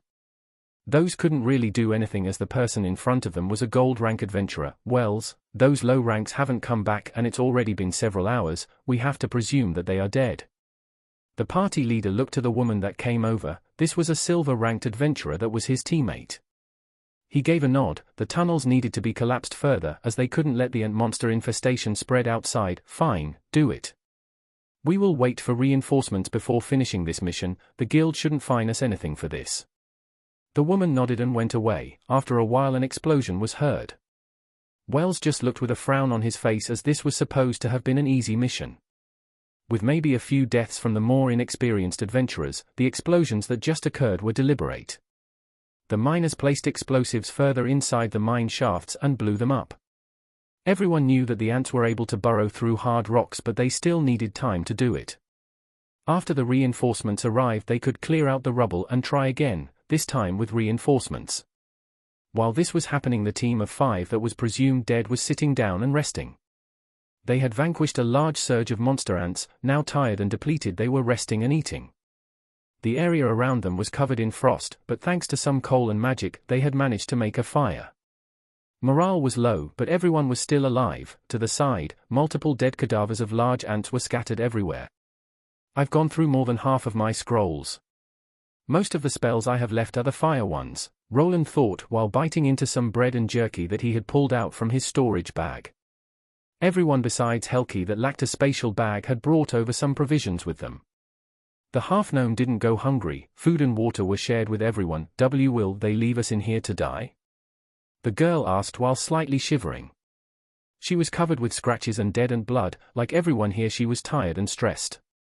The others looked at her with a solemn expression on their faces. Aye lassie, very likely. The girl just like the rest of the party had trouble understanding this dwarf, but they got the gist of it.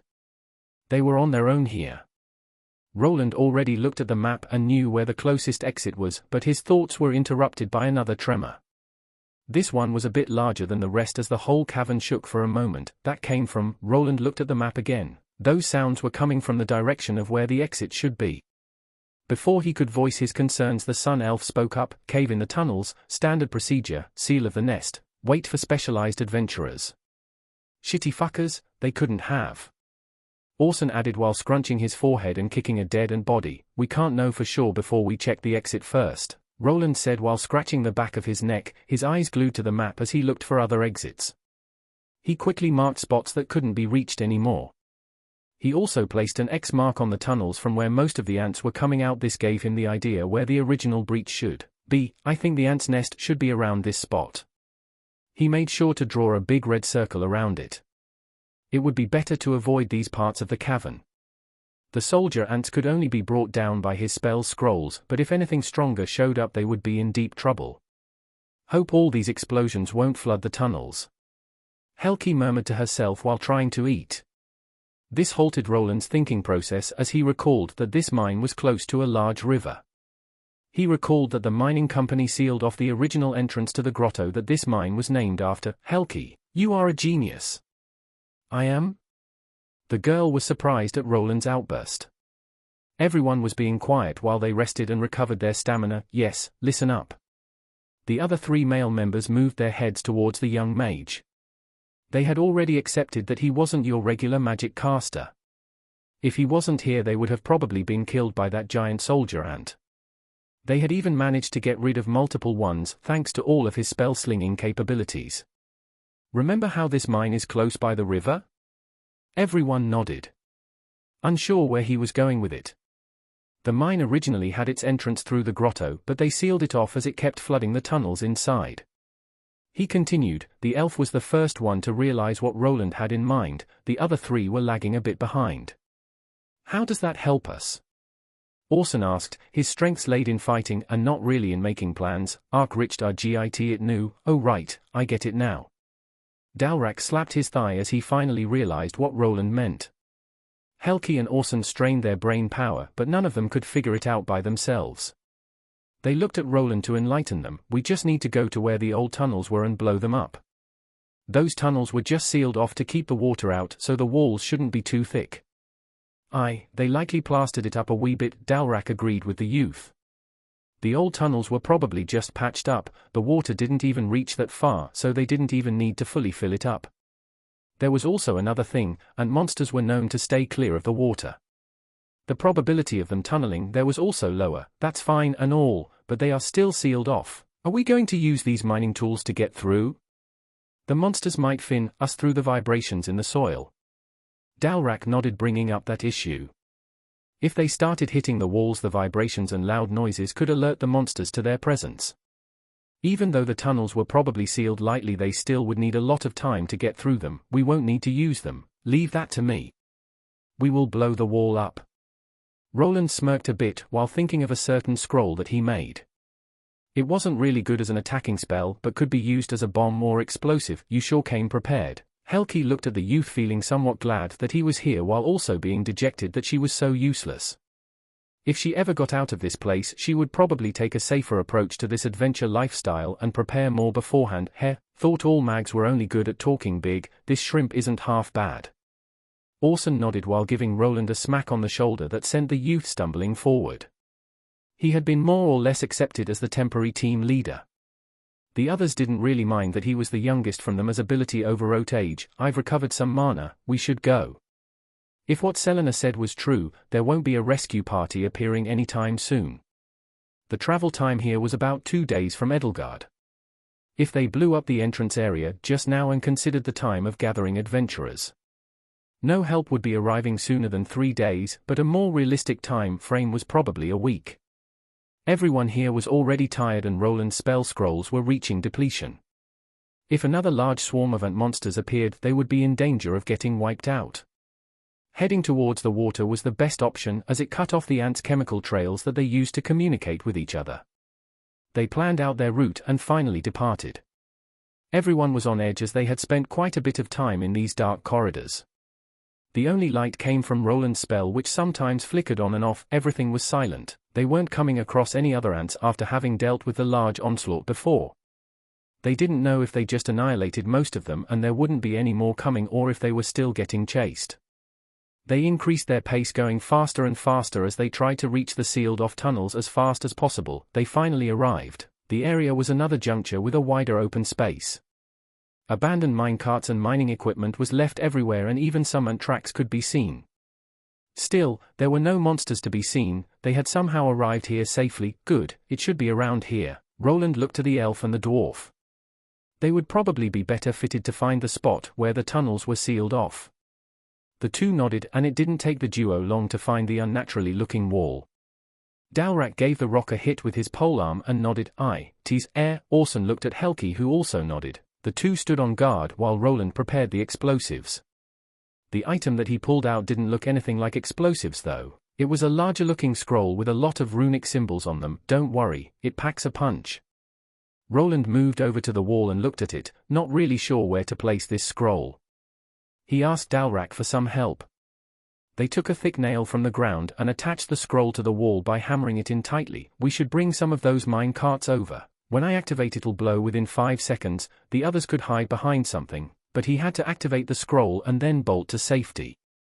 The party set up some minecarts closer to the explosion area so that Roland could activate it and then run. Okay, here goes nothing, if this works.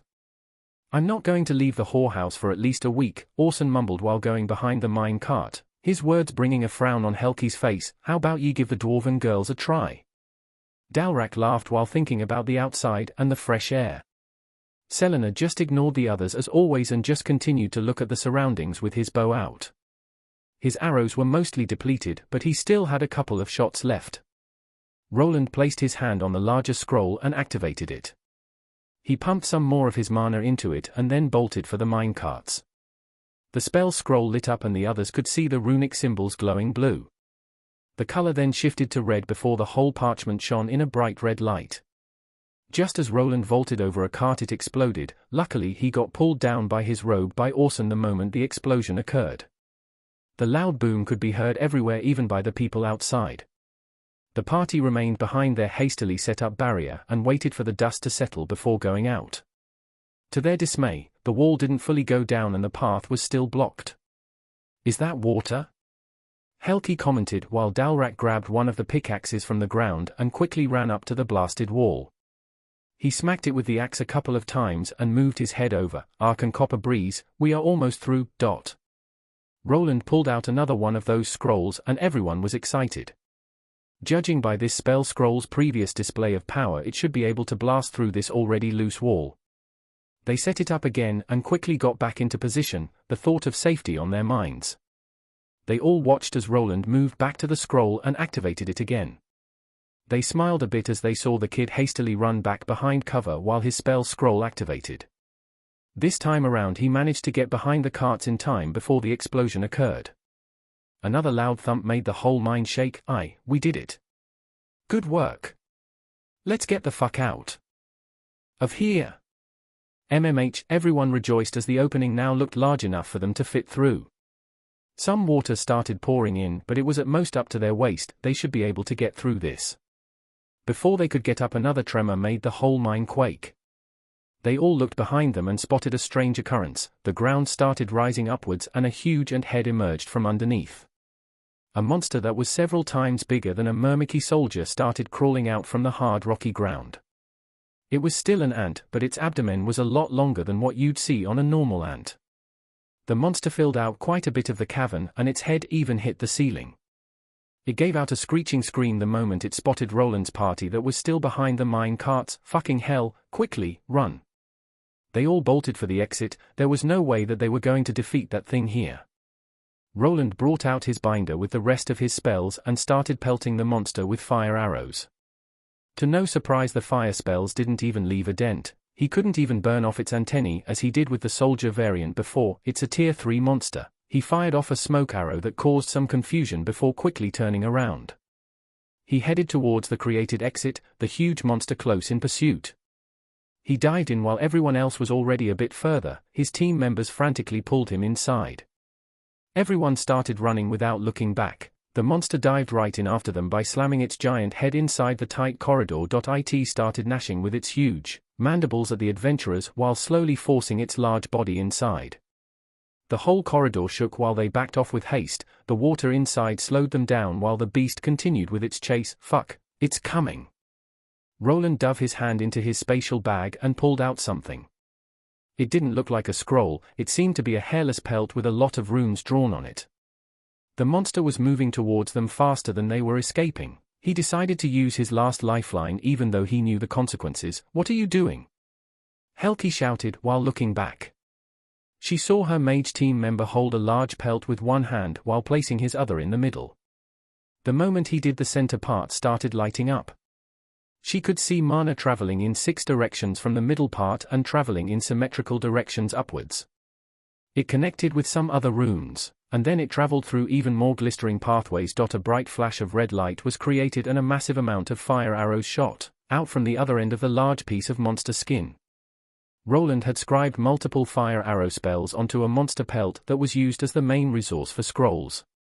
The multiple fire arrows combined mid-air and connected with the monster queen's large open mouth. The huge ant received a mouthful of fire energy and quickly backed off while giving off an incomprehensible wail of pain. Roland flew backward into the arms of his dwarven party member. The hand that he used to power his spell was all mangled and charred. All of his fingers were broken and the burn marks reached past his forearm. His vision was hazy and he passed out soon afterward. The shouts of his party members weren't reaching his ears as everything faded to black. Chapter 35. Huh? A man about the age of 25 opened up his eyes. He had fallen down from what seemed to be a gaming chair. He was in a small apartment that only had one room that connected to a tiny bathroom. The whole place looked messy and unkempt. What was I doing? He stood up, his eyes felt heavy. He felt as if he had been sleeping for days. Dazed and confused, he glanced around. The room around him seemed familiar yet distant at the same time. He looked around. The apartment was badly kept and dirty clothes that were rolled up into a ball were thrown in the corner. A half-eaten microwaved pizza was to the side along with some soda. This drink had long lost its carbonated properties and now would taste like sugar water. The man rubbed his head as he sat back in his chair. He felt like he was forgetting something important. He remembered returning from a hard day's work while almost getting run over by a truck. Then he started playing some games. I must have fallen asleep while playing. He thought to himself while looking at his PC screen. Instead of seeing a game on it, he saw a pitch-black monitor. He leaned forward to his mouse. Maybe his computer had gone into sleeping mode after he dozed off. The moment he jolted his mouse, the screen flickered and something appeared, something that didn't look like a game. What the? He saw an image of an ant. It looked awfully realistic and somehow more monstrous than a regular insect. The image on the screen looked at him as it moved. He moved his head to the left and the large ant's head moved to face him. His first thought was that it was some kind of new gaming feature. Things like eye tracking weren't new. The strange part was that he wasn't wearing anything for the program to track his head movement. He didn't even have a webcam on his computer and he wasn't wearing his VR headset either. While he was thinking, an odd occurrence took place. He saw that the ant's head started pushing through the large flat computer screen as if it was trying to tear through it. He instantly jumped back in panic, falling down from his chair yet again. After some pushing, the monster ant's head finally burst through the 32-inch screen. The thing gave out a massive loud wail that caused all the windows in his apartment to shatter. He moved up his right hand to protect himself, but he spotted something wrong. He couldn't move it at all. The man looked to where his arm was and saw it mangled up. It looked as if he put it in a garbage disposal. His fingers were all bent out of shape and the pain was unbearable. Before he could register this, the monster ant's head moved closer. Its giant mandibles opened up in front of his face and they chomped down on his head. No. A youth in a black robe shot forward, his loud scream alerting the people next to him. Hey, calm down. Roland's eyes went wide. He wasn't sure what was happening. His first instinct was to look to his right arm. He remembered activating the barely tested scroll that he made. It was a yet unreliable product that he supersized after making a smaller version. He used the whole pelt from a monster sheep that was used for regular spell scrolls, along with some better magic ink. He created the runic spell by jerry-rigging as many fire arrow runes onto the pelt as possible. He managed to connect them all together with the magical pathways and fixed it all up with his debugging skill.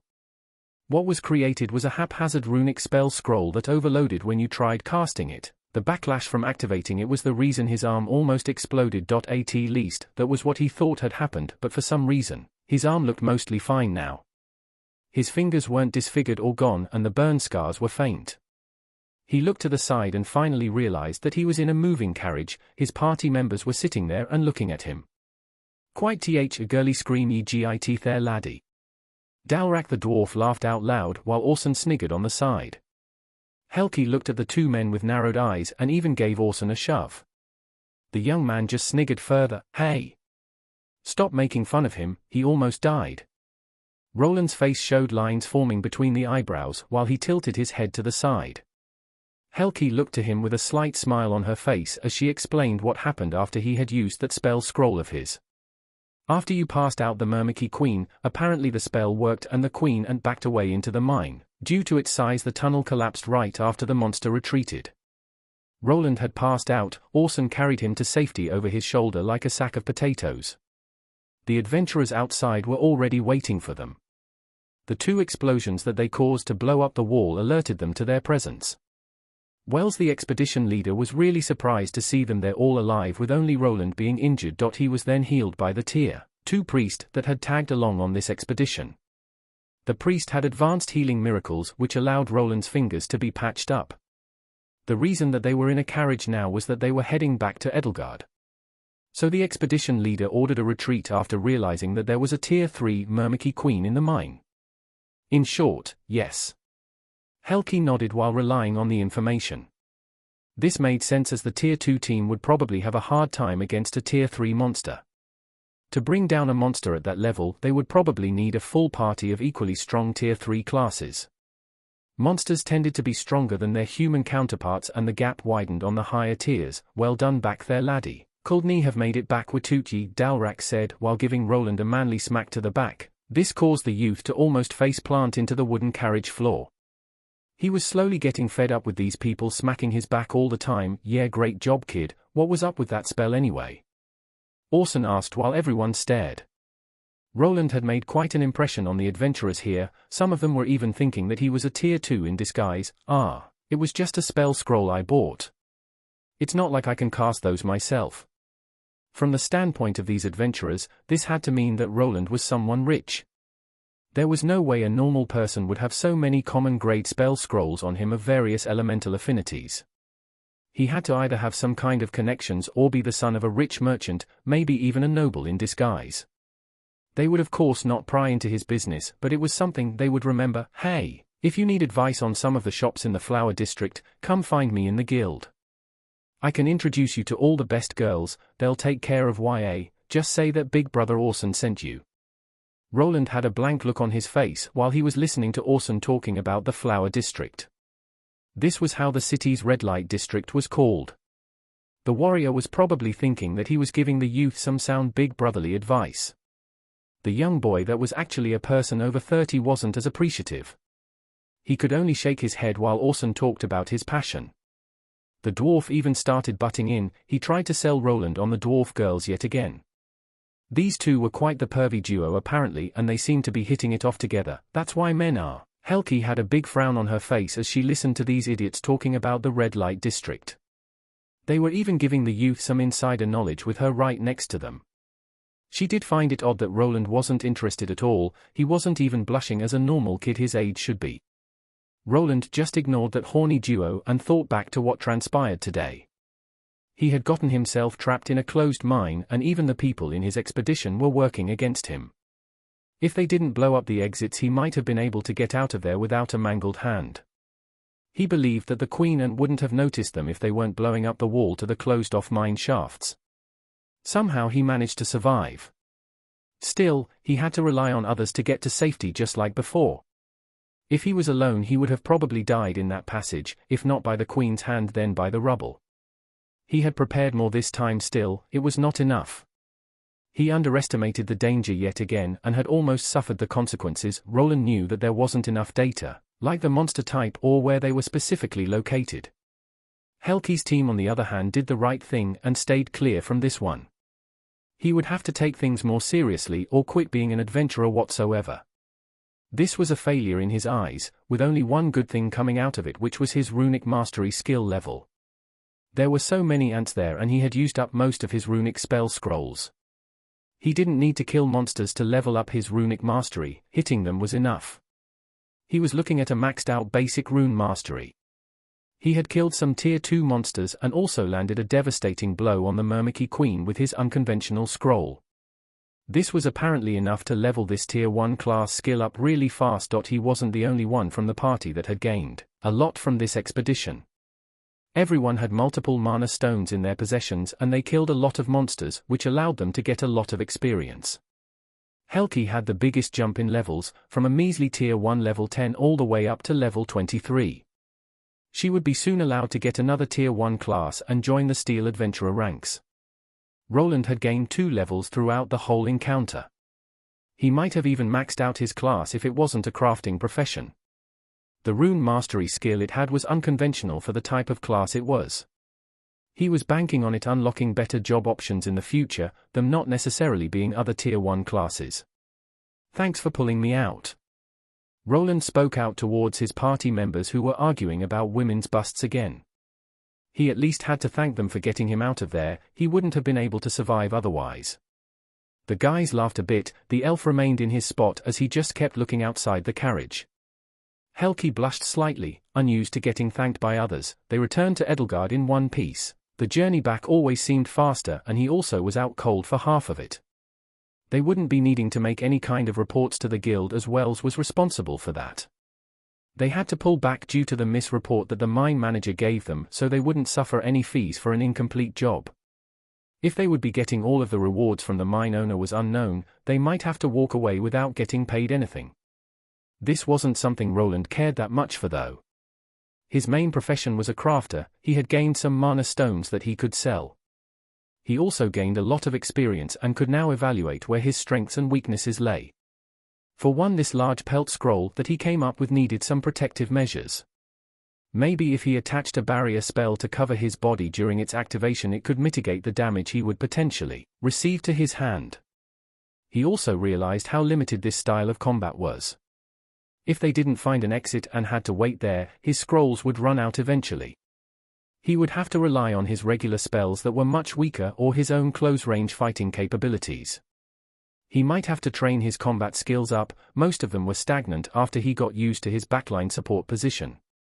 This and a few other things needed adjusting. He hopped out from the carriage and stretched out his sore body. He was still surprised about the power of healing, his arm felt brand new and he could vaguely tell where the burn marks started. A healer could cast this spell which would normally cost you quite the penny if you bought a common grade recovery potion. Well, I will be seeing ye around. Dalrak packed up all of his gear and said his goodbyes. Been interesting YA bastards. Hey, wait up dwarf. He and Orson had apparently bonded over booze and women on the trip here. Maybe they would be forming a party of their own soon. Farewell, if destiny wills it, our paths will cross again. Selena said his one-liner and then walked away, his long golden hair dancing in the wind as he strutted away without looking back, his bow over his shoulder. The only ones remaining now were Roland and Helki. They were quite the odd bunch, Roland muttered out while Helki nodded. And you're not odd at all? Me? What's odd about me? The girl just rolled her eyes and moved forward. She wanted to go to the guild and sell the mana stones she gathered. After Orson took that dead adventurer's spatial bag, everyone agreed on giving it to Helki as she lacked her own. She was now richer and could probably afford better armor and better weapons for her next adventure. What? Roland raised his eyebrow as the girl didn't answer and just started walking away. After a while she just turned around and started waving, a smile plastered all over her face. See you later, Mage Roland. If you're ever in need of a scout you can come find me at the guild. Yeah, see you around. Roland just nodded. He wasn't sure if he would ever meet the girl in the future. After working as an adventurer, she seemed to not be as bipolar as before. She still sometimes had some angry outbursts, but it was mostly focused on Orson that liked to butt heads with her. He himself went back to his lodgings. He had ditched the old room and found himself something bigger. His bed and mattress were now half decent, and he left most of his work-related stuff back at the store. He laid out the contents of his spatial bag on the table. There were various sizes of mana stones there. Ones the size of fingernails and larger at the size of a marble. The larger ones belonged to the Tier 2 soldier type and while the lower ones to the workers. He wasn't sure if he wanted to sell these yet. Supposedly things like magic ink that he used for the scrolls was somehow also manufactured with these as a resource. Some weapons even used these stones as a power source that could be later recharged. He was going to be fashioning weapons like that in the future, so not selling these would probably save him some money in the long run. Roland glanced at his status screen. He only needed to get a couple of levels and he would be able to switch to his third Tier 1 class. There was another path he could take, getting a Tier 2 class instead, which would give him the 1.5x multiplier to his stats, and would make him a lot stronger than before. He wondered how fast other people got to those Tier 2 classes, and if it was worth not to gain more levels with the Tier 1 classes instead. His future progress might be stunted if he didn't unlock more skills. 3 levels shouldn't take more than a couple of months of scroll crafting. He nodded to himself. He already spent a lot of time crafting scrolls. This would put him at a year into his contract. There was a bit of a problem he was afraid of. When he switched to a blacksmith class, he would need to drop one of his class bonuses. He might have to give up the bonuses his scribe class provided. It gave him bonuses to mana regeneration and it lowered his mana consumption while crafting scrolls. He had a large pool of mana as it was, but he burned through it quite fast when crafting. His mage class also gave him more mana as well as mana regeneration, which was best for crafting. He would have to see. This was something that he would tackle on a later occasion. He had gone through quite the adventure and he was really tired. The carriage wasn't a place that he could sleep and he mostly remained awake for the rest of the journey home. He still had some days off and he would use them to sleep it off. After he recovered he would grind till the next class change and finally get his blacksmith class. Chapter 36. Edelgard was a large city. It was considered prosperous in the kingdom and was renowned for its crafting professions. A lot of the country's magical equipment was manufactured right here. An item with the quality seal coming from here was most of the time guaranteed to sell and bring in coins.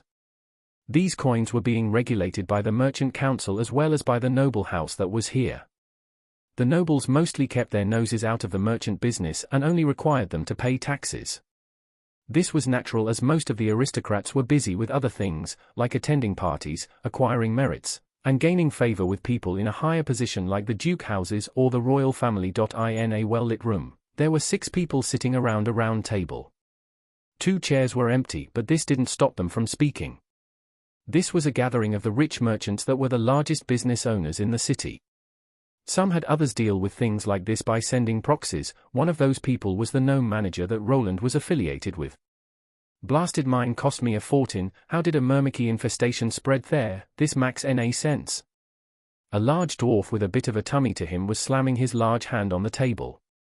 This hand had various golden rings on it just as his beard did. Just some bad luck, Tilda, replied an elven woman whose skin color was dark.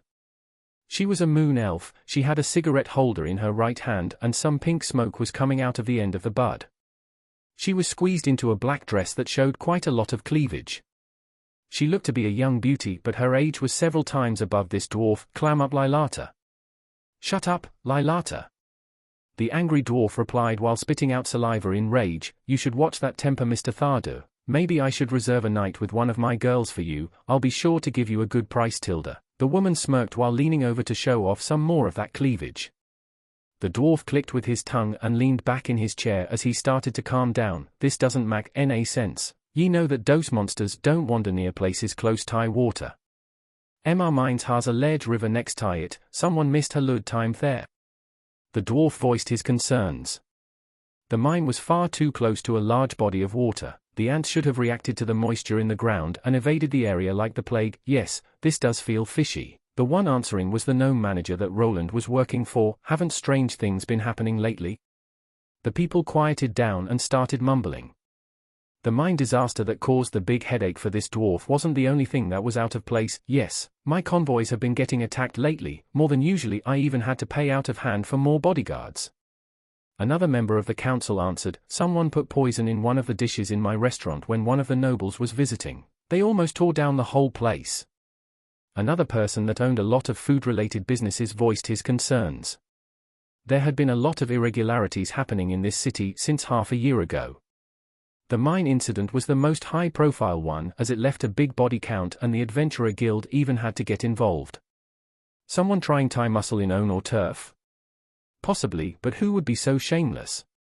We have the backing of the noble families. Could it be? The gnome stopped talking as he looked at the council members. It was possible that one of them was doing this. Even if one of their businesses was hit, it could easily have been a distraction. If they started bleeding money, someone could very easily just move in and buy them out for close to nothing. Even in his stores that he had spread through the city were getting hit, mostly by people complaining about the items failing and asking for returns. This in turn tarnished the store's good name and brought fewer customers that went to others to do their purchases. It wasn't that bad at the moment, but could become a problem if it continued. The council discussed some more rumors, but they didn't come to any consensus. Everyone soon dispersed and they just agreed to keep an eye out for potential spies and sabotage. They could easily have the authorities work for them if they found out who was messing with their businesses. The gnome manager was now sitting in a carriage with his elf attendant Ziliana.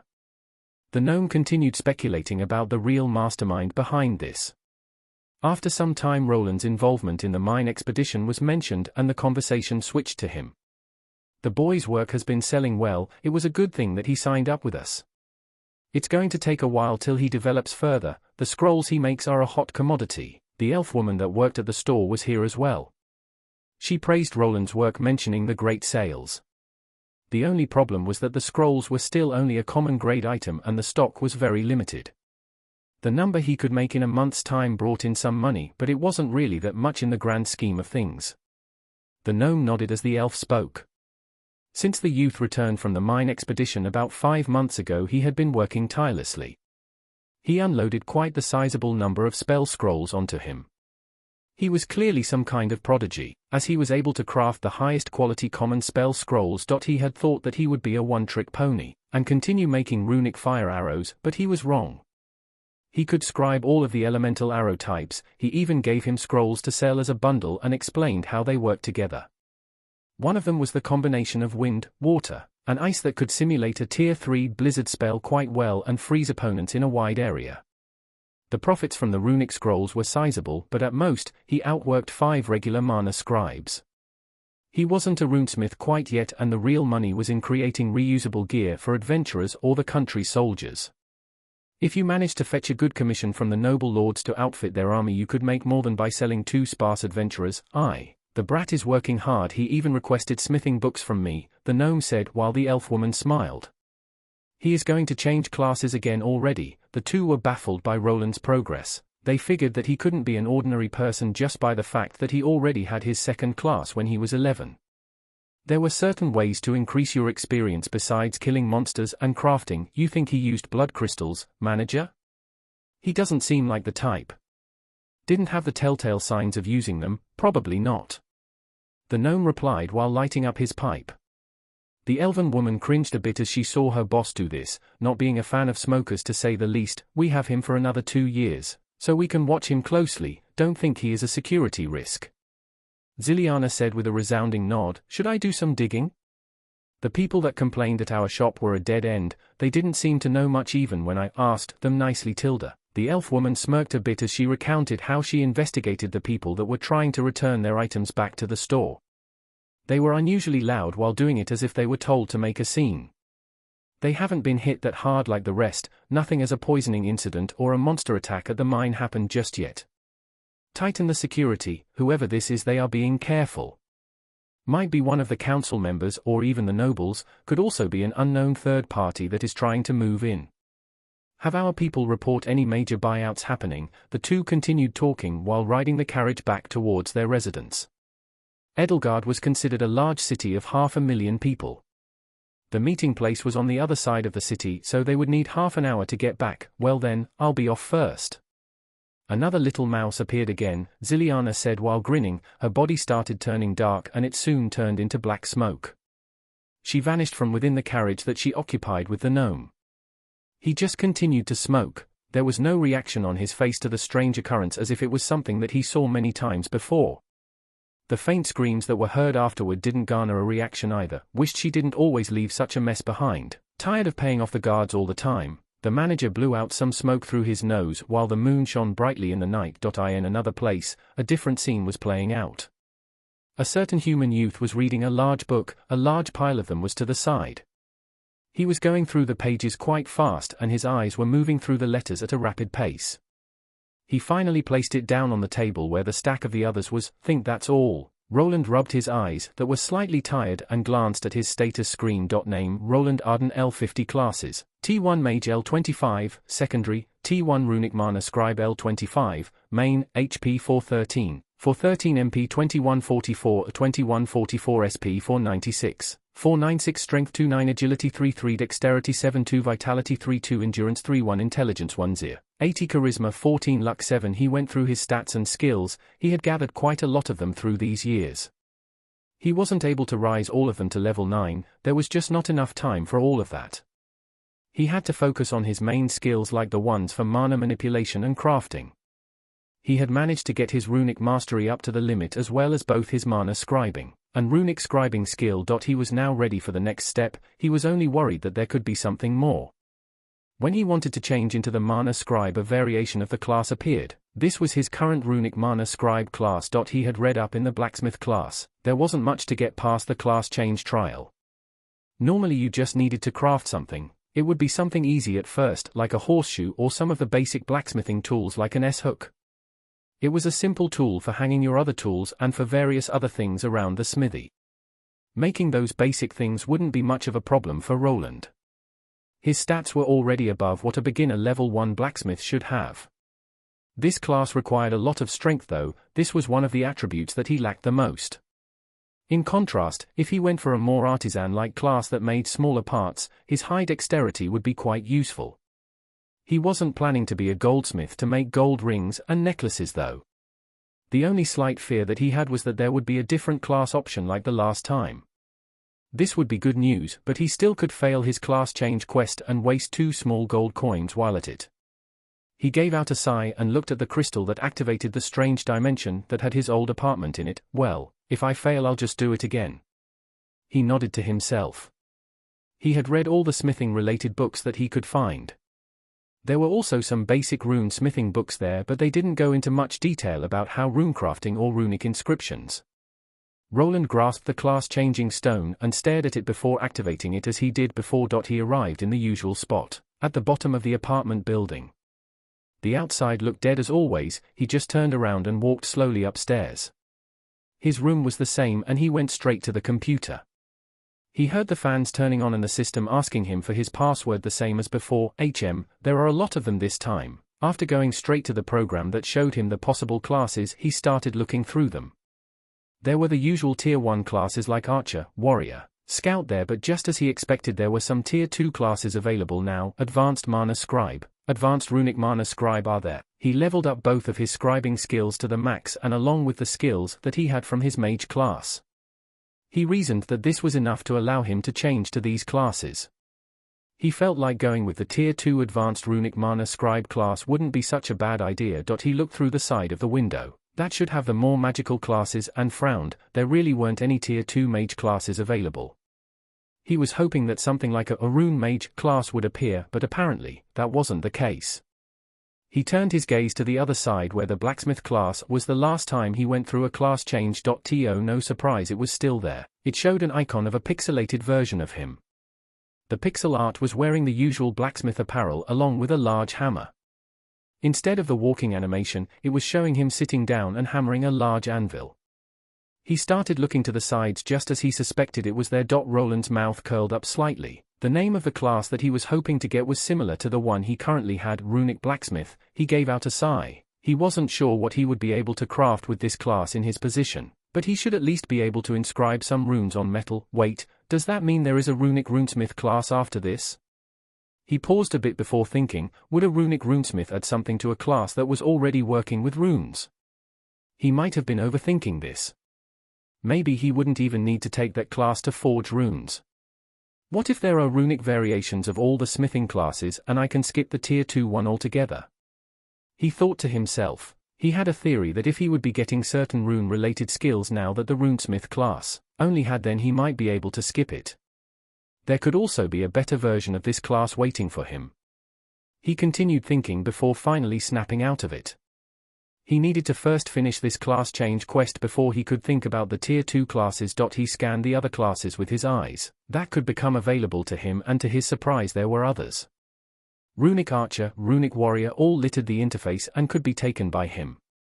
He believed that these classes would probably only lower the usage of mana with rune weapons, and wouldn't actually differ much from the regular versions of those classes. They probably became available after he leveled up his runic mastery and might not offer that much to him in the long run. If he went with that route he would have wasted time with crafting runes and would have to switch to melee combat. He might be able to fight better with runic gear, but it was still better to customize it yourself. Roland finally made up his mind and clicked on the Runic Blacksmith variant that was available to him. The usual VR headset popped out and he put it right on, just like last time he was transported into another area. The place looked like a regular blacksmith's workshop like he saw in the city. It wasn't all that large, but he could see it had all the things required for one. The forge, water barrel, and quench tank were close to each other. The tool rack with the basic smithing tools like tongs and hammers was all there. The anvil was right in the middle, and a bit further away was the workbench with a book on it. He walked up to it while remembering his first class change mission that was similar to this setup. Just as before, he needed to read through it to get the temporary skills and then craft the required item. He spotted a large hourglass in the corner that was already counting down the time. He moved forward and grabbed the large book. He hoped to get an easy item for crafting like some nails.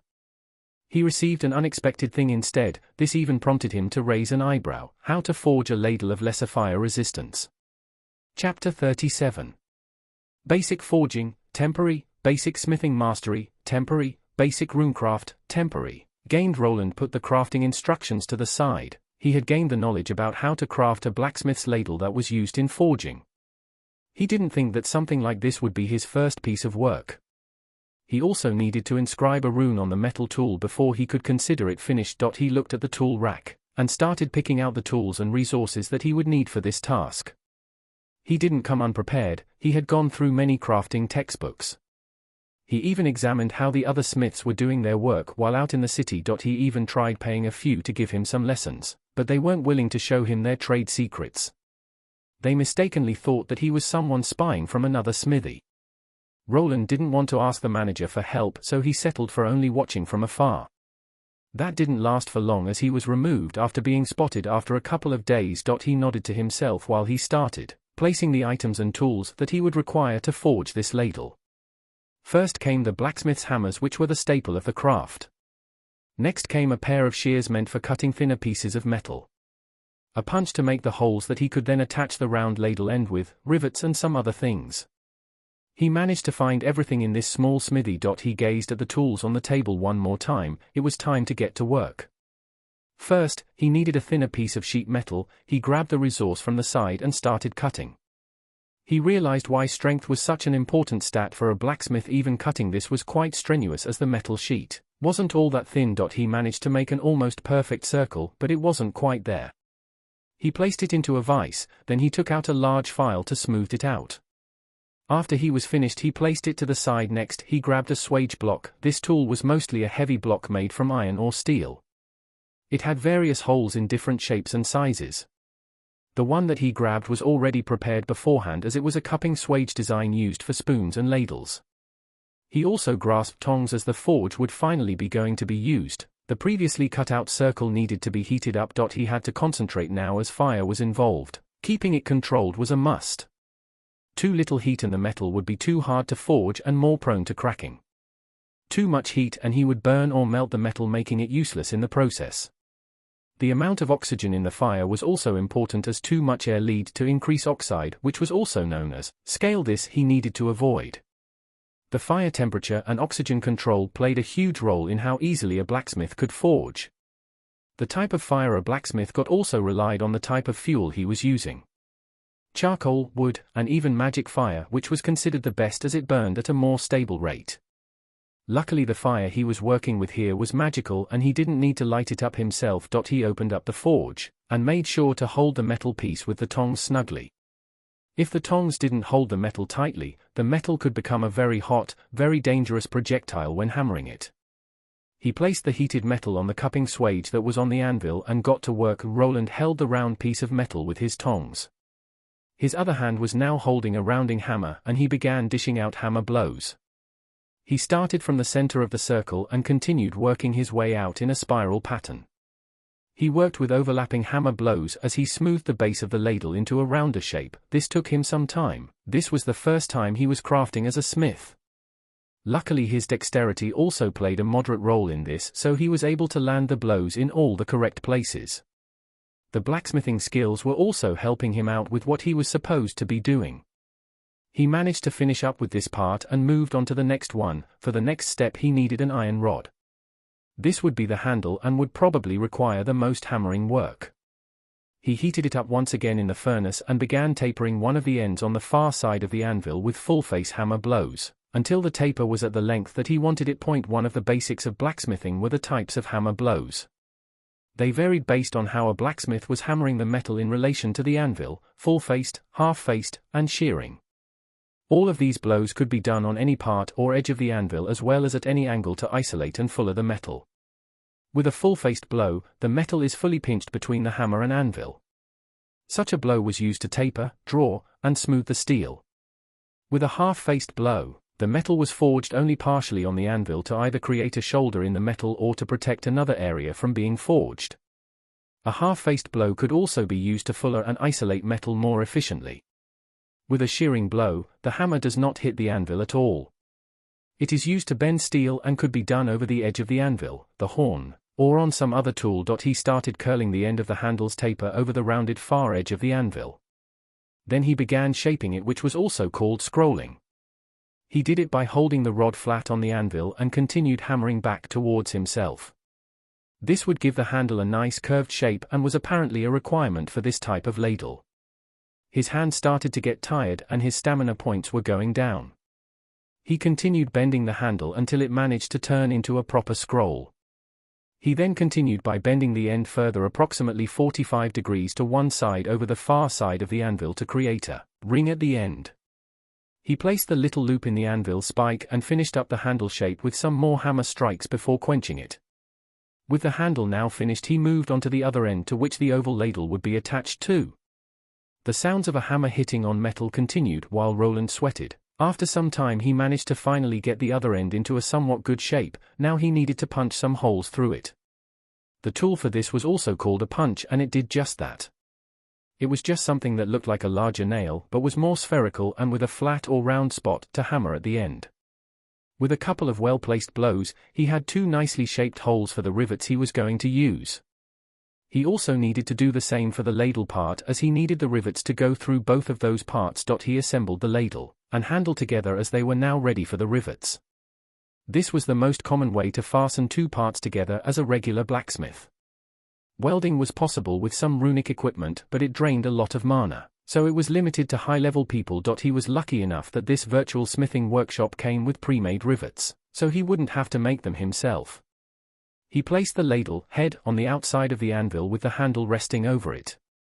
The rivets were heated up before the hammering process. He looked at his creation and frowned a bit. It did look somewhat like a ladle, but it wasn't finished quite yet. If this was the regular blacksmith class, that would be it, but he still needed to place the lesser fire resistance rune on it. Roland turned to the hourglass and could tell that it was already more than half empty. Smithing took a lot longer than scribing, and this was something that he realized. Now came the runecraft. This process was not that similar to the scribing one. Magic ink wouldn't be required, but he still needed to use the hammer he was provided with. What he needed for it was his full attention and a lot of mana. Runecrafting or inscribing just consisted of forcing your mana into the desired object. The process was a lot rougher than scribing though, as you needed to transfer your mana via hammer strikes to the metal. The metal needed to be softened by heating it up. You could try forcing your mana directly without a hammer, but this was a lot harder. It also demanded a massive amount of mana and concentration. The runecrafting skill changed the properties of your mana slightly and allowed it to seep into the metal by force. It was finally time. There would be no second chance to do this, and he knew it. Even if he was able to inscribe the rune fast, he wouldn't be able to reforge this ladle in time again. Here goes nothing. He even considered praying to Celeria for a moment before placing his hand on the handle. The whole item was heated up once more. The color shifted from dark to red quite fast. He wouldn't be hitting the tool hard enough to make it bend. He just needed to transfer his energies into it and forge the rune structure. The hammer he was holding started glowing as he moved it above his head and slammed it down. The ladle shook slightly and mana seeped into it while creating some of the magical runic pathways and components in the process. Just by the first hit, he noticed that this would be really hard. His mana points dropped by a staggering number and he barely started. He repeated the process several times. Each time he struck the iron object, blue sparks of magical energy flew. The runic symbols started appearing on the handle bit by bit as he continued. He finally stopped after one of the runes was practically finished. Half of his mana pool already gone at this point. He finally understood why, unless you were a tier 2 class, you had practically no chance of doing a thing like this. Even with his oversized mana pool, he was already running low. Luckily the process of runecrafting could be broken up as the mana pathways weren't created by magic ink. He looked to the hourglass and waited. He needed to recover his mana before continuing. If his mana dropped too far, he would have trouble concentrating and he could even pass out. When more than 3/4 of the sand was gone, he resumed his work. The first part of the rune was done, which was responsible for the fire portion.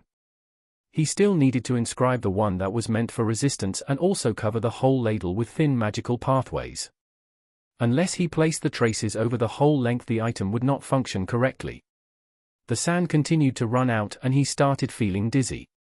Even while waiting and having recharged some of his lost mana, he was slowly reaching his limit. He needed to dip into his reserves even more. His face became pale and he felt like someone was inserting nails into both his ears, but he continued hammering. Ladle of lesser fire resistance, lesser, lowest, high. He managed to last till the end without passing out and received a strange rating for his item. It had both the lowest and high grade. The lesser part was probably the rank of the item, which was low due to it just being a plain iron ladle. There was probably one reason for this type of rating. The rune he forged was of high quality, but the ladle as an item was barely passable. He was brought back to his room, after managing to pass his second tier 1 class change. He was now a runic blacksmith. Before he could celebrate though, he had to grab his waste bin. He placed his entire head into it before puking his supper out into it. His mana had dropped all the way to 1%. He quickly wobbled over to his spatial bag and pulled out a mana potion, which he promptly drank. It tasted terrible, but it was just the thing he needed. In a matter of minutes, he managed to recover over 200 points of mana, which took care of his migraine. He crawled over to his bed that had improved within the year as he had switched to a more expensive residence. Will all of these special class changes be like this? He barely passed the scribe class change, and it was the same with this one. This was the punishment for crossing over tiers. His stats weren't quite up to paragraph.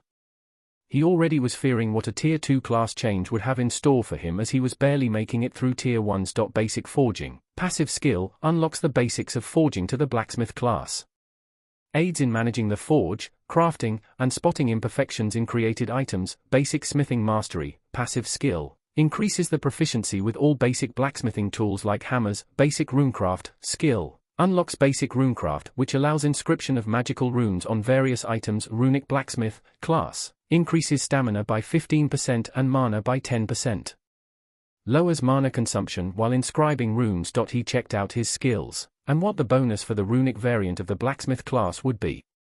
The usual blacksmith bonus was only to increase the stamina, he was even getting a boost to his mana. The bonus related to inscribing runes was similar to the scribe class, but it probably didn't work on the spell scrolls anymore.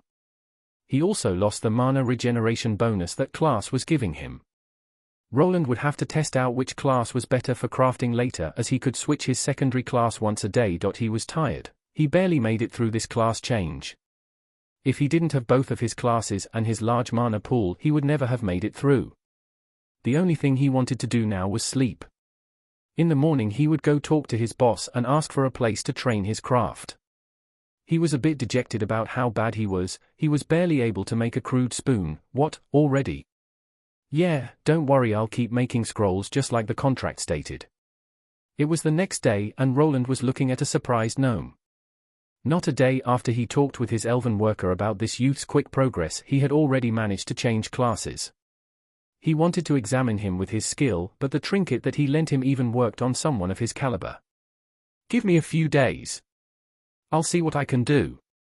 The manager didn't have any reason to deny Roland. He was still a promising worker, and if he could craft more things then it would be good for his business.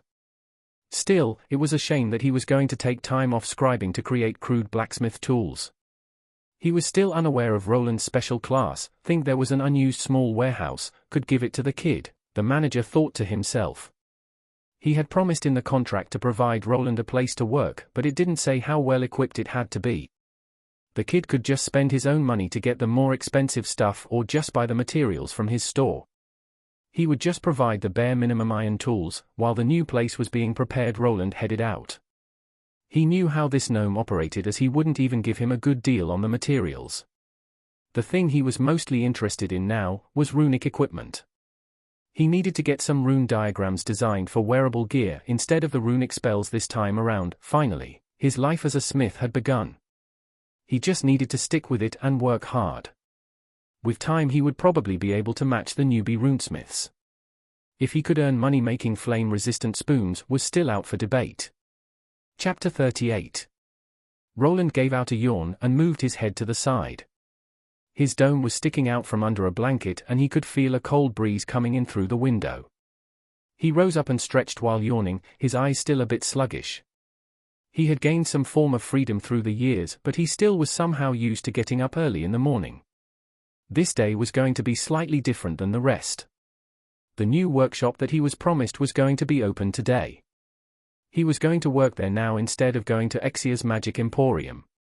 As he was now a runic blacksmith, he needed more space to practice his smithing-related skills. The manager had delivered on his promise and he would move to the new workshop today. He was going to live there as well, he wouldn't need this inn's room anymore. The place he was going to work in had a smaller space for a bedroom where he could spend the night in. He wouldn't get it for free though. He would pay rent and still need to produce the minimum number of 10 spell scrolls a week. He wasn't happy about the workload increase, as he wanted to get his smithing skills into higher levels. His scribing skills couldn't be leveled up further. The higher tier skill was only unlocked after getting a tier 2 advanced runic mana scribe class. Still, making runic scrolls was his only way of making a living, at least for now. If he managed to create some runic weapons, he figured that the gnome manager would exchange them for the scrolls as they brought in more money. This was also why they were a lot harder to make. He realized this when he was changing classes and inscribing his first rune. The sheer amount of mana used for even a lesser rune was astronomical. The mana he spent on that one fire-resistant ladle was enough for him to create 5 common fire arrow spells. He couldn't even finish it in one go and needed to wait for his mana to regenerate. If he tried it in one go he would have probably passed out from the splitting headache. He got up from bed and got dressed. He wore his usual robe with some casual clothes underneath. He didn't wear the gambeson armor this time as it was too thick. It was fine to wear outdoors as it was cold there. Inside, on the other hand, it just made him sweat a lot. He had also exchanged his spatial bag for a larger model. He could fit 3 times as much into this one. Carrying all of his baggage and resources was now finally possible. After clearing out the room he returned the key to the innkeeper. The man didn't react much, as having old tenants leave was a common occurrence. He was over 12 years of age now and he would be getting a place of his own already. His plans of starting his own business were looking bright, but he wasn't sure if the council that ruled this place would allow him to open up his own store just yet. Even now he would only work at the building he was given, but it would be closed and function only as a place for crafting. He pushed the inn door open and walked out without looking behind. He decided to take a stroll through the city instead of paying for a carriage. It wasn't that cold outside, as it was summer season now. There were many other people walking back and forth. Even though it wasn't that cold, he still saw smoke coming out of many chimneys. The familiar clinging of metal on metal was heard by him as he continued towards his destination. His plan was to find a regular job at a smithy when he came to this city. A person to guide his progress would probably speed up everything. Luckily, in a world where you gained skills, repetition could replace a good master. There were enough smithing manuals to refer to. The hard part was the inscribing of runic symbols. After the trial, he had thought about something that would lessen the strain. He continued walking through the city. The further he went, the less glamorous looking the city became. He already realized that the gnome wouldn't be handing out anything for free, and the new workshop was located in the lower parts of the city. This was where most of the poor people lived. He knew that the place he would be getting wouldn't be anything special. Expected this much, he thought to himself while looking at the address. Just as in his past world, the houses did have numbers and street names. What he was looking at was an old stone building with a wooden gable roof. There seemed to be an attic with a single round window there. It didn't have any glass in it and was nailed shut by some wooden planks. There was someone standing in front of the building, and he quickly walked over to Roland. It was a large individual that looked like some kind of worker. "You Roland?" Roland nodded and also showed a scrap of paper that the gnome manager gave him to the man. "Everything seems to be in order. The place is yours." The man was fast to leave after seeing the introduction letter. He was just here to give the youth the keys and make sure that no one ransacked it before the new owner moved in. Roland looked at the person disappearing into the distance before turning around. He looked at the shabby building and went in. It was a lot larger than he expected, and when he walked in he knew the reason why. This wasn't a regular house. No, this was probably a small warehouse. It had a 2 stories tall storage area and a small office. This office was also what was going to be his living quarters. There was a loading platform in front of the warehouse to help load and unload the goods from carts and wagons. For heavier goods, there should be a simple hoist above the warehouse door, but there was none. There might have been a crane that you operated on the catwalk, but it wasn't there anymore either. Most of the space of this building was kept for storage. This gave ample room for the various smithing utensils. Right in the middle was the large anvil. It looked quite old and heavy to lift. By the wall, there was the heart of the smithy, the forge with a bellows connected to it that would allow him to infuse more air into it. This one used coal as fuel and looked quite banged up. There were some iron tools thrown into the corner. After going through them he noticed that some were even rusty. He firstly sorted them out, bringing all the hammers in one spot while the various tongs were placed by the forge in an orderly fashion. A vise and a workbench was there, even a grindstone for sharpening. The gnome was true to his word and had procured all the basics for him to start. He moved his gaze to the rest of his new workshop. The whole place was dusty and cobwebs were hanging from the ceiling. No one had lived in here for quite some time. The reason why this warehouse building wasn't being used was unknown to him. He could only theorize that it was either too old or in a bad location. "I need to clean this place up." In these kinds of situations, he wished he was a real elemental mage. He could produce water via magic. If he wanted to do that now, he would need to use a costly magic scroll. He needed water and some rags. There were wells spread through the city for these reasons. He started thinking that maybe he should hire someone to fetch things like this for him at a later occasion.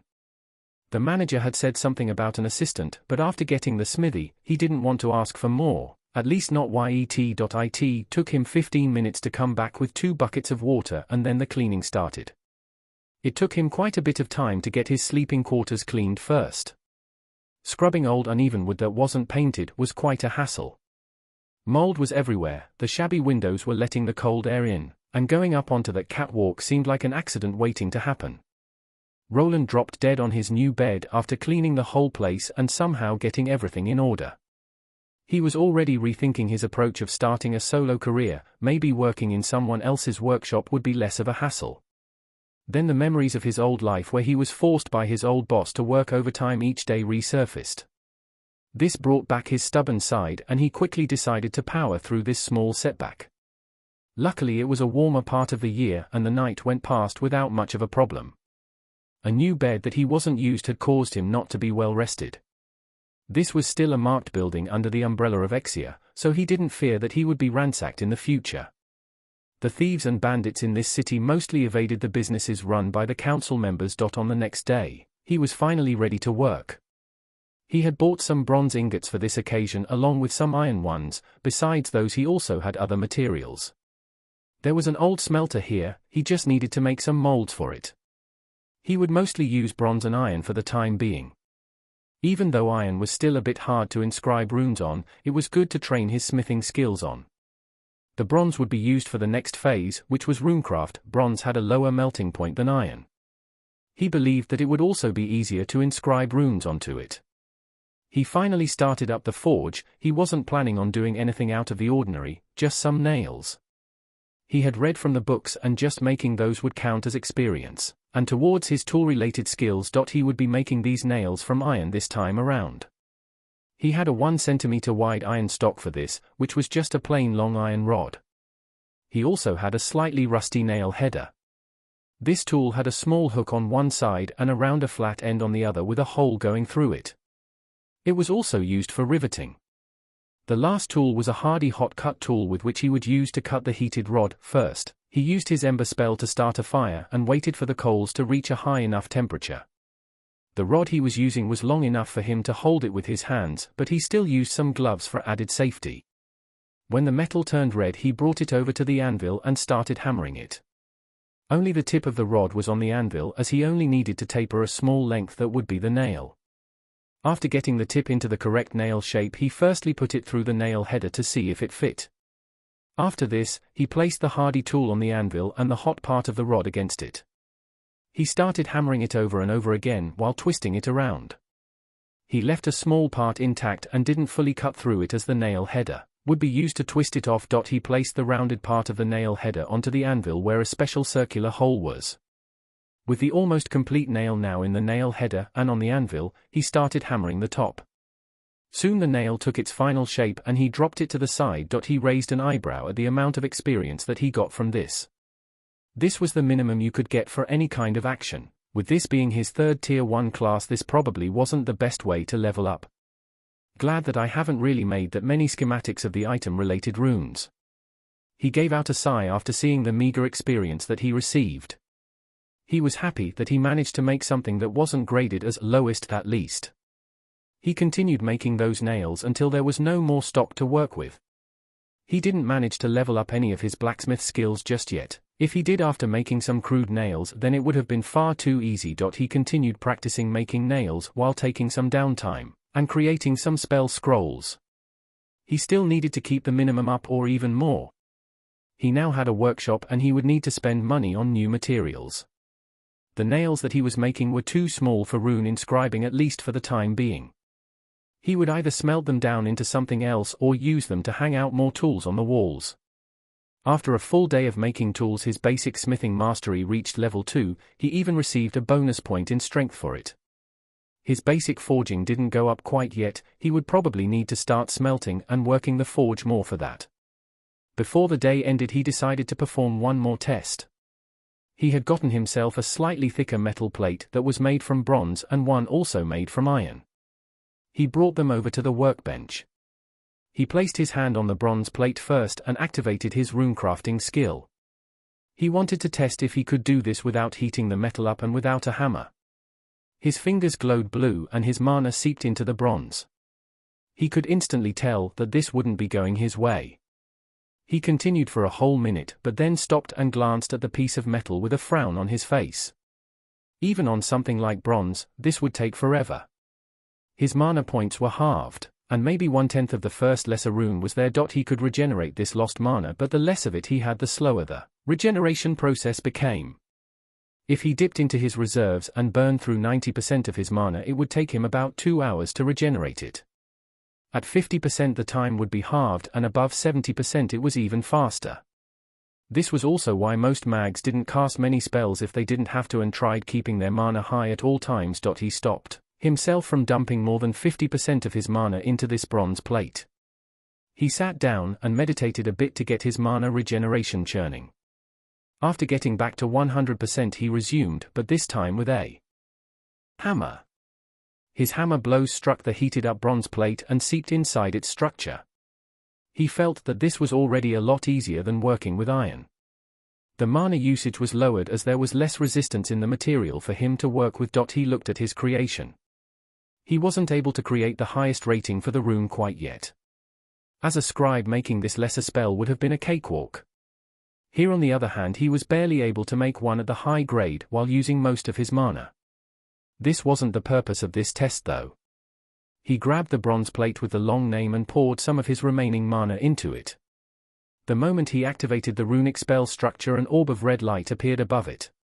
It continued to glow while he powered it with his mana. He placed it back on the anvil after deactivating the spell and started to examine it. The spell structure is still in place, nothing out of the ordinary. He picked it up again and made the orb appear again with a slight grin on his face. He had managed to make a reusable spell, he was now able to do it.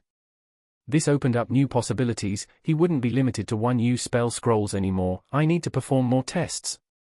He needed to know how thin he could make the metal plate before the runic spell became unstable. He needed to test how fast the spell deteriorated, as he knew that these items had a shelf life. His mind was already thinking ahead. He wanted to deck himself out with full runic armor. This would have to wait though, as he had trouble even making iron nails. Roland wasn't in a rush, he had enough time for everything. The day turned into night and people could hear the sound of metal hitting other metal. An orange light was seen through the cracks in the warehouse along with a cone of smoke gushing out of the chimney. A new part of life had started for Roland, and it was a lot sooner than he had expected. What he could achieve with this class was still unknown, but he would slowly figure it out. Chapter 39. A group of grey goblins was just standing around the remains of some kind of deer-looking creature. This creature was at least twice the size of what a regular deer would be, and it had razor-sharp antlers to go with it. It seemed to not have gone down without a fight, as 4 dead goblins were right next to its corpse. One of the humanoid monsters was a head taller than the rest, and was holding on to a rusty long sword. It was apparent that it was the leader of this group with one glance. He shouted something in the goblin language at the other members of its tribe. It looked quite angry, and the others started backing away from the monster's remains. He obviously wanted first dibs on the juicy meat. His mouth was already salivating and the drool was running down the monster's chin. Before it could sink its yellowy teeth into the moist meat, it noticed something. It quickly turned around and swung its long sword upwards. This was just in time to smack a blue bolt of magic energy to the side. The evolved goblin's muscular hand trembled a bit and the long sword shook violently as it successfully defended itself. The other goblins started shouting while swinging their own rusty weapons around. This wasn't the end of the magical attacks. Soon another bolt of energy flew towards the monsters, now hitting one of the regular goblins. Its head exploded into chunks of meat as it fell down to the ground. The assault continued and bolts of blue energy rained from above while the monsters panicked. The evolved variant was smart enough to take cover behind some trees. It peeked out while looking for one of the magical attacks. Soon, he saw it going through one of its tribe members. Through one of its abilities, it was able to pinpoint the position that this attack came from by its flight path. It gave out a war cry and charged forward. The rest of the scared goblins quickly recovered and followed after. With the enemy position getting closer and closer, it gave chase.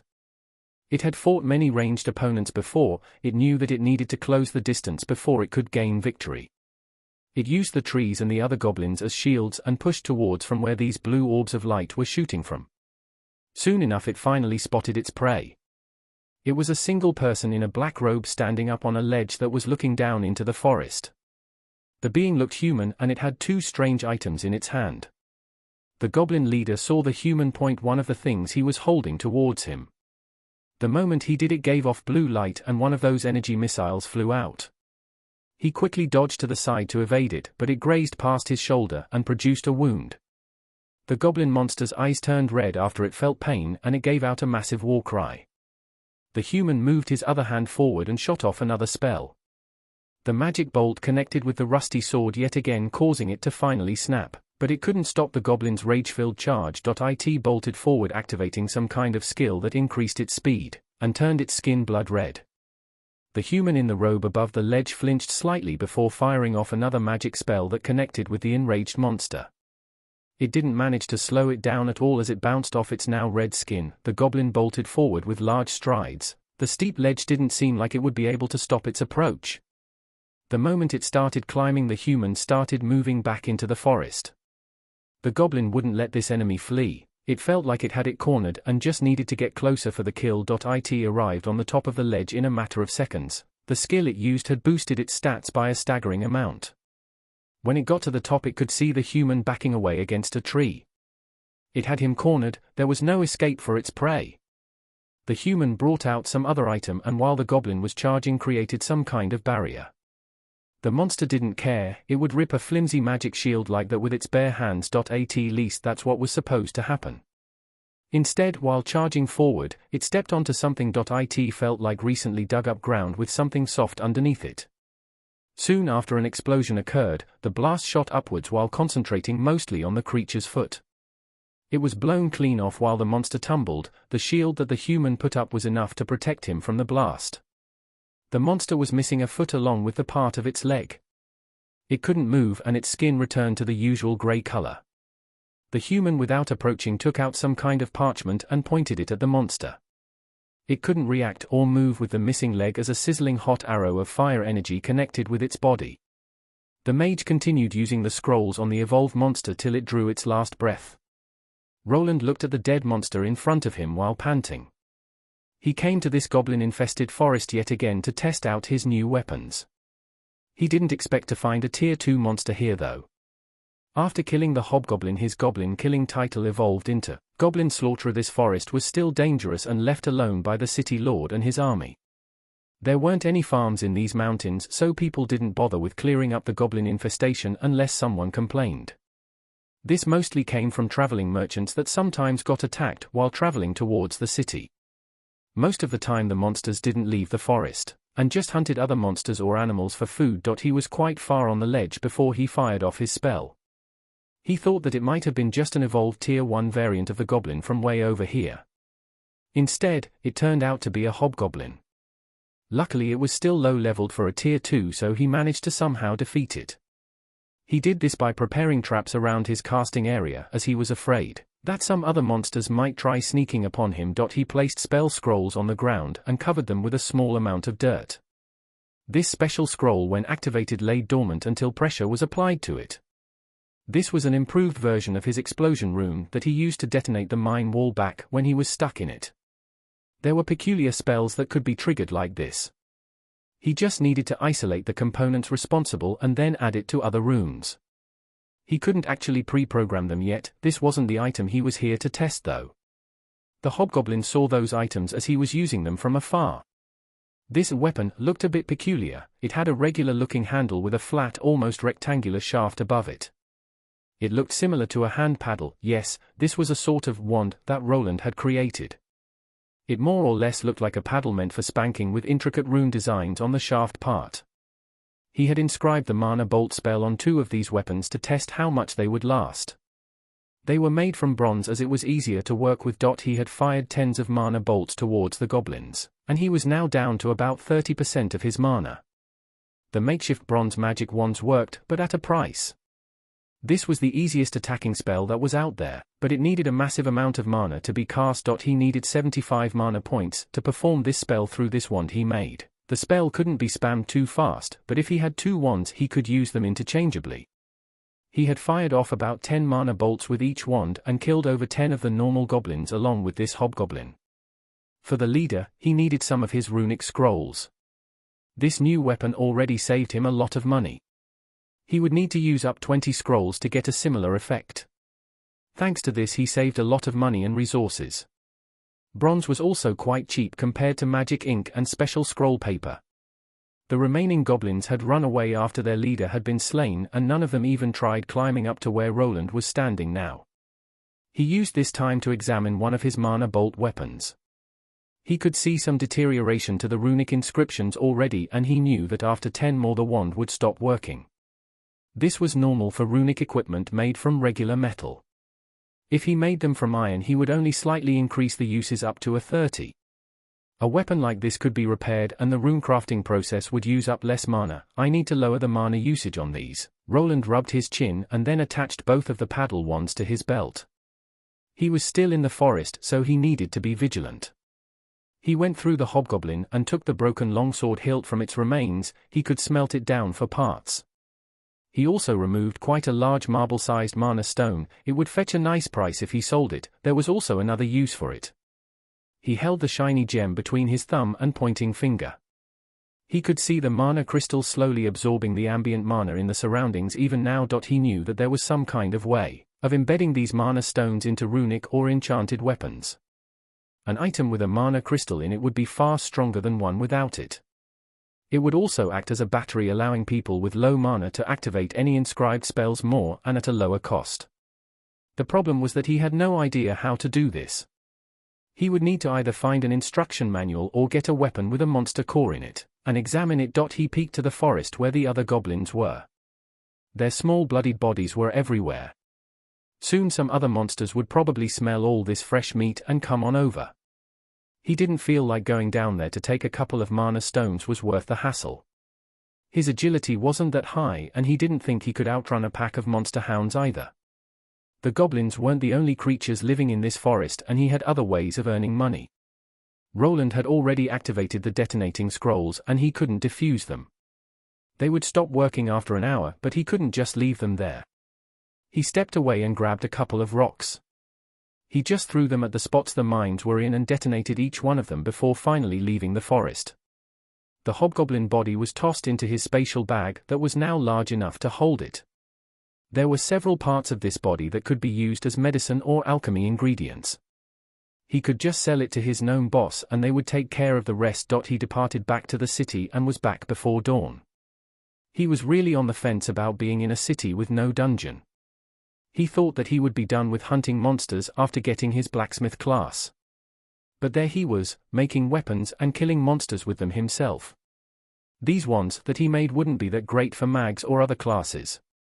The trained magic casters gained skills to lower casting times and even forego spoken incantations. Why would they want to use an item that used up their precious mana 2 or 3 times faster? They also worked in parties. The people in them were always protecting them. They also needed to save their mana to cast the more powerful spells, which were what they were there for in the first place. Before going back to his workshop, he went towards the Adventurer Guild. The gambeson that he was wearing under his robe kept his body warm. He had grown close to 170 centimeters in height now, and due to working out in the smithy, his muscles were growing as well. He felt like he was on the taller side compared to kids his age. When his growth spurt would stop, he didn't know. His larger body size allowed him to appear older than he actually was, so that was a bonus. He arrived at the Adventurer Guild and made his way to one of the receptionists. "I'd like to have a monster's remains processed." "What kind of monster?" the lady receptionist asked while looking at Roland. "It's a hobgoblin berserker." The receptionist lady raised an eyebrow while glancing at the youth that was covering his face. By the card that he gave her, he seemed like a steel-grade adventurer and not a silver one. She speculated that he must have just found the body somewhere. The guild wouldn't go into too many details when it came to that.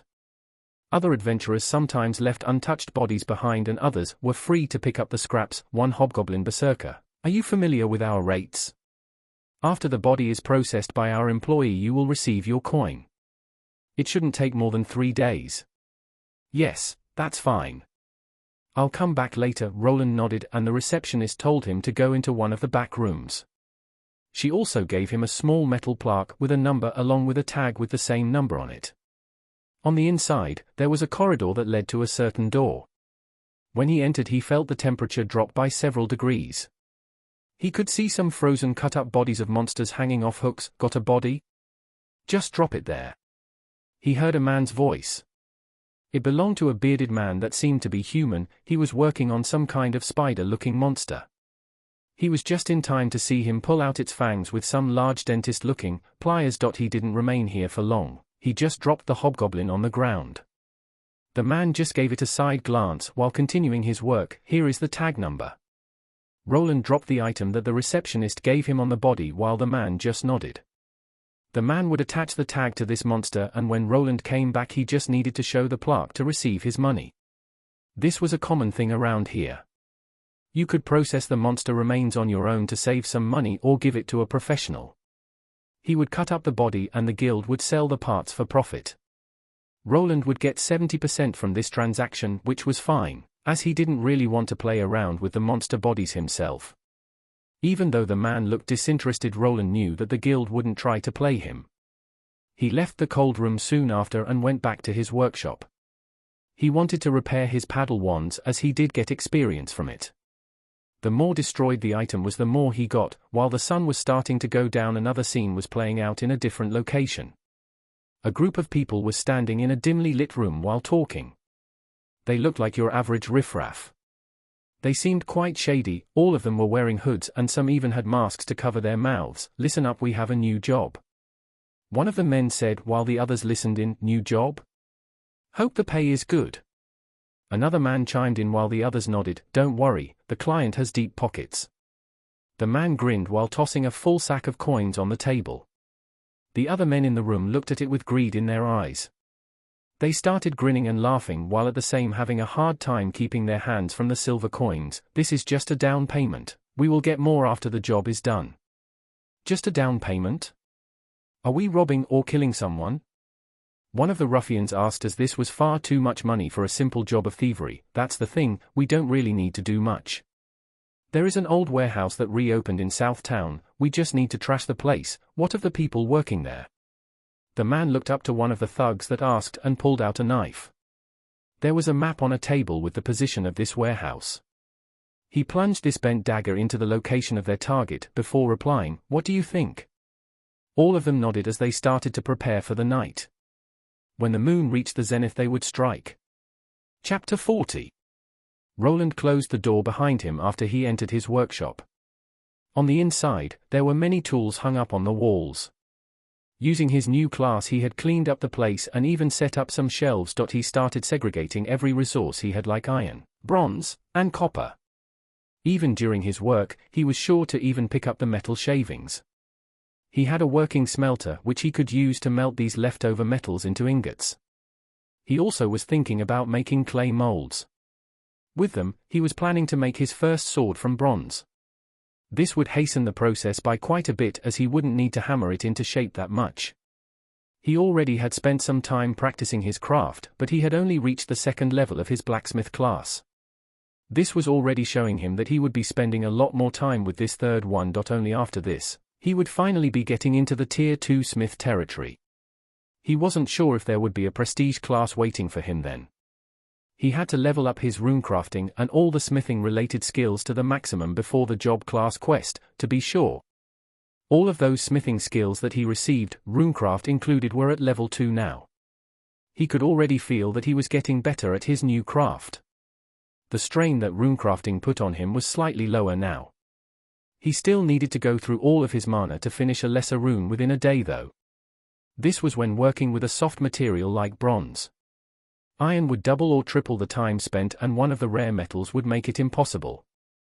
The basic runecrafting skill had its limit, and the larger the size of the metal the longer it took.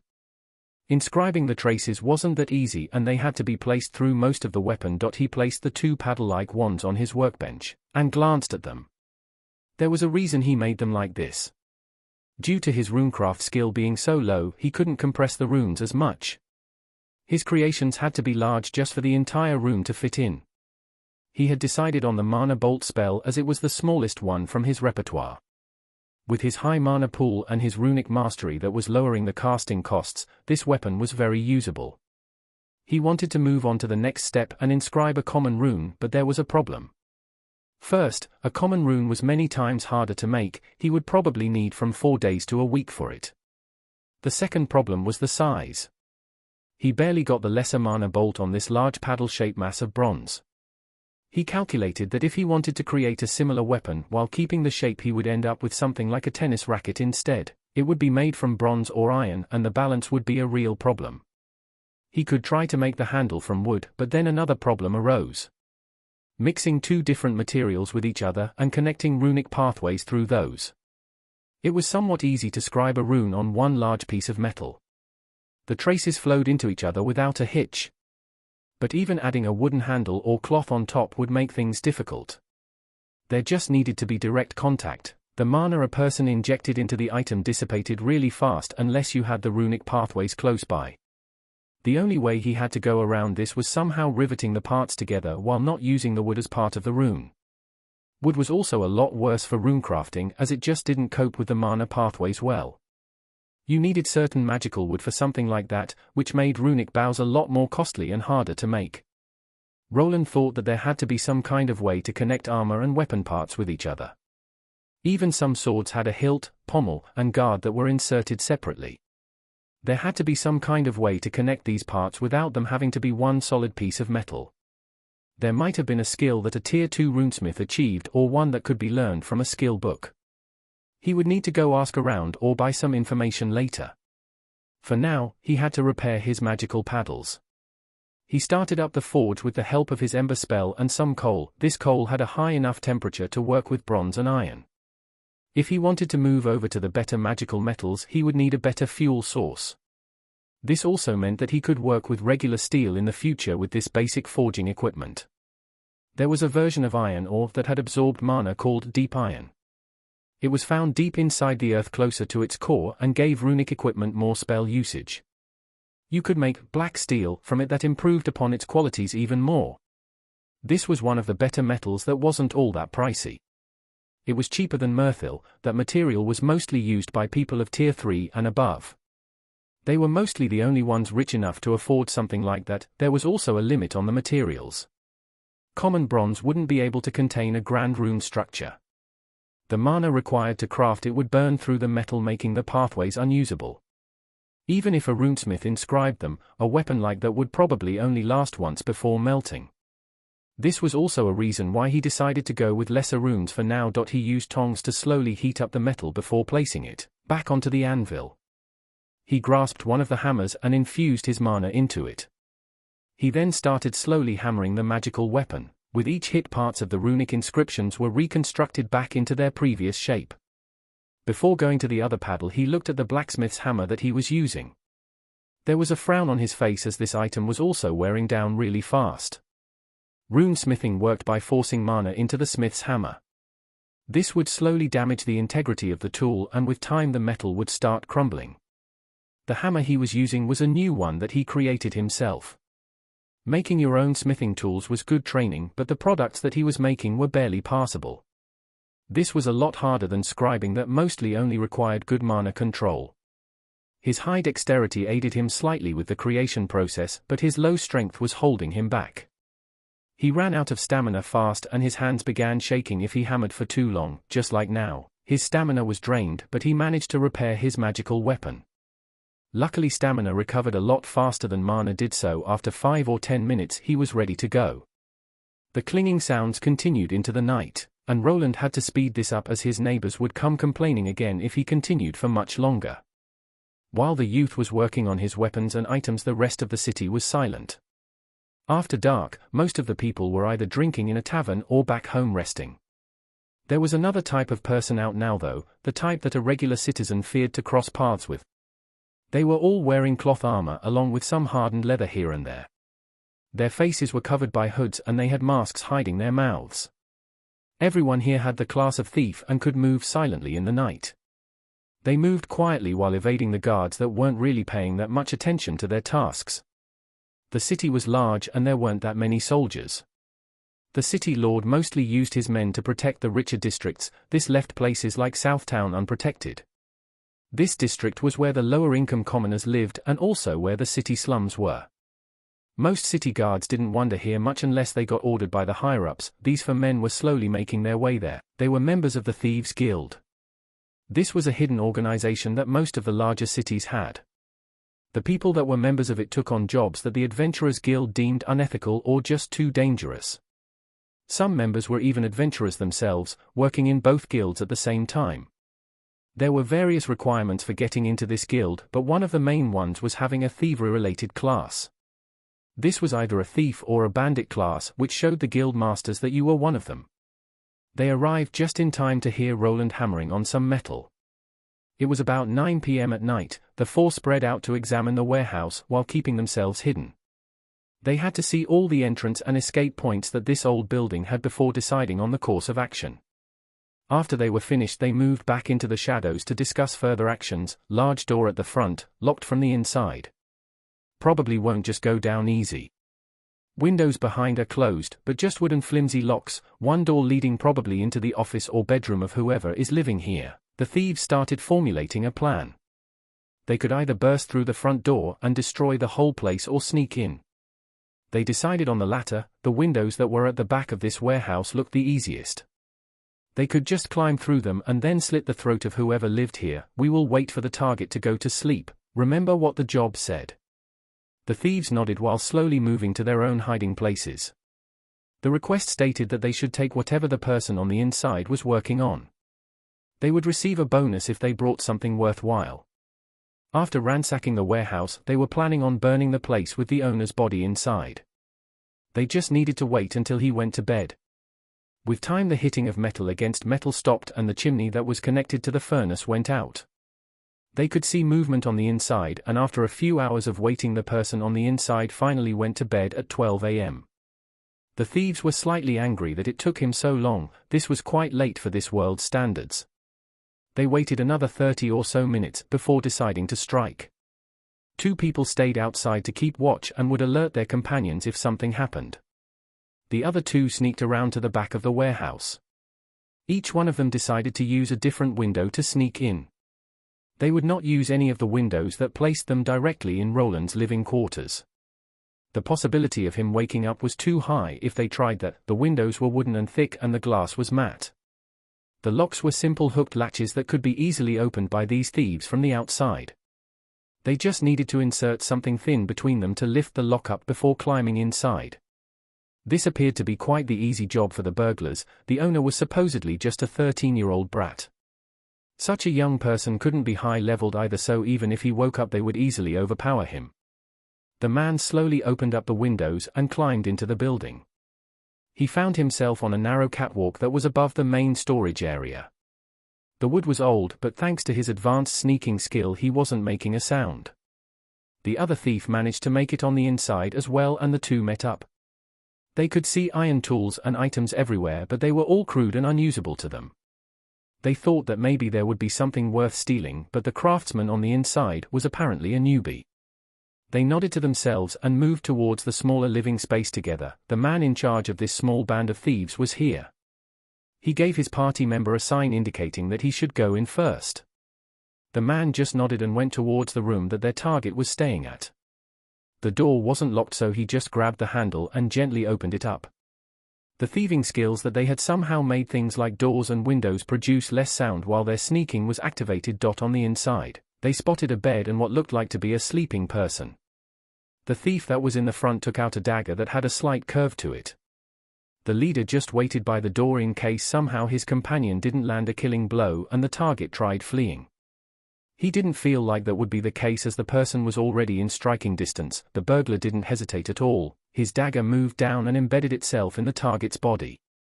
The moment it did, the thief felt that something was off. He quickly pulled the bedsheets to the side to discover a bunch of pillows tied together in the form of a human body. There was another thing out of place, a strange-looking piece of paper that was glowing red. Before the hired thug could react to it though, an explosion occurred. He was hit by a wave of heated energy and tossed like a rag doll against the wall.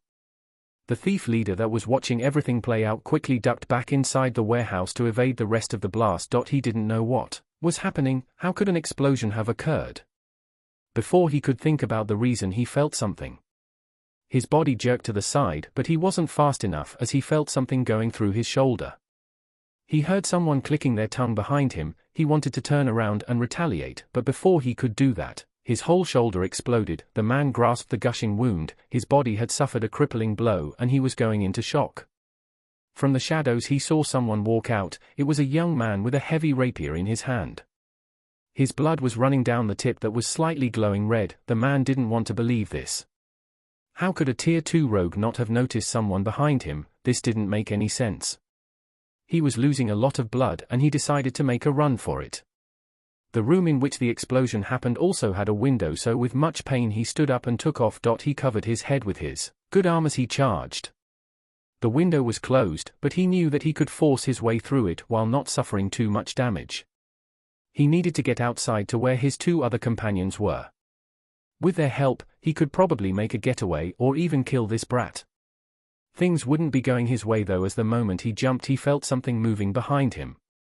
He was already jumping through the window at this moment, so evading the attack from behind was difficult. It was even more difficult as it was a very fast-traveling gale arrow that could reach astonishing speeds. It went through his chest, while he was jumping out and bending his body to the side in hopes of evading. With the added momentum, the rogue's body traveled even further than he expected. His body smacked into the hard pavement.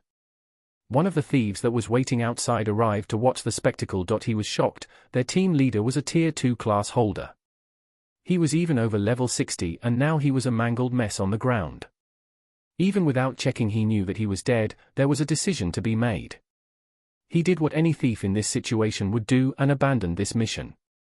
The second lookout had the same idea after seeing their dead leader. On the inside of the warehouse was Roland. He was sweating and his heart was pounding furiously. The person that had received the blast from his room was still in his workshop.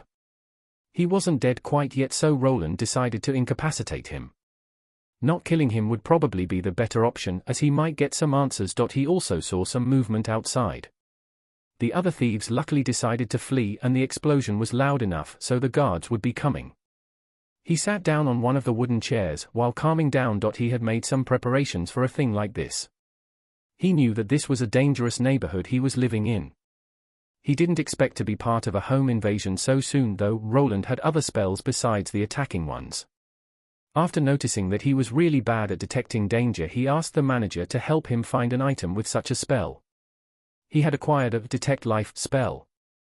It allowed him to see life signatures outside his house and he used it every day. Before going to bed. He always went to bed late, which allowed him to notice the burglars that were staking out this warehouse. The other spell that he used was a Shadow Veil spell. This was a common grade spell that allowed him to fade into the shadows. As long as he stayed in them he was practically invisible. Only a person with high perception could see him, which would have to be at least a Tier 2 advanced scout. After the explosion, he plunged his enchanted rapier into the man's shoulder. He was aiming for the head, but the Tier 2 rogue was fast to react. He was lucky enough that his weapon had this function. He activated it instantly to produce the internal explosion. The rest was history. Was this just a normal robbery or something else? He thought to himself, this felt a bit excessive for a simple thief attack. Did they really have to kill him? They managed to sneak into the building and they didn't even search it. He watched them move towards his room almost instantly. They were clearly trying to kill him first before doing anything else. Soon enough more people arrived. The explosion caused quite the commotion, so word of this event would be spreading through the city. The Thieves Guild would also look into this as they lost one of their rogues in what seemed to be an easy mission. The seemingly peaceful city wasn't looking that safe anymore. Chapter 41. There was quite a commotion in South Town. In the middle of the night, a loud explosion was heard from one of the warehouses. It was loud enough to wake up the people living there. The guards arrived at the scene quite late as always. They were expecting to find some kind of unregistered alchemist lab accident, but instead, they were greeted by a dead burglar's body. Next to this body was a youth dressed in a dark robe. There was also a tied-up person on the ground in front of the warehouse. One of the windows was missing and smoke was coming out of it. It looked like someone tried jumping through it outside. The guards could see that the two people on the ground had the usual rogue aesthetic. The one that was alive was tied up really well and had a rag shoved into his burned mouth. He was also not looking too good. One of his arms was mangled up. The clothes he was wearing were also ripped apart and also burnt as if he was getting roasted on a fire. Took you long enough. These two tried robbing me. The youth moved his hood down from his head and spoke out. He had dark hair and somewhat gloomy expressions. The two guards that got here first looked at each other and then at the supposed thieves. We'll need you to come with us and explain everything. It was about 2 a.m. at night and some other people had also gathered here. This world didn't have something like a police station, instead, it was the city guards that were responsible for the order. Even though Roland was the person that was almost killed, there was no evidence for it yet. They needed to take him back to the guard post and question him along with the witnesses. Roland gave out a sigh. He was already tired and now he needed to go with these two idiots. He didn't want to get in trouble, so he just nodded. Going against the city guards was considered a felony. It was better to get this over with. From the looks of things, he would be spending the night in the brig, as he didn't think they would really question him at this late hour. The whole questioning process was carried out by higher officials, but these two were just common guards. While Roland was mumbling profanities under his nose, someone else arrived at the scene of the crime. This person remained unnoticed while keeping to the shadows.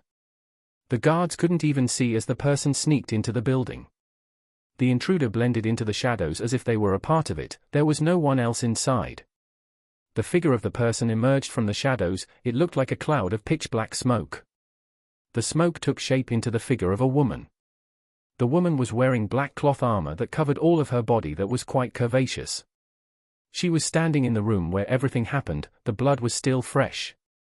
She could tell that someone used a similar skill that she performed just now. She could feel the darkness element in the air, which piqued her interest. Did the boy use one of his scrolls? Her face was covered by a mask. She had a similar roguish look as the attackers had.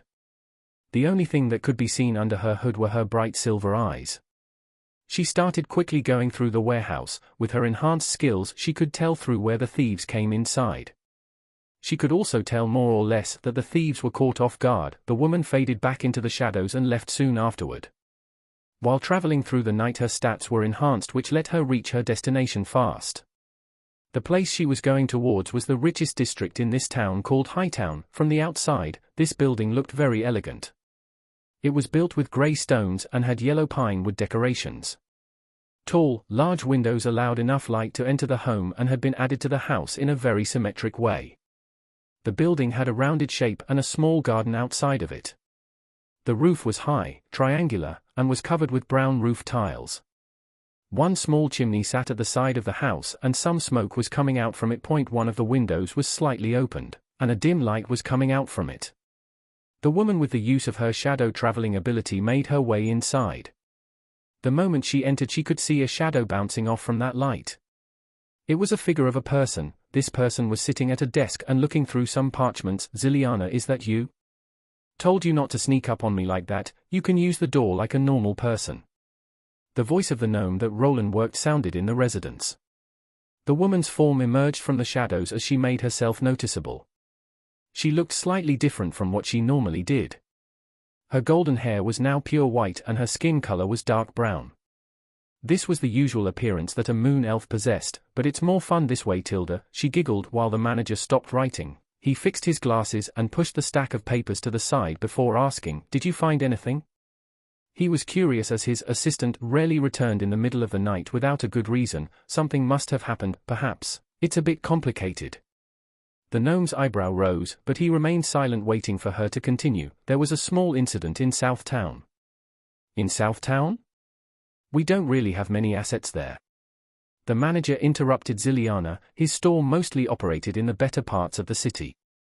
He had some real estate bought out in the slums, but only because it was cheap. Its cheapness stemmed from how bad the living conditions there were. Stop interrupting and let me finish. It's about the kid, you know, your favorite scribe. Roland? Did something happen? Is he dead? The gnome rubbed his chin. When this woman was involved, death wasn't far away. It wasn't really far-fetched if the boy got involved with her. No, not him. Though someone did die by his hand. Ziliana started describing the situation. That Roland had slain a Tier 2 thief and captured another one that was close to a high-level steel adventurer. She also gave the info about him using some spells similar to her skills. This part wasn't much of a surprise to the gnome, as Roland had even asked him to supply him with all sorts of spell scrolls. The surprising part was that the child that wasn't even 13 years of age could take out a Tier 2 rogue. Damn bastards. The gnome smacked the table with his hand. A vein pulsating over his eyebrow was clearly visible. First someone tries to undermine my business and now this. He paused for a moment before turning to his moon elf assistant. Do you know who is responsible? You said that one of the thieves survived. Do you know who they are? Ziliana smirked a bit before answering. They were clearly a party from the guild. That rogue was probably the leader. Haven't been there in a while, should I pay them a visit? The woman smiled even wider. This smile made the manager shiver slightly as he knew what she was asking him about. He thought for a moment and nodded. He needed to show that he and his employees couldn't be trifled with. The people from the Thieves Guild were strong, but he had his own connections and he wasn't afraid of the consequences. Take Zirin with you. If they don't give you the information, you know what to do. What about the kid? The woman asked while turning around and ready to leave. Send someone to pick him up in the morning. That brat will probably chew me out in the morning. No respect for his elders. The woman nodded and left. The manager sighed while thinking about what was going to happen. He knew how this woman operated, but they dared to attack one of his assets that he was cultivating. He knew that Roland had a bright future ahead of him. He was even making enchanted equipment already. He knew that if he managed to strike a deal with him, he would earn a lot of money. Promising runesmiths wasn't something that came across every day. The ones that weren't dwarfs were even rarer. He was progressing a lot faster than expected, which made him fear for what the kid would expect in the next contract. This would need to wait as there were more important matters to look into. Mainly the problem with someone trying to sabotage his stores. It started with some bogus claims about faulty products, then some thefts and shipments getting sacked. Now they even tried to kill one of his workers by using the Thieves Guild's assassins. This had to stop as soon as possible. The guild would need to give up the names of the person responsible or suffer the consequences. The gnome moved from his chair and moved to a different room. In it was a round decorative mirror with some crystals around it. The gnome couldn't see his reflection in this mirror as this was a magic artifact meant for a different purpose. He reached out to one of the crystals and injected some of his mana into it. The moment he did, the crystals started glowing blue. After a few minutes, the glowing crystals changed the color from blue to green.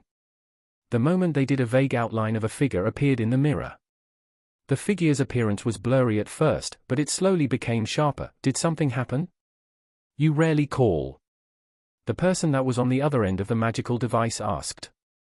The manager didn't stall as this magic item burned through magic crystals like nothing. Yes, I need you to. It pained the gnome that he needed to make this call. He would need to spend some of that hard-earned cash, but it had to be done. The talk continued for a minute. The person on the other side vanished as the conversation ended. This should do it. The old gnome headed back to his room while the night continued. This wasn't yet over as the main part of the evening had just begun. The elven woman that was in Hightown was already going towards a certain place, where a certain man would probably be. The area that he mostly stayed at was somewhere that she didn't like venturing to. This was the very cutely named Flower District. It didn't really have anything to do with them though. This was the Red Light District, and where all the whorehouses were, they were owned by one of the members from the council.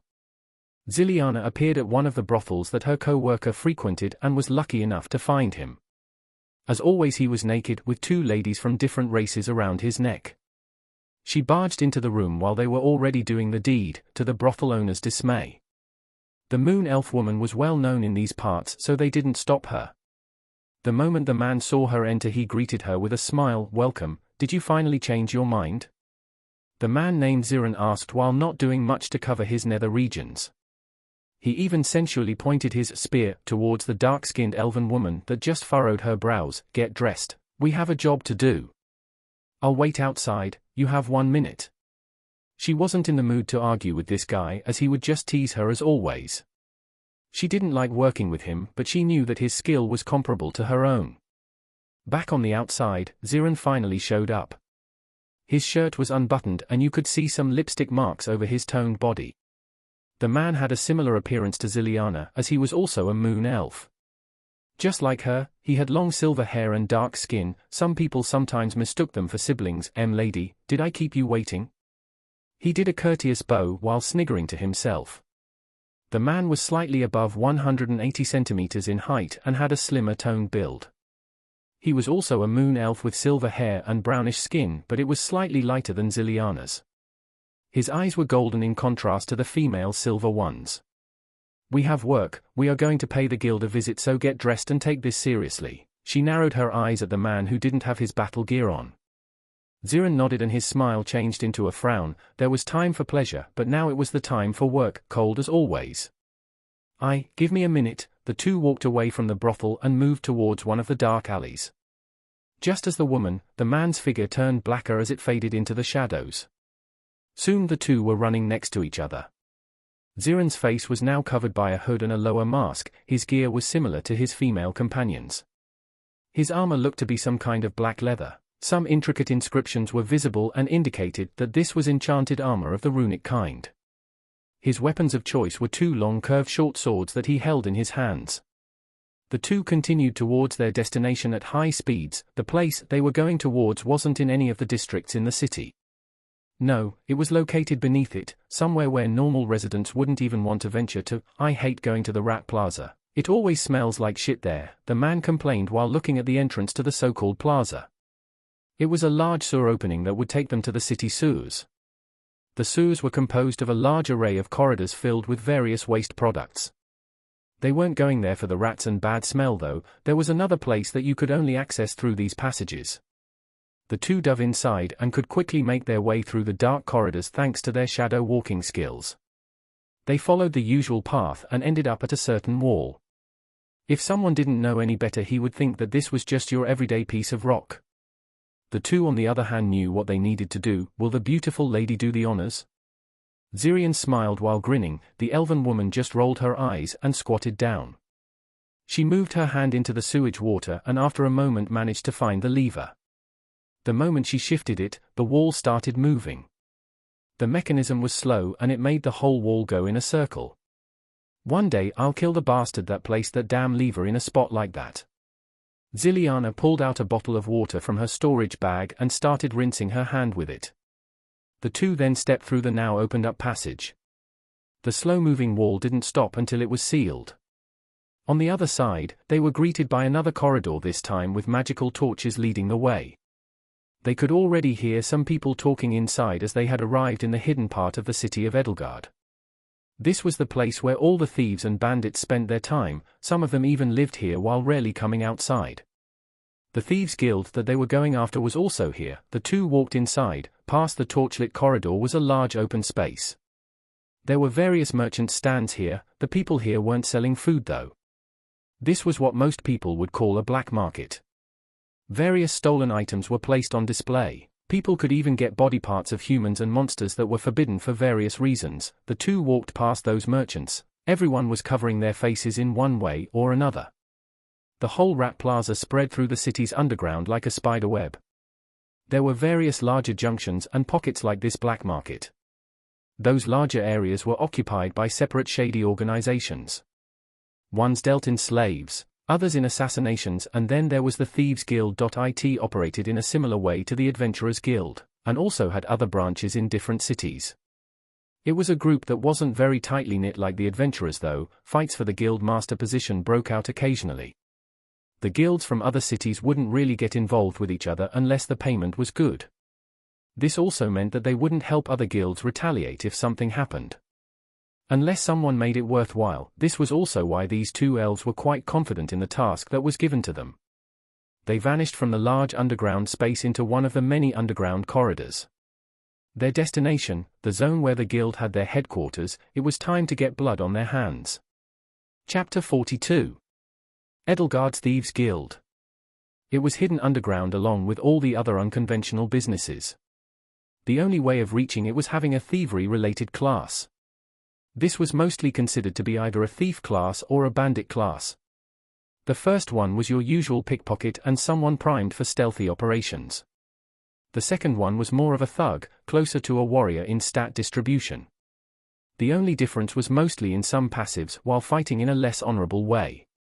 The way you achieved it was by stealing, robbing, or even killing other human beings. Just like the Adventurers' Guild, it had a notice board where the guild members could take on tasks. They ranged from your typical fetch quests where someone petitioned a certain item from someone's house be taken, all the way to assassination missions and even brutal robberies with no witnesses. Some thief guilds outright forbade missions like those, leaving it up to other more dark organizations like the assassination guilds. This depended on the guild leader, and the one in Edelgard had no problem with getting his guild members' hands bloody. The man running the show here was called Reinald the Razor. This was mostly due to his fondness of cutting up his target's throat with his daggers. He was a high-leveled person that had taken over the job just a few years ago after the previous guild leader died during one of the job runs. He was the one that brought in some changes to the guild that refrained from the more bloody deeds. The guild now was considered weaker than it was while the old guild master was around. Mostly due to the fact that the previous one was a high-level tier 3 and an owner of a prestige class. His replacement was just a regular master blade rogue without any strong skills in particular.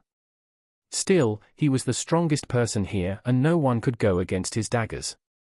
The night was slowly winding down and some of the guild members were returning after carrying out some missions. This brought in a small commotion as the party that had tried to ransack Roland's workshop had returned with 2 of their members missing. News soon started spreading about the encounter and that one of the more experienced members was killed. "Hey, did you hear? That old idiot Rawson got himself killed." "What? But he was a tier 2.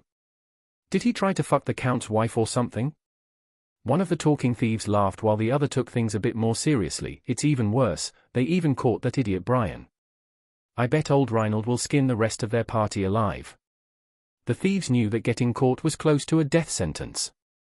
Either you got hung at the gallows by the city guards, or if you gave out any information implicating the guild you'd have to worry about them chasing you down.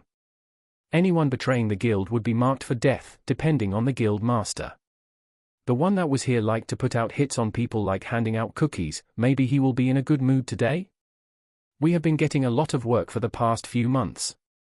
The guild had been busy lately. Someone was spending big time, and they were carrying out various tasks. A party of adventurers would mostly win against one composed of thieves and thugs. That was only in an outright brawl. The Thieves Guild members never played fair, always waiting for the right time to strike. They played dirty using poison and only attacked at night. Some of them even used monster attacks as cover.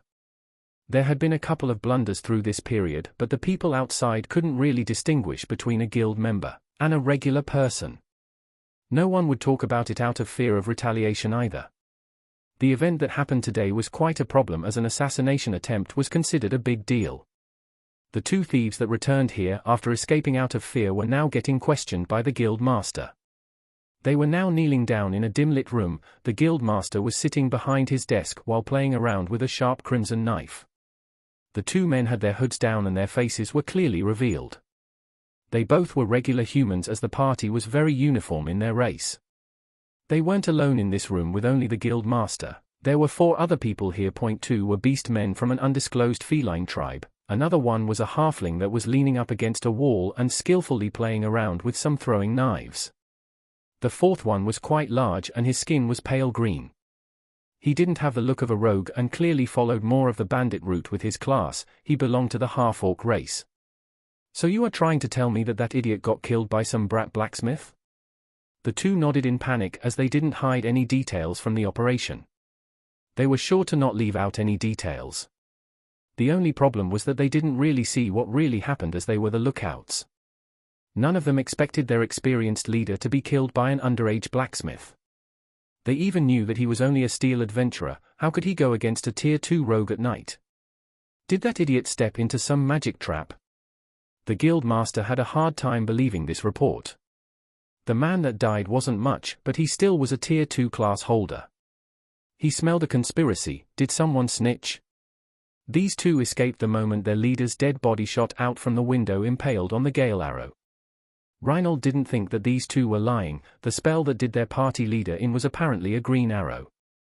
This he could clearly identify as something a higher mage could use, but a magic scroll could also have been used. He had no reason to not believe these 2, so they were allowed to leave. They didn't do anything wrong and the guild master thought that someone must have given out information. When they found the one responsible, they would pay dearly, have someone go to the guardhouse, either buy out that idiot or silence him for good. This has to be done tonight. The one listening was the halfling that nodded and left right after the 2 other thieves. Some of the guards in the city were on their payroll so they could try paying for their guild members' freedom. This would be something that the man would have to pay off with interest. If they failed, they would need to get him removed before he could reveal the guild's hiding place. None of the thieves would actually speak out on their own volition, but there were certain skills that forced people to talk. There were special inquisitor classes that could force people to speak the truth. There were also special magic spells or even potions that could be used instead. This was a hit related to the Council of Merchants and Business Owners. They had enough money to order a specialized potion or even hire a mage. One more thing. The guild master spoke out while the halfling and one of the beastmen was ready to go and carry out the mission. That blacksmith brat that was involved, kill him, no loose ends. He needed to silence both sides. The person from his camp could live if he was set free, but this unknown person needed to die. They also already accepted the mission by the customer and needed to carry out the request. Otherwise, they would just have their good name tarnished. The two people nodded while smirking, but before they even left the room a certain thing happened. They too were already tier 2 and even close to level 100, but even they couldn't react in time. The magic candlelight flickered for just a moment and the guild master could slightly see the shadows expanding. He was the only one in the room that saw what was happening. A shadowy hand reached out as his two guild members were walking out. The hand looked like it wasn't part of this plane of existence. It looked like it was composed of black smoke as it flickered in the candlelight. The shade hand was holding a very real-looking dagger. It probably felt more real when it was pushed into the catman's back. The halfling was a bit luckier as thanks to his small stature he was hard to hit. He rolled to the side after seeing a pointed tip going through one of his guild buddies. He quickly tried flinging his throwing knives at the shadowy hand, but before he could he felt something piercing him from behind. The two men were dead in a flash and no one could even react. The assailants soon revealed themselves while all dressed up in black leather. Reinald the Razor? More like the idiot. Your greed will be your downfall. A woman's voice came out from under the hood. The person that had backstabbed the halfling sunk back into the shadows ready to strike. The other two guards that were in the room stepped forward. The half-orc was huge and had a giant mace in his hand, the other best man a regular longsword. Who are you? What do you want? Reinald's eyes went red as he took out his enchanted set of daggers and was ready for a fight. From the display of power he knew that this woman wasn't someone that he should take lightly. She also wasn't alone, he could feel someone else moving through the shadows. The dim candlelight was working against him. Ziliana and Zirian had snuck in thanks to their shadow-bending skills during the conversation and were just waiting to strike. The Thieves' Guild was something they had visited before and even taken some missions before. This man was the guild leader. It was easy to evade detection thanks to their previous knowledge and advanced hiding skills that were rarely seen. What do we want? For starters, you could tell us who ordered you to attack that warehouse in Southtown tonight. The guild master and his goon remained in place while talking to the woman. Reinald caught on fast and realized why this person was here and also who they were working for. You really want to start a fight with the guild over something like this? Does that gnome have a death wish? Even though Reinald was considered a bloodthirsty brute, he was a lot more intelligent than people gave him credit. He knew what that team of 4 had done today and by who they were hired. He also knew who the warehouse belonged to. It was one of Exia's assets. Thus he came to the conclusion that the gnome had to be the one sending these people here. The other option would be a third party. Do you? You don't even know how big our company is. It wouldn't be hard to make your little guild disappear. The woman approached with her weapons drawn. Apparently, the threat didn't work. The woman didn't even try to keep her boss identity secret. It looked as if they were comfortable in starting a war with the Thieves' Guild over this matter. Reinald wasn't someone that used the diplomatic way to get things done. Still, he wasn't sure that he would get out of this alive if he fought now. His two bodyguards were weaker than him and this woman was close to him in levels. The problem was that she wasn't alone and he knew that they were the types that could kill him before any reinforcements came. Wait. He moved his hand out and the woman stopped. He didn't want to risk his life against this person. They were clearly seasoned killers. There was a small problem though. He had signed a magical contract similar to the one Roland signed when he was hired. The curse that the Thief Guild Master would receive was quite more deadly than a small mana penalty though. You know how it works. I can't say anything, I'd as well just kill myself right now, but the man's eyes trailed to a painting on the wall that was to the side. This gave the woman assassin enough info for the next step. She walked over and moved the painting to the side. Underneath was a medium-sized safe with a combination lock. 8752309567, he said the combination while still looking at the shadows. His two guards were surprised that their leader didn't give him the order to attack yet. Their buddies were dead, but the woman responsible was now going towards his personal safe. Before she put in the code, she turned to face the Catman. You enter the combination. She didn't trust the guild master. Some of these safes were magical. A wrong combination could very well make the thing explode or fire off some poison mist instead. They were the ones with the upper hand, as the thieves were below their skills. Reinhold just gave out a sigh and nodded to his henchman. The right code is 875-230-9569. Hey, don't blame me for trying, he shrugged while glad that the woman didn't react in anger and just let this slide. The Beastman managed to open up the safe without it blowing up in his face or destroying any evidence. She also realized why he wouldn't really be willing to blow it up, as there were a lot of gold coins and costly documents inside. After going through them, she found a certain black book with the names of customers. With more digging, she found what she was looking for. The Thieves' Guild kept a record of everyone they were working with and for. They did it mostly to have evidence to blackmail anyone that had a change of mind and snitched. This isn't good. She looked at the name of the person that ordered the hit. The name was also visible on other missions, like the ones that used poison in the restaurants, or the ones that targeted the caravans of other council members. Reinhold couldn't disclose the information himself, but if someone found any evidence themselves, he wouldn't suffer any consequences. Luckily, he managed to have a backdoor in the contract, as he was working with people that weren't very familiar with how things worked in the shadows. Now you know, not like you'll be able to do much with that knowledge. Now fuck off. Ziliana took a moment to digest the information that she received. It was true, the person responsible would be hard to go against if what the book said was true. If you send any more of your men after our workers, you'll find yourself with a dagger in your back. Ziliana threw the book back at the guild master while giving him a warning. Soon the two assassins faded into the shadows to make their escape. The thief guild leader roared out in rage and smashed his desk in half with his fist. The two intruders wouldn't witness his meltdown as they were busy with retreating. Zirian emerged from the shadows to have a small chat while they were running. That was boring. Wouldn't it have been better to just finish them off? Ziliana looked at her partner in crime like she was looking at an idiot. There was a line that you shouldn't cross. If they assassinated the guild leader, the other guilds might get involved. It was unknown if they would, but they had some powerful individuals on their payroll. It was better to leave them alone unless it was absolutely necessary. This way the guilds would remain neutral for sure. No, as long as we don't go overboard, they won't either. We sent a message, they won't be sending any more hits out for a while. The guild master would probably cease any operations for a while, as the whole council of merchants will now know who was behind this. The problem was that the real mastermind wasn't someone that regular people could touch, so, who is it? You got awfully quiet after reading those notes. Ziliana stopped in her tracks and looked at the moon elf companion. We should split up here. I need to go do my report and then check up on the kid. I'll call you when I need you. The woman said before vanishing. Zirin just shrugged while also disappearing. He didn't really care who it was they were going against, he was only interested in money and pleasure. If it got too tiresome, he could always just ditch and find someone else to give him money.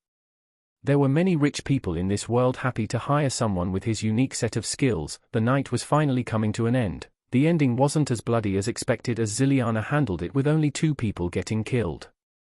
She sped towards the manager's house to do her report. The person that was entangled in this whole mess was leaning up against a cold stone wall.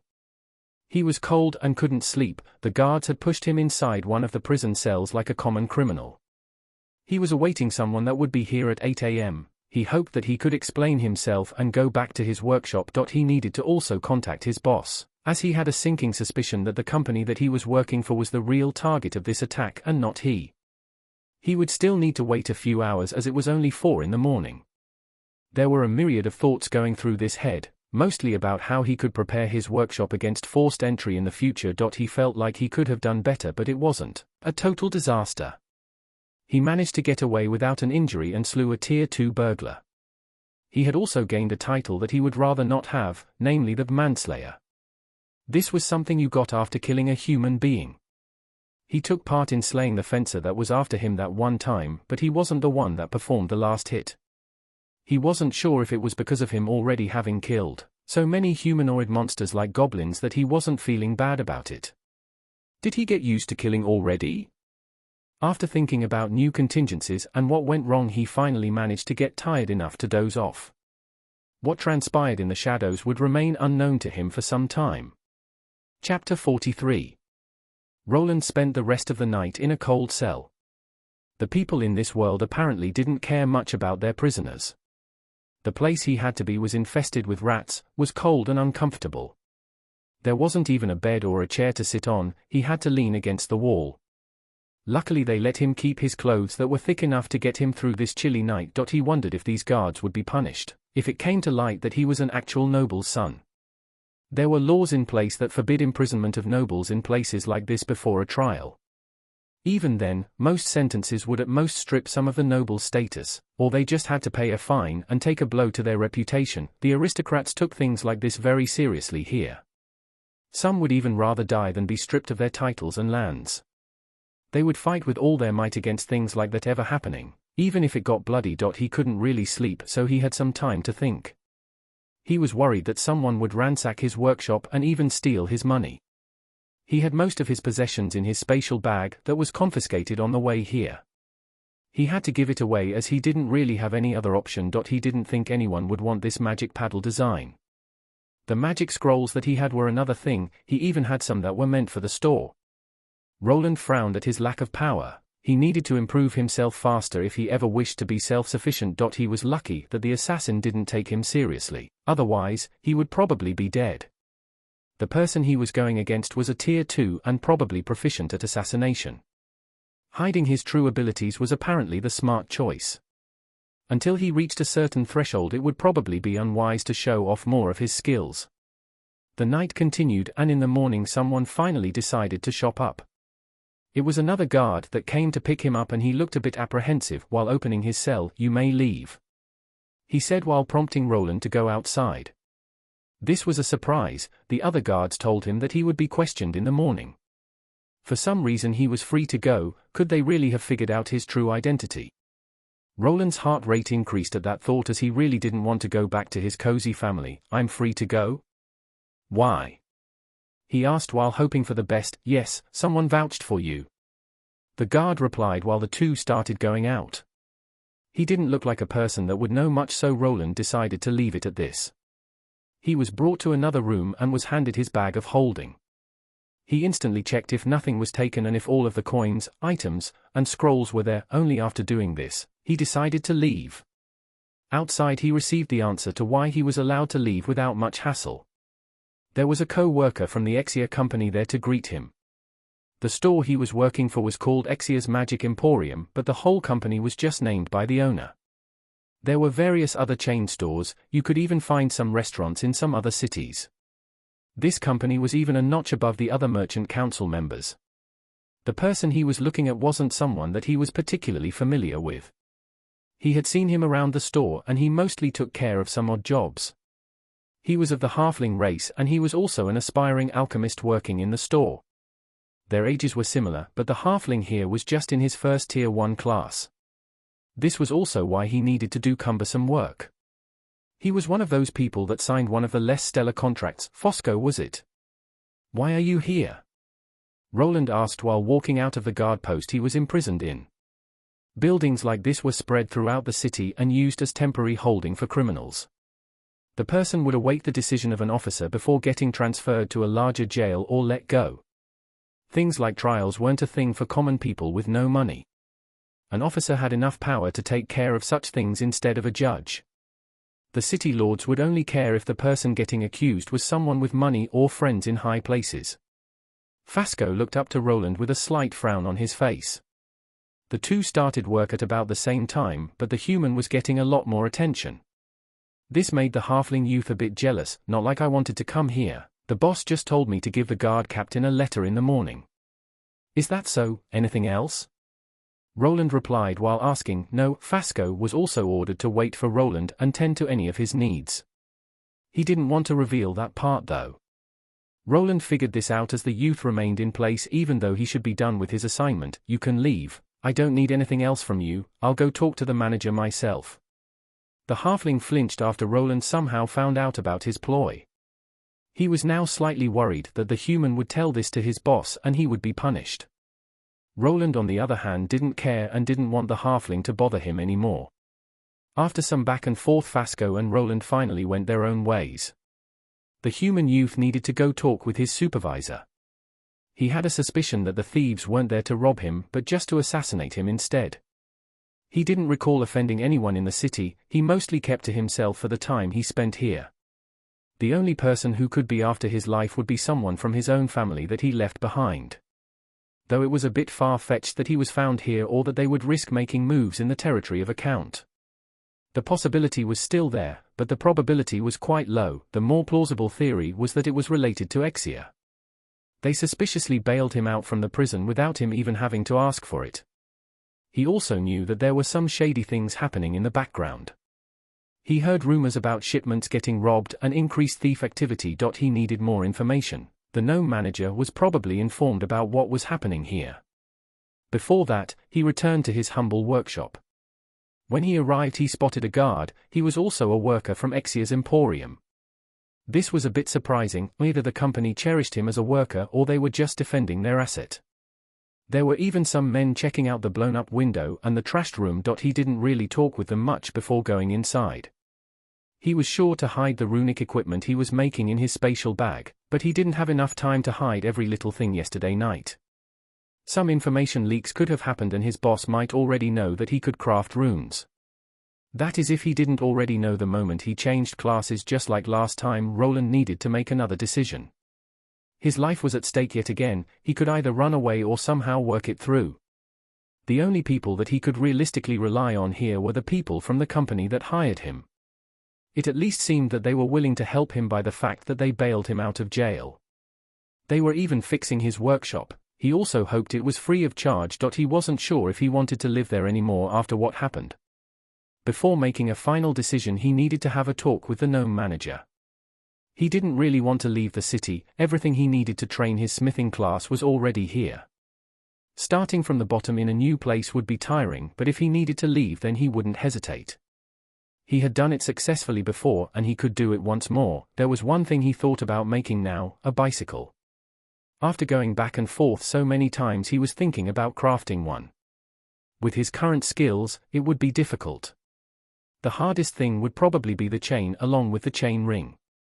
He also would probably have to make one without tires, which would bring the comfort down quite a bit. There were things like airless tires. He could probably go in that direction if he found the right material. While thinking about the validity of a bicycle powered by runes and with speed buffs, he arrived at the store. He entered as usual and headed up to the second floor. No one stopped him, and he didn't need the Sun Elf woman to guide him there either, as everyone knew him here already. He even saw her going out of the gnome's office. She had a less than stellar look on her face. Roland wouldn't ask her about it though. It was slightly strange. She always did bother him with the big sister nonsense whenever he saw her. This time around she looked preoccupied with her own thoughts. Roland wasn't one to bother others, so he just knocked on the door and waited. After a few seconds, he got a reply. "Who is it? I'm busy." He heard the grumpy voice of the gnome that he still didn't know the name of. "It's me, Roland. I'm here to talk about what happened last night," he replied while still waiting outside. "Already? Fine, come in and close the door behind you." So he did. The manager was just sitting there with his pipe in his mouth. He didn't seem to be that busy, but he did have a solemn look on his face. After a moment of silence, the older man was the first one to speak up. "You all right, kid? It's not easy to kill someone that is a tier above you. So, you've already heard of it? What else do you know?" the youth quickly asked while moving closer to the manager. The old gnome just blew out some smoke through his nose. He looked at Roland while thinking about his next sentence. "I guess I should tell you about this. You've probably figured out that this wasn't simple burglary." Roland raised his brow slightly. It looked like the gnome was willing to talk. He expected him to dance around the problem and maybe giving him some snippets of information here and there. The whole thing was indeed suspicious. Why would a Tier 2 thief try to rob an old warehouse with a Tier 1 blacksmith inside? They moved for profit and there was none to get there. Even the runic equipment he made wasn't worth the hassle. "Yeah, those guys weren't there to rob me. They went straight to my room." "Oh? You saw them go to your room?" The manager cut Roland off before he could continue. Clearly interested in the fact that the youth somehow saw the burglars go into his house. Then he was even able to somehow evade their detection to witness them go into his room. Yes, I saw them. I hid my presence with one of my runic scrolls." Roland didn't feel like denying his abilities in this instance mattered much. The person here knew that he was able to make runic scrolls and he only used one of them to hide in the shadows. Interesting, but how did you know that they were there? Somehow the conversation shifted to the manager asking Roland about the previous night while the youth answered. He gave him a shortened version including the detection spell usage along with the other spell that allowed him to hide in the shadows. He didn't mention that the life detection spell was inscribed on metal though. Ho! Not bad there, kid, not bad at all. The manager nodded at the explanation, but he was fast to point out the inconsistencies within it. Detect life? That spell has a limited range, to use scrolls for it would be a bit costly. Roland remained silent and didn't really confirm his new class choice. His boss didn't really need to know everything as he didn't know if he could trust him with everything. Think we went off topic there. So, do you know why they came to that warehouse for a no-name blacksmith or scribe like me? There is nothing there of value to steal either. He finally got fed up with the questions and asked directly, there isn't? The gnome smirked a bit which caused Roland to think that he knew something. The manager finally decided to reply to the question after seeing the youth's face scrunching up. We've been having problems recently. Things going missing, shipments misplaced, customers complaining. The gnome started listing some things that were going wrong. He also mentioned that this wasn't an isolated incident, and that other stores and establishments that didn't belong to him were getting attacked by an unknown force. Do you know who it is? Are they going to do it again? Shouldn't the city lord get involved in something like this? Roland naturally asked as he still feared for his life. There was no guarantee that someone wouldn't come for him during the night again. The city lord. Don't count on the nobles to do anything, kid. You can stop worrying, I had someone look into it. Nothing like this will happen again, I can guarantee you this. The manager said while blowing out some smoke from his mouth. You can guarantee it? Roland replied while tilting his head to the side and slightly frowning. He still wasn't sure if he could trust the old man. He didn't interact with him that much even though he had been working for him for over a year now. We will also install a safety barrier around that workshop of yours. So stop worrying and get back to work. Also, you can have these. The gnome turned to the side and threw 2 books towards Roland. The youth grabbed them nicely thanks to his high dexterity stat. He looked at the 2 books wondering what this was about. His eyebrow shot up slightly the moment he read the titles of these books. The first one contained the knowledge of runesmith skills he already knew. It was a runecraft skill book that would be something blacksmiths with a mana scribe class would want to get their hands on. After learning it they would be allowed to change their classes to runesmith. Normally he would be happy about this, but he already had learned this skill. The other one was more interesting though. The title was Runic Ethereal Pathways and How to Use Them in Runesmithing. This one was more of a brow raiser. From the long name of this skill book he had an idea what it was about. This felt like it was a more intricate skill that runesmiths should only be able to get. Roland looked to the gnome, his eyes going a bit wider along with his mouth. He was speechless for a moment, but he kind of knew that the gnome was giving him this as a sort of apology and also a bribe. Before he could voice a question the manager spoke out first. I was saving the first one till you were in the later levels, but it doesn't seem that you will be needing it anymore. It will still increase your skill progress, so you should read it. So you knew? Roland asked while grasping the accessory that was supposed to keep his status hidden. The guards had taken it away while he was in the jail cell. He had put it back during the way here. Did someone check his status before he got there, or did the manager search his warehouse? I have my ways, no use hiding your skills from me, kid. I'm not your enemy. I'll give you a good price for everything you make, remember that well. Roland looked at the 2 skill books. He could throw them back and have the gnome owe him for not being able to protect him. He realized that his boss knew something but would probably not give him detailed information. The new skill that he received was tempting, though a skill book like this would cost many golden coins if he tried buying it himself. The company he was working for seemed to be increasing the defensive measures at his workshop. It would probably be still a gamble to remain there. Moving to a safer district would be more appropriate. The gnome also never mentioned his noble status, so the Arden estate probably wasn't involved. This only left a few other options, one being that it was a feud between this company and another force. It would probably be better for him if it was only that. Otherwise, it meant that someone hated him enough to send assassins after him. That possibility was low if he took out his noble status from the equation. Can I get a guarantee on a contract? He asked while the gnome clenched his jaw tightly and wanted to shout out some profanities at the youth. You smelly brat, just because you have a prestige class don't get too cocky. It is because of it that I am though. I'd sleep better knowing I have a nice contract protecting my life. Someone once told me that my class was unique and worth a lot. Would be sad if someone with a rare class like that just walked away, wouldn't it? Roland quickly replied while the manager's expression got quite ugly. His nose was really scrunched up and the hand that was holding the pipe was shaking around furiously. Roland actually felt some kind of strange pressure coming from that small body. He wasn't sure how strong this gnome was, but he was probably a tier 3. The small body started looking really huge the more he continued to stare at him. Look at this cheeky brat. The gnome started laughing uncomfortably before giving another reply. You want a contract? Very well.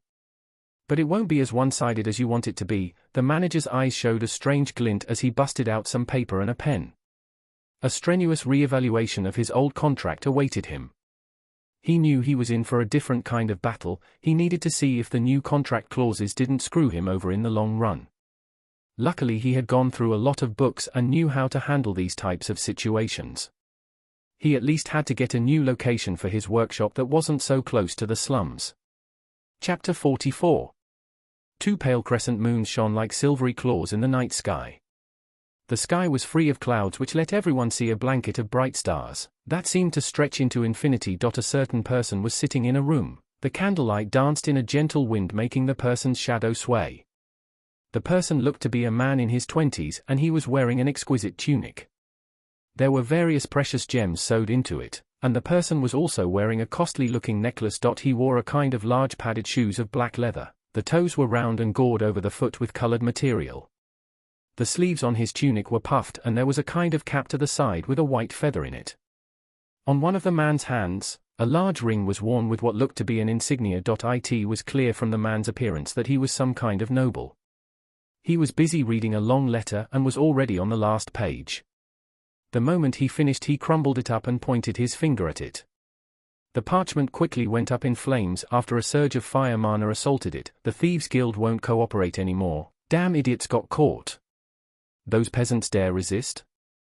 I need to acquire those assets at a lower cost before it is too late. The man rubbed his chin while looking at the piece of paper that was going up in flames.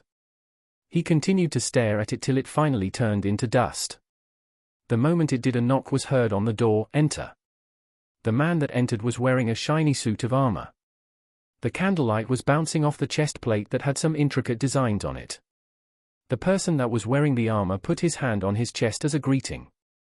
He had the same insignia on his chest piece that the man had on his ring. It was clearly a noble house emblem that they both belonged to. My lord, the Merchant Council has now become more aware of our movements. We are also unable to proceed with the plan as the guild refuses to cooperate. The man sitting there just nodded as the knight continued talking. He raised his hand making him stop. He already read a more thorough report from other sources so he didn't need to listen to this. I know. We must alter it, pull out for now, and let them think that they were successful. Not like they can do anything even if they know that we were responsible. They have no valid proof or the rank to call for a court hearing. Commoners will always be peasants with no actual power. The man stood up and went to the side. The knight remained in place, his posture straight. The nobleman slowly walked over to a large cabinet filled with various liquors. He took his time in picking out one before sitting himself back in a more comfortable chair. The man in the shiny armor remained standing without uttering a word. He waited through the whole ordeal. The man poured himself some of that liquid into a tall glass and started to slowly sip it. They know their place. They won't be foolish enough to act against me. If that guild doesn't want to act, we will just hire someone else. Get in touch with them. The knight's eyebrows quivered slightly as he listened to his lord talking. My lord, do you mean? The knight asked while being taken aback slightly. Yes, their methods might be brutal, but they get the job done, and they won't abandon their mission like those useless thieves. I still have some time before he can return from the border. 3. No, 2 years. This city's assets have to belong to me by then. The man stopped himself from talking further and then looked at the knight that was just standing there. The man frowned and in a fit tossed the half-drunk glass filled with red liquor at the knight. The man didn't dodge and glass shattered all over his suit of armor. "What are you waiting for?" "Yes, my lord, it shall be done." The knight did his salute and walked out of the room. After leaving, he made sure to call up some maids to clean up the mess in the lord's study. He didn't like what his young master was planning, but he couldn't go against him. He had sworn an oath and he had to carry out his knightly duties. The 2 silver moons continued to brighten the sky like 2 crescent daggers. Soon a new day dawned, bringing new events with it. Roland had his work cut out for him. The manager was very serious about his contracts. Its re-evaluation took some time to process. The gnome needed a good reason to invest more resources into Roland. This reason would be his 3rd class, as some of his runic items were already discovered during the burglary attempt. Roland wasn't sure when his boss found out, but it was no use hiding his increased worth anymore. The gnome manager was happy to hear about the runic blacksmith variant. Due to this, he agreed to more funding and protection. He would be moved to a different location where he could train his craft in peace. The only downside of this, he needed to actually produce usable runic equipment. What came with it was a big raise and a slight drop in the percentages he needed to pay for his items to the store. Crafting runes wasn't all that hard for him. Most of the problems came from the exorbitant amount of mana he burned during the crafting process. The hard part was the smithing, as he was barely able to make passable smithing tools. Even something like nails were hard to produce. He also agreed to an extension of the contract by a year. From what he calculated, it would probably take him years to max out this class. He gained meager amounts of experience from making metal tools or weapons. The only thing that gave him a lot of experience was runecrafting. The number of points he gained for making runic scrolls went down after his promotion. If you wanted to level up with a specialized class, you needed to focus on its skills and proficiencies. The only other way would be getting a lot of rune schematics. Even if he got all the way up to a runesmith, it would be good to have a working smithy to continue. There was no reason for him to leave if the assassination attempt stopped. The contract stated that the company would pay a fine and Roland would be able to cancel it. This was only if harm came to him due to his involvement with Exia's company. He barely got used to living in the shady warehouse, and he would already be moving somewhere else. Of course, it was another unused warehouse with a similar layout, but with fewer cobwebs this time around. After the new contract went through, the company abandoned the repairs on the other one and outfitted his new workshop with better tools. Roland was now sitting in his new office. It looked strangely similar to the old one. This really was just a less run-down version of the older building. He placed the 2 skill books that he received as compensation on his desk. After some time, his runesmithing went up to level 2, but this wasn't enough to make crafting comfortable. He grabbed the corresponding skill book and began reading it. It was similar to the one he read during his class change quest, but not quite. A person could somehow increase their skill level after reading skill books, but it wasn't by a set point. Due to this, there was no reason to save it till he got his skill up to level 8. The reader would get a hidden number of experience points towards the given skill, and if it was enough, it would just go up. The skill book he read while changing his class went together with a lesser fire resistance rune. This one also came together with a basic diagram. The one here would be quite useful for his current class. It came with a lesser fortitude rune. This rune would increase the user's endurance by a flat amount, up by 5 if he got it into the highest rating. He already knew that he couldn't stack too many pieces of equipment like that onto one person. Armor that raised the user's stats like that came at a cost. It would temporarily lower the maximum number of mana by a set number. For instance, if someone had 1000 points of mana and decided to use magical gloves with that fortitude enchantment, their mana pool would be lowered by 100 points. This meant that a person with that amount of mana could theoretically have 10 such runes on his equipment. The same debuffs applied though. A person would start feeling a strain if their mana went below 30%. That was the usual cutoff at which the cons outweigh the pros. Of course, there were some ways to lower the mana costs. One was monster cores, the other was skills. Thanks to Roland's runic master skill, he could wear more runic equipment than your regular adventurer. Due to these conditions, most runesmiths didn't put more than 1 or 2 enchantments on a given piece of armor. You'd mostly see sets divided into gloves, boots, helmets, chest armor, and pants or skirts. To this, you could throw in a belt and some accessories. This segregated the type of enchantments into 2 categories. First were the self-sufficient ones that didn't require the user's mana. Second, the less desired ones that came at the price of limiting your capabilities slightly. Even with there only being those two types, there were further subcategories of them. Like ones that could be charged at special runic shops and worked for a limited time without the user powering it.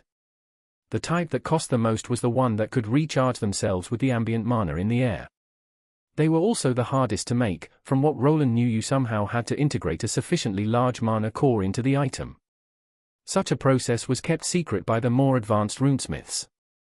The only rumor he heard was that you somehow melted the mana stones into the items. How you did it he didn't know. If he switched classes he might get such a skill for free. Runecraft skill level 3 reached. After finishing the first skill book, he heard the world system pronounce that it had leveled up. This would make things easier to craft from now on. Now came the second skill book. He grabbed it from the desk and began reading. This one was about ethereal pathways and was also a skill that runesmiths could attain. If he could nab it was still up to debate though, as he was only a runic blacksmith and not a runesmith. He continued reading the skill book. The system rules this world worked on somehow aided people in gaining skills that were used by their classes. The person going through it would somehow get it as long as their attributes allowed it. There was some kind of hidden counter that, if achieved, would allow this. Just as he had thought, this skill would allow him to connect his runes on parts that weren't one large piece of metal. The brigandine armor was a good example. It consisted of many metallic plates riveted to fabric. With this skill, he would only need to inscribe the rune on one of those plates and then connect them via these ethereal traces. Those pathways existed some kind of different wavelength and weren't impacted by world physics that much. There was of course a limit on how far the different pieces could be from each other. He couldn't make a connection from a boot to a glove. The craftsman could at most get in a few centimeters, otherwise the whole runic structure would become unstable. This technique also made it possible to inscribe runes on some softer materials like cloth. Ethereal pathway skill L1 has been learned. Intelligence +1. It took him a couple of hours to go through this book. He had even gained a bonus point to intelligence along with the new skill.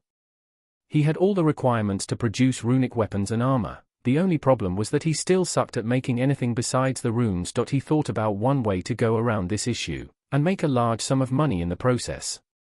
Did he really have to be the one to craft swords or shields by himself? He could go to an armorsmith or weaponsmith and get himself a regular steel sword.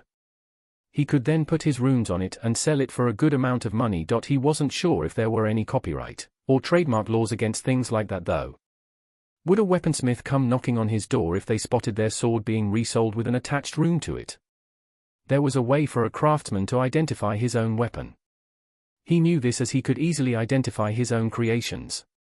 Other people couldn't see the craftsman's name, but the creator could. I should probably ask the company about this. They could probably procure me items that won't offend anyone, he thought to himself while grabbing a mug filled with warm black tea. If he went through Exia Network, they would probably supply him with something worthwhile. They owned various businesses around the city. They didn't really have a runesmith on their payroll, but that would be changing soon. Even with this, he wouldn't abandon his smithing class. He still needed to work on his tool masteries. He was very keen on crafting his own weapons. He knew that a person required vast amounts of resources to do this. Making a magic sword would probably bring him in a lot more money than making runic scrolls. He could only create weapons with limited charges and ones that lowered the user's mana by a fixed amount. Still, there was a market for it and it was booming. Roland turned to the window and looked outside. The workers were almost done with carrying everything inside. He would become busy once again. The biggest thing holding him back was his mana usage. He needed to lower the strain on himself. He needed to get some better crafting equipment. He would achieve this by getting something that increased his mana regeneration, or its amount. He had already managed to get a lesser mana regeneration magic ring from his boss. It was one of the things that he managed to insert into his contract. Even the lesser ones cost a huge number of coins, so it was worth signing a 1-year extension just for this. With it on, he could increase his production rate by about 15%. He wanted to earn enough money to get similar products and increase his mana abilities even further. The workers were still setting up his new workshop, so he took out some magical paper and his quill. Time was of the essence and he could use it to practice his scribing strokes. It was a drag that he couldn't level up his basic skill further due to not being a Tier 2 class yet. The more he crafted, the more experience he got and the faster he could get his advanced class. What it would be in the end was still unknown to him, but he hoped it would also be a unique one. So he went to work. The new workshop would soon be very busy. He would also be getting a part-time assistant. Finally, he would have an employee under himself to order around. So the next day came. His new workshop looked exactly the same as the old one. The walls were slightly more sturdy though, and the catwalk would probably not give out under his weight anymore.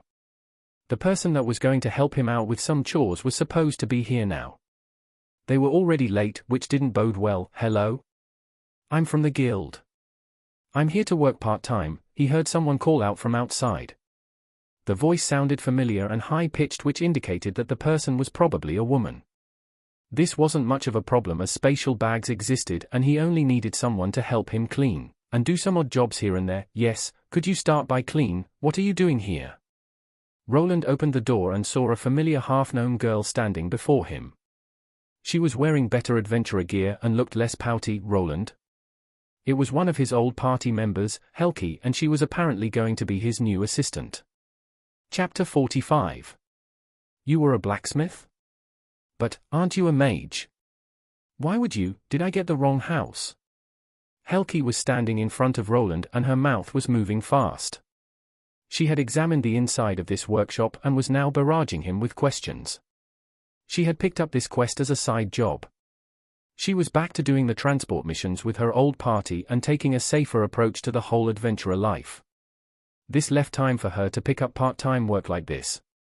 She didn't expect to find the poker-faced mage she had ventured around a few months ago here though. Even less that he was now apparently a blacksmith. "Well no, I switched recently, but you were so strong back there. Aren't you wasting away in this dump? You should be fighting monsters." Thanks to how many ants they slew, Helki had leveled up to a second Tier 1 class. She had taken the hunter class that boosted better tracking and bow use. It was also a class that was good with short swords and would let her level up to a ranger class on the Tier 2 change. "Didn't you have enough fighting monsters? Thought you'd slow down after the way that grotto mission went." Roland replied with another question. He'd thought that the girl would see some reason and relax. However, she was as active as always. Adventuring was the thing she wanted to do. This raised another question though. "Shouldn't you have left for a city with a dungeon by now?" The girl flinched slightly and let her head down. She then looked back up to Roland while blushing. Her left and right index fingers were now poking against each other while looking at her old party comrade. I don't have enough money to make the trip." Roland raised his brow and took a glance at what Helki was wearing. She indeed had some higher tier gear. Her sword seemed to be enchanted in some way and the clothes were spanking new. The armor she was wearing was hard leather and she might have had some more goodies hidden in her spatial bag. "So even if you wanted, you don't have enough for the train ride? Can't you just take an escort mission to a city with a dungeon?" Roland asked while placing some smithing tools on his workbench. "You think it's that easy? Maybe if my stupid party wanted to move with me." She slumped on one of the chairs while sighing and then started talking. Roland certainly didn't think that he would be having such a heart-to-heart talk with his new assistant. Helki told him that due to the lack of funds it was hard to move. She wouldn't have much left for an inn and she would need to find a new party. She was someone that just switched to her second Tier 1 class and considered a newbie. She might not be able to find a party that wouldn't rip her off if she moved. There was also the problem that a city with a dungeon wasn't anywhere close to where Edelgard was. Roland was making a lot of money by crafting his scrolls, but a new steel-grade adventurer wasn't. After the failed mission, the guild only rewarded them partially as there was no proof that the client lied about the ants being there. Helki spent most of her hard-earned cash on her new equipment and recovery potions and was not left with much besides that. She was a scout and a hunter, so she also had the added cost of arrows. The costs added and she was left with living from paycheck to paycheck. The paycheck being whatever she got from the adventurer guild.it would take her some time until she gathered enough to travel. After going through the mine experience and then spending most of her coins, she did some thinking. She now knew that she got overzealous with her expenditure. This time around she needed to gather enough money to have a fallback plan. This was also why she was now here, earning more as an errand girl. To Roland, This didn't explain why he was getting the girl as an assistant. He thought he would get someone that at least had some basic smithing knowledge. Would this girl even be able to identify the crafting materials he ordered her to get? I see. You should be careful with your money in the future. You can start working by cleaning the office then. Roland had to stay and listen to the girl complain for 15 minutes about her adventurer party. He didn't have the whole day for something like this. He needed to craft more items and train his smithing skills. Slave driver. The orange-haired girl shouted at him before grabbing an empty bucket to fetch some water. She wasn't someone with high strength, but with the added levels she was stronger than your average human man that didn't have a class. Roland didn't need her for anything else at the moment. It felt kind of strange to have someone follow his orders around. Was this how all the business owners felt when they ordered their workers? The girl vanished behind the warehouse doors after going out. The well for the water was about 5 minutes from this spot. While she was gone, Roland decided to turn on the forge and get started. Today he would craft a utility knife. He was also in the possession of a lesser sharpness rune which would go with it nicely. That is, if he managed to compress the rune enough to fit the small knife. He would be making the knife out of some leftover tools that weren't usable. He would be making it from a rusty horse hoof rasp, which was used for filing down horse hoofs. Half of it was rusted and he just needed about 8 inches of the handle part. It was already broken in half, so he wouldn't need to cut it. It was also made from steel and not iron this time around. First, he needed to heat it up to a nice red color. He then began hammering the handle end of the file over the near side of his anvil until it was ½ an inch wide. By using the handle end of the file he would save himself a lot of time on forging. He made sure to knock back the sharp corners where the file handle began to create a taper. This prevented cold shuts from forming. He then drew out the handle taper until it was long enough. Drawing and tapering to lengthen thin steel were the most common techniques a crafter would use as a blacksmith. When you drew steel out, you used flat hammer blows to make a section of steel uniformly thinner and longer. Tapering used angled hammer blows, often with the piece of metal held at an angle to the face of the anvil, to narrow a section of metal on an angle. So he drew out the blade of the file, until it was slightly over an inch wide at the shoulder of the handle. He then created a one-sided taper by holding the spine of the knife flat on the anvil and while holding his hammer at an angle. Roland bent the handle over the horn of the anvil in the middle and brought the tip completely around. He did it so that it was flat against the spine side with a loop at the end. He then started to grind the blade evenly on both sides, until it was just right. He couldn't grind it too thin before hardening, otherwise, it might have become brittle and crack in the process of making. Next came the process of annealing. To normalize or anneal steel was to slowly cool it after forging to let the steel or metal grain structure relax and refine. This reduced the chances that the steel would shatter when it is hardened. For the basic blacksmith, normalizing meant to slowly cool the steel near the fire, while annealing meant to very slowly cool the steel in an insulating material, such as ash. So he continued by annealing the knife. He heated it up first so that it would become non-magnetic and then he let it cool in a bucket of ash. After annealing it, he heated it back up to a non-magnetic state again just to then quench the blade in oil. Following this, he tempered the blade after repolishing the edges. He did this by holding the blade upside down and waiting until the blade showed a straw yellow color, and then he quenched it again. A yellow color was the hardest temper, used for cutting tools such as wood carving chisels and slicing knives such as this. It was best used for anything that needed a hard, strong edge at the expense of a higher chance of chipping or cracking. He was now mostly done with his creation. He just needed to add the rune part and then polish it. Maybe add a wooden or cloth handle so he wouldn't need to hold it by the cold steel. The steel would make runecrafting more difficult, but he had leveled up this skill thanks to the skill book. While he was examining his creation, he noticed someone standing next to him. He jumped back as Helki had her face shoved right next to him as she watched him working. What are you doing? Nothing, finished cleaning that room, but you were busy working, so I didn't want to disturb you. You really are a blacksmith, aren't you? Also here, have one. Roland looked at the smaller girl. In her hand was a ripe red apple. He looked at her, then back to her hand before taking the apple. He realized that he was actually a bit hungry after having forged this knife for the first time. Thank you. No problem, just part of the job. Also, the girl paused while Roland took a bite out of the apple, some sweat running down his forehead. Are you good at forging arrows? She asked while glancing at him with her large eyes as if she was expecting something. Arrows? Haven't tried yet, shouldn't be too hard, just need a steel or iron rod. You can probably buy the arrow shafts at the woodworker, so I just need to make the arrowheads. Not sure if you can get the quills there though, he talked out loud while thinking that practicing on arrowheads could be better than making nails. He might be also able to inscribe some lesser runes on them, arrow shafts and quills, okay. I'll be right back. Roland eyed Helki that looked awfully happy for some reason. He had her as a temporary assistant for now, it was probably a good thing that it was a person that he knew. The girl was a bit off, but he could probably trust her, she was a good kid. The only problem with having an assistant was that he couldn't runecraft. He was still trying to hide his prestige class from others. He was far too young to be a proper runesmith, so intelligent people would probably put 2 and 2 together. While Helki was out, he went back to working on his utility knife. It wouldn't work well as a weapon, it was too short for that. He mostly made it to train his smithing skills, and then to train his rune inscribing. He had one of those grinding wheels to help him do the sharpening. It was even one of those that he could operate with his foot and not with a handle.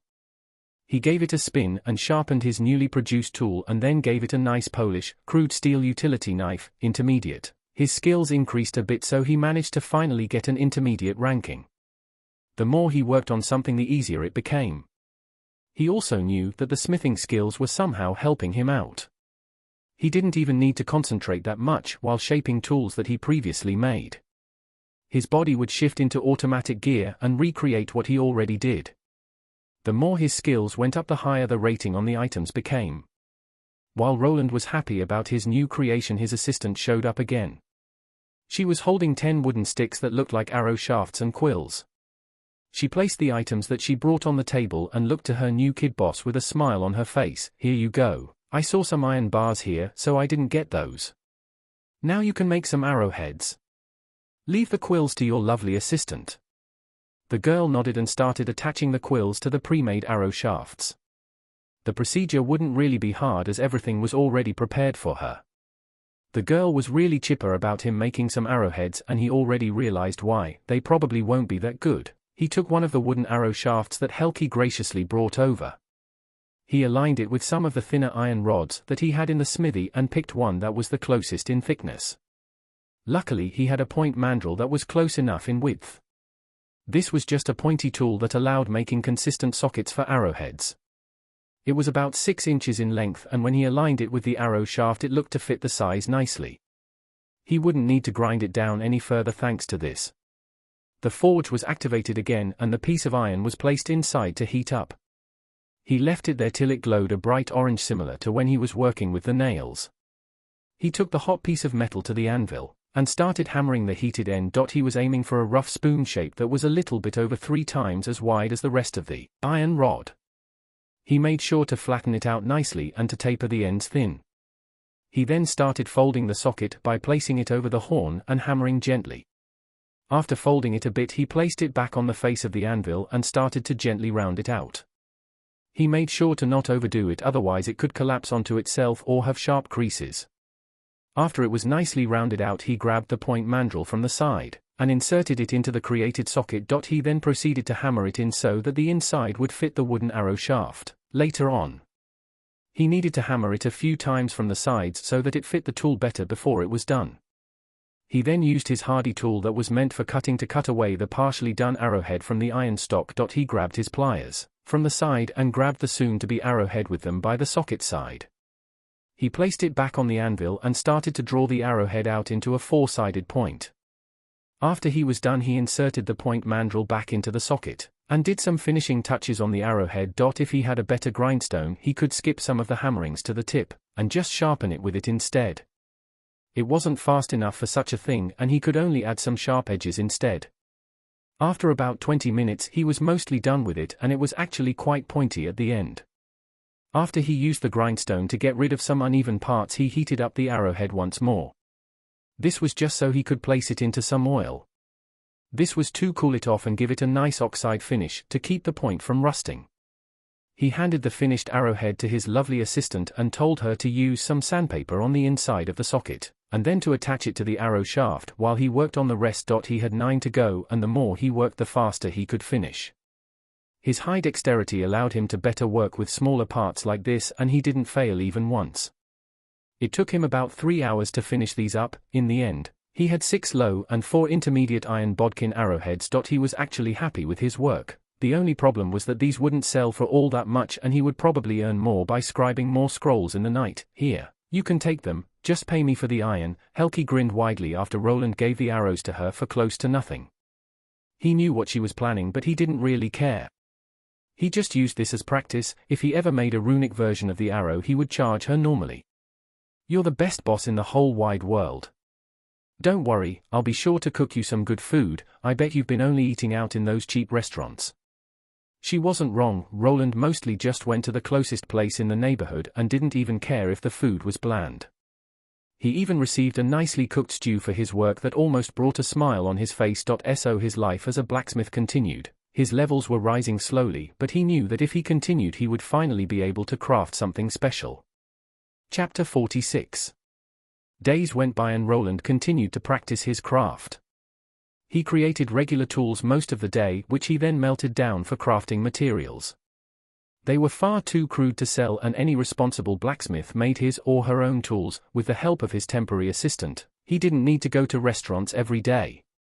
She would cook and clean, and he would help her out by crafting arrow shafts. With this, his smithing masteries were increasing at a steady pace. This only left his level that was increasing at a snail's pace. Even runecrafting doesn't give me that much experience. Roland gave out a sigh while hammering another one of his creations. He was making a door handle for his new workshop as the old one had fallen off. He could have just repaired it, but he would be given fewer points. He was just adding the finishing touches, by bending each side of the handle on the horn of his anvil. After it was finished, he just needed to attach the new iron handle via nails to the wooden door. The door didn't have a lock, just a simple latch that he could use to close it from one side. His basic forging and basic smithing mastery were at level 4. They were leveling up fast if you compared it to his blacksmith's level that was only 3 after all this time. The books weren't joking around when they said that taking a 3rd tier 1 class would be a headache. If he continued like this, he would max out all of his basic crafting skills before he even reached level 10 with his runic blacksmith class. This was something that he expected would happen sooner or later. It felt like a big waste of time though. He would be stuck with skills that couldn't be upgraded even if he continued working hard. It might have been even better to level up other skills that he ignored after that happened, like his stealth, running, or weapon proficiencies. With the added blacksmith strength and endurance, he would be able to handle some heavier weapons. Before that happened though, there was one thing he wanted to do. That was to draw as many rune schematics as humanly possible. He had bought all of the runic scrolls that were in the city already. There weren't that many of them, to begin with, as most runesmiths would rather hammer red-hot iron than hold a quill in a dark room. This left him with not much to work with. Only some basic elemental spells like the Arrow series.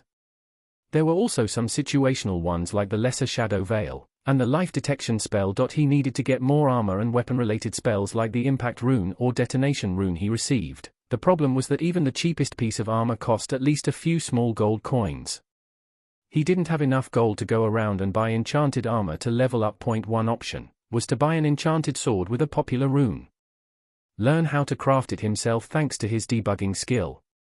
Then order some swords and add the rune to it.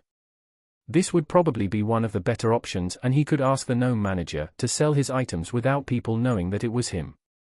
The only downside was that runecrafting still sucked him dry of mana. He probably wouldn't be able to make that many weapons. Also, he would need to stop making his scrolls due to not having any mana left after. There was something he could do before that, something that in theory would allow him to get rune schematics free of charge. The problem with that was that it was probably illegal, and if he got caught he might go to jail. Getting caught was improbable, mostly due to the nature of the task he would be performing. I should give it a try. I need to test it out in the field. Roland rubbed his chin before hammering the door handle into place. The one he made even looked better than the old one, which showed him that he was really improving his craft. His assistant was out on adventures for a few days, so he had some free time to do some tests. The next day came around and Roland left his workshop. He couldn't test his new idea in one of Exia's shops as the stores weren't in the business of selling magic swords. They mostly sold materials, scrolls, and alchemy products. He needed to find himself a shop that had a relationship with an actual runesmith.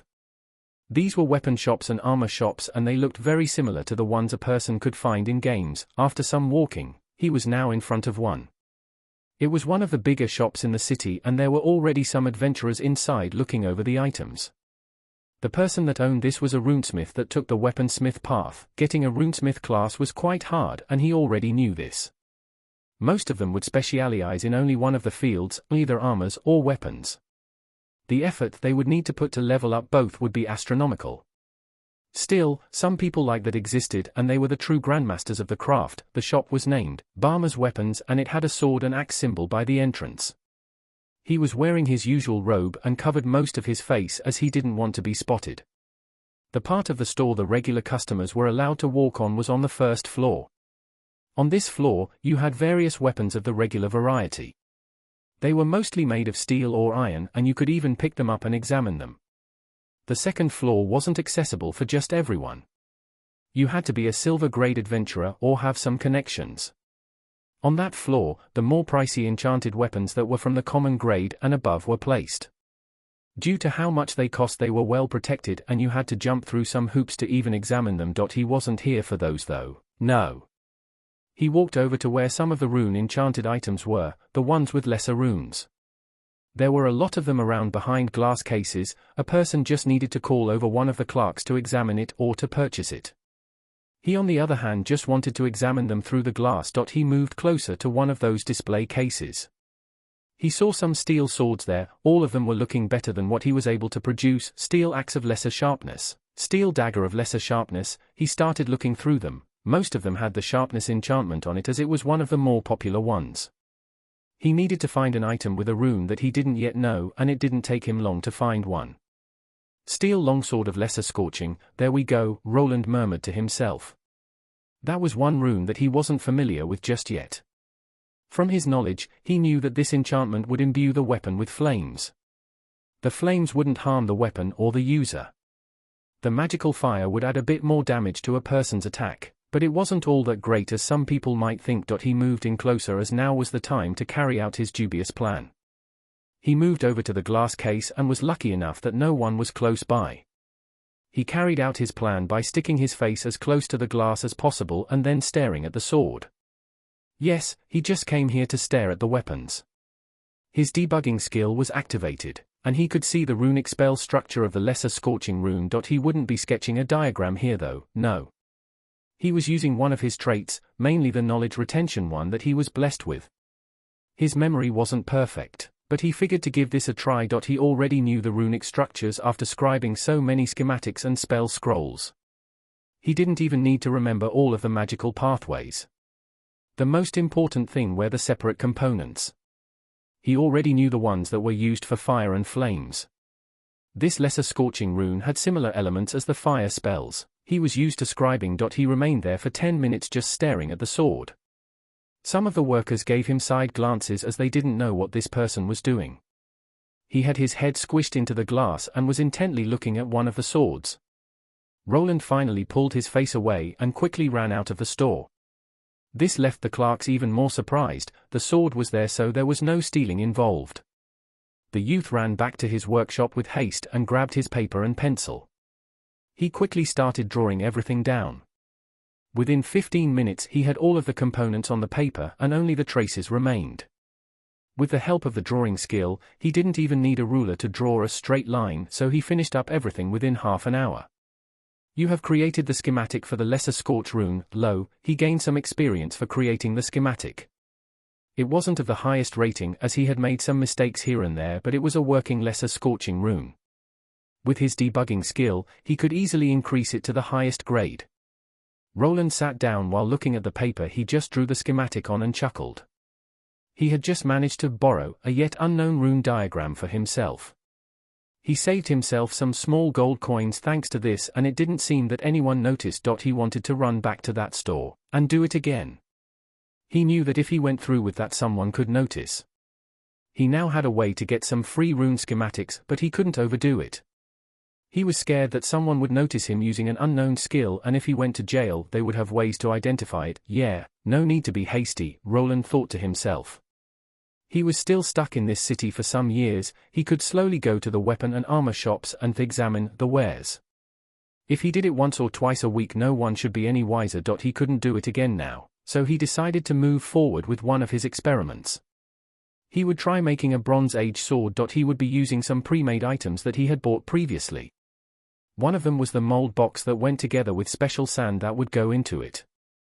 The other thing he needed was a wooden replica of the sword he would be molding.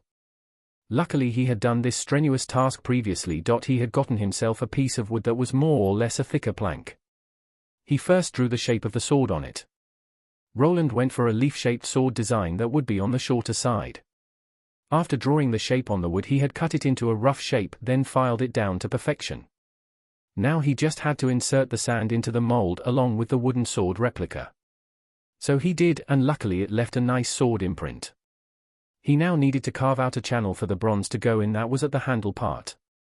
This wasn't the first time he was doing this, as he had some practice with the paddle magic wands. This would take a lot more time though, as after the casting there would be a lot of grinding and polishing left to do.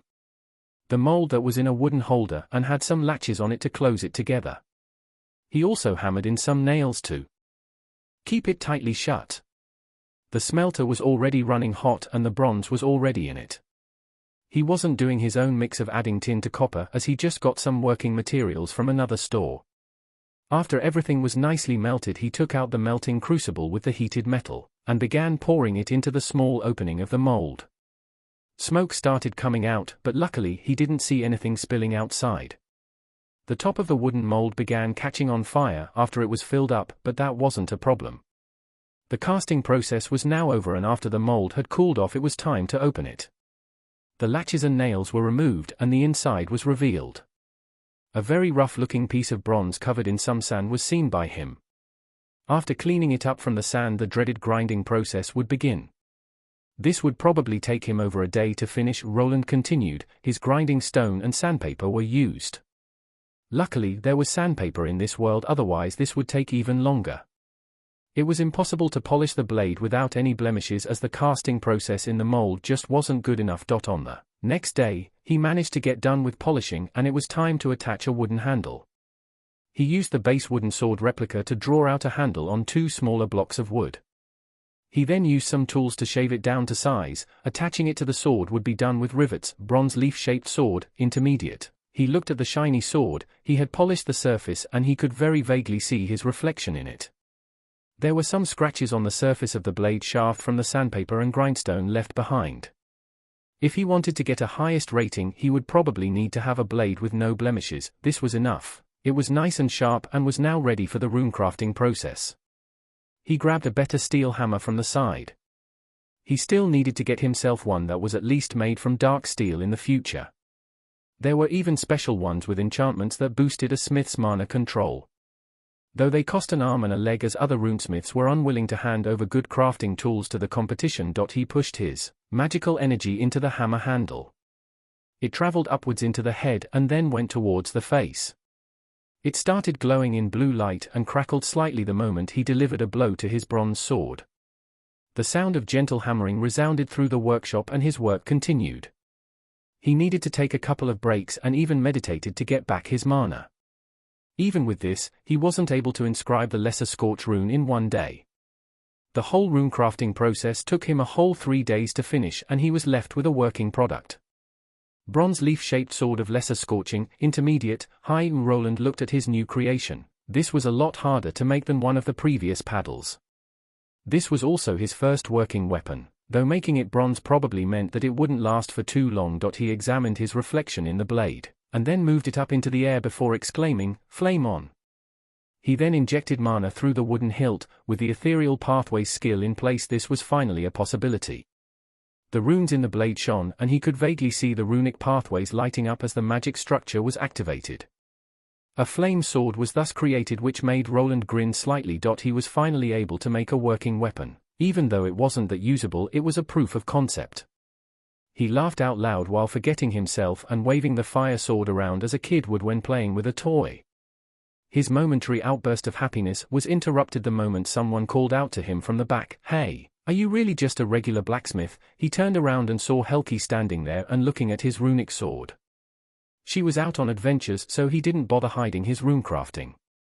He also was so focused on it that he didn't notice the girl's return. How long were you standing there? Oh, about an hour. You seemed busy, so I didn't want to bother you, she smiled while looking at the taller youth that still had a flaming sword in his hand.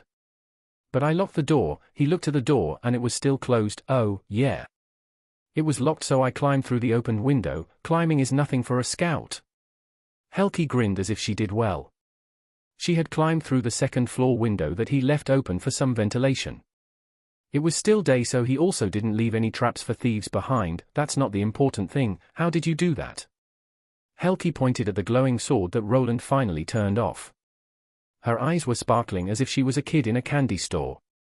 Now he needed to explain himself to his own assistant and hope that she wouldn't spread this information around. He already was starting to get a headache. Chapter 47. Roland was in a bind. He was looking at a small half-known girl shaking her body side to side. She was looking at him with those large orbs that she called eyes. The young girl had climbed through an open window and seen him runecrafting. Hey, how did you do that? That's an enchanted sword for sure. You can enchant swords? Are you an enchant smith? I knew it, you lied about your age. You have to be tier 2 for that. The girl had come to the conclusion that he was at least an enchant smith. She wasn't able to distinguish between enchanting and runesmithing. This wasn't the problem though. His secret that he somewhat wanted to keep hidden from others was now revealed.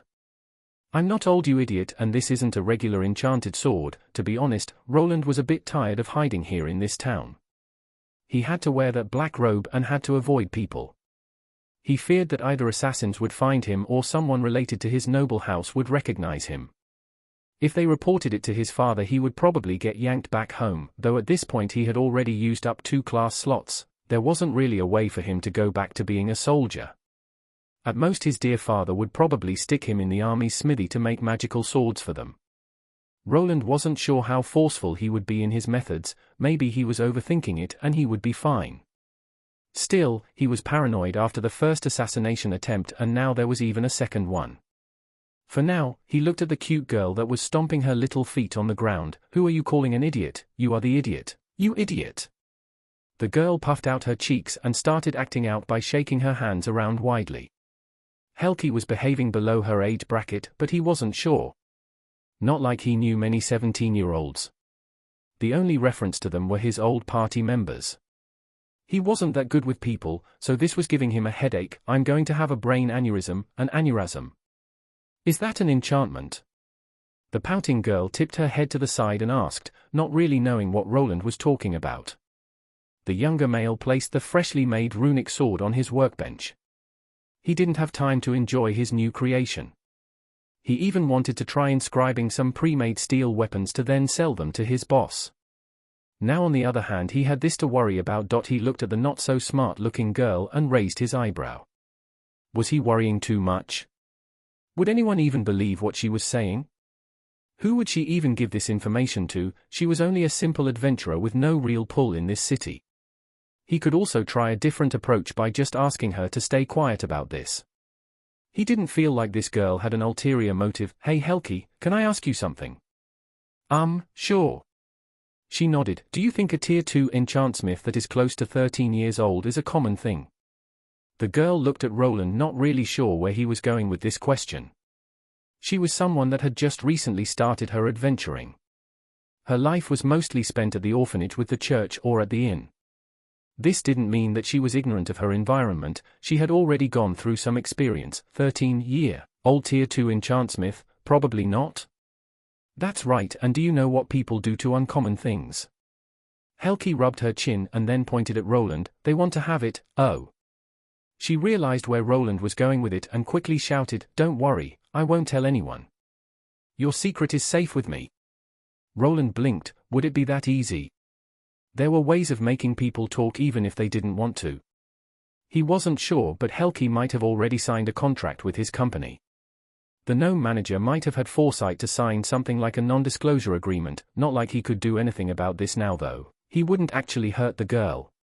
She wasn't strong but didn't seem like a liar or someone that gave away other people's secrets. Hey! You can trust me, she trailed off at the end while glancing at the bronze sword that he made. Her eyes were speaking for themselves and he knew what this meant. He wanted to smack her head a bit, but he knew that if you wanted something you needed to either pay or work for it. If you stay quiet about it, I'll enchant your sword. He needed to make a trade. The girl was quite honorable from what he knew. If he did something for her, she would probably feel obliged to keep quiet. Enchanted and runic weapons were really costly and he knew that Helki was quite poor. She would probably need to scrape by a lot before she could afford a weapon like that. He wanted to offer putting runic inscriptions on her arrows at first, but that wouldn't be quite possible yet. His runecrafting skill would need to be leveled up further. From what he saw, the runic structures were getting smaller the further he leveled his skill up. He theorized that when he got it to about level 7, he would be able to fit lesser runes on them.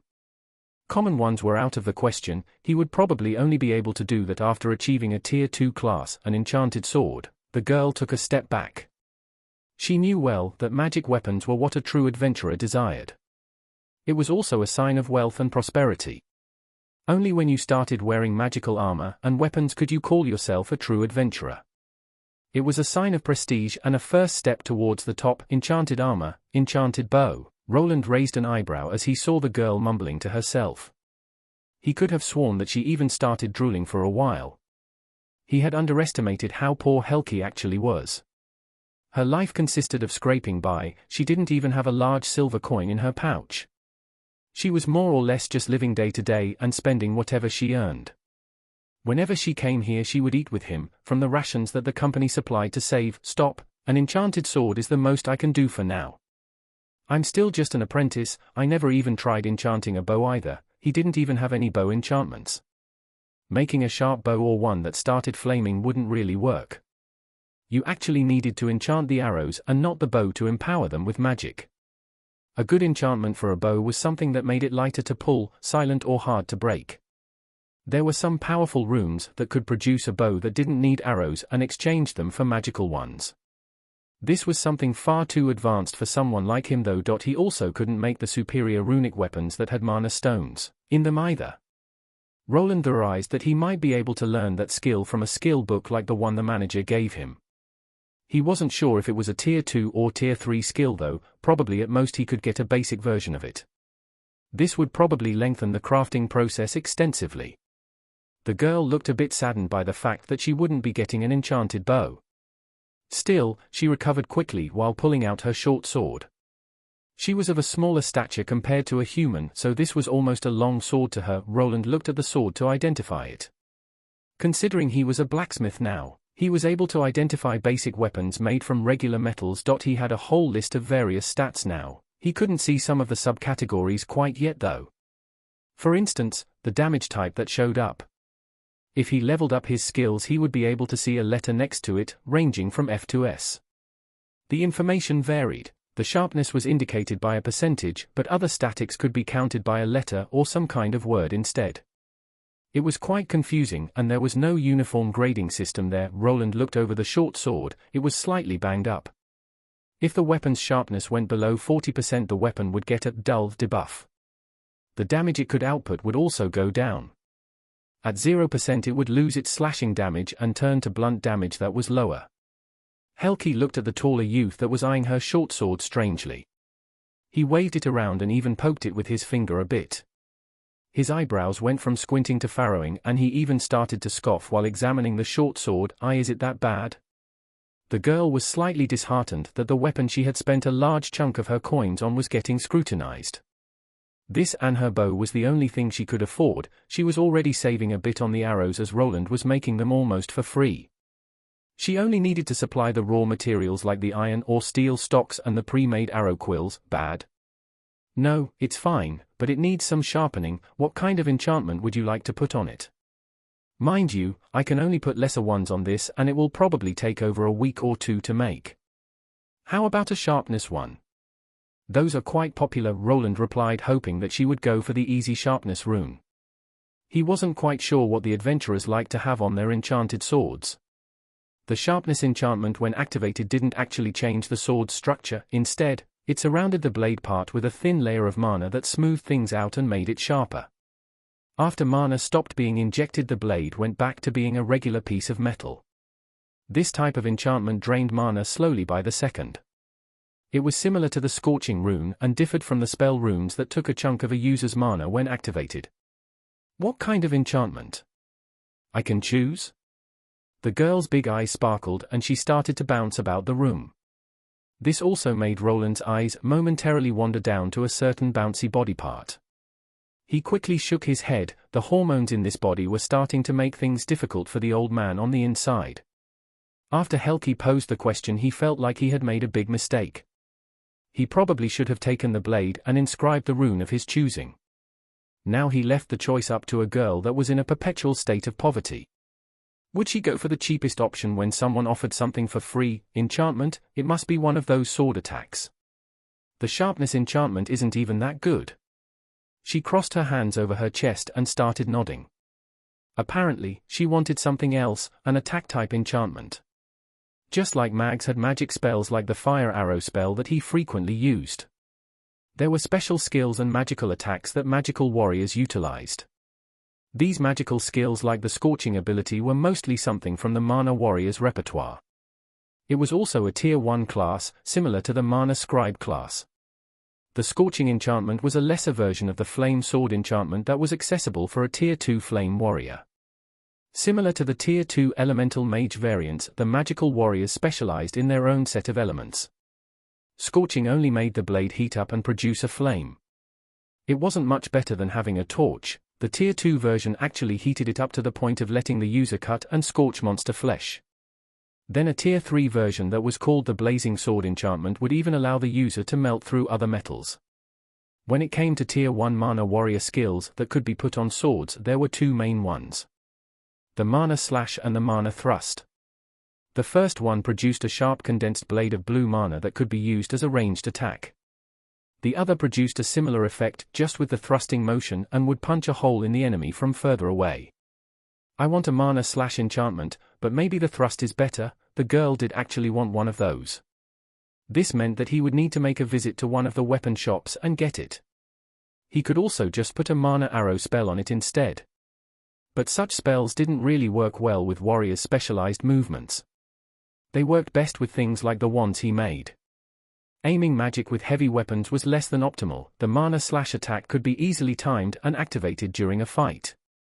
This made it slightly similar to the Impact rune, but it delivered magic damage, which sometimes was a must to beat some opponents.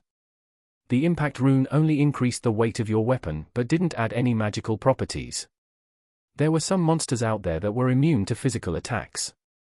Thus this type of enchantment was popular with the warriors that couldn't become a magic swordsman. These mana attacks also used up less MP than magic spells used by mags. This was mostly due to having a lower range of attack. The Mana Slash would travel 10 meters at most and the thrust went a little further. I have my arrows and bow, so the close-ranged Mana Slash will probably be better. Helki thought out loud while rubbing her chin. She was looking at her short sword that she retrieved from Roland. She performed some slashes and thrusts before coming to a decision. The Mana Slash would be the one that she would get. Mana Slash? I don't really know that one. The moment Roland said that, Helki's head dropped a bit along with her shoulders, but I can learn to make it. You'll just have to wait a bit. She quickly raised her head up after hearing his words. Her eyes glittered and she jumped forward.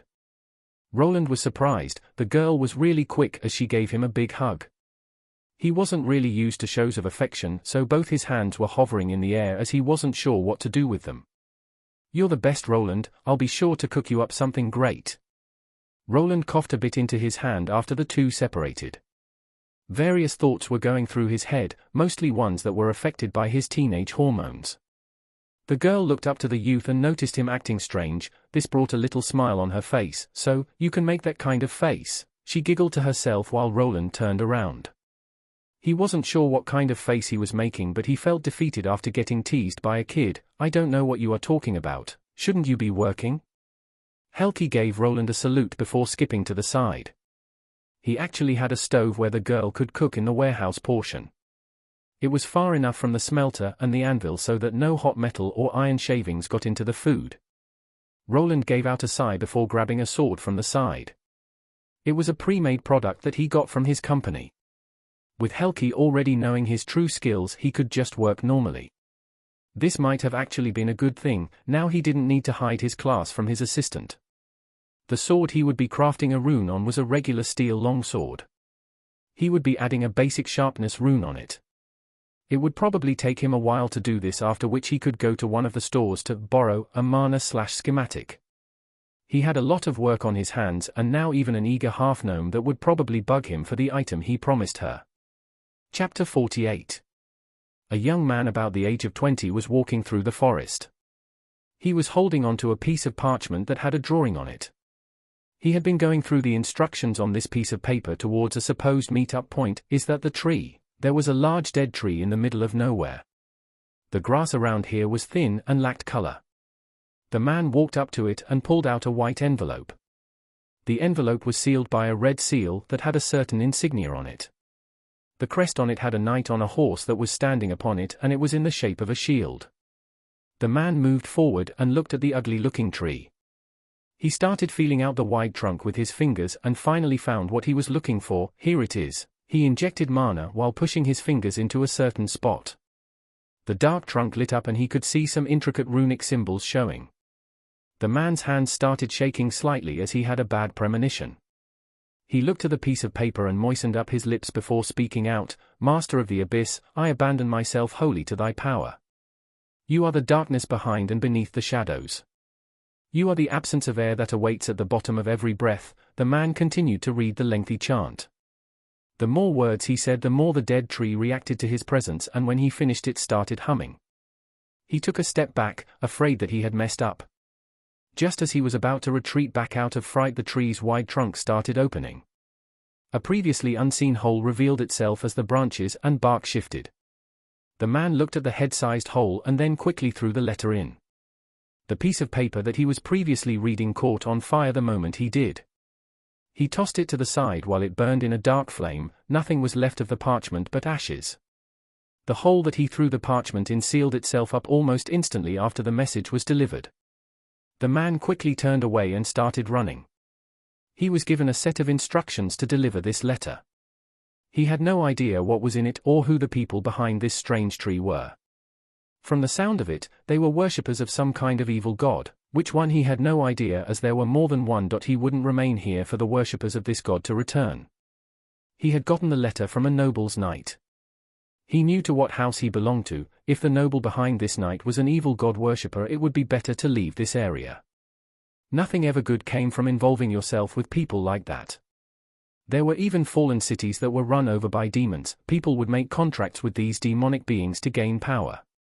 People could achieve special prestige classes as a boon. These classes mostly demanded bloody sacrifices, and some people possessing them would be turned into monsters in human form. The power they possessed was very real, which in turn corrupted them to turn to that side. The man sped up, his feet moved silently through the night. The forest was quiet and he couldn't even hear any animals or monsters around him. There was something odd about this. He was someone experienced. When he was going this way he could clearly feel hidden beings, but now there was nothing. It was as if they vanished into thin air. He continued running, but there was a problem. The path that he had marked for his return was gone. He made sure to nick the trees here and there so that he wouldn't be lost. He stopped and looked around. The howling winds pushed the tree branches around that looked like sharp claws in the moonlight. The man began sweating as he felt that he was in danger. This wasn't right, he thought, and bolted forward. He needed to get out of here as fast as he could. He ran, and his stamina counter continued to drop fast. He was someone at the tier 2 class and had stamina to spare. What the? He pushed through some bushes and saw something odd. The same tree that he had placed the letter in was there out in the clearing. Was he running around in circles this whole time?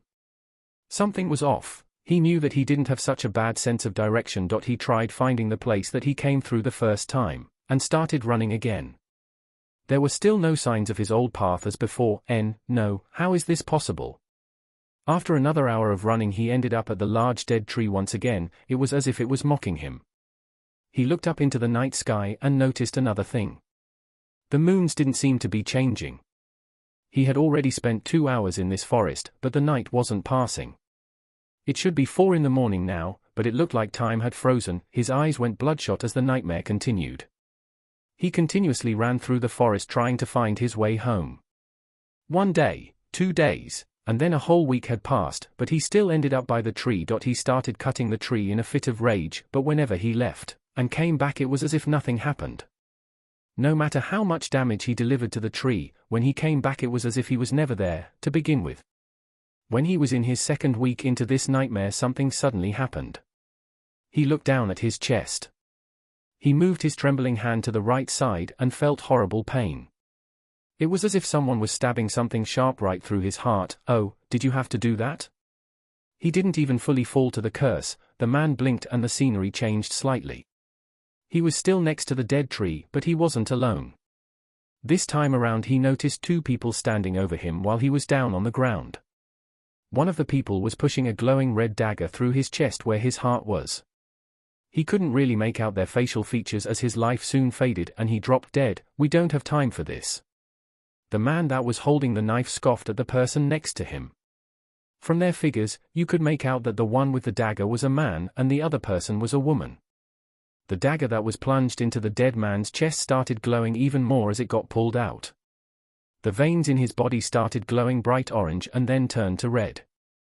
The deep wound where the heart was started pulsating in the same color and glowing brightly. "Oh, I love this part."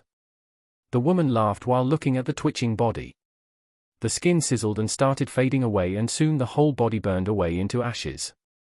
Nothing besides the man's clothes and a certain item was left behind.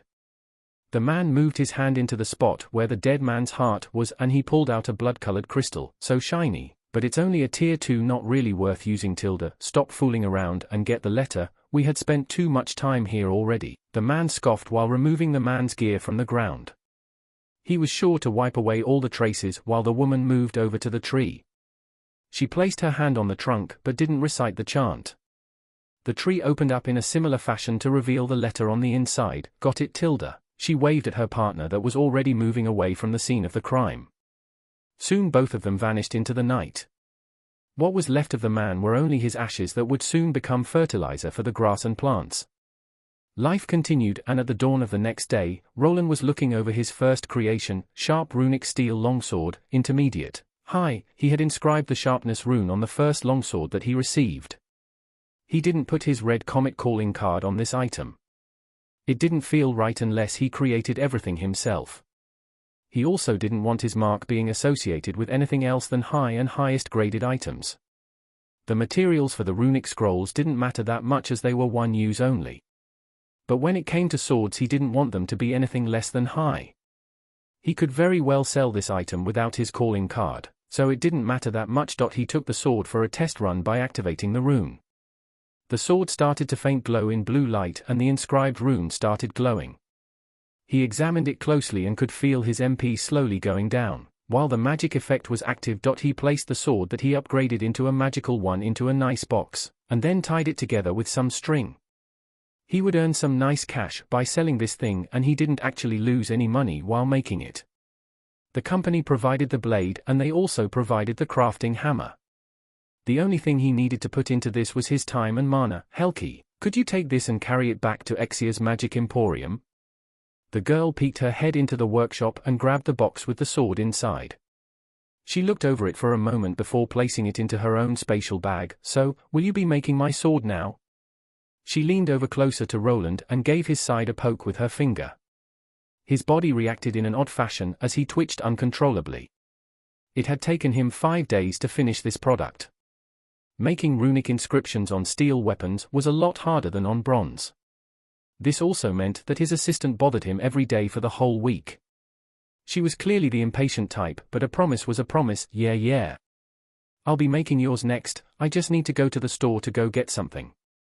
The girl smiled brightly after hearing that and finally left while carrying his first store-worthy weapon.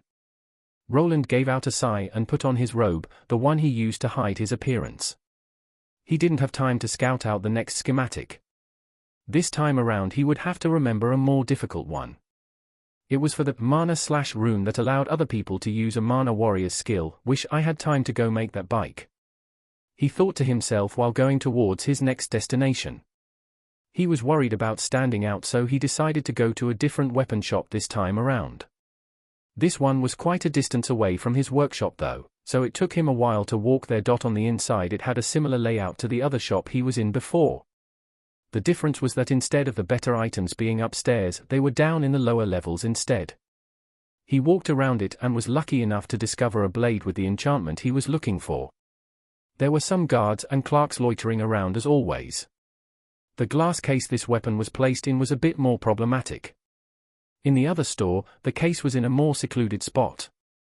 This one was hanged out for everyone to see along with some other weapons. He couldn't just stand there for 10 minutes with his face pressed against the glass case. There were too many people around. He moved forward, the furthest away that he could while being able to activate his debugging skill. Inconspicuous or not, he needed to get this crafting schematic somehow. He walked and glanced, but there were other people there and they continued to walk around. Sometimes they blocked the view, sometimes a worker came over and broke his concentration. He was also standing too far away and couldn't see well. After 15 minutes of bumbling about, he backed away and went outside the store. This isn't working. Maybe I'll make some notes on the way and then try recreating it back at my workshop. He thought to himself while taking out some rough paper. He started thinking back to the rune layout and started scribbling down what he remembered. He looked at the finished product and furrowed his brows, but before he could scoff even more he felt a tapping on his shoulder. "What are you doing?" "Who, what?" He turned around and saw a familiar-looking girl. It was his assistant Helki. "What are you doing here?" "Did you follow me?" "Of course. You said you were going to enchant my sword and get some materials."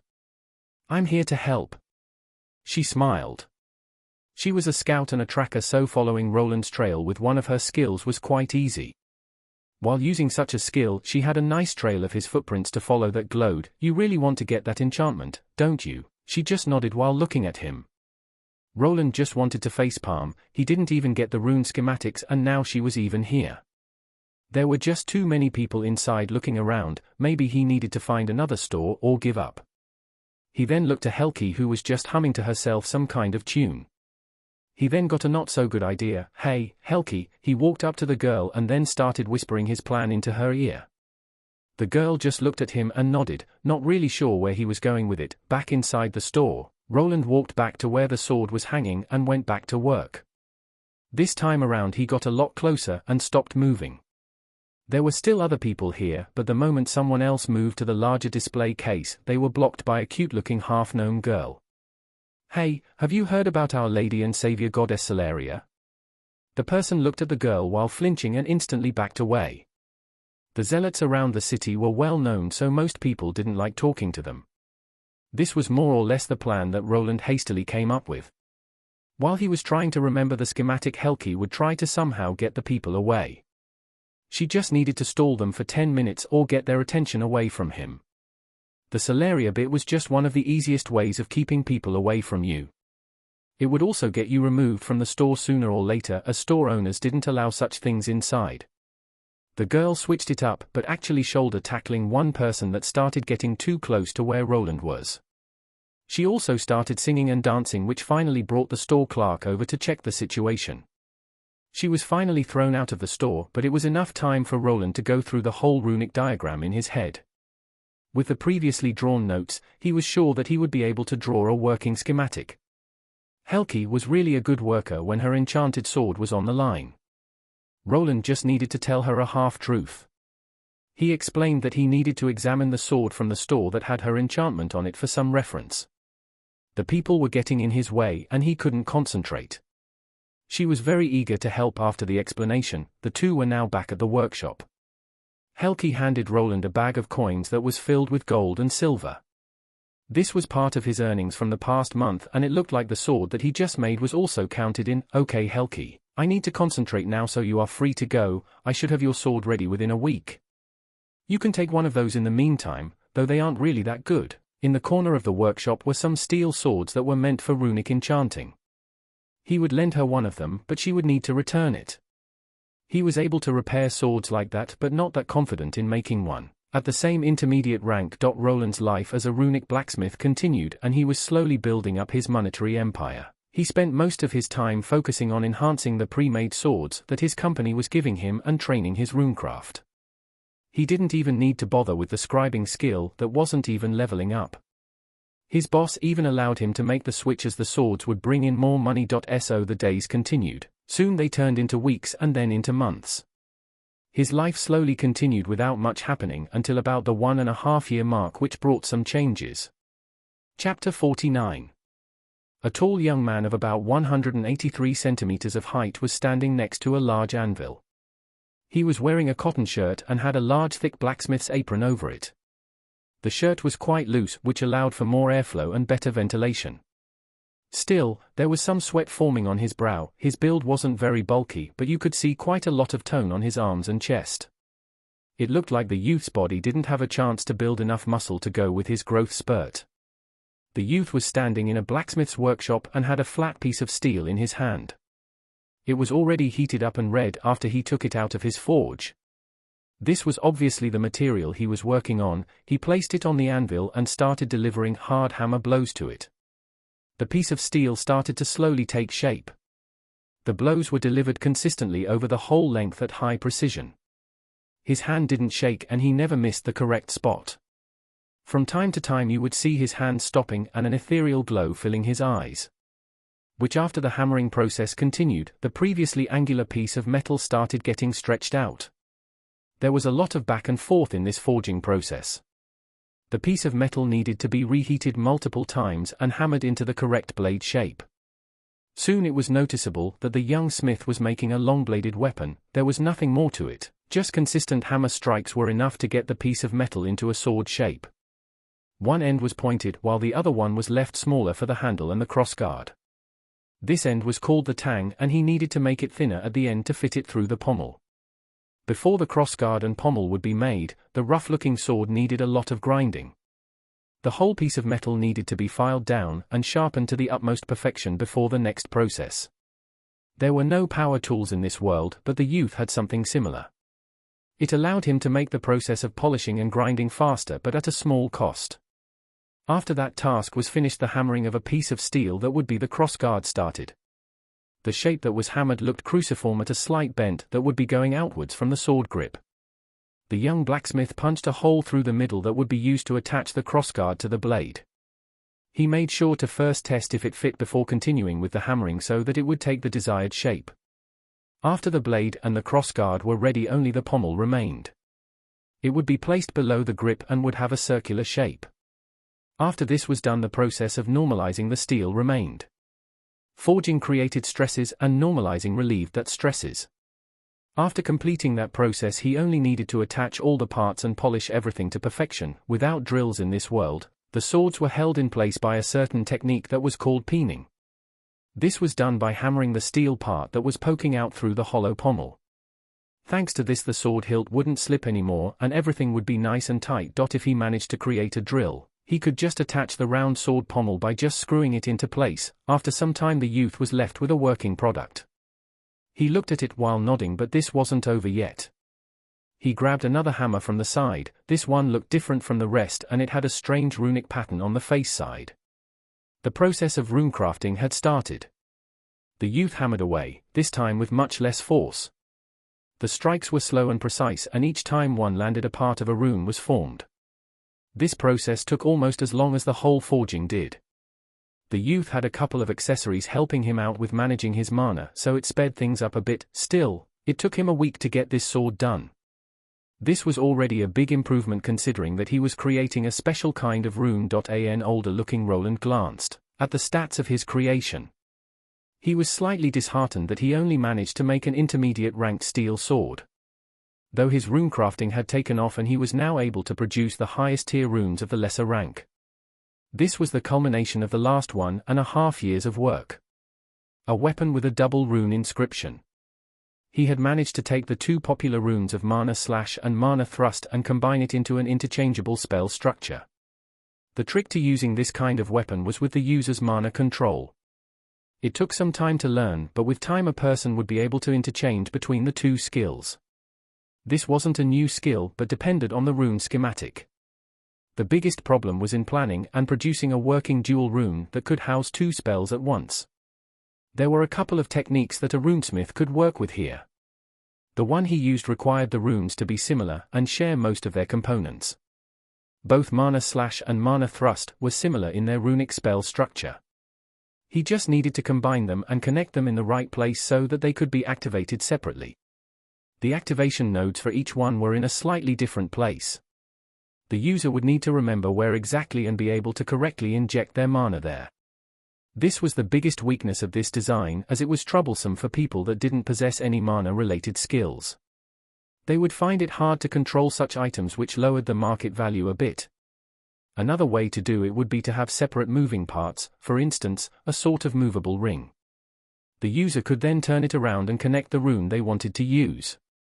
With such a design there was no need for mana control. He placed the finished sword to the side and examined his skills and stats. He had made some progress, but he wasn't quite there yet. Name: Roland Arden. L69 classes, T1 Mage L25, Secondary, T1 Runic Mana Scribe L25, X, T1 Runic Blacksmith L19, Main, HP 700 700 MP 338 2538 SP 326, 1003 Strength 53 Agility 38 Dexterity 80 Vitality 52 Endurance 60 Intelligent. Physical stats besides agility had increased by quite a bit.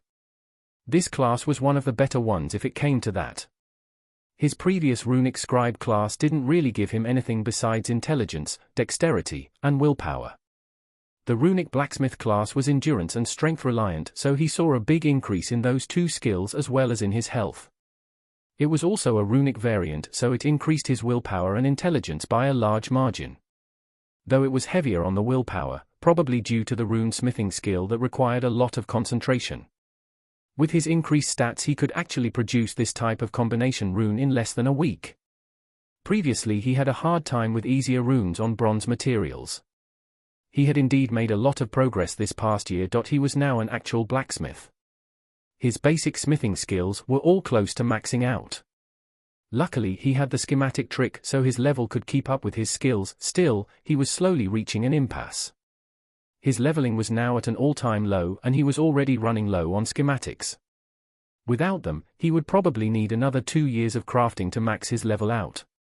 Maybe I should give the adventuring gig a try again, he thought to himself while giving out a sigh. This brought back a memory of a certain person that wasn't here anymore. Are you done? Can I make my delivery? A high-pitched voice called out to Roland. It came from outside the workshop that was closed. He didn't want people walking in on him when he was busy with his work. Yeah, give me a moment. The moment he was done with this sword he had messaged the person responsible for transport. He did this thanks to a small magical device that worked similar to a pager. It looked like a little bell, but when rung another exact copy of this bell would ring. Thus a person on the other end would then know that it was time to pick up the goods. He wasn't giving away the sword that he just made. He was still just runecrafting on the pre-made weapons that the company was sending him. The better-made items that he was still testing were for himself. Roland grabbed a prepared parcel from the side. He then slid it through a smaller opening in his entrance door. The person on the other side was an alchemy apprentice. The same person that picked Roland up from prison over a year ago. He just grabbed the package with a different sword that Roland had made and walked away. Roland and this youth didn't really talk that much with each other.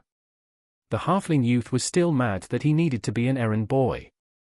The person that used to do this had quit a couple of months ago. Roland closed the latch and walked back to his room. It was cluttered with his notes and rune schematics.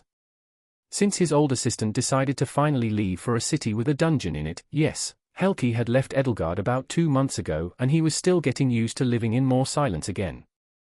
She did leave him a gift before going away, but something like that wouldn't be mentioned to anyone else. It was quite the experience, but waking up to a farewell note ruined the ending.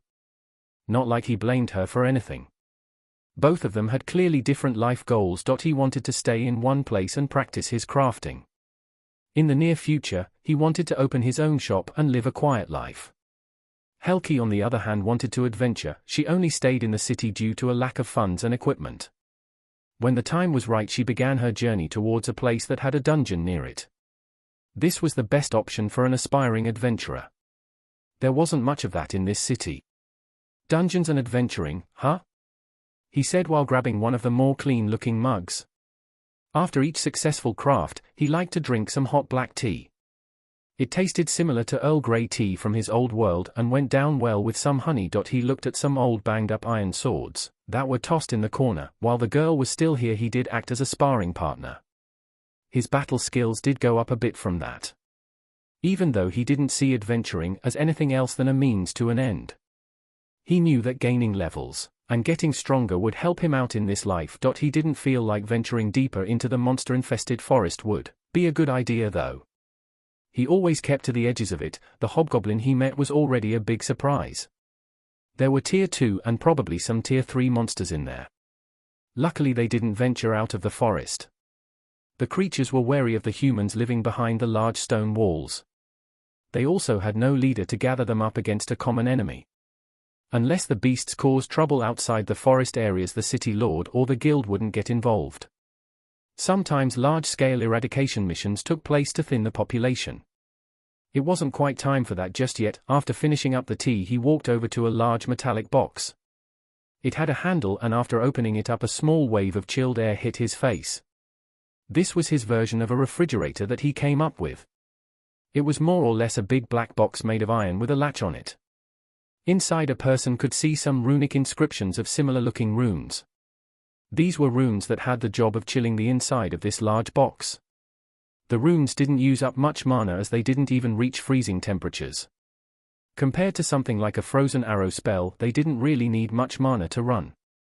Regretfully, Roland wasn't able to integrate mana stones into the construction quite yet. Instead, he needed to periodically charge the magic refrigerator with his own mana. It was sealed tightly, so as long as the chilly air didn't escape, he didn't need to recharge it that much. This wasn't the only improvement to his shop. He had thought about improving some of his tools with a more modern outlook. What did the modern smiths from his old world have that these didn't?